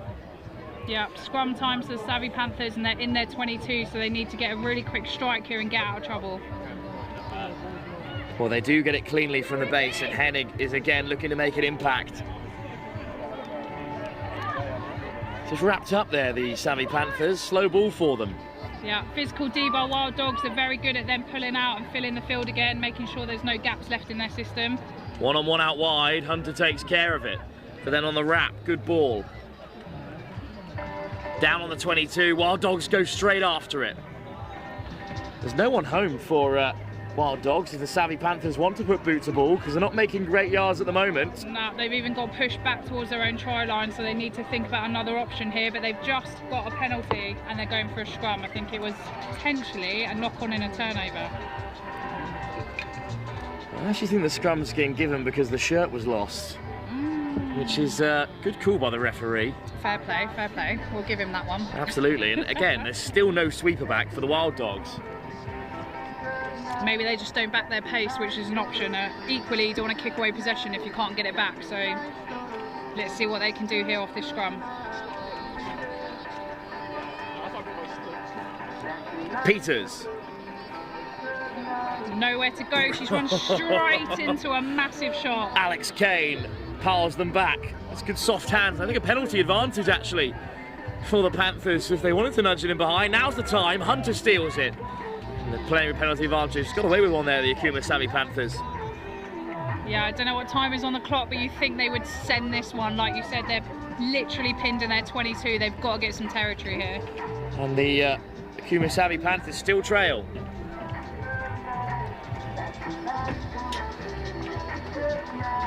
Got to get things moving here. Yeah, Just a little bit lackadaisical. Now the chip in behind comes, and it might work for them here. Oh, the bounce is so unkind. Knocked on. So the Savvy Panthers have it back, and they made a few yards. The kick worked enough for me to take credit for it, Luke. Yeah, absolutely. It was a good idea. The bounce just wasn't quite kind enough to them as they were trying to regain it. And now we can see 4 changes for the Wild Dogs. So they're trying to get fresh legs on to see out this half. I think they need them as well. Kirsty Exley onto the field.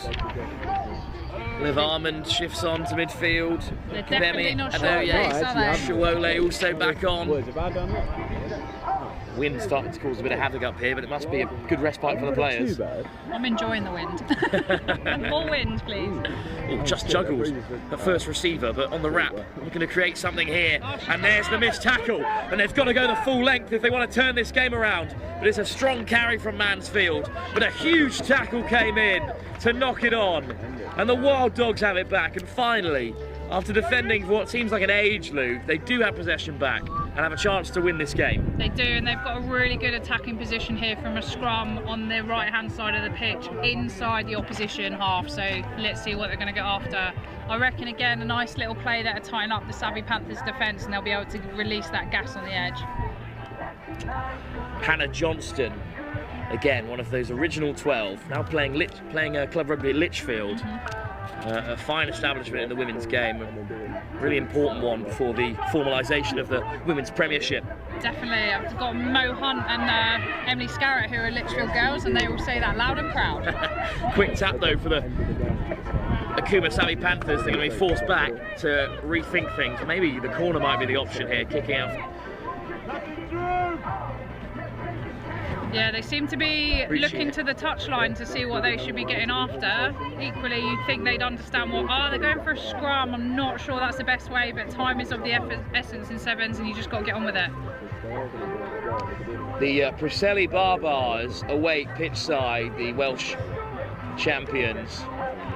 They're doing the toss already with the Artisans, who of course making their first appearance on the Lit Super 7 series as a newly formed Sevens team.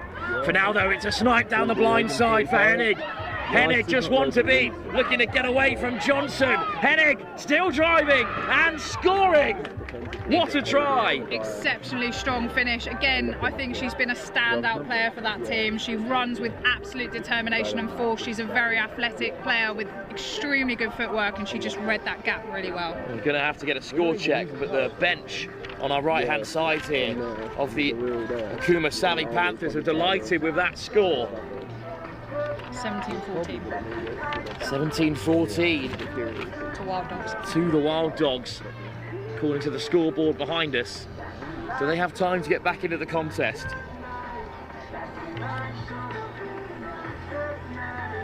They don't. That's it, game done.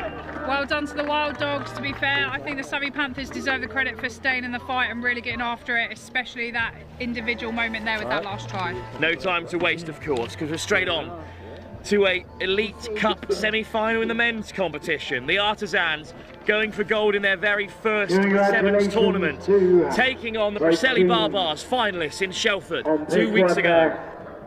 A late winner from the Panthers.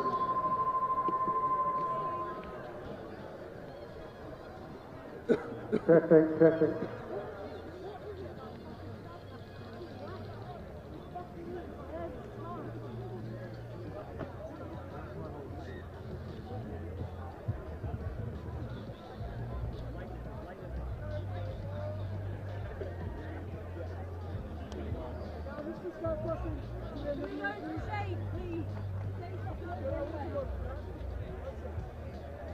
Okay, so we are going into the 6 o'clock fixtures now. And we have 2 men's elite games kicking off on pitch 1 here. We've got the Artisans taking on Preseli Brothers. And on pitch 5, HK China Dragons versus Wild Dogs Alpha Pack. Good luck to all teams in the men's elite semi-finals. Here we go. It's our first elite semi-final in the men's competition. And it's a great take off that kickoff from the Artisans, who have won it back in their debut tournament, taking on the Preseli Barbars, who had their best showing last time out in Shelford when they made the final, were beaten by the British Army. They've already seen off the British Army to make it, the Wild Dogs, sorry, have seen off the British Army to make it through to the semis. But it's the 6 times Welsh champions taking on the Artisans. Moving the ball really well at the moment. You can see just the connection between the players going really well. So it's all about trying to find that weakness in the defensive line. Barbars straight over the ball, but not legally. So Aaron Porwell, formerly of Scotland and Great Britain, will get things going. Cook, Lamb, Anderson. Anderson puts in the big don't argue, slips away, finds a nice offload. Cullen, still going, lifts it off the deck. Mike Cook goes over for the opening score. And one of the many herd of Rams players in this side, again, has a big impact for the Artisans. And they're looking, Lou, for a place in the final in their very first appearance as a 7-side full stop. Like I said to you, the Artisans' name is on trend with artisan bakeries everywhere, so I feel like we can expect a lot from this team, and that strong running there forced the opposition to make some really bad technical tackles, which gave them the advantage and equally got over the try line. I certainly feel at home in Harpenden. Absolutely, I love an Artisan. Kick-off to come again from the former Ireland under-18, Mike Cook. Could take off the kick-off, but lined up. What a shot that is by Ollie Rhodes. Great hang time on that restart, and that's what you want. So you can either contest or you can absolutely wallop the player underneath it. It's another huge shot coming in for the Artisans. The Preseli keep it alive. Knock on, penalty advantage. Down goes Lloyd Dennett. Preseli have really grown into the series. Coming into today, they were in 4th place, but looking to rise higher, especially with defending champions, the British Army, and 2nd place Vaquita Hammerheads, both out of the cup. But here goes Cullen. Arsenal got that ball back from a kick in behind that didn't quite come off for them. But here we go, they're moving the ball really well to the edge now. Let's see who's going to take that gap. Gilmore. Finley Gilmore brought down inside the 10, Preseli Barbars straight over it. That's a great turnover, really good physicality of that breakdown. He was isolated and they read it really well. So Preseli Barbars still probing, still yet to get out of their own half. Stripped by Cook in the contact. Here goes Anderson, delay on the ball. Cullen, ball back inside. Preseli Barbars make a meal of it, and it falls to Callum Anderson. And the Scotsman scores. Barbara was going to be extremely frustrated with that. They had opportunities to get that ball back and they literally could not keep hold of it. It was like a bar of soap. That is disappointing for the Preseli Barbars, who've got such a long and successful history on the Welsh series. They showed us exactly what they had to offer the other day in Shelford when they made the final, just beaten by the British Army. They need to go deep in this tournament to try and chase down the Army ahead of the final game in final series stop, I should say, in Bury St Edmunds. Conversions missed, so again the Barbars need to get after this restart now, and they've got to get an opportunity and get into the Artisans half. They trail by 12.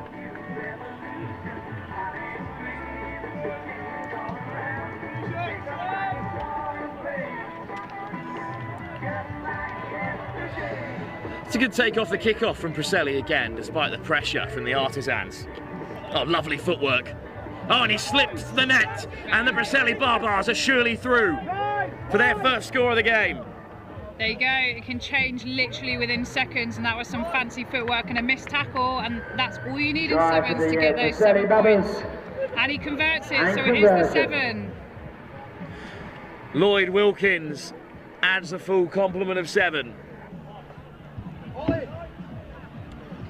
taking some much needed water on. It is hot out there, guys, and these teams are working extremely hard on this turf.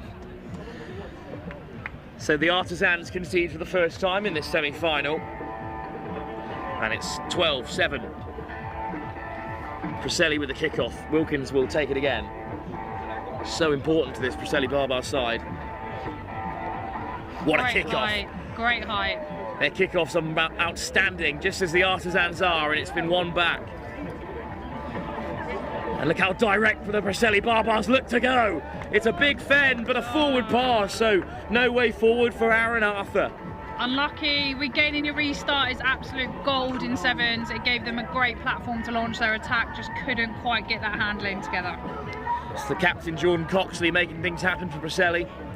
Well, they won the Welsh Series 3 times in a row, so they came looking for a bigger challenge here at the Lit Super 7 Series, and they've certainly found it in the form of the Artisans. They needed to cross that bridge and come find us, I reckon.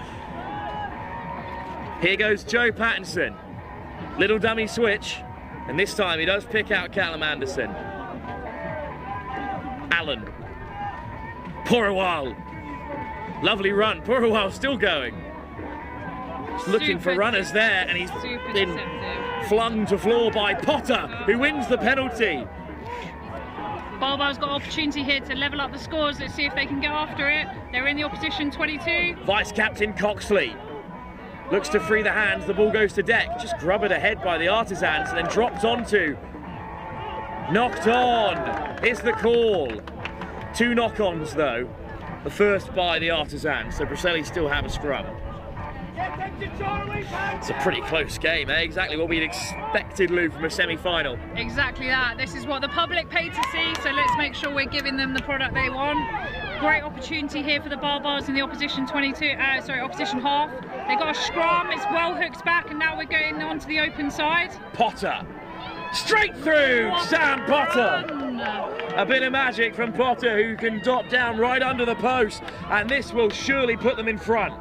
Exceptional pace, good celebration there. I'm not quite sure what it was, but it looked good. And that's it. I think they're going to level up in a minute or take the lead if they can convert this. Surely Potter will add the extras from here. A bit of a miscommunication in the back line for the Artisans, who of course that conversion, Preseli Barbars head into together the lead as a 7 side. At the half-time break. So at half-time, it is the Preseli Barbars, finalists in Shelford 2 weeks ago, looking to go back-to-back finals with the two leaders in the Lit Super 7's table out of the competition. It's a huge opportunity for them. Yeah, I mean, you can just see how this game changed. We thought Artisan were absolutely dominating the first half initially, but that's the beauty of Sevens. It can change within a matter of moments, a couple of errors, and you're back pinned to your own post. And to be fair to the Barbars, they've got after it, and they just got that final score, which takes them into the lead.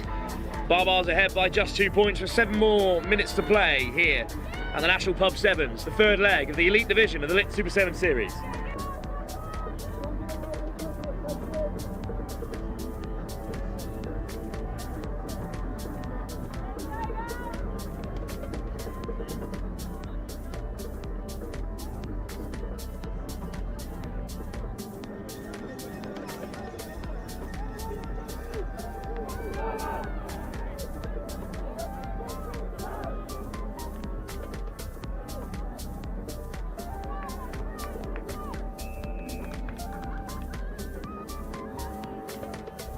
Here we go, going into the second half of the semi-final here on pitch 1, and I'm sure over on pitch 5 too.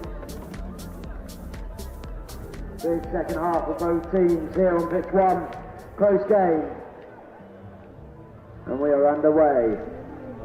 Second half semi-final, here we go. Okay. Barbars with the kickoff, and what a nudge it is again. Who wants it? Tap back by the Artisans and Brody Allen. That was a restart of dreams. That's what I get after all the time. Maximal height, pressure under the ball, but no one got in the air. So instead, the Artisans will have a chance to break. Lovely soft offload for Aaron Purawal, who throws it back inside. Taking their time to find the opportunity. Here they go now, driving out the defensive line. Cook with that deceleration, but he's been flung to deck by Wilkins. Wilkins who's stolen it, and then there's the offload to put Aaron Arthur away. Barbars go further in front. Filthy Artisans there, they thought they were punching at the right time, but the player got isolated and Barbars absolutely pinched that ball and went over the try line. It's going to be 21-12 with a kick to be converted, and indeed it is. Conversion made. Preseli Barbars lead 21-12. It's Wilkins again making an impact. Big tackle, worked hard on the deck, and it fell kindly for Aaron Arthur. So if I was Barbars again, I'd go for this really high restart, but this time try and get someone under that ball and see if they can get it back, and the pressure will all be on Artisan to make the difference now. Preseli Barbars will be right up the top of the table after Hammerheads and the British Army both exited early the competition. Hong Kong also in pursuit of the title. They'll probably go top of the table with a victory here at the Harpenden Sevens. But they're also in action elsewhere in another semi-final. Purawal. Mike Cook. Clean, comfortable drift defence for the Preseli Barbars. And Rawlins is well read. Straight over the ball they go. Preseli Barbars are turning this game around. Really calm defensive system there. They gave a really good lateral drift and then put the shot in when it mattered. Wilkins takes them on and he's through. Rhodes makes the last ditch tackle. Another penalty though for the Preseli Barbars. Wilkins off the mark. Ref is pulling him back. That's your worst nightmare when you want to play fast. Potter. Howells. Still going Howells. Clean ball.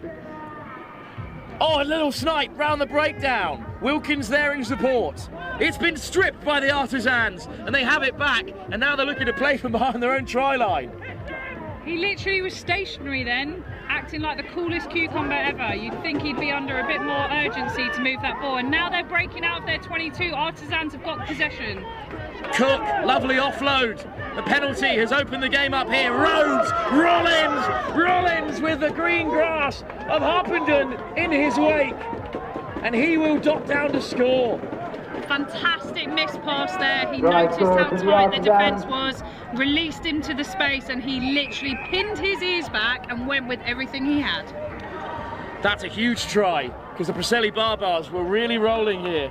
They were looking to stamp their authority on the game and push the Artisans aside, but what a time to get back into the contest. This is an important kick from a long way out. What has Callum Anderson from Selkirk RFC in the south of Scotland got into a locker? Oh, he's just sliced it. It's so hard, these conversions in sevens, if you're out wide and you're fatigued as well. You want to regain your breath and just take your time, but you just don't have it. It's a 4-point game. But it's Andrew Lamb, another Reading Ram, looking to take this kick. It's a deep one. It's been cleanly taken by the Preseli Barbars. They're shifting it wide early, trying to move the Artisan defence. Oh, and he slips off the first tackle and the second. Preseli Barbars driving through, not held, back to his feet. What a little run this is, all the way up to halfway. Fantastic effort there. You want to be physical in these collisions. Now they're putting ball in behind and they're getting after it. Off goes George. George is chasing it down. Artisans win the race, but Elia George puts the pressure on. It's loose. It's been knocked on by Preseli Barbars, but the second knock on meant no advantage was possible. 21-17. Can they go coast to coast here, Lou? I'd be thinking right now, how can I ensure we keep possession and we try and get over that try line? So they need to think smart and they need to get urgency behind what they do. The Artisans, of course, raising awareness for ovarian cancer action, their charity partner. Always brilliant when we get the charities alongside the sevens teams as well and just add that additional profile to the charity. Penalty, quick tap from Pattinson, and they make it out wide. And look at it open up here. Across comes Potter for a huge tackle. Preseli Barbars trying after it at the breakdown, but Pattinson's there. The defence is really narrow if they can shift this to the edge, but there's some handling errors going on. You want it to be slick. Put down by Allen. Preseli Barbars are everywhere. Ball loose again, taken into contact. Another shot at it in the breakdown. Still the Artisans survive. Still they're in the game. Behind by 4 points. Good carry, but it's been offloaded straight into touch. That was fantastic pressure from the Barbars, to be fair. They knew they could get the Artisan back into their 22, and then they literally just kept smothering them at every opportunity. Line out for the Preseli Barbars. The sun is setting on the Artisans opening tournament here at the Lit Super Sevens. Overthrown! Felt like Barbers went a bit quick there, and the Artisan have now got the ball. What a thumping collision that is. But on the roll, Anderson gets away. Oh, the Barbars have intercepted it. Preseli have it back, and they've won the penalty. And that could be the game. How long left? Jamieson asked the question. Time for a line out, I believe, so they're going for the edge. George is going to look for the corner. Well, there was a miscommunication there on the bench. They decided to tap instead and just keep a hold of possession, or maybe break through and score the winner. George puts it down. Is there time for the scrum? No, there is not. Preseli Barbars are through to back-to-back finals on the Lit Super 7 stage. Can they go a step further than they did in Shelford when they fell to the British Army? They'll likely take on Hong Kong in the final, depending on the result of the other semi. But the Preseli Barbars are staking a claim to the Super Sevens title with just one leg to go. Congratulations. If they can turn it over here. What an awesome battle between those two sides. Sometimes I love the tries, but actually defence can win games like that. And I think the Barbars' defence in those last few minutes of the game were everything that they needed. Well, it's a semi-final in the men's plate. The Boom Beavers are taking on the Wooden Spoon Marauders. Head over there, enjoy That's the next game live on pitch 1. So we have got one more game on pitch 1 before we see our first final of the evening. And then it'll be all finals here on pitch 1 with the presentation ceremony to follow after the final. Probably around about 8 o'clock. That's what timings we're looking at so far. So we've got the 6:20 games, 6:20 fixtures coming up now. And on pitch 1.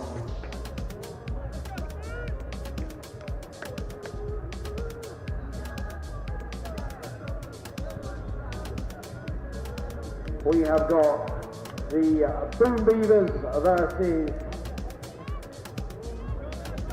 the Wooden Spoon Marauders.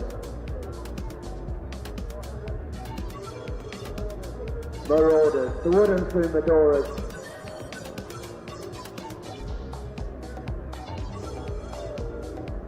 And this fixture is in the men's league semi-final. So it hasn't been the day the Wooden Spoon Marauders would have wanted in the end. Just the one win in the group stage against the Vaquita Fiji Warriors. But they were victorious in their quarter-final. We of course saw the Boom Beavers take down Oxfam rather comfortably. Indeed, it was a comfortable one for the Wooden Spoon Marauders as well against the Stunts. Hammerheads were very much tested by Kaiviti in the other quarter-final we didn't see. They take on Rewa Rakavi in the other semi-final. Women's Cup final on the horizon. But first, the Boom Beavers looking to go into the plate final. And they'll be kicking us off here against the Wooden Spoon Marauders. It's a testing kickoff, but a fine take by McNally Drew, who really came to life in that final group game. Well, Lindy Ray's also had a fantastic day, formerly of Bryanston School. It's Big Aaron Lowe, brought down on the 22. McNally Drew. Ray. Oh, what footwork from Ray! And the goose step to boot. Oh, Lindy Ray is going to saunter home.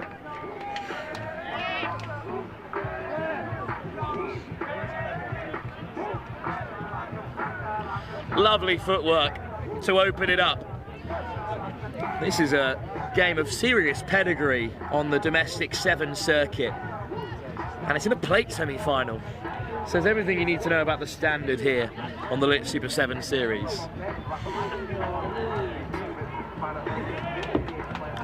Clean conversion. Wooden Spoon up by 7. Conversion scored for the Wooden Spoon Marauders. Of course, the Wooden Spoon charity had a fantastic day midweek in Ireland when they broke a world record in the men's and women's category for the longest ever game of rugby. The men played for 36 hours, the women for 29, along with Loose Heads and the Lions Foundation. They were all at the Lions game on Friday night, those who took part.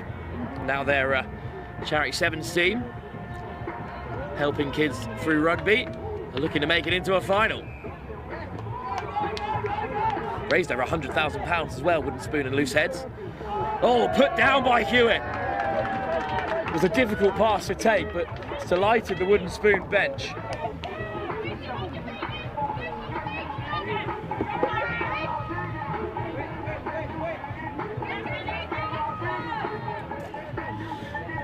Of course, here at Next Gen, we were just there to film the game and catch up with some of the competitors, but it was a remarkable experience over in Ireland. And their charity side are still forcing their way into a final here. Nice step from Luke McNally-Drew. Great line from Lowe. And Lowe weaves his way through. Two Jamaican sevens internationals linking up there. First McNally-Drew and then big Aaron Lowe. Towering figure, the Stockport RFC man. The conversion to come. Luke McNally-Drew, one of the many Henley Hawks that occupy the 7 series. Wooden Spoon. And they're up by 14. Good kick. 14-0. Well, after the Boom Beavers set quarter-final where they took Oxfam apart, perhaps weren't expecting it to be this one-sided. I'm sure they'll get back into the game. I think we could have a cracker on our hands. What a nudge by Finley Broomfield. Disruption and a knock-on, and it's in the hands of Forsyth. McNally-Drew looking to go himself, wrapped up by Boardman. And another tackle from Baker. Lewis has to race back. Hewitt gets his toe to it, but a knock-on in the tackle. Gives the Wooden Spoon Marauders a scrum.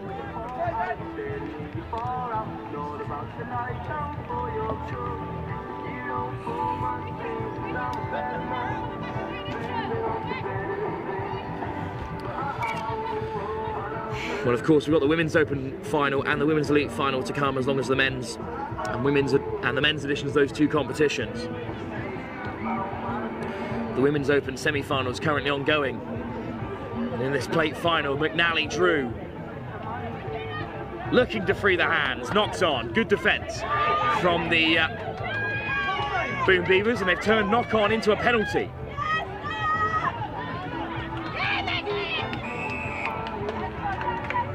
Well, it's a big line, but well met on the gain line by the Wooden Spoon Marauders. Round the corner for Boardman. O'Meara in support.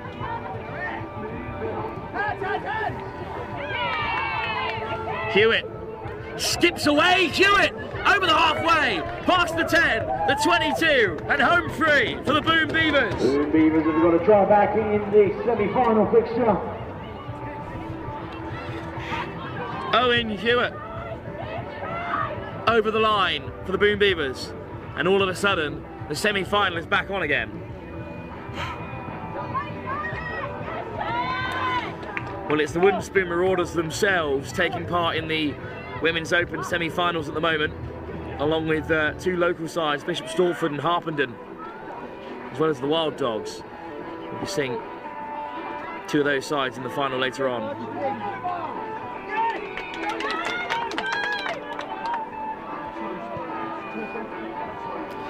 That's as high as anyone can hang a kick, and it's been knocked on by Ray, and off goes O'Meara, who spills it himself, so we'll come back for the first knock-on. So it's fine rugby now, taking on Oxfam in the Women's Open Cup semi-final. along with Wild Dogs and Winspoon Marauders, so a high quality affair to follow.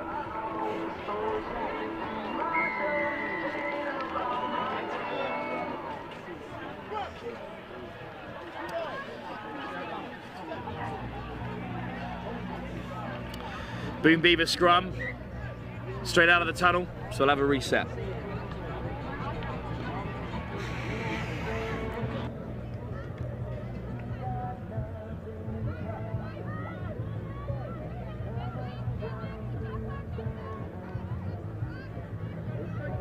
But it comes out the Boom Beavers' way.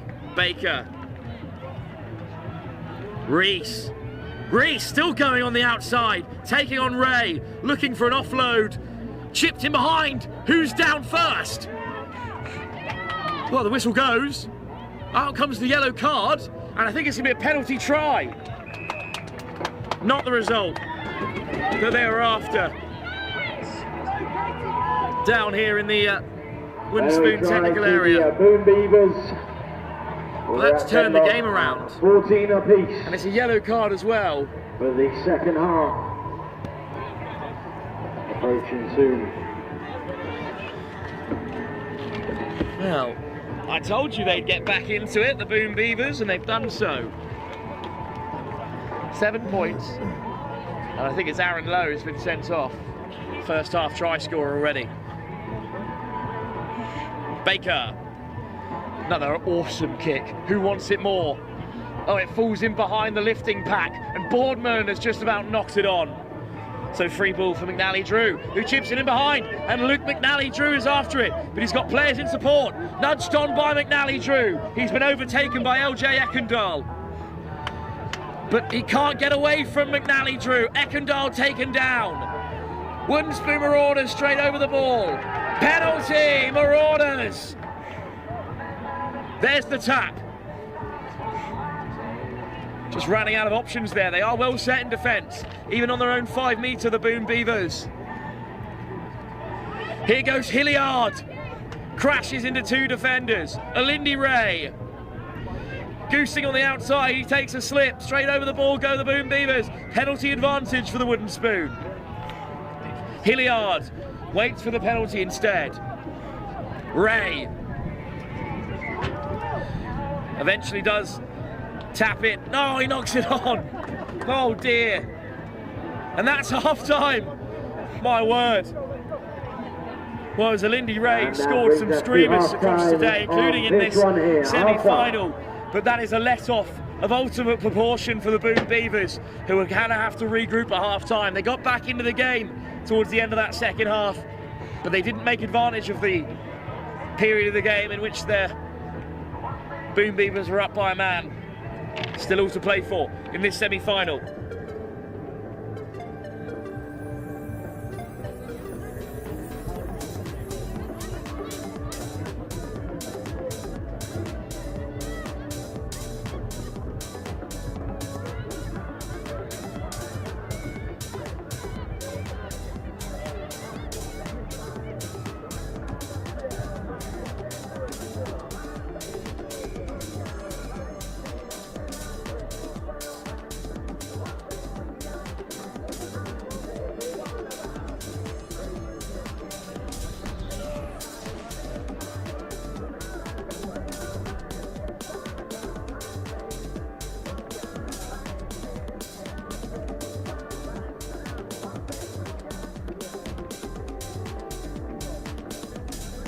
Working through that box for me. I don't know why. No, the box was fine. I told you it wasn't, but it works my portable, so yeah.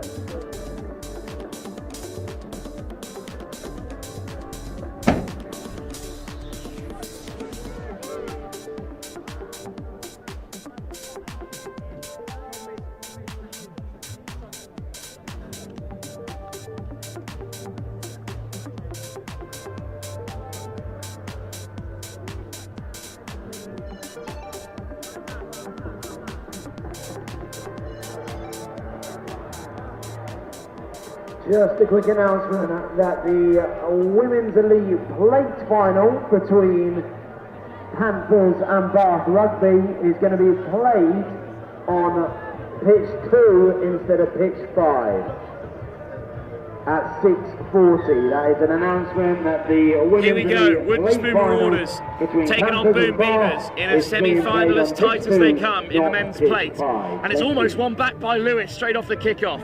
But instead it might be a chance for O'Meara to break. Lovely offload. Here goes Boardman. Brought down by Hilliard. Oh, what a pickup! Straight through the breakdown! Can you believe it? LJ Ekendal is denied. It's a penalty instead for the Wooden Spoon Marauders.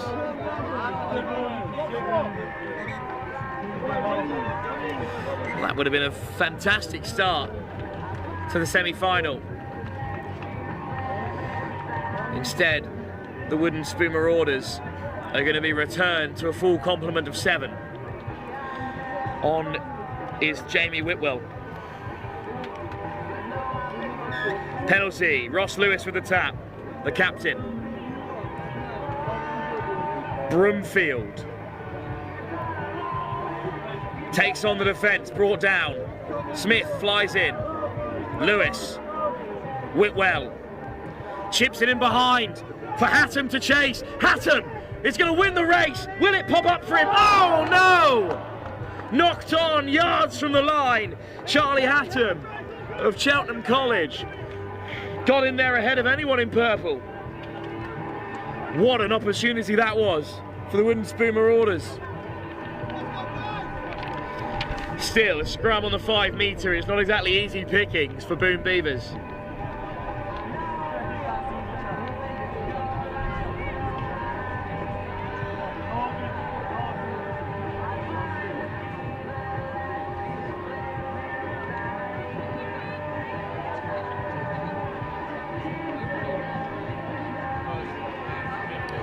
Clean scrum. They're still inside their own 5 metre line. There's the high punt from the Wooden Spoon Marauders, looking to turn it over. Zane gets it away. It's just deflected. And they're over their own try line here. It's a strong carry from Ekendal. In the end, the scrum is given a slight knock on there.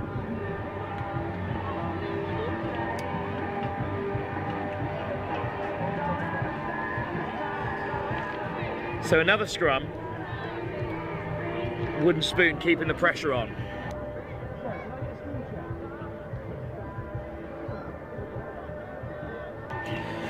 Still level here in this plate semi-final. Again, it's dug out of the scrum. Oh, what a step off the right boot. And now they're in behind. Smith is rushing back. Baker, does he have the pace? He's gone all the way. Boom Beavers take the lead in this match here on pitch 1. Coast to coast. Try line to try line. Baker makes it home. And the Boom Beavers go in front.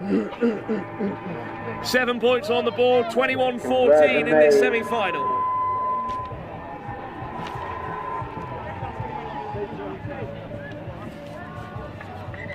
Wooden Spoon Marauders on the 5 metre line of their opposition here on pitch 1. Have conceded. Just a reminder as well that the women's play final in the elite group between the Panthers and Bath Rugby is going to be played at 6:40 on pitch 2, not pitch 5. That is pitch 2 for Panthers versus What a kickoff, Bath Rugby. but put down by Zeng. 6:40. Here's Ray.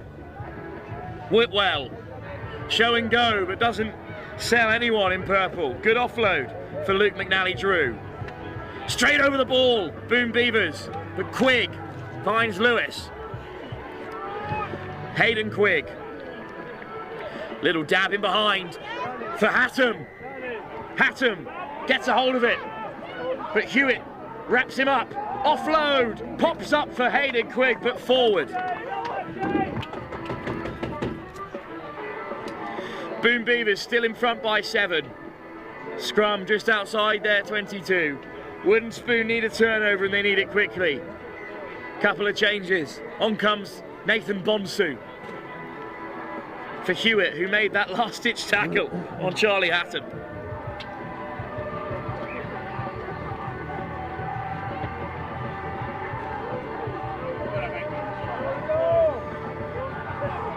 Not long to go in this plate semi-final.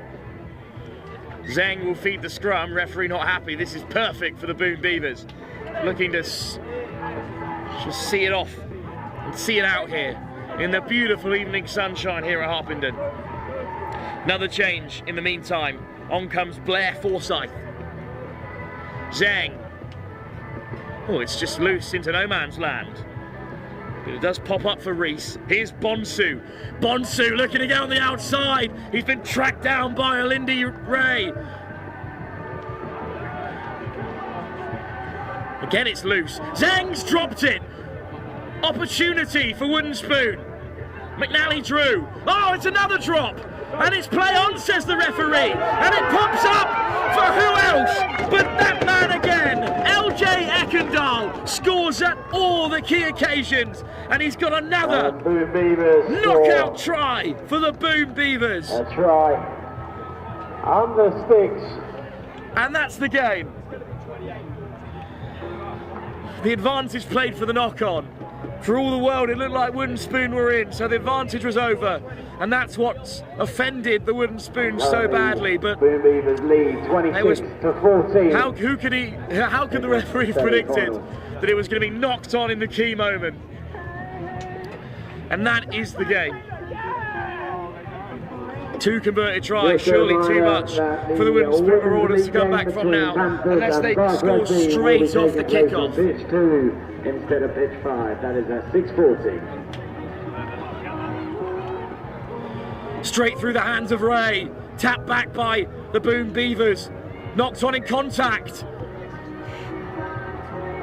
Still time, but is there enough for the Wooden Spoon Marauders?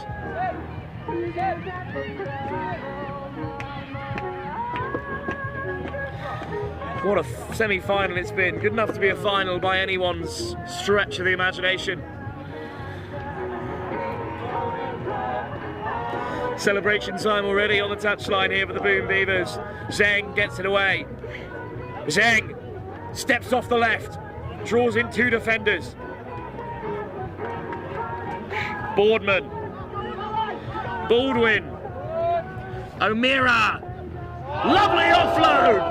Baldwin brought down by Forsyth. Popped up for Bonsu.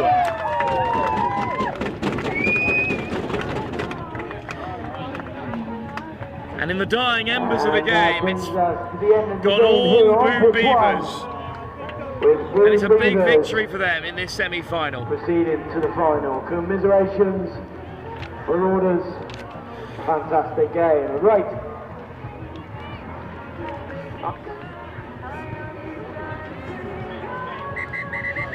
There we have it.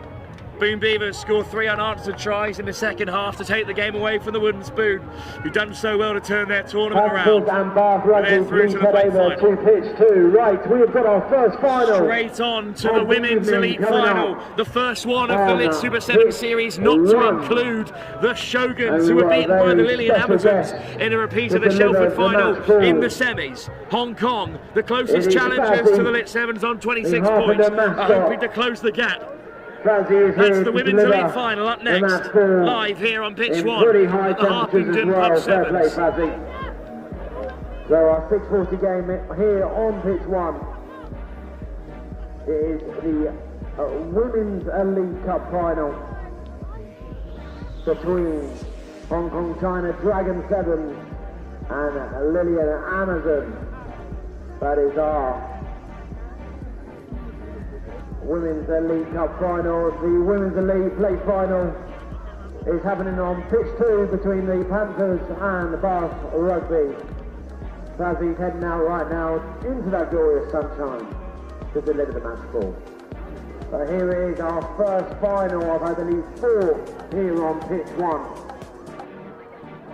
And good luck to both teams fighting for the cup here.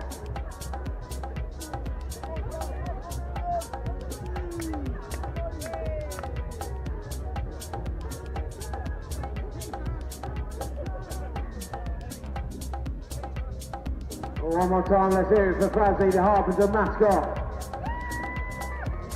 Delivering the match ball.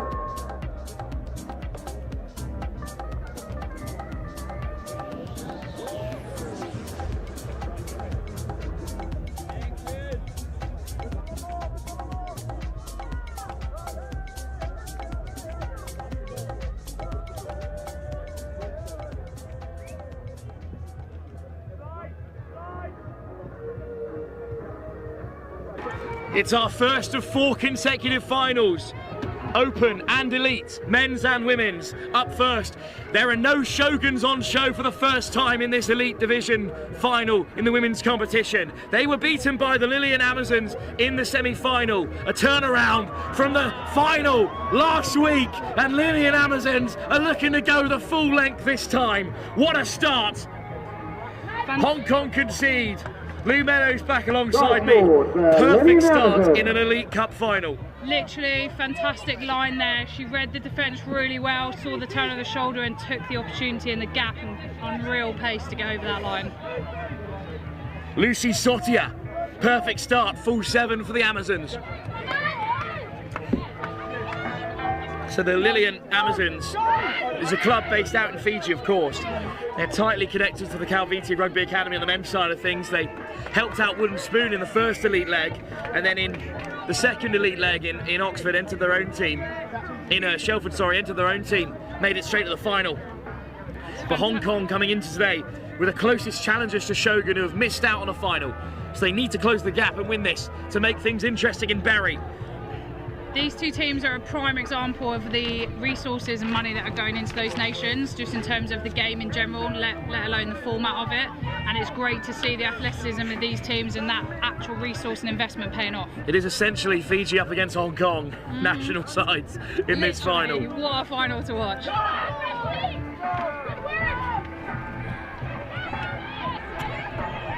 I think we're into our first final. Referee's debating what happened, whether it was knocked on into touch or if we're going straight to the line out, and it's a line out. Good carry from Jamie Bork. You can see Robbie Ferguson and Marky Komar in conversation on the touchline there. It's Balia Solomone in charge of the Lillian Amazons here today, and they have ball back at the line out. And what can they create? Oh, good take. And as wide as they can be this time, looking to get on the outside. Really testing that Hong Kong defence. The thing with this team is you have to tackle them, otherwise they can offload, and if you tackle too low and their arms are free, they will keep that ball moving and cause you all sorts of problems. Evie Savu picks out another pass to the try scorer, Lucy Sotia. Back to the short side, little chip in behind, bit of contact there, but it still might be on for Asenate Nabitu. Nabitu picks it up, offloads, and down they go. Oh, Nabitu has it back and is turned away at the door by Langford. What strength, but finally it will come. Really good physical stroke from Langford there to hold the player up over the line and drag her back over it, but they could keep their arms free, keep it alive and moved it one pass and they were over. Well, that kick was so comfortable when it was put in behind by Eleonora Senese. And Asenate Nabitu somehow got to it, somehow picked out an offload, and then got it back on the return. Lillian Amazons 14 up. Hong Kong don't know what to do. Hong Kong need the ball, in all honesty. Amazon, when they've got it, are absolutely ferocious at the line. They're extremely physical and they're very good at keeping possession. So you'd hope Hong Kong can hold on to this restart and create something.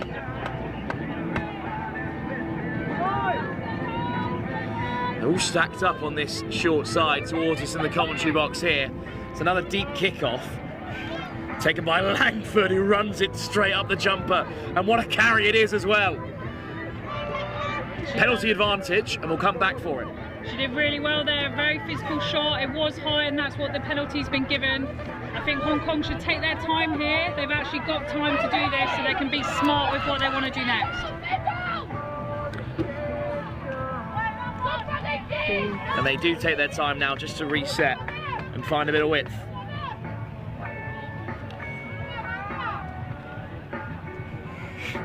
Good delay on the pass, but met on the gain line with such physicality, stripped in contact and then spilt. Hong Kong lucky to get away with that one there, because it could have been another counter and another quick score for the Amazons.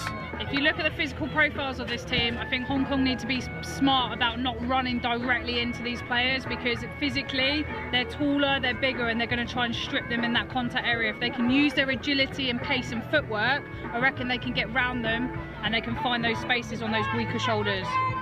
Early push from the Lillian Amazons. Quick tap. I'm not sure if they got back 10 metres there, but they're straight over the ball. But no, they did not make it back up the side, so it's another penalty.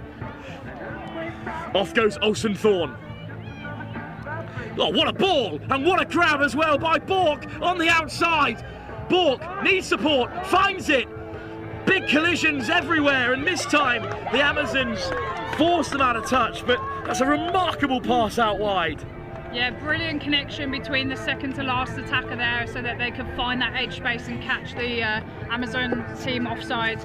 Let's see what they can do off this line out. Let's hope they go up, disrupt, because then they'll have that Amazon team pinned in their own 22. I think it was a knock-on and the ball in touch, and they've taken the knock-on, the Lillian Amazons, so scrum instead. If you're backing anyone in the women's division to go coast to coast, it's them. Absolutely, they run extremely hard, they're extremely physical, and they're not afraid to take the contact and then move the ball. Here goes Sarpong. They're going to take on Langford, but caught. Nice ball back on the inside, always freeing the hands. Still they go down the short side. Sarpong's just been taken out by her own player, and it's been coughed up for Hong Kong. But it's a penalty. Oh, what a missed opportunity for Hong Kong that is, Lou. Absolute shame. Hong Kong, I thought their defensive pressure then was fantastic. They gave Fiji no out. They really went high, so they have forced them back into the collisions. It's just unlucky in terms of that movement on the floor. Penalty, and I think they're going to go for touch, but they're not going to make it. Literally, Abigail Cham. Free possession for Hong Kong here. They just got to move it, find the space, take them on the outside, find the connection. Langford all wrapped up by Nabalagi. No release there, so they won't have it at the moment. Oh, it's been spilt. But the ball's come loose, and it's a knock-on in the end. Hong Kong again denied. What more have they got to do, Lou, to get over the line here? Opportunity missed, unfortunately, there. I think they just got to build the pressure, move the ball, ensure their basic skill set is paying off here. So much pressure in this final. They know how close they are to the leaders at the moment, Shogun, who have slipped up for the first time today, ending up on the wrong side of the draw after defeat to the Hammerheads and losing to the Lily Amazons. Kicked in behind, there's no one sweeping back. The great work from Bork to get there. She's wrapped up early though. The pressure coming in from that Lillian Amazon team is wild. They're always smothering, they're always looking to make those hits. Let's hope Hong Kong can move the ball. That's a really good pass, good connection there, and now they're finding some space. Langford bumps off the first defender, but leading with the elbow there has seen a yellow card shown to Sophie Langford and a penalty. Well, what a moment that is in the final. Yeah, I think, like you said, the pressure of the opportunity that this presents, potentially getting some of the players not making the best decisions, and technically there, she knows she's got to go straight on with a hand open. You can't be leading with your forearm. Baranisese Koro finds touch for the Lillian Amazons, who are so in control here. Another try before the break. It's a bit of a mountain for Hong Kong to climb. Yeah, when you're a number down in sevens, it is extremely punishing. You've got so much space you have to cover defensively. You've also got to worry about the backfield, and now we've got the Amazon team in the opposition half. Up goes Meranai and Asilisila. And it's clean ball for the Amazons. Moving laterally at the moment. And caught by Hong Kong, who are right over the ball at the breakdown. And they've won it back.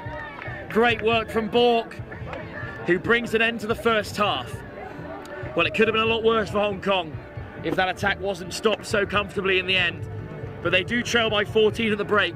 What have they got to do, Lou, to get into this game? And that brings us to half Some time. work there by Hong Kong, not allowing the Amazon team to get another try before the half, because that would have had their tails up, and I reckon they would have had some fun in that second. So now the pressure's still on. 14-0 is a lead, but it's not a massive lead, so it still presents Hong Kong a huge opportunity to get after it in the second half. If you're Robbie Ferguson now, who's currently leading that team talk for Hong Kong, what do you think you're saying? I would be saying we need to be smart about when we take contact, to sure we got support, but can we actually move that ball, test the Fijian defence, especially on the weaker shoulders, and try and find that space. And for Solo Ballis Solomone, it's probably more of the same for the Lillian Amazons. In our first final of the day, the Women's Elite Cup final, it's the Lillian Amazons who lead by 14-0.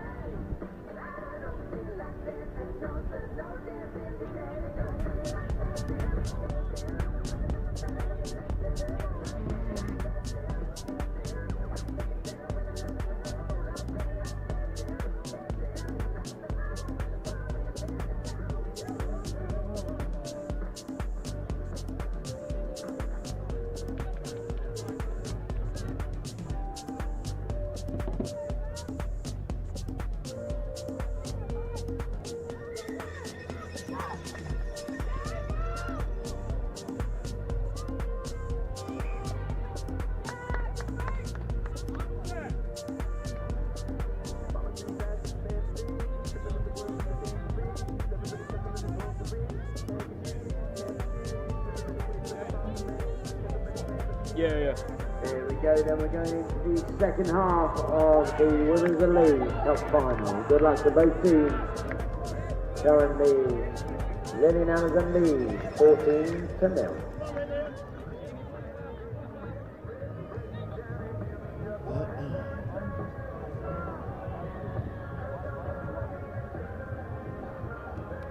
Kickoff for the Amazons, well taken by Hong Kong, and just like the Lillian Amazons in the first half, Hong Kong are going to go the length at the start of the second, or are they? Natasha Olsen-Thorne brought down, can you believe it? Varinisese Koro has turned it over. I was assured that Hong Kong were in then over the try line. It was an exceptional break off the restart, but she just didn't have the legs and she got hunted down there. Natasha Olsen-Thorne has not been caught all day. And this time, the Amazons get back to make the stop, and now they're chucking offloads through contact. Sotia flings it back inside, that time it's forward. So Hong Kong do have it. They only trail by 14, they're still very much in the game, Lou. Yeah, absolutely, and the threat just then from Hong Kong needs to put that Lillian Amazon team on a bit of edge here. They need to be really smart with the ball. Sometimes they can get a bit loose, start throwing it around like a hot potato, and I think they just got to be really patient. On comes try score in the forecast, Lukayanya.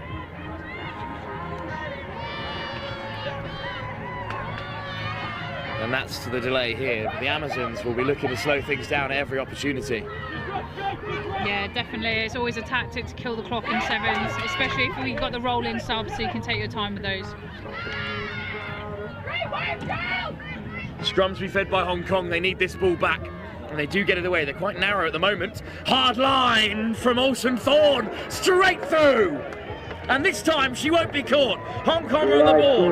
Natasha Olsen-Thorne has another score.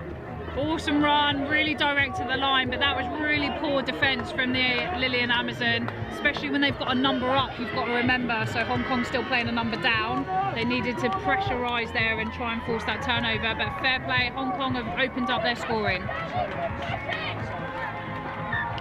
And 7 points as well, the extras added by Jess Ho. Over the post there, score 14, the Lillian Amazon, 7. Lillian Amazons and the Dragons.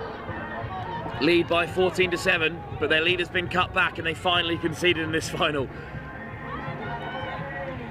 Biggest kick of the day for Ho. Well, it's just about taken by the Amazons on that 10 metre. Fantastic drop of that, just on the 10 metres, so it forced the Amazon team to have to regather, and now they're under pressure to try and move this ball. Koro into contact. Played away at the breakdown by Ivi Savu. Goes straight into contact, and Hong Kong are over it. But Hood can't get it this time. Sotia lifts it off the deck. Great offloads again. Sotia frees the hands.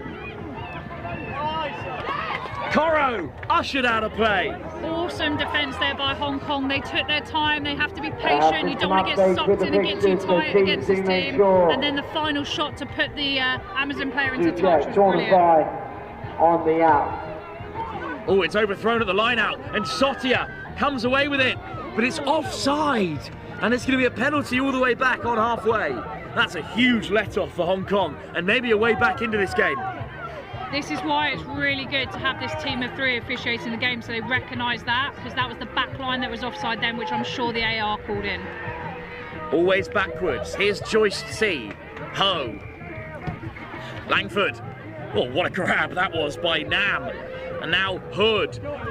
And now they could be in here. Abigail Chan brought down. Penalty advantage for a high tackle. So it's a great steal on the deck for the Amazons. But a penalty Hong Kong. And a quick tap from Nam. Langford.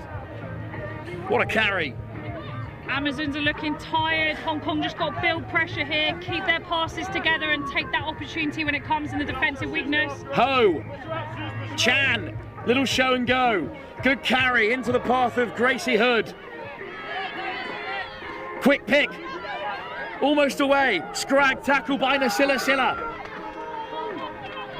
It's again lifted off the deck. There are tired bodies all over the park. There's players down for Hong Kong, but they've got to keep the pressure on. Hood, Langford, steps back inside. Is she over? Still short. Hurd crashes over and does score.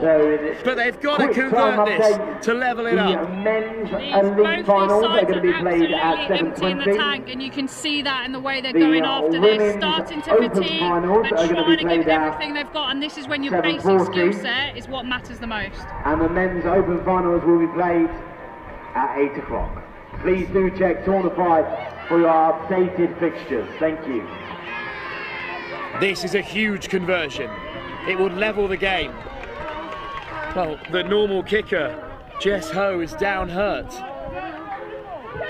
Yeah, she's actually in the way of the kick as well, so they have to be careful here. The referee ideally wants to carry on, but we can't be kicking over the top of an injured player. Oh, Ho back to her feet. This is a big kick for Jess Ho, who's back to her feet and is going to take the conversion attempt. Talk about grit and determination. Absolutely love that from her, and that's the resilience of these players as well. They're getting after it. She misses the conversion, but I'm sure they're going to get after another try here. 14-12, the Lillian Amazons lead.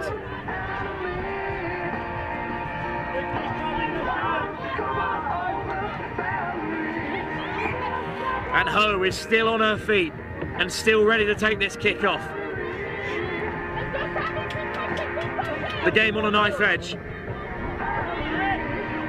Taken by the Amazons. Coro keeps a hold of it, and Coro races through the centre. Varanis Sese Coro. It's a dagger to the Hong Kong Hearts. How easy did she make that look?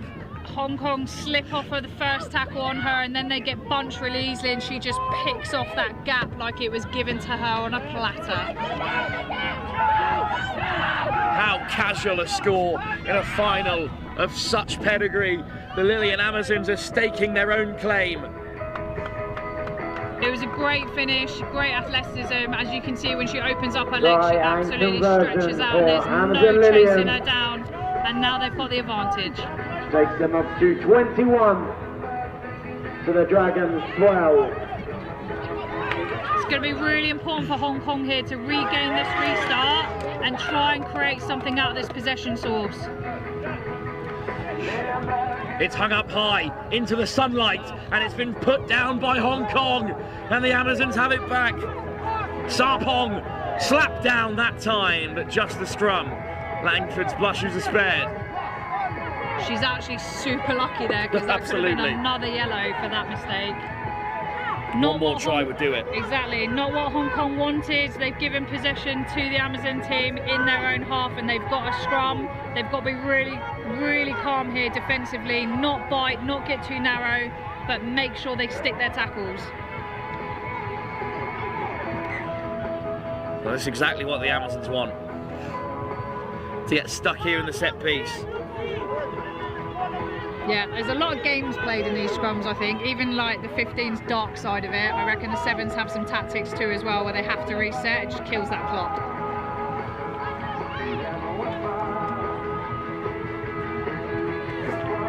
Straight through the centre goes Semese. These are crucial moments in the final. Sarpong. Nabalagi almost through.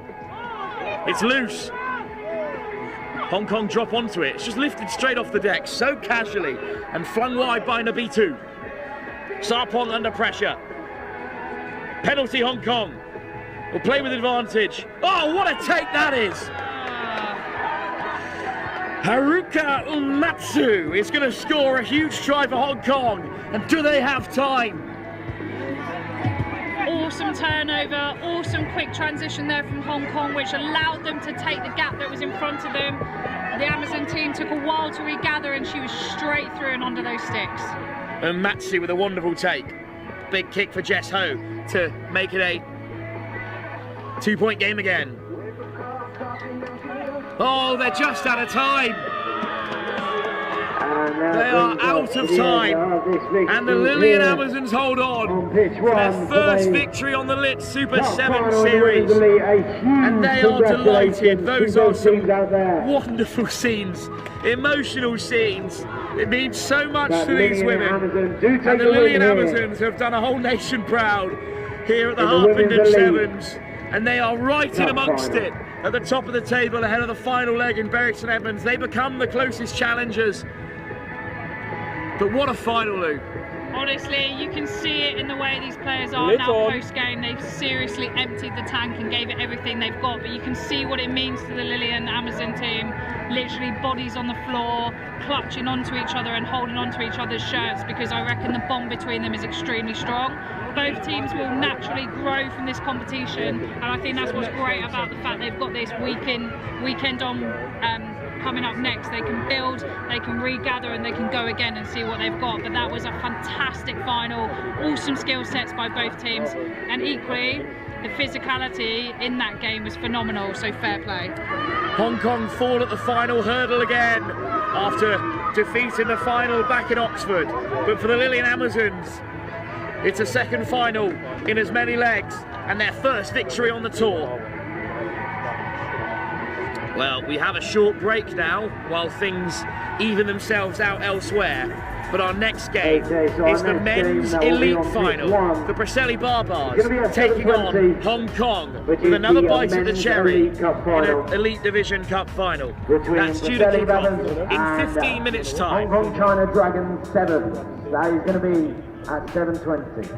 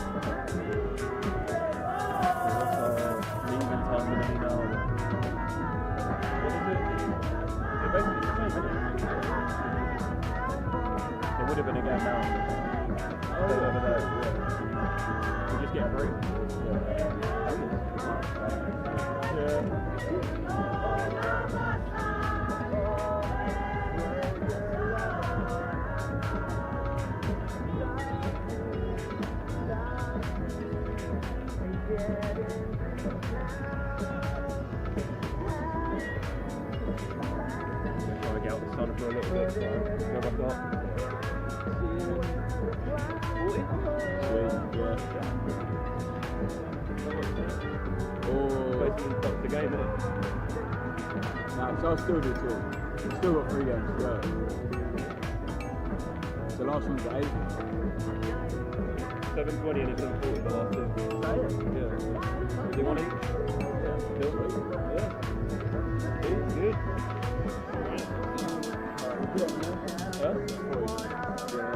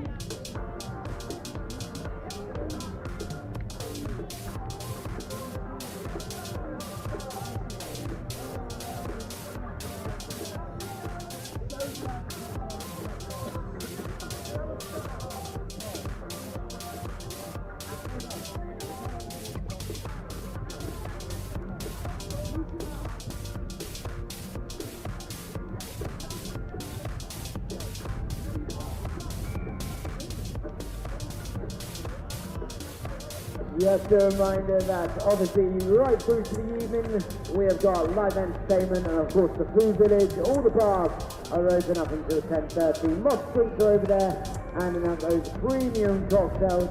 We do fancy a spicy margarita and of course we've got the drink bar and the bar up here in the stands. The food village is open for a very, very long time as well. Next picture coming to you in 10 minutes.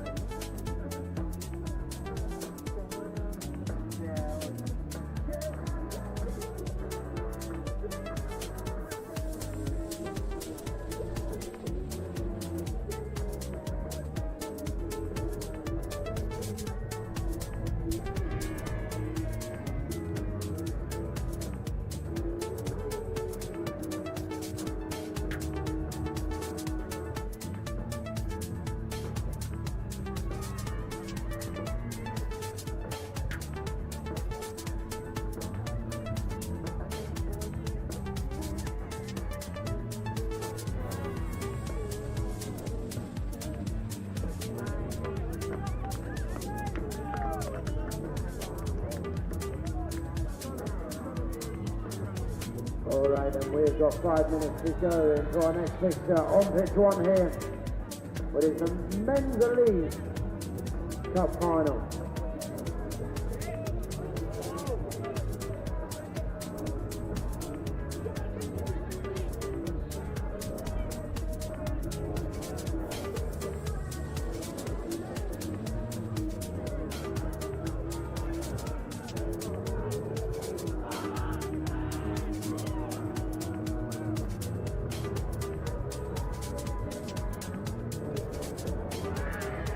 So our Men's Elite Cup final is between Preseli Beavers and Hong Kong China Dragon Sevens.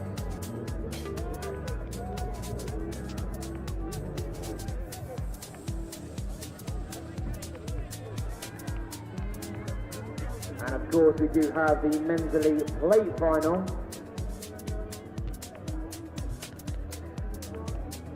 Between Boom Beavers and Vaquita Hammerheads. Both kicking off in 5 minutes. 5 minutes to go.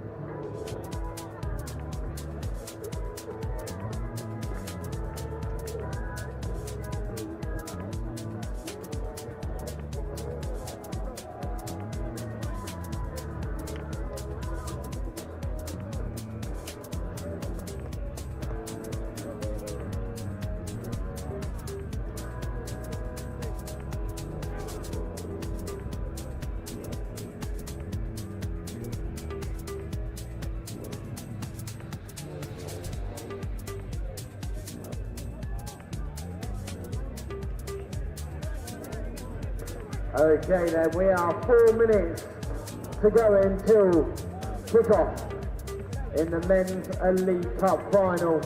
I believe Fazzy is going to be making an appearance at some point to deliver the home ball.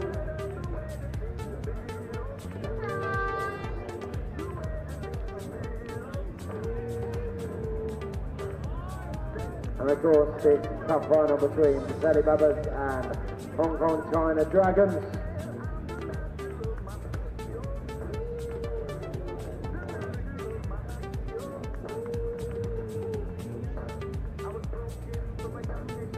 Okay, 2.5 minutes now. This is your 2.5 minute warning. Teams, coaching teams, referees, Fazzy, if you're in the mix.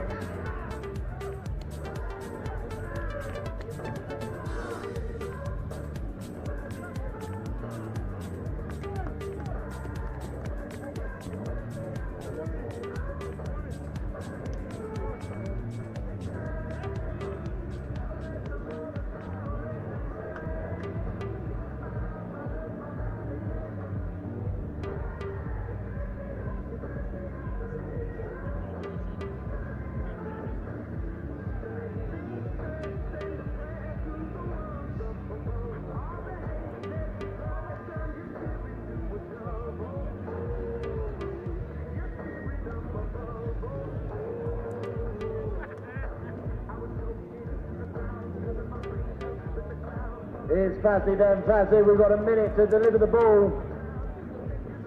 The Harpenden mascot making his way.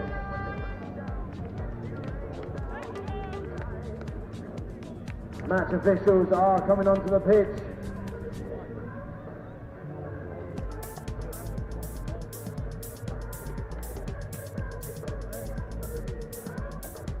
And Fazzy is here to deliver the ball.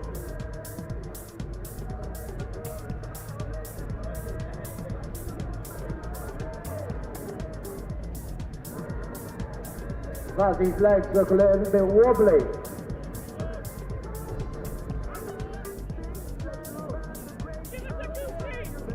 All right then, referees, over to you to begin this game. Good luck.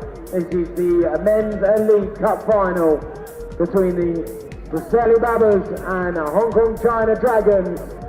We've also got the plate final happening on pitch 5. But here we go. Good luck, teams. It's the Men's Elite Semi-final, and it's a huge opportunity for both these sides. Preseli Barbars, back-to-back finalists, beaten by the British Army last week. Hong Kong, the closest challengers still left in the competition after the Hammerheads and the Army were eliminated at the quarterfinals and group stage respectively. But it's the Preseli Barbars with a lightning start. Osono on the deck, can't catch his man, and this will be the opener. Dummy back on the inside. Oh, a little stutter step to edge even closer to the sticks. Great take on the kickoff, but that is a bit too simple for the Preseli Barbars. Lou Meadows still alongside me. It's a really easy way to score in a final like this, and it shouldn't be that easy. Hong Kong should have regained the restart there. They went nice and high. The hang time was great on the kick, but Preseli Barbars got under it, and then they just found that space in the 5-metre channel, and he went for it, didn't he?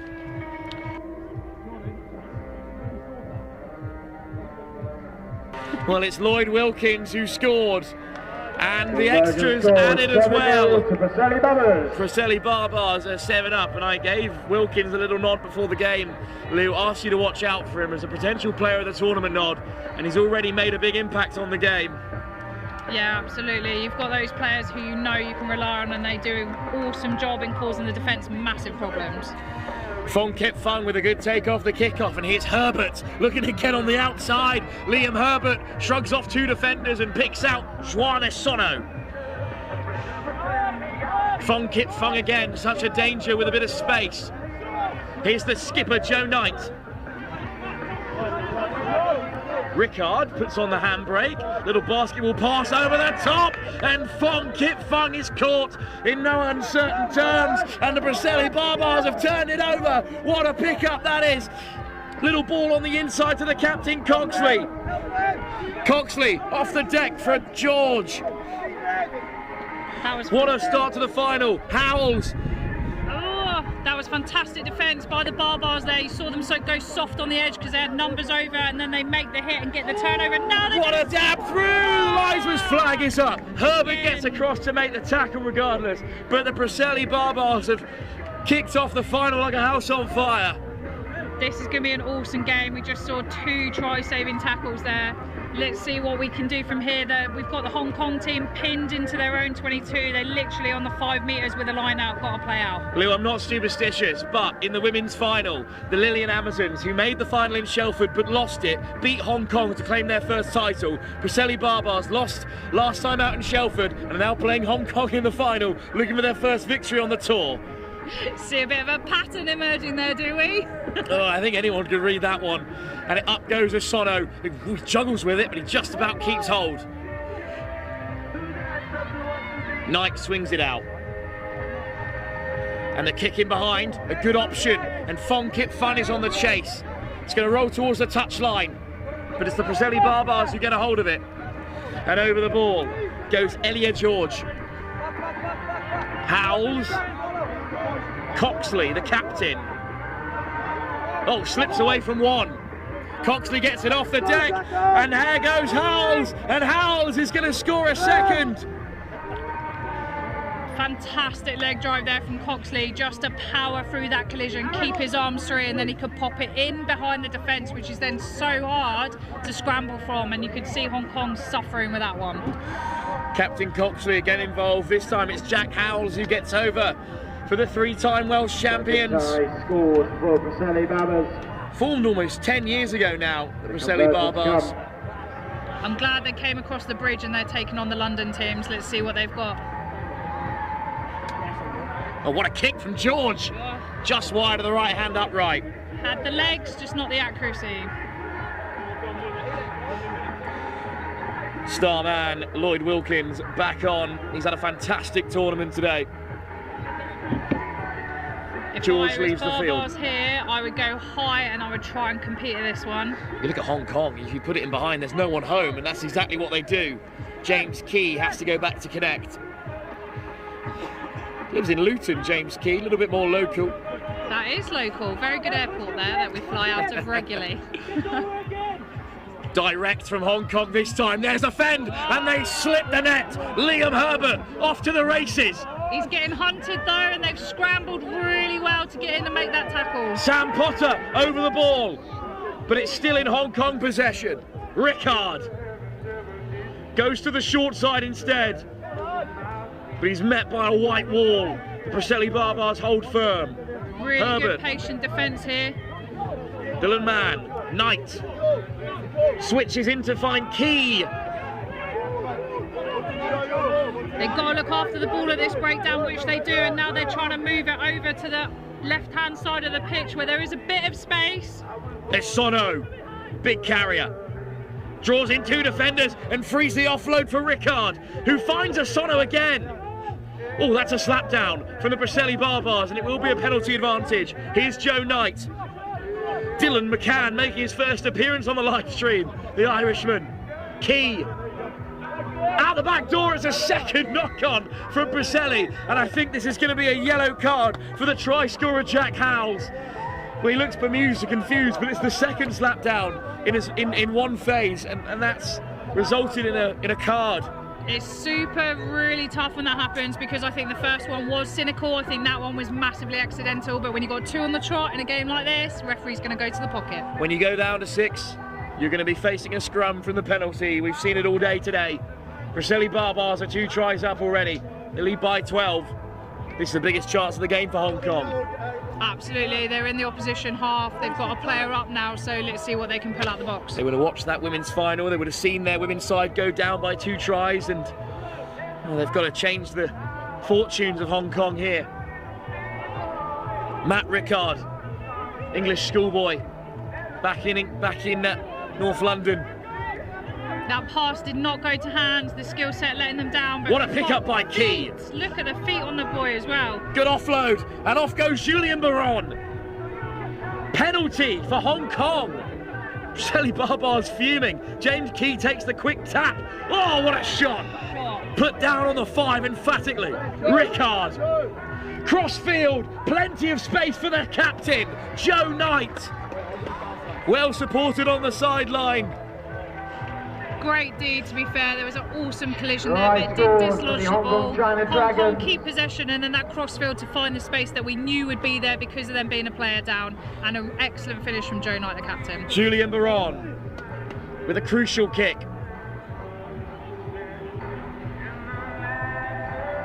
Winder is back. Good strike, fading away to the left-hand side, but it's in the uprights. And it's 12-7, they're back within 5. Julien Baron, Lou, I said on the live stream earlier, he runs a Form 15 Bronco. How do you rank that amongst the Red Roses squad as we approach half-time? That is a silly time, to be fair. Dude has an absolute engine and some gas on him, I'm sure. And they'll need every inch of it, Hong Kong, as they trail by 12-7 at half-time in the Men's Elite Cup final. Still so much to play for here, but the Hong Kong men's team looking for their first title on the series after making a couple of finals already. They sit in 3rd place at the moment on 26 points, just behind Vaquita Hammerheads on 31 and the British Army on 34. A victory will see them likely leapfrog both those teams ahead of the final leg in Bury. Yeah, but the Preseli Barbars, down in 5th on 19 coming into today, could easily race into the top 3 if they beat them here. That's the thing, isn't it? They're all about this final today and trying to win that, but equally they're looking at the table and they're seeing how they can get the points to put them in a better position going into the next round. Bury St Edmunds beckons as a final leg here at the Lit Super 7 Series. Who will go into it? Title hunting. It'll be one of these 2 sides after disappointing days for the Army and for the Hammerheads. Hong Kong to receive kickoff this time. Lloyd Wilkins, of course, will take the nudge for the Preseli Barbars. Barbars still down at 6 players, so let's see what they're going to do here. They've got to make sure they're covering the field off of this kick. Of the Men's Elite Cup final, and of course over on pitch 5 the plate final. Good luck, teams. Barbars kickoff, Wilkins to hit it. It's contestable, but it's just overcooked. That's a disaster for Preseli. Out of all the options, that was not the one they wanted to come off. Unfortunately, that gives Hong Kong free possession of the ball. They've got to get a wriggle on here to use this man advantage. It's Joe Knight, the skipper, who's come all the way into midfield to take the tap. McCann. Long pass. Here's Ollie Pyle. Just takes a tumble. Still gets back to his feet, makes plenty of yards. McCann at scrum half.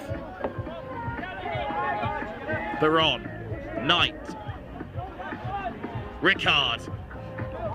Races away down the right-hand side. Rickard goes himself. Key in support.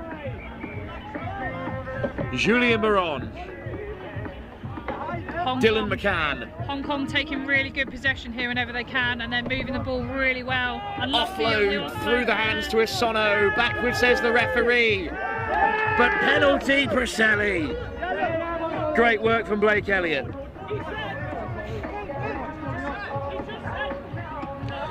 On comes Callum Coxley, the vice-captain, along with Jordan Coxley, the leader.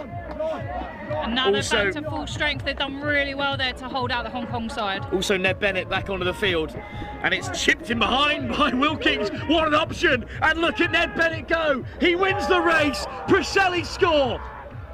Awesome tactics there. They literally just put fresh legs back on, so why not go after that foot race? I think that's a great option from them. Ned Bennett never losing that chase to the ball.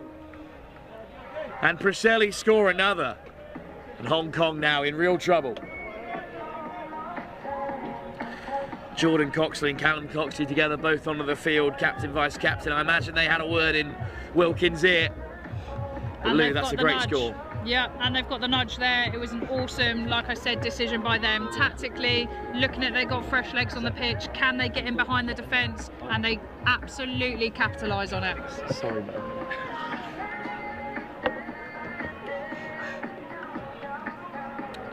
Wilkins to take the kick-off again.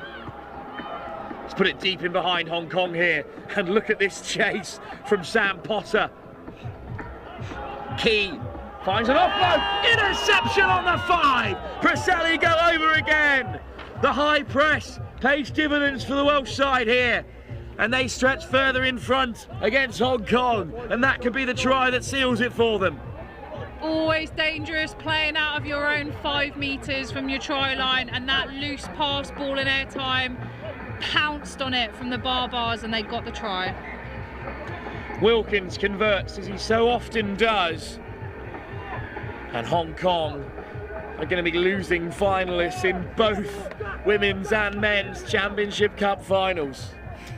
Yeah, that's a pretty brutal blow to the Hong Kong squad. It's another deep kick. This time just onto the 22 and well taken. Bit of a pace opens up. McCann. Pyle. Skips away from one. Nice little offload.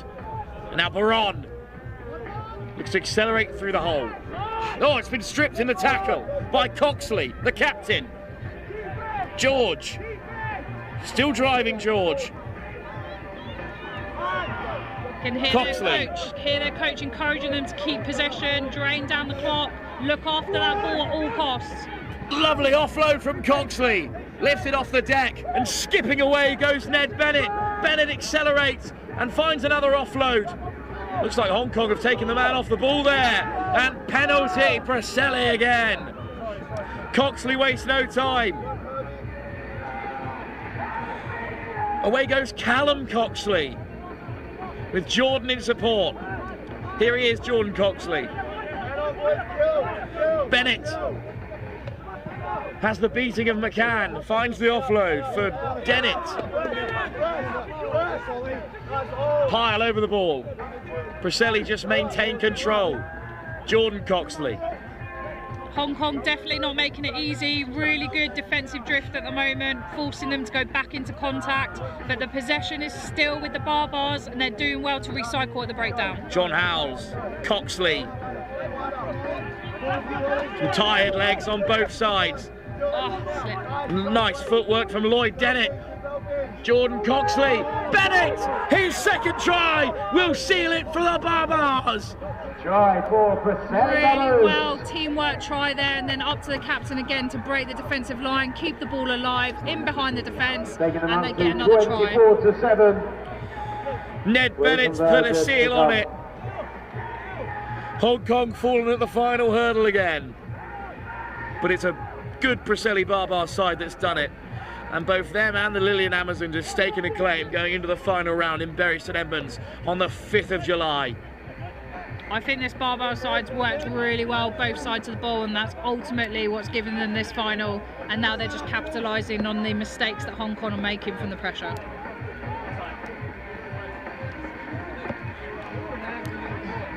Wilkins, contestable kick. What a take by Key! And now Key's away. One man in pursuit. Is Key going to go the length? What a finish! Officials are checking it, and they've given it. They've given the try. It was an excellent finish, but equally, Barbars didn't let off. They hunted them down to the corner flag. I'm not sure this time, but Matt Rickard is going to hand it off for Baron regardless. Must be some kick for Julien Baron with his left boot. Well, it's got the distance. Off target.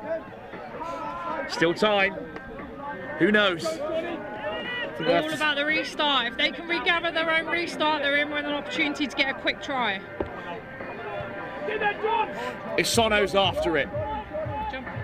Good take, big shot from Isono, but it's clutched by Amir Jamal-Walty.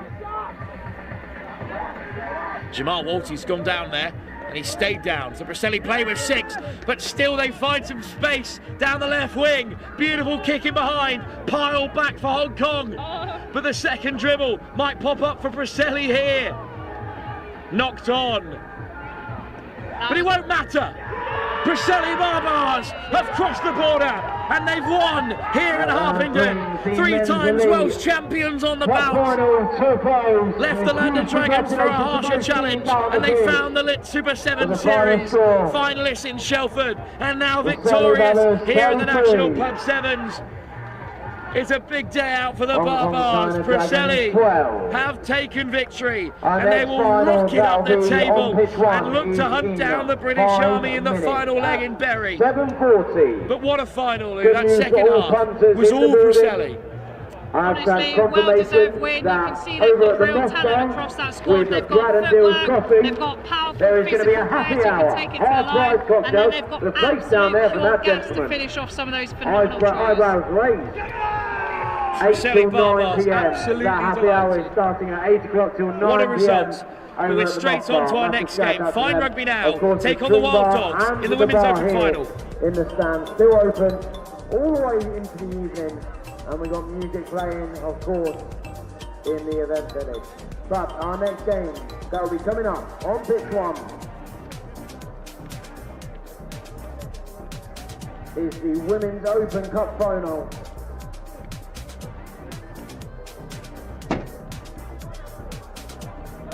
Which is going to be played between Fine Rugby now and our Wild Dogs Impy Pack. When you're back, I'll unplug everything. All back there, you see the grill with the pit bag over it. That's not bad. I'll take the food. I'll take it down there and I'll park it down here.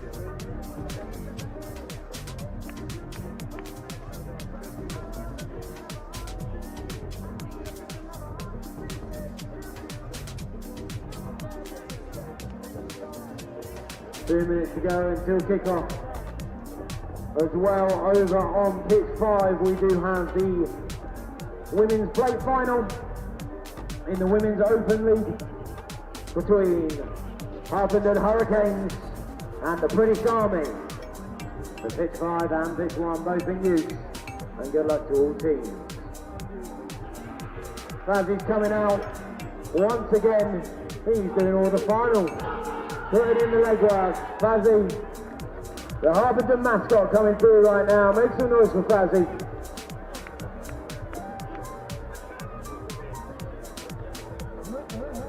He's lapping it up, as if there was a final needed to be underway.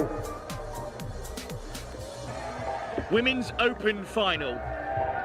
saw the British Army, of course, in this competition. All right, they were Fuzzy, let's get knocked going. out the semi-final Teams are stage. ready. Fine rugby now, though. Elaine Page's very own side, and a side you used to coach, Lou, are through to the final. You were on the men's side previously, but you know all about Here we fine go rugby then. Good now luck and to what they those have to teams on offer pitch here one and on against pitch five. the Wild Dogs And second remember team. that happy hour Yeah, over at absolutely. I Moscow. was part of fine rugby With now Brad with and the men's Bill side, but I Coffey. did actually pull on the Starting show for at the women's 8 side as PM. well. The Believe team's it or gonna not, I leg up. played in one tournament for Half-price them, and we were cocktails successful then, so for I'm the hour. hoping this side 8 till delivers 9 as at well. Moscow. Well, that They're seems coming up remarkably Good luck, against- teams. unfair. Here we go then. No bias though, I reckon this is going to be an equally good final. I think the Wild Dogs are hungry and they're going to get after it. Wild Dogs Alpha side beaten at the semi-final stage in the men's competition. Their women knocked into the plate unfairly, but they did in fact also make it to the plate semi-final before losing out to the Akuma Panthers. So for the Wild Dogs, it's been a day of nearlies, and this is another final for them, maybe to take the next step. Currently causing absolute carnage in the fine rugby now defence with their agility and their hard running lines, but we've seen a soft error there from them in their passing. Fine rugby now have got the scrum inside their half. Good start for the Wild Dogs. Although they've lost possession, they look threatening, as you said, Lou.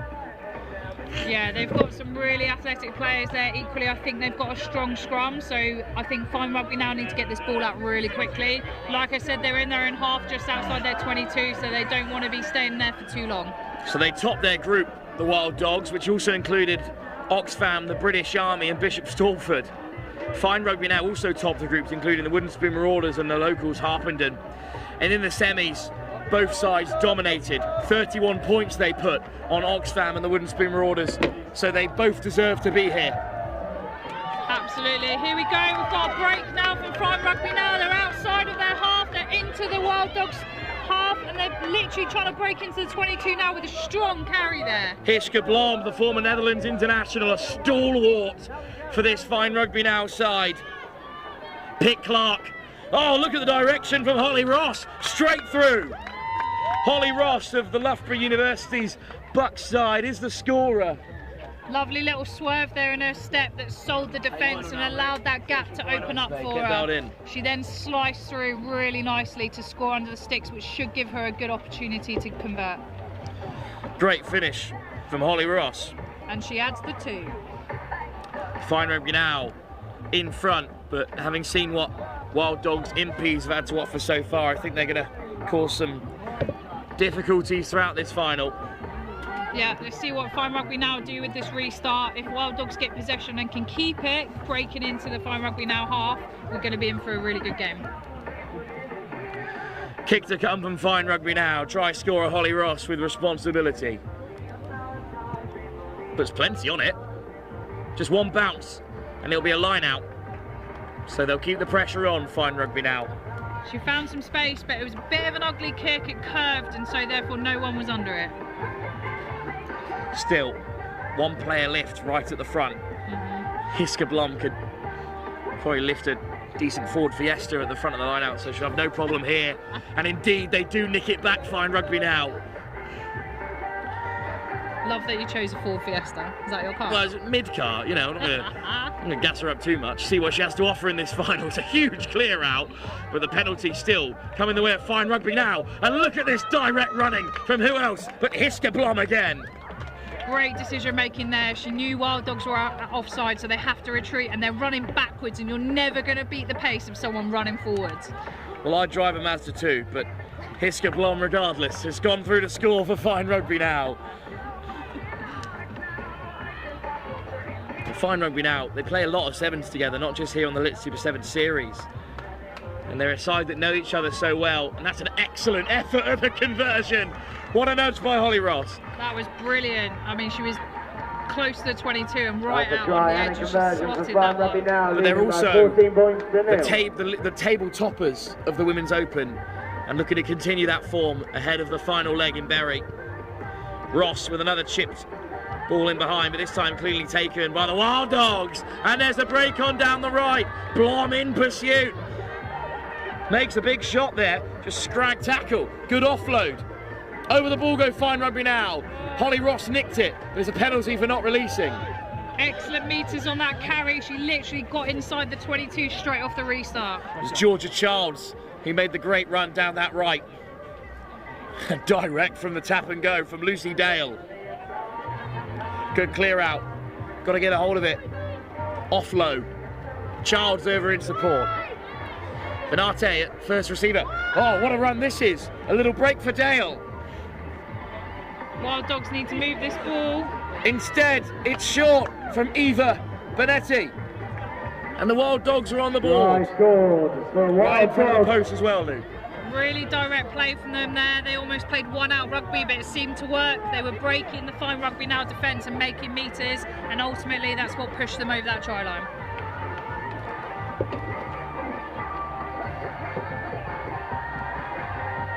One more game to come after this. It's a Men's Open Cup final. Nomads taking on Concord, who are Men's Open finalists and winners in Oxford, looking to win their second tournament in only their second entry here, the newly formed tide this season for Northampton, against the Nomads, who've brought a much stronger side than they usually do and have done really well to make the final. Not here to mess around then, should be a good one. But up first, it's still the Wild Dogs here looking to get back into the game. Good take off the kickoff from Ross. What a final she's had. Brilliant footwork again. She's looking for those soft shoulders, then she's trying to find support. Someone's lost a boot, it's just been thrown across the pitch. Actually the right thing to do in that situation, if you find the opposition's boot. Anisha Pereira with a good take there, and is now well set in midfield as Fine Rugby Now will go down the short side instead. Another good carry from Blom. Pereira. Nice step on the inside, and Pereira gave the pass before Childs could get a hold of her, but a big shot it was. Fine Rugby Now have got to move this ball to the open side. They keep going short and there is no space down there for them. Finally it comes to Pitt Clark, but before that we'll come back for a scrum, and in the end it's a knock-on for the Impies, so they'll have possession. That's frustrating for Fine Rugby Now. I think they kept going down the short side where there just wasn't the space and they were met with physicality. They've got to look at how they can recycle that ball and get to space faster. Do you remember Panthers over at the Moss Bar with Brad and Dill? Slow to get things started here. You can tell it's been an awfully long day at Sevens. It has, and the lost boot that was thrown has been retrieved. Oh. Free kick. It's taken too long at the scrum, and Pereira is off for Fine Rugby Now. Pitt Clark wide still, but again the ball goes to ground. Wild Dogs up in the face of Fine Rugby Now. Pitt Clark over to secure. Ross at 9. Pereira, hard line, but a forward pass. That's the half which I think both teams need. They're looking a little bit tired. I also think they need to regather and reset themselves around what they're tactically trying to do here. Getting a little bit disconnected and lateral when they're running. Well, in this Women's Open final, Fine Rugby Now, who top the table ahead of the final leg in Bury, are looking for another title in this competition. The Wild Dogs stand in their way. 7 minutes still to play. Fine Rugby Now in the lead by 14-5.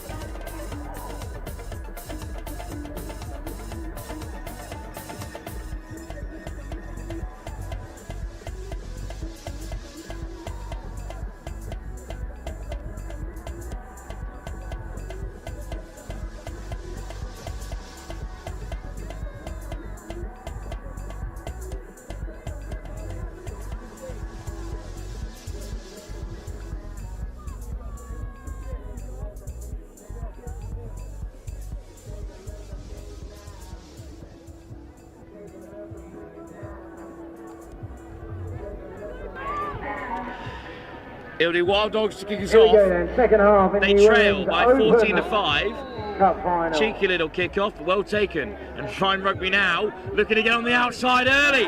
What a start to the second half. Anushka Beakers goes the length. Starting exactly how they started the first half with an early doors try. Congratulations. Another Dutch international doing the business for Fine Rugby now. Yeah, those Dutch women do not mess around, and I think unfortunately that short restart backfired on the Fine Rugby Now team because it was cleanly gathered and she's gone the length. The Dutch take everything rather seriously, and nothing different can be said about this Women's Open final. Absolutely, I think they know they've got a score to make up for some of their handling errors, etc., so they're going to make sure they get the job done. Well, good effort from the conversion as well. Slotted by Holly Ross. Conversion secured.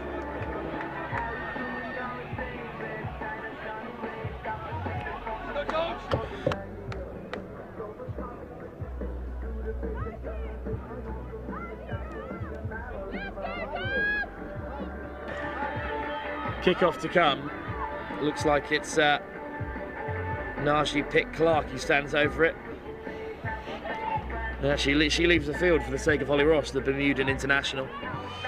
And Ross puts plenty on it. Good take by Drummond. And Drummond sides through.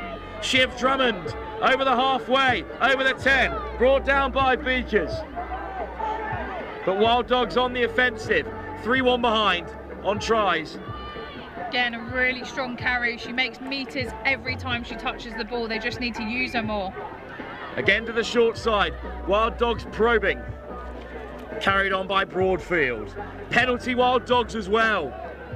It's getting scrappy at the breakdown as the teams are fatiguing. Everyone's fighting for that ball, but we've got to keep it clean for the ref. Broomfield. Duplessis.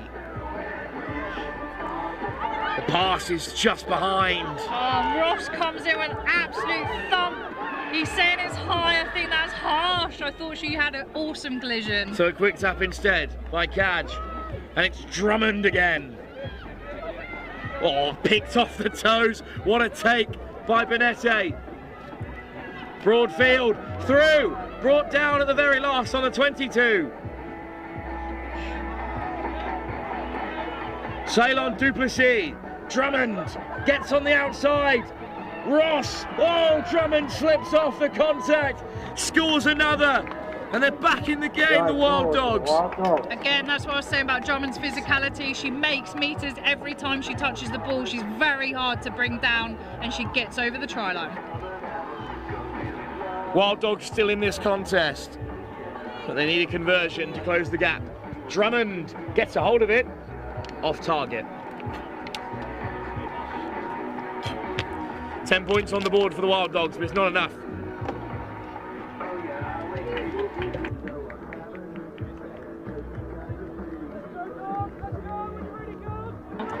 (21-10), Fine Rugby Now still lead. Those conversions crucial at the moment.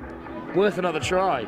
Yeah, absolutely. Tries count as everything in sevens, but if you can get a conversion as well, you just increase the lead slightly. Oh, there's a knock on there from the restart by Fine Rugby Now. So they're in with an opportunity here to build the score again. I think that's just a long day of rugby getting involved there, a bit of fatigue. But those conversions can't discount Holly Ross's importance at this time. Yeah, absolutely. You think about the physicality these players have experienced with back-to-back games as well. It's going to start taking its toll, and we're hitting nearly 8 p.m. this evening. Gets later every lit sevens, but still plenty on offer. Good carry from Simmons. Great delay on the pass, and it might have the Wild Dogs in behind. Kelly has to check back.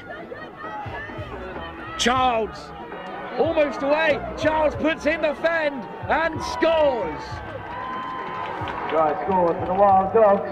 Georgia Childs goes over.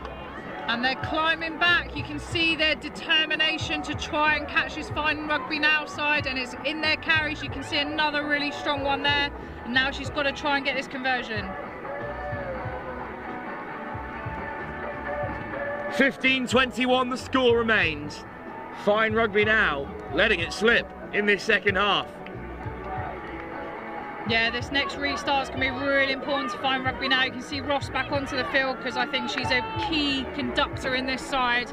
We've got to make sure they gather the restart, keep possession, otherwise I reckon this Wild Dog side's going to come flying at them. 21-15. Good take off the kickoff. Here come Fine Rugby now again. Down on the 10-metre line almost.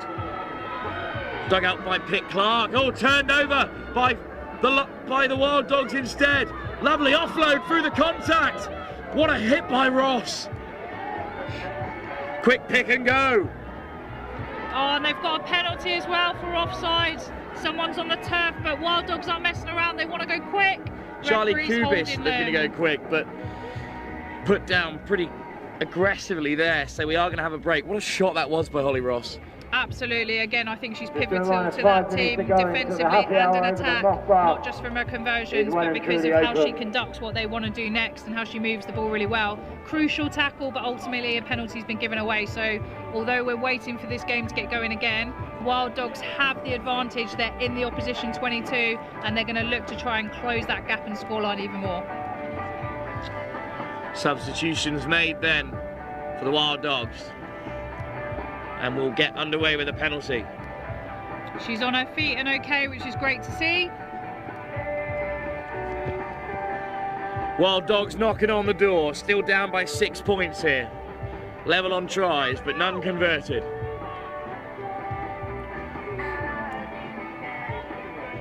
Going for the quick tap, and they're off. Hard carry inbound. Childs rolling away over the 5 metre.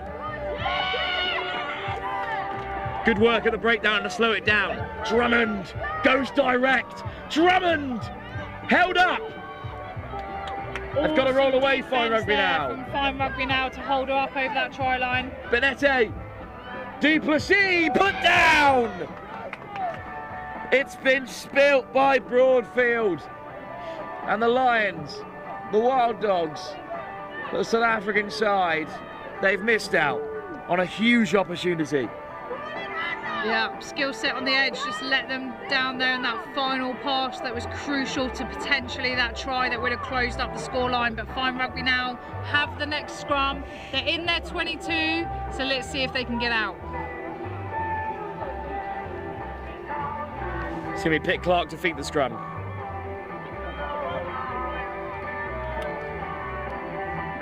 Playing a Cub Code at Berkshire as well at county level and digs it out.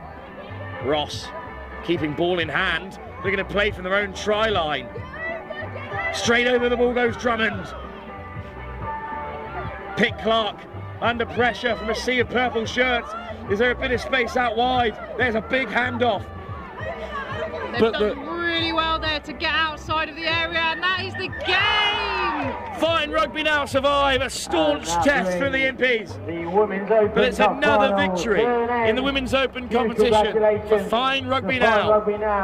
That was a well-fought win, to be fair. They did really well in the attack in the first half, and then they were pretty much in defence most of the second half and did extremely well coming out of their own 5 metres for that last play then to see out the game.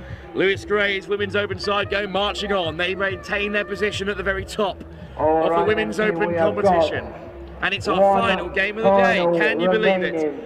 From 9 AM to 8 AM, our final fixture is the Men's Open final. And it's the Nomads taking on Concord, who are going for their second Men's Open title in as many competition entries, having not appeared at Shelford. The Northampton-based side, newly formed this summer, are looking to take on the Nomads and beat them.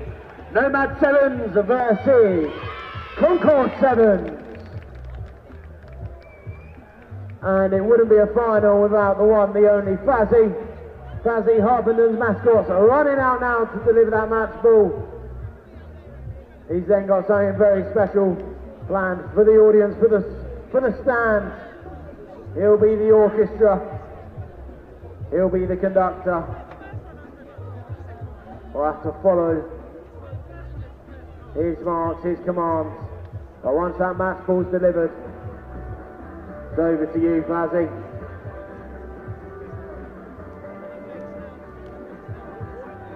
Few press ups there. Here we go then, Fazzy. What do you need us to do? Raise the roof. Corner end team. Make some noise for Fuzzy. Final game, and it's the men's open final. Concord taking on Nomads. Nomads headed up by Richard Bunton, whose son Lewis is in the team. Right now.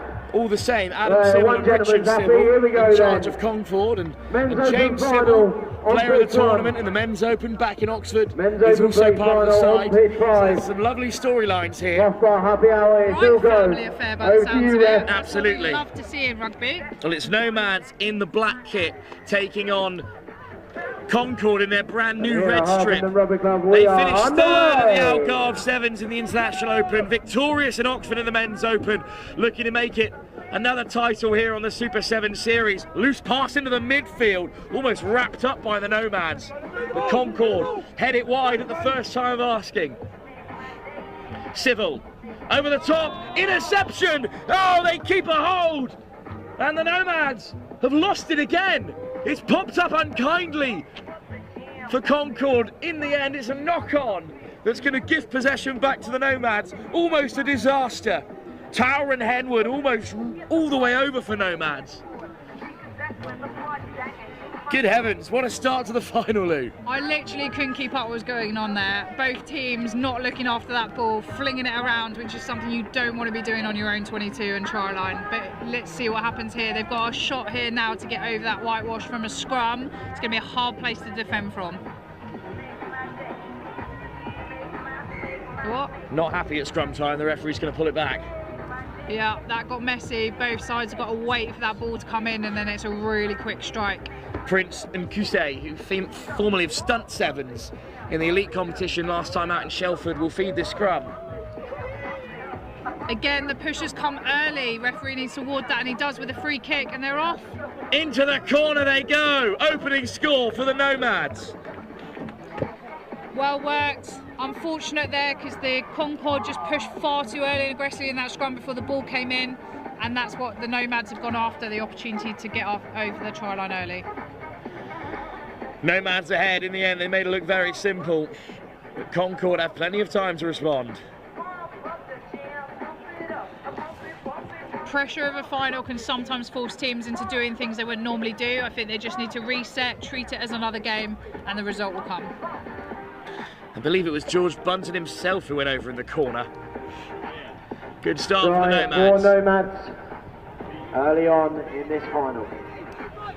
Prince and Kusei to take the kick-off. Lots of space in the front here, but I think he's going to go high and long. Indeed. He's gone short. He's gone high and short. And it's been tapped back into the path of the Nomads. Slow ball, but Panaccia finds Nkusei. Oh, and Kusei darting around as he so often does. Look at him go! Prince Nkusei racing to the corner. What a tackle that is, flying back from Joe Patrick. But the Nomads still play. Into touch.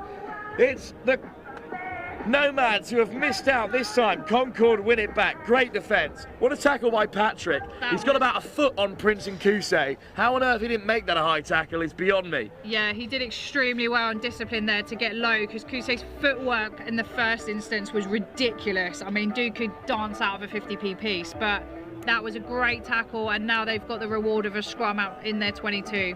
Still in that danger zone.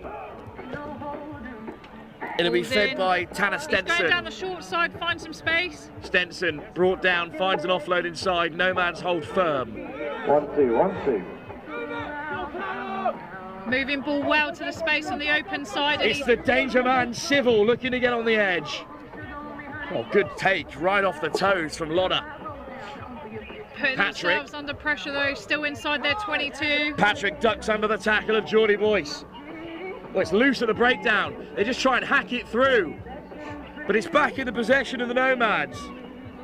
Right, test 1-2. Oh, ball on the inside, looking to free up Panaccia. Oh, Concord have got it back, and now they've got opportunity to spill this and get out of their 22. Still playing in the Concord red zone. Nice footwork, dancing around the defenders, taking on Panaccia, but he puts him down. Well recycled, simple breakdown, but they've got to look for an option now. They're still trapped inside their 22. There's no one sweeping for the Nomads, but it won't matter because they've won it back. Henwood lifts it back inside, slapped back by Civil, and he's caught on his try line, but Civil back to his feet. Another loose offload, regathered by the Nomads, who have knocked it on just 5 metres short. Again, this game is absolutely wild, especially inside the Concord 22, where you're really desperate for them to put the ball in behind because there is no sweeper. But again, they're playing with it. Hell of a tackle into the corner there, which has allowed them to get the ball back. So they've got an opportunity to get out again. On comes Stu Logier for Concord. What difference can he make? Because they're under real pressure here. Both with the red and black trim as well, but it is Concord who are predominantly red shorts as well. Fierce and aggressive colours, that's why. Good take right off the toes from Patrick again. There's no one in the backfield except for Nkuse, just a yard behind the defensive line. A penalty, though, will offer Concord some respite finally. Patrick, and they make it to the edge, and here's a foot race and a half. Civil on Jake Caddy. Civil looks to get on the outside. The big don't argue. The stutter step. Civil through the hole, and Civil's going to run it in for the opening try for Concord. Again, some individual brilliance there. He backed his pace, he used the stop-start to sit the defender down, and then he just accelerated over the line. James Civil is running headfirst towards his second player of the tournament, not in as many legs in the Lit Super 7 series. And he scores the crucial try right in front of his family, Adam and Richard. Yeah, I think it took out his legs a little bit. He left his lungs somewhere on the pitch. He's going to go find them and get his breath back. Here's the kick that could take them out in front. Plenty behind it. And he's got it. There it is. Concord take the lead. Nomads go behind by 2 points in this men's open final.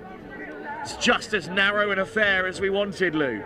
Absolutely. I mean, both sides working really, really hard and causing one another problems. I think it's going to come down to errors. So if you're making an error, the other team's going to capitalise. So you've got to try and look after that possession as best you can. Stu Logier and Matt Parry in pursuit. But it's so deep the Nomads can cleanly collect. Kakaludis flings it inside. Oh, lovely goose step.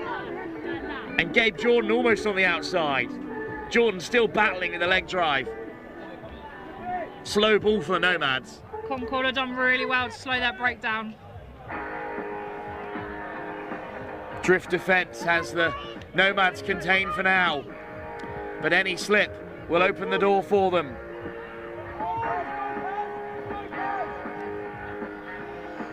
There's the big ball over the top for Jordan. Steps off the right. Jordan up to the 10. Again, Nomads having to work for this. Concord are doing really well to keep the pressure on them and keep them inside their 22. They can't find a way out currently. Still no sweeper for either side. Taking contact on the 10. In goes Lewis Bunton. Moving the ball well, but they seem to be going side to side at the moment. Oh, they might have found a gap here. Nope, he's getting hunted down. Really good tackle there from Concord. Jordan goes flying into the breakdown. It's a penalty straight off his feet. And they're going quick. It's a quick tap. Here come Concord. Oh, they slip off the tackles. Ball on the inside. Interception. Nomads have it back. Big moment for Torin Henwood. And he wins a penalty as well. Quick tap for Bunton. There's a player down for the Concord 7 side, so we'll slow it down for the moment. On comes James Civil again. The player injured. Again, the possession in this game is literally changing pretty much every 2 passes. So both teams trying to pillage on the other person's possession when they make an error, but equally fighting at the breakdown, fighting in the collisions, moving the ball side to side. Like I said, I think it's going to come down to the errors. On comes Bunton of the George variety at number 5. Gabe Jordan heads off and out. Still plenty to offer in this final. Yeah, if you can keep those legs fresh and keep pace on the pitch, why not roll them on and off? Frem Panaccia also on for the Nomads, who will have this penalty in the hands of Lewis Bunton. Bunton brothers were also playing for Stunts in the Elite Division previously. Now dropping down to this men's open. 2 men on the field for Concord, so Tanya Stenson is shepherded off. Dummy switch, wide they go, picked off the toes. George Bunton is a serious mover.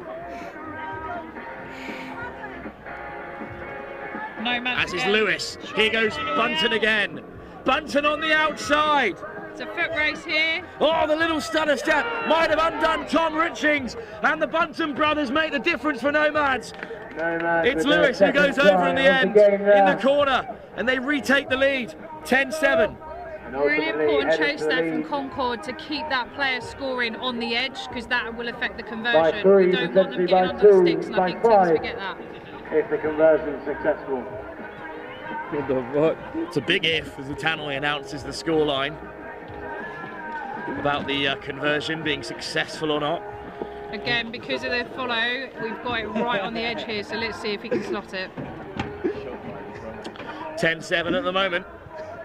He's got the legs, has he got the angle? Off target, wide of the left-hand upright. Half time, Nomads take the lead again in this Men's Open semi-final. In our final game of the Harpenden National Pub Sevens. The fourth leg of the Lit Super 7 series, the third of the Elite Division. It's the Nomads in front by just 3 points, Luke. Yeah, it's literally end-to-end stuff. They're scrapping it out, literally, in terms of the physical side of this game. I think it's all on the table for both sides, and I'm excited to see who takes it. Look, a reminder as well that there is live entertainment in the league up until 10:30 this evening. The Moth Bar has got a happy hour on. Still lots of people here. You can see people capitalising on the live music, the food trucks. We've still got a lot of people in the stand watching this game. You can see the level of rugby that this festival is delivering as well, which is great to see. And I think you've got supporters for either of these teams looking to see who can make it and then go into the next leg with the advantage. Well, here's an interesting thing for you to take in ahead of this Men's Open second half that I didn't notice in the build-up.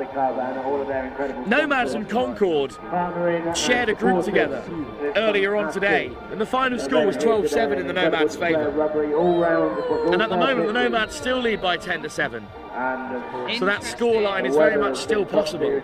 Absolutely. Can you believe? Interesting when you play in the fourth and then you play in the final. Mental game, this one then. They both had rather comfortable routes through to the final as well. Nomads saw off Mike Friday's Sons of Spartacus in the quarters, whereas Concord beat the Random Ruckers. And then in the semis, 29 points apiece. Nomads beat Trinity, closely associated with Trinity College in Croydon, but the Trinity Rugby Club, by 29-21. Concord had an easier time of it against the Seven Dwarfs, and that set up this final here, where at the moment the Nomads lead by 3 points, just as they beat the Concord Sevens earlier on in the group stage. Concord with the restart, they put it up, it's a nasty spin on the ball in the air. But the Nomads keep a hold of it in the end through Jasper Gee. And now they're right on the edge, looking to open up Concord again. Handoff from Bunton, but he's under pressure. Desperate for it on the ground. But Concord's still on defensive duty. A little bit lateral from Luke Bosch. And he spilled it. What a moment this could be. Opportunity here for Concord. You want to see them try and capitalise on this. They're just outside the 22. Good take from Williams. Under pressure, gets the ball away. Shivel into the corner. That was a lovely switch play to tighten up that defence, and then they utilised that space that was created on the edge, and it was a good finish. Concord make use of the turnover. They lead by 12-10. The lead changes hands again. But this is the same number of points that Concord racked up the last time they played the Nomads, and they still lost that game. Yeah, and now we've got a conversion on the edge again, which is going to be a tricky one. Has he got the legs and the accuracy? Callum Lodder to take it.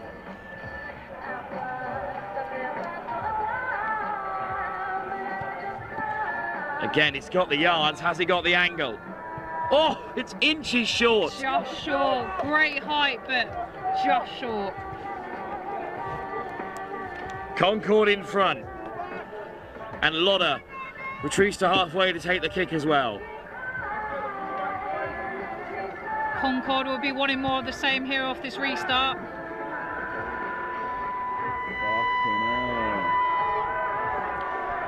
Well, it's been recollected well by the Nomads. And then a quick take from the breakdown. They're almost away. Good little feet there, spotting a gap, getting in behind the Concord defence. Geordie Boyce denied. Penichan plays it wide. Henwood. Henwood steps back on the inside, brought down by Parry.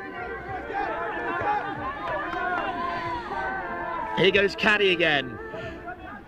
It's back on the edge with Geordie Boyce. Boyce driven into touch. Huge shot comes in. Denied entry. Well, good impact from Tom Richins, and now Concord will drive on from the line out. Hands are going on the heads. These boys are absolutely blowing, and I can see why. The physicality in this game is through the roof.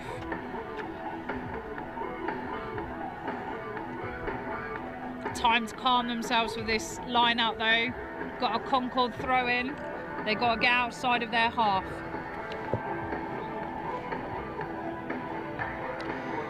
And they'll take all the pace out of this Concord. They still lead by 2 points. Overthrown. It's a gift for Henwood. And Henwood will go all the way. Untouched into the end zone. And Nomads take the lead again. That's really frustrating for Concord. Like you said, they had the lead. They had an opportunity there from a set piece that they just absolutely butchered by throwing it straight over the top. Very frustrating.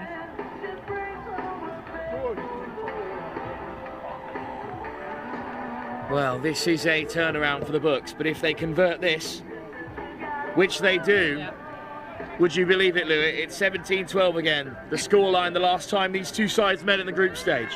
If it stays as is and you called it, you should be getting a lotto ticket or something. Pick one up on the way home.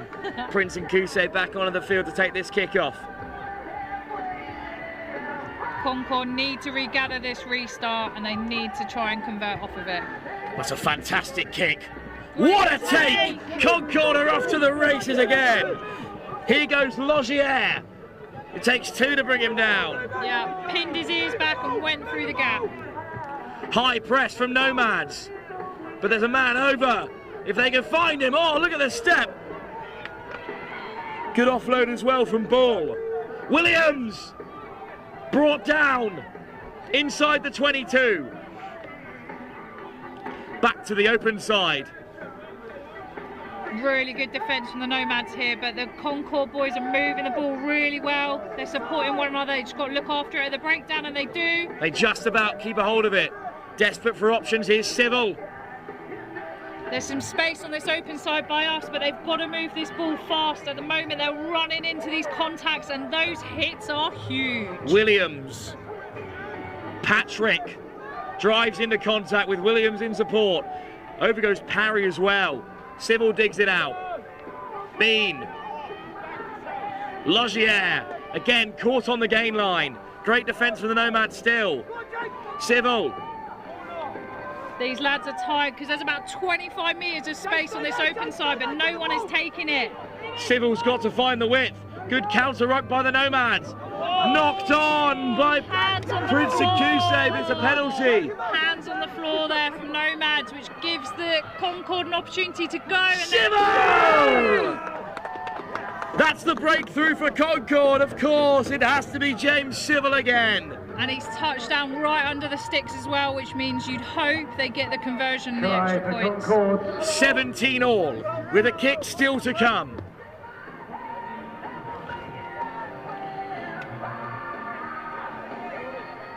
They are taking their time. You can see, A, they want to run this clock, and B, they are knackered, and he slots it for the two. Going to the lead, 19-17, the Concord lead. They've only entered 2 tournaments before today. No the way. Oxford Sevens, which they won, Yeah. and then the Algarve Sevens, which they finished 3rd in the International Men's Open. And in their 3rd tournament, they could be on their 2nd piece of silverware. Fair play. It shows what this team is capable of, and I'm hoping to see them on the circuit more. A bunch of lads from Northampton who have come together to carve up here. Here goes the restart. It's hung high by Patrick. Cleanly taken. Jordan. Williams brings down his man. Jordan at 9. Fends off the first. Oh, just a hint of a high shot from Parry, but Jordan over the 10. Prince and Kusei. What an offload! Caddy brought down again by Williams. He's everywhere for Concord. Over the ball goes Logier. Penalty against Concord. Tension is really high on this one. Both teams complaining, the sidelines are getting irate. That was a hell of a tackle, but I don't know how legal they were at the breakdown and trying to turn that over. At the moment, the referee is looking in the Nomads' favour. Tom Pitchins is down hurt, which will slow it down. I think it's going to end with a penalty for the Nomads eventually. Would you go posts? Not from here. Oh, it's a turnaround. Ah, the AR has intervened and gone back into the Concord's favour. Time up! Concord have done it. They've turned around a group stage defeat to the Nomads, and they have claimed their second title on the Lit Super 7 Series in just their second appearance. Absolute fantastic physical final, exactly what you want to see in the men's open tournament. Both teams absolutely scrapping and fighting for everything they could, and it came down to that turnover and that breakdown. Well done to that Concord side. I expect to see more of them. Can you believe it? That's it here at Harpenden. We're wrapped up at the end of the day. Congratulations to all our winners. And it's all to play for at Bury St Edmunds, the final leg of the Lit Super 7 Series before the big day out in London on the 19th of July. Well, thanks for joining us for our coverage. Lou, thanks to having you. It's been a real honour to have you in the commentary box. Thank you for having me. I've thoroughly enjoyed it, and we've got a pretty big thing coming up called the World Cup. But if I have time, I will be at more of these Sevens tournaments, and I hope to see more of this awesome game. Oh, forget the World Cup. Tune in next Thursday for the Elite Sevens, a brand new tournament on the circuit, which Next Gen 15 will bring you live. Then the day after, on Friday, we've got Touch Rugby, the National Schools Final. And then a week later, it's the final leg of the Lit Super 7 Series at Bury St Edmunds on the 5th. And then, of course, some more Touch Rugby on the 12th and 13th before the Lit Sevens Finals down in London town. A huge day out, a fantastic festival of fun on the 19th of July. All of that brought to you live by Next Gen 15. But from all of us here in Harpenden, at the end of the National Pub Sevens, thank you for joining us, and we'll leave you with two celebratory scenes. Concord, they've only gone and done it again.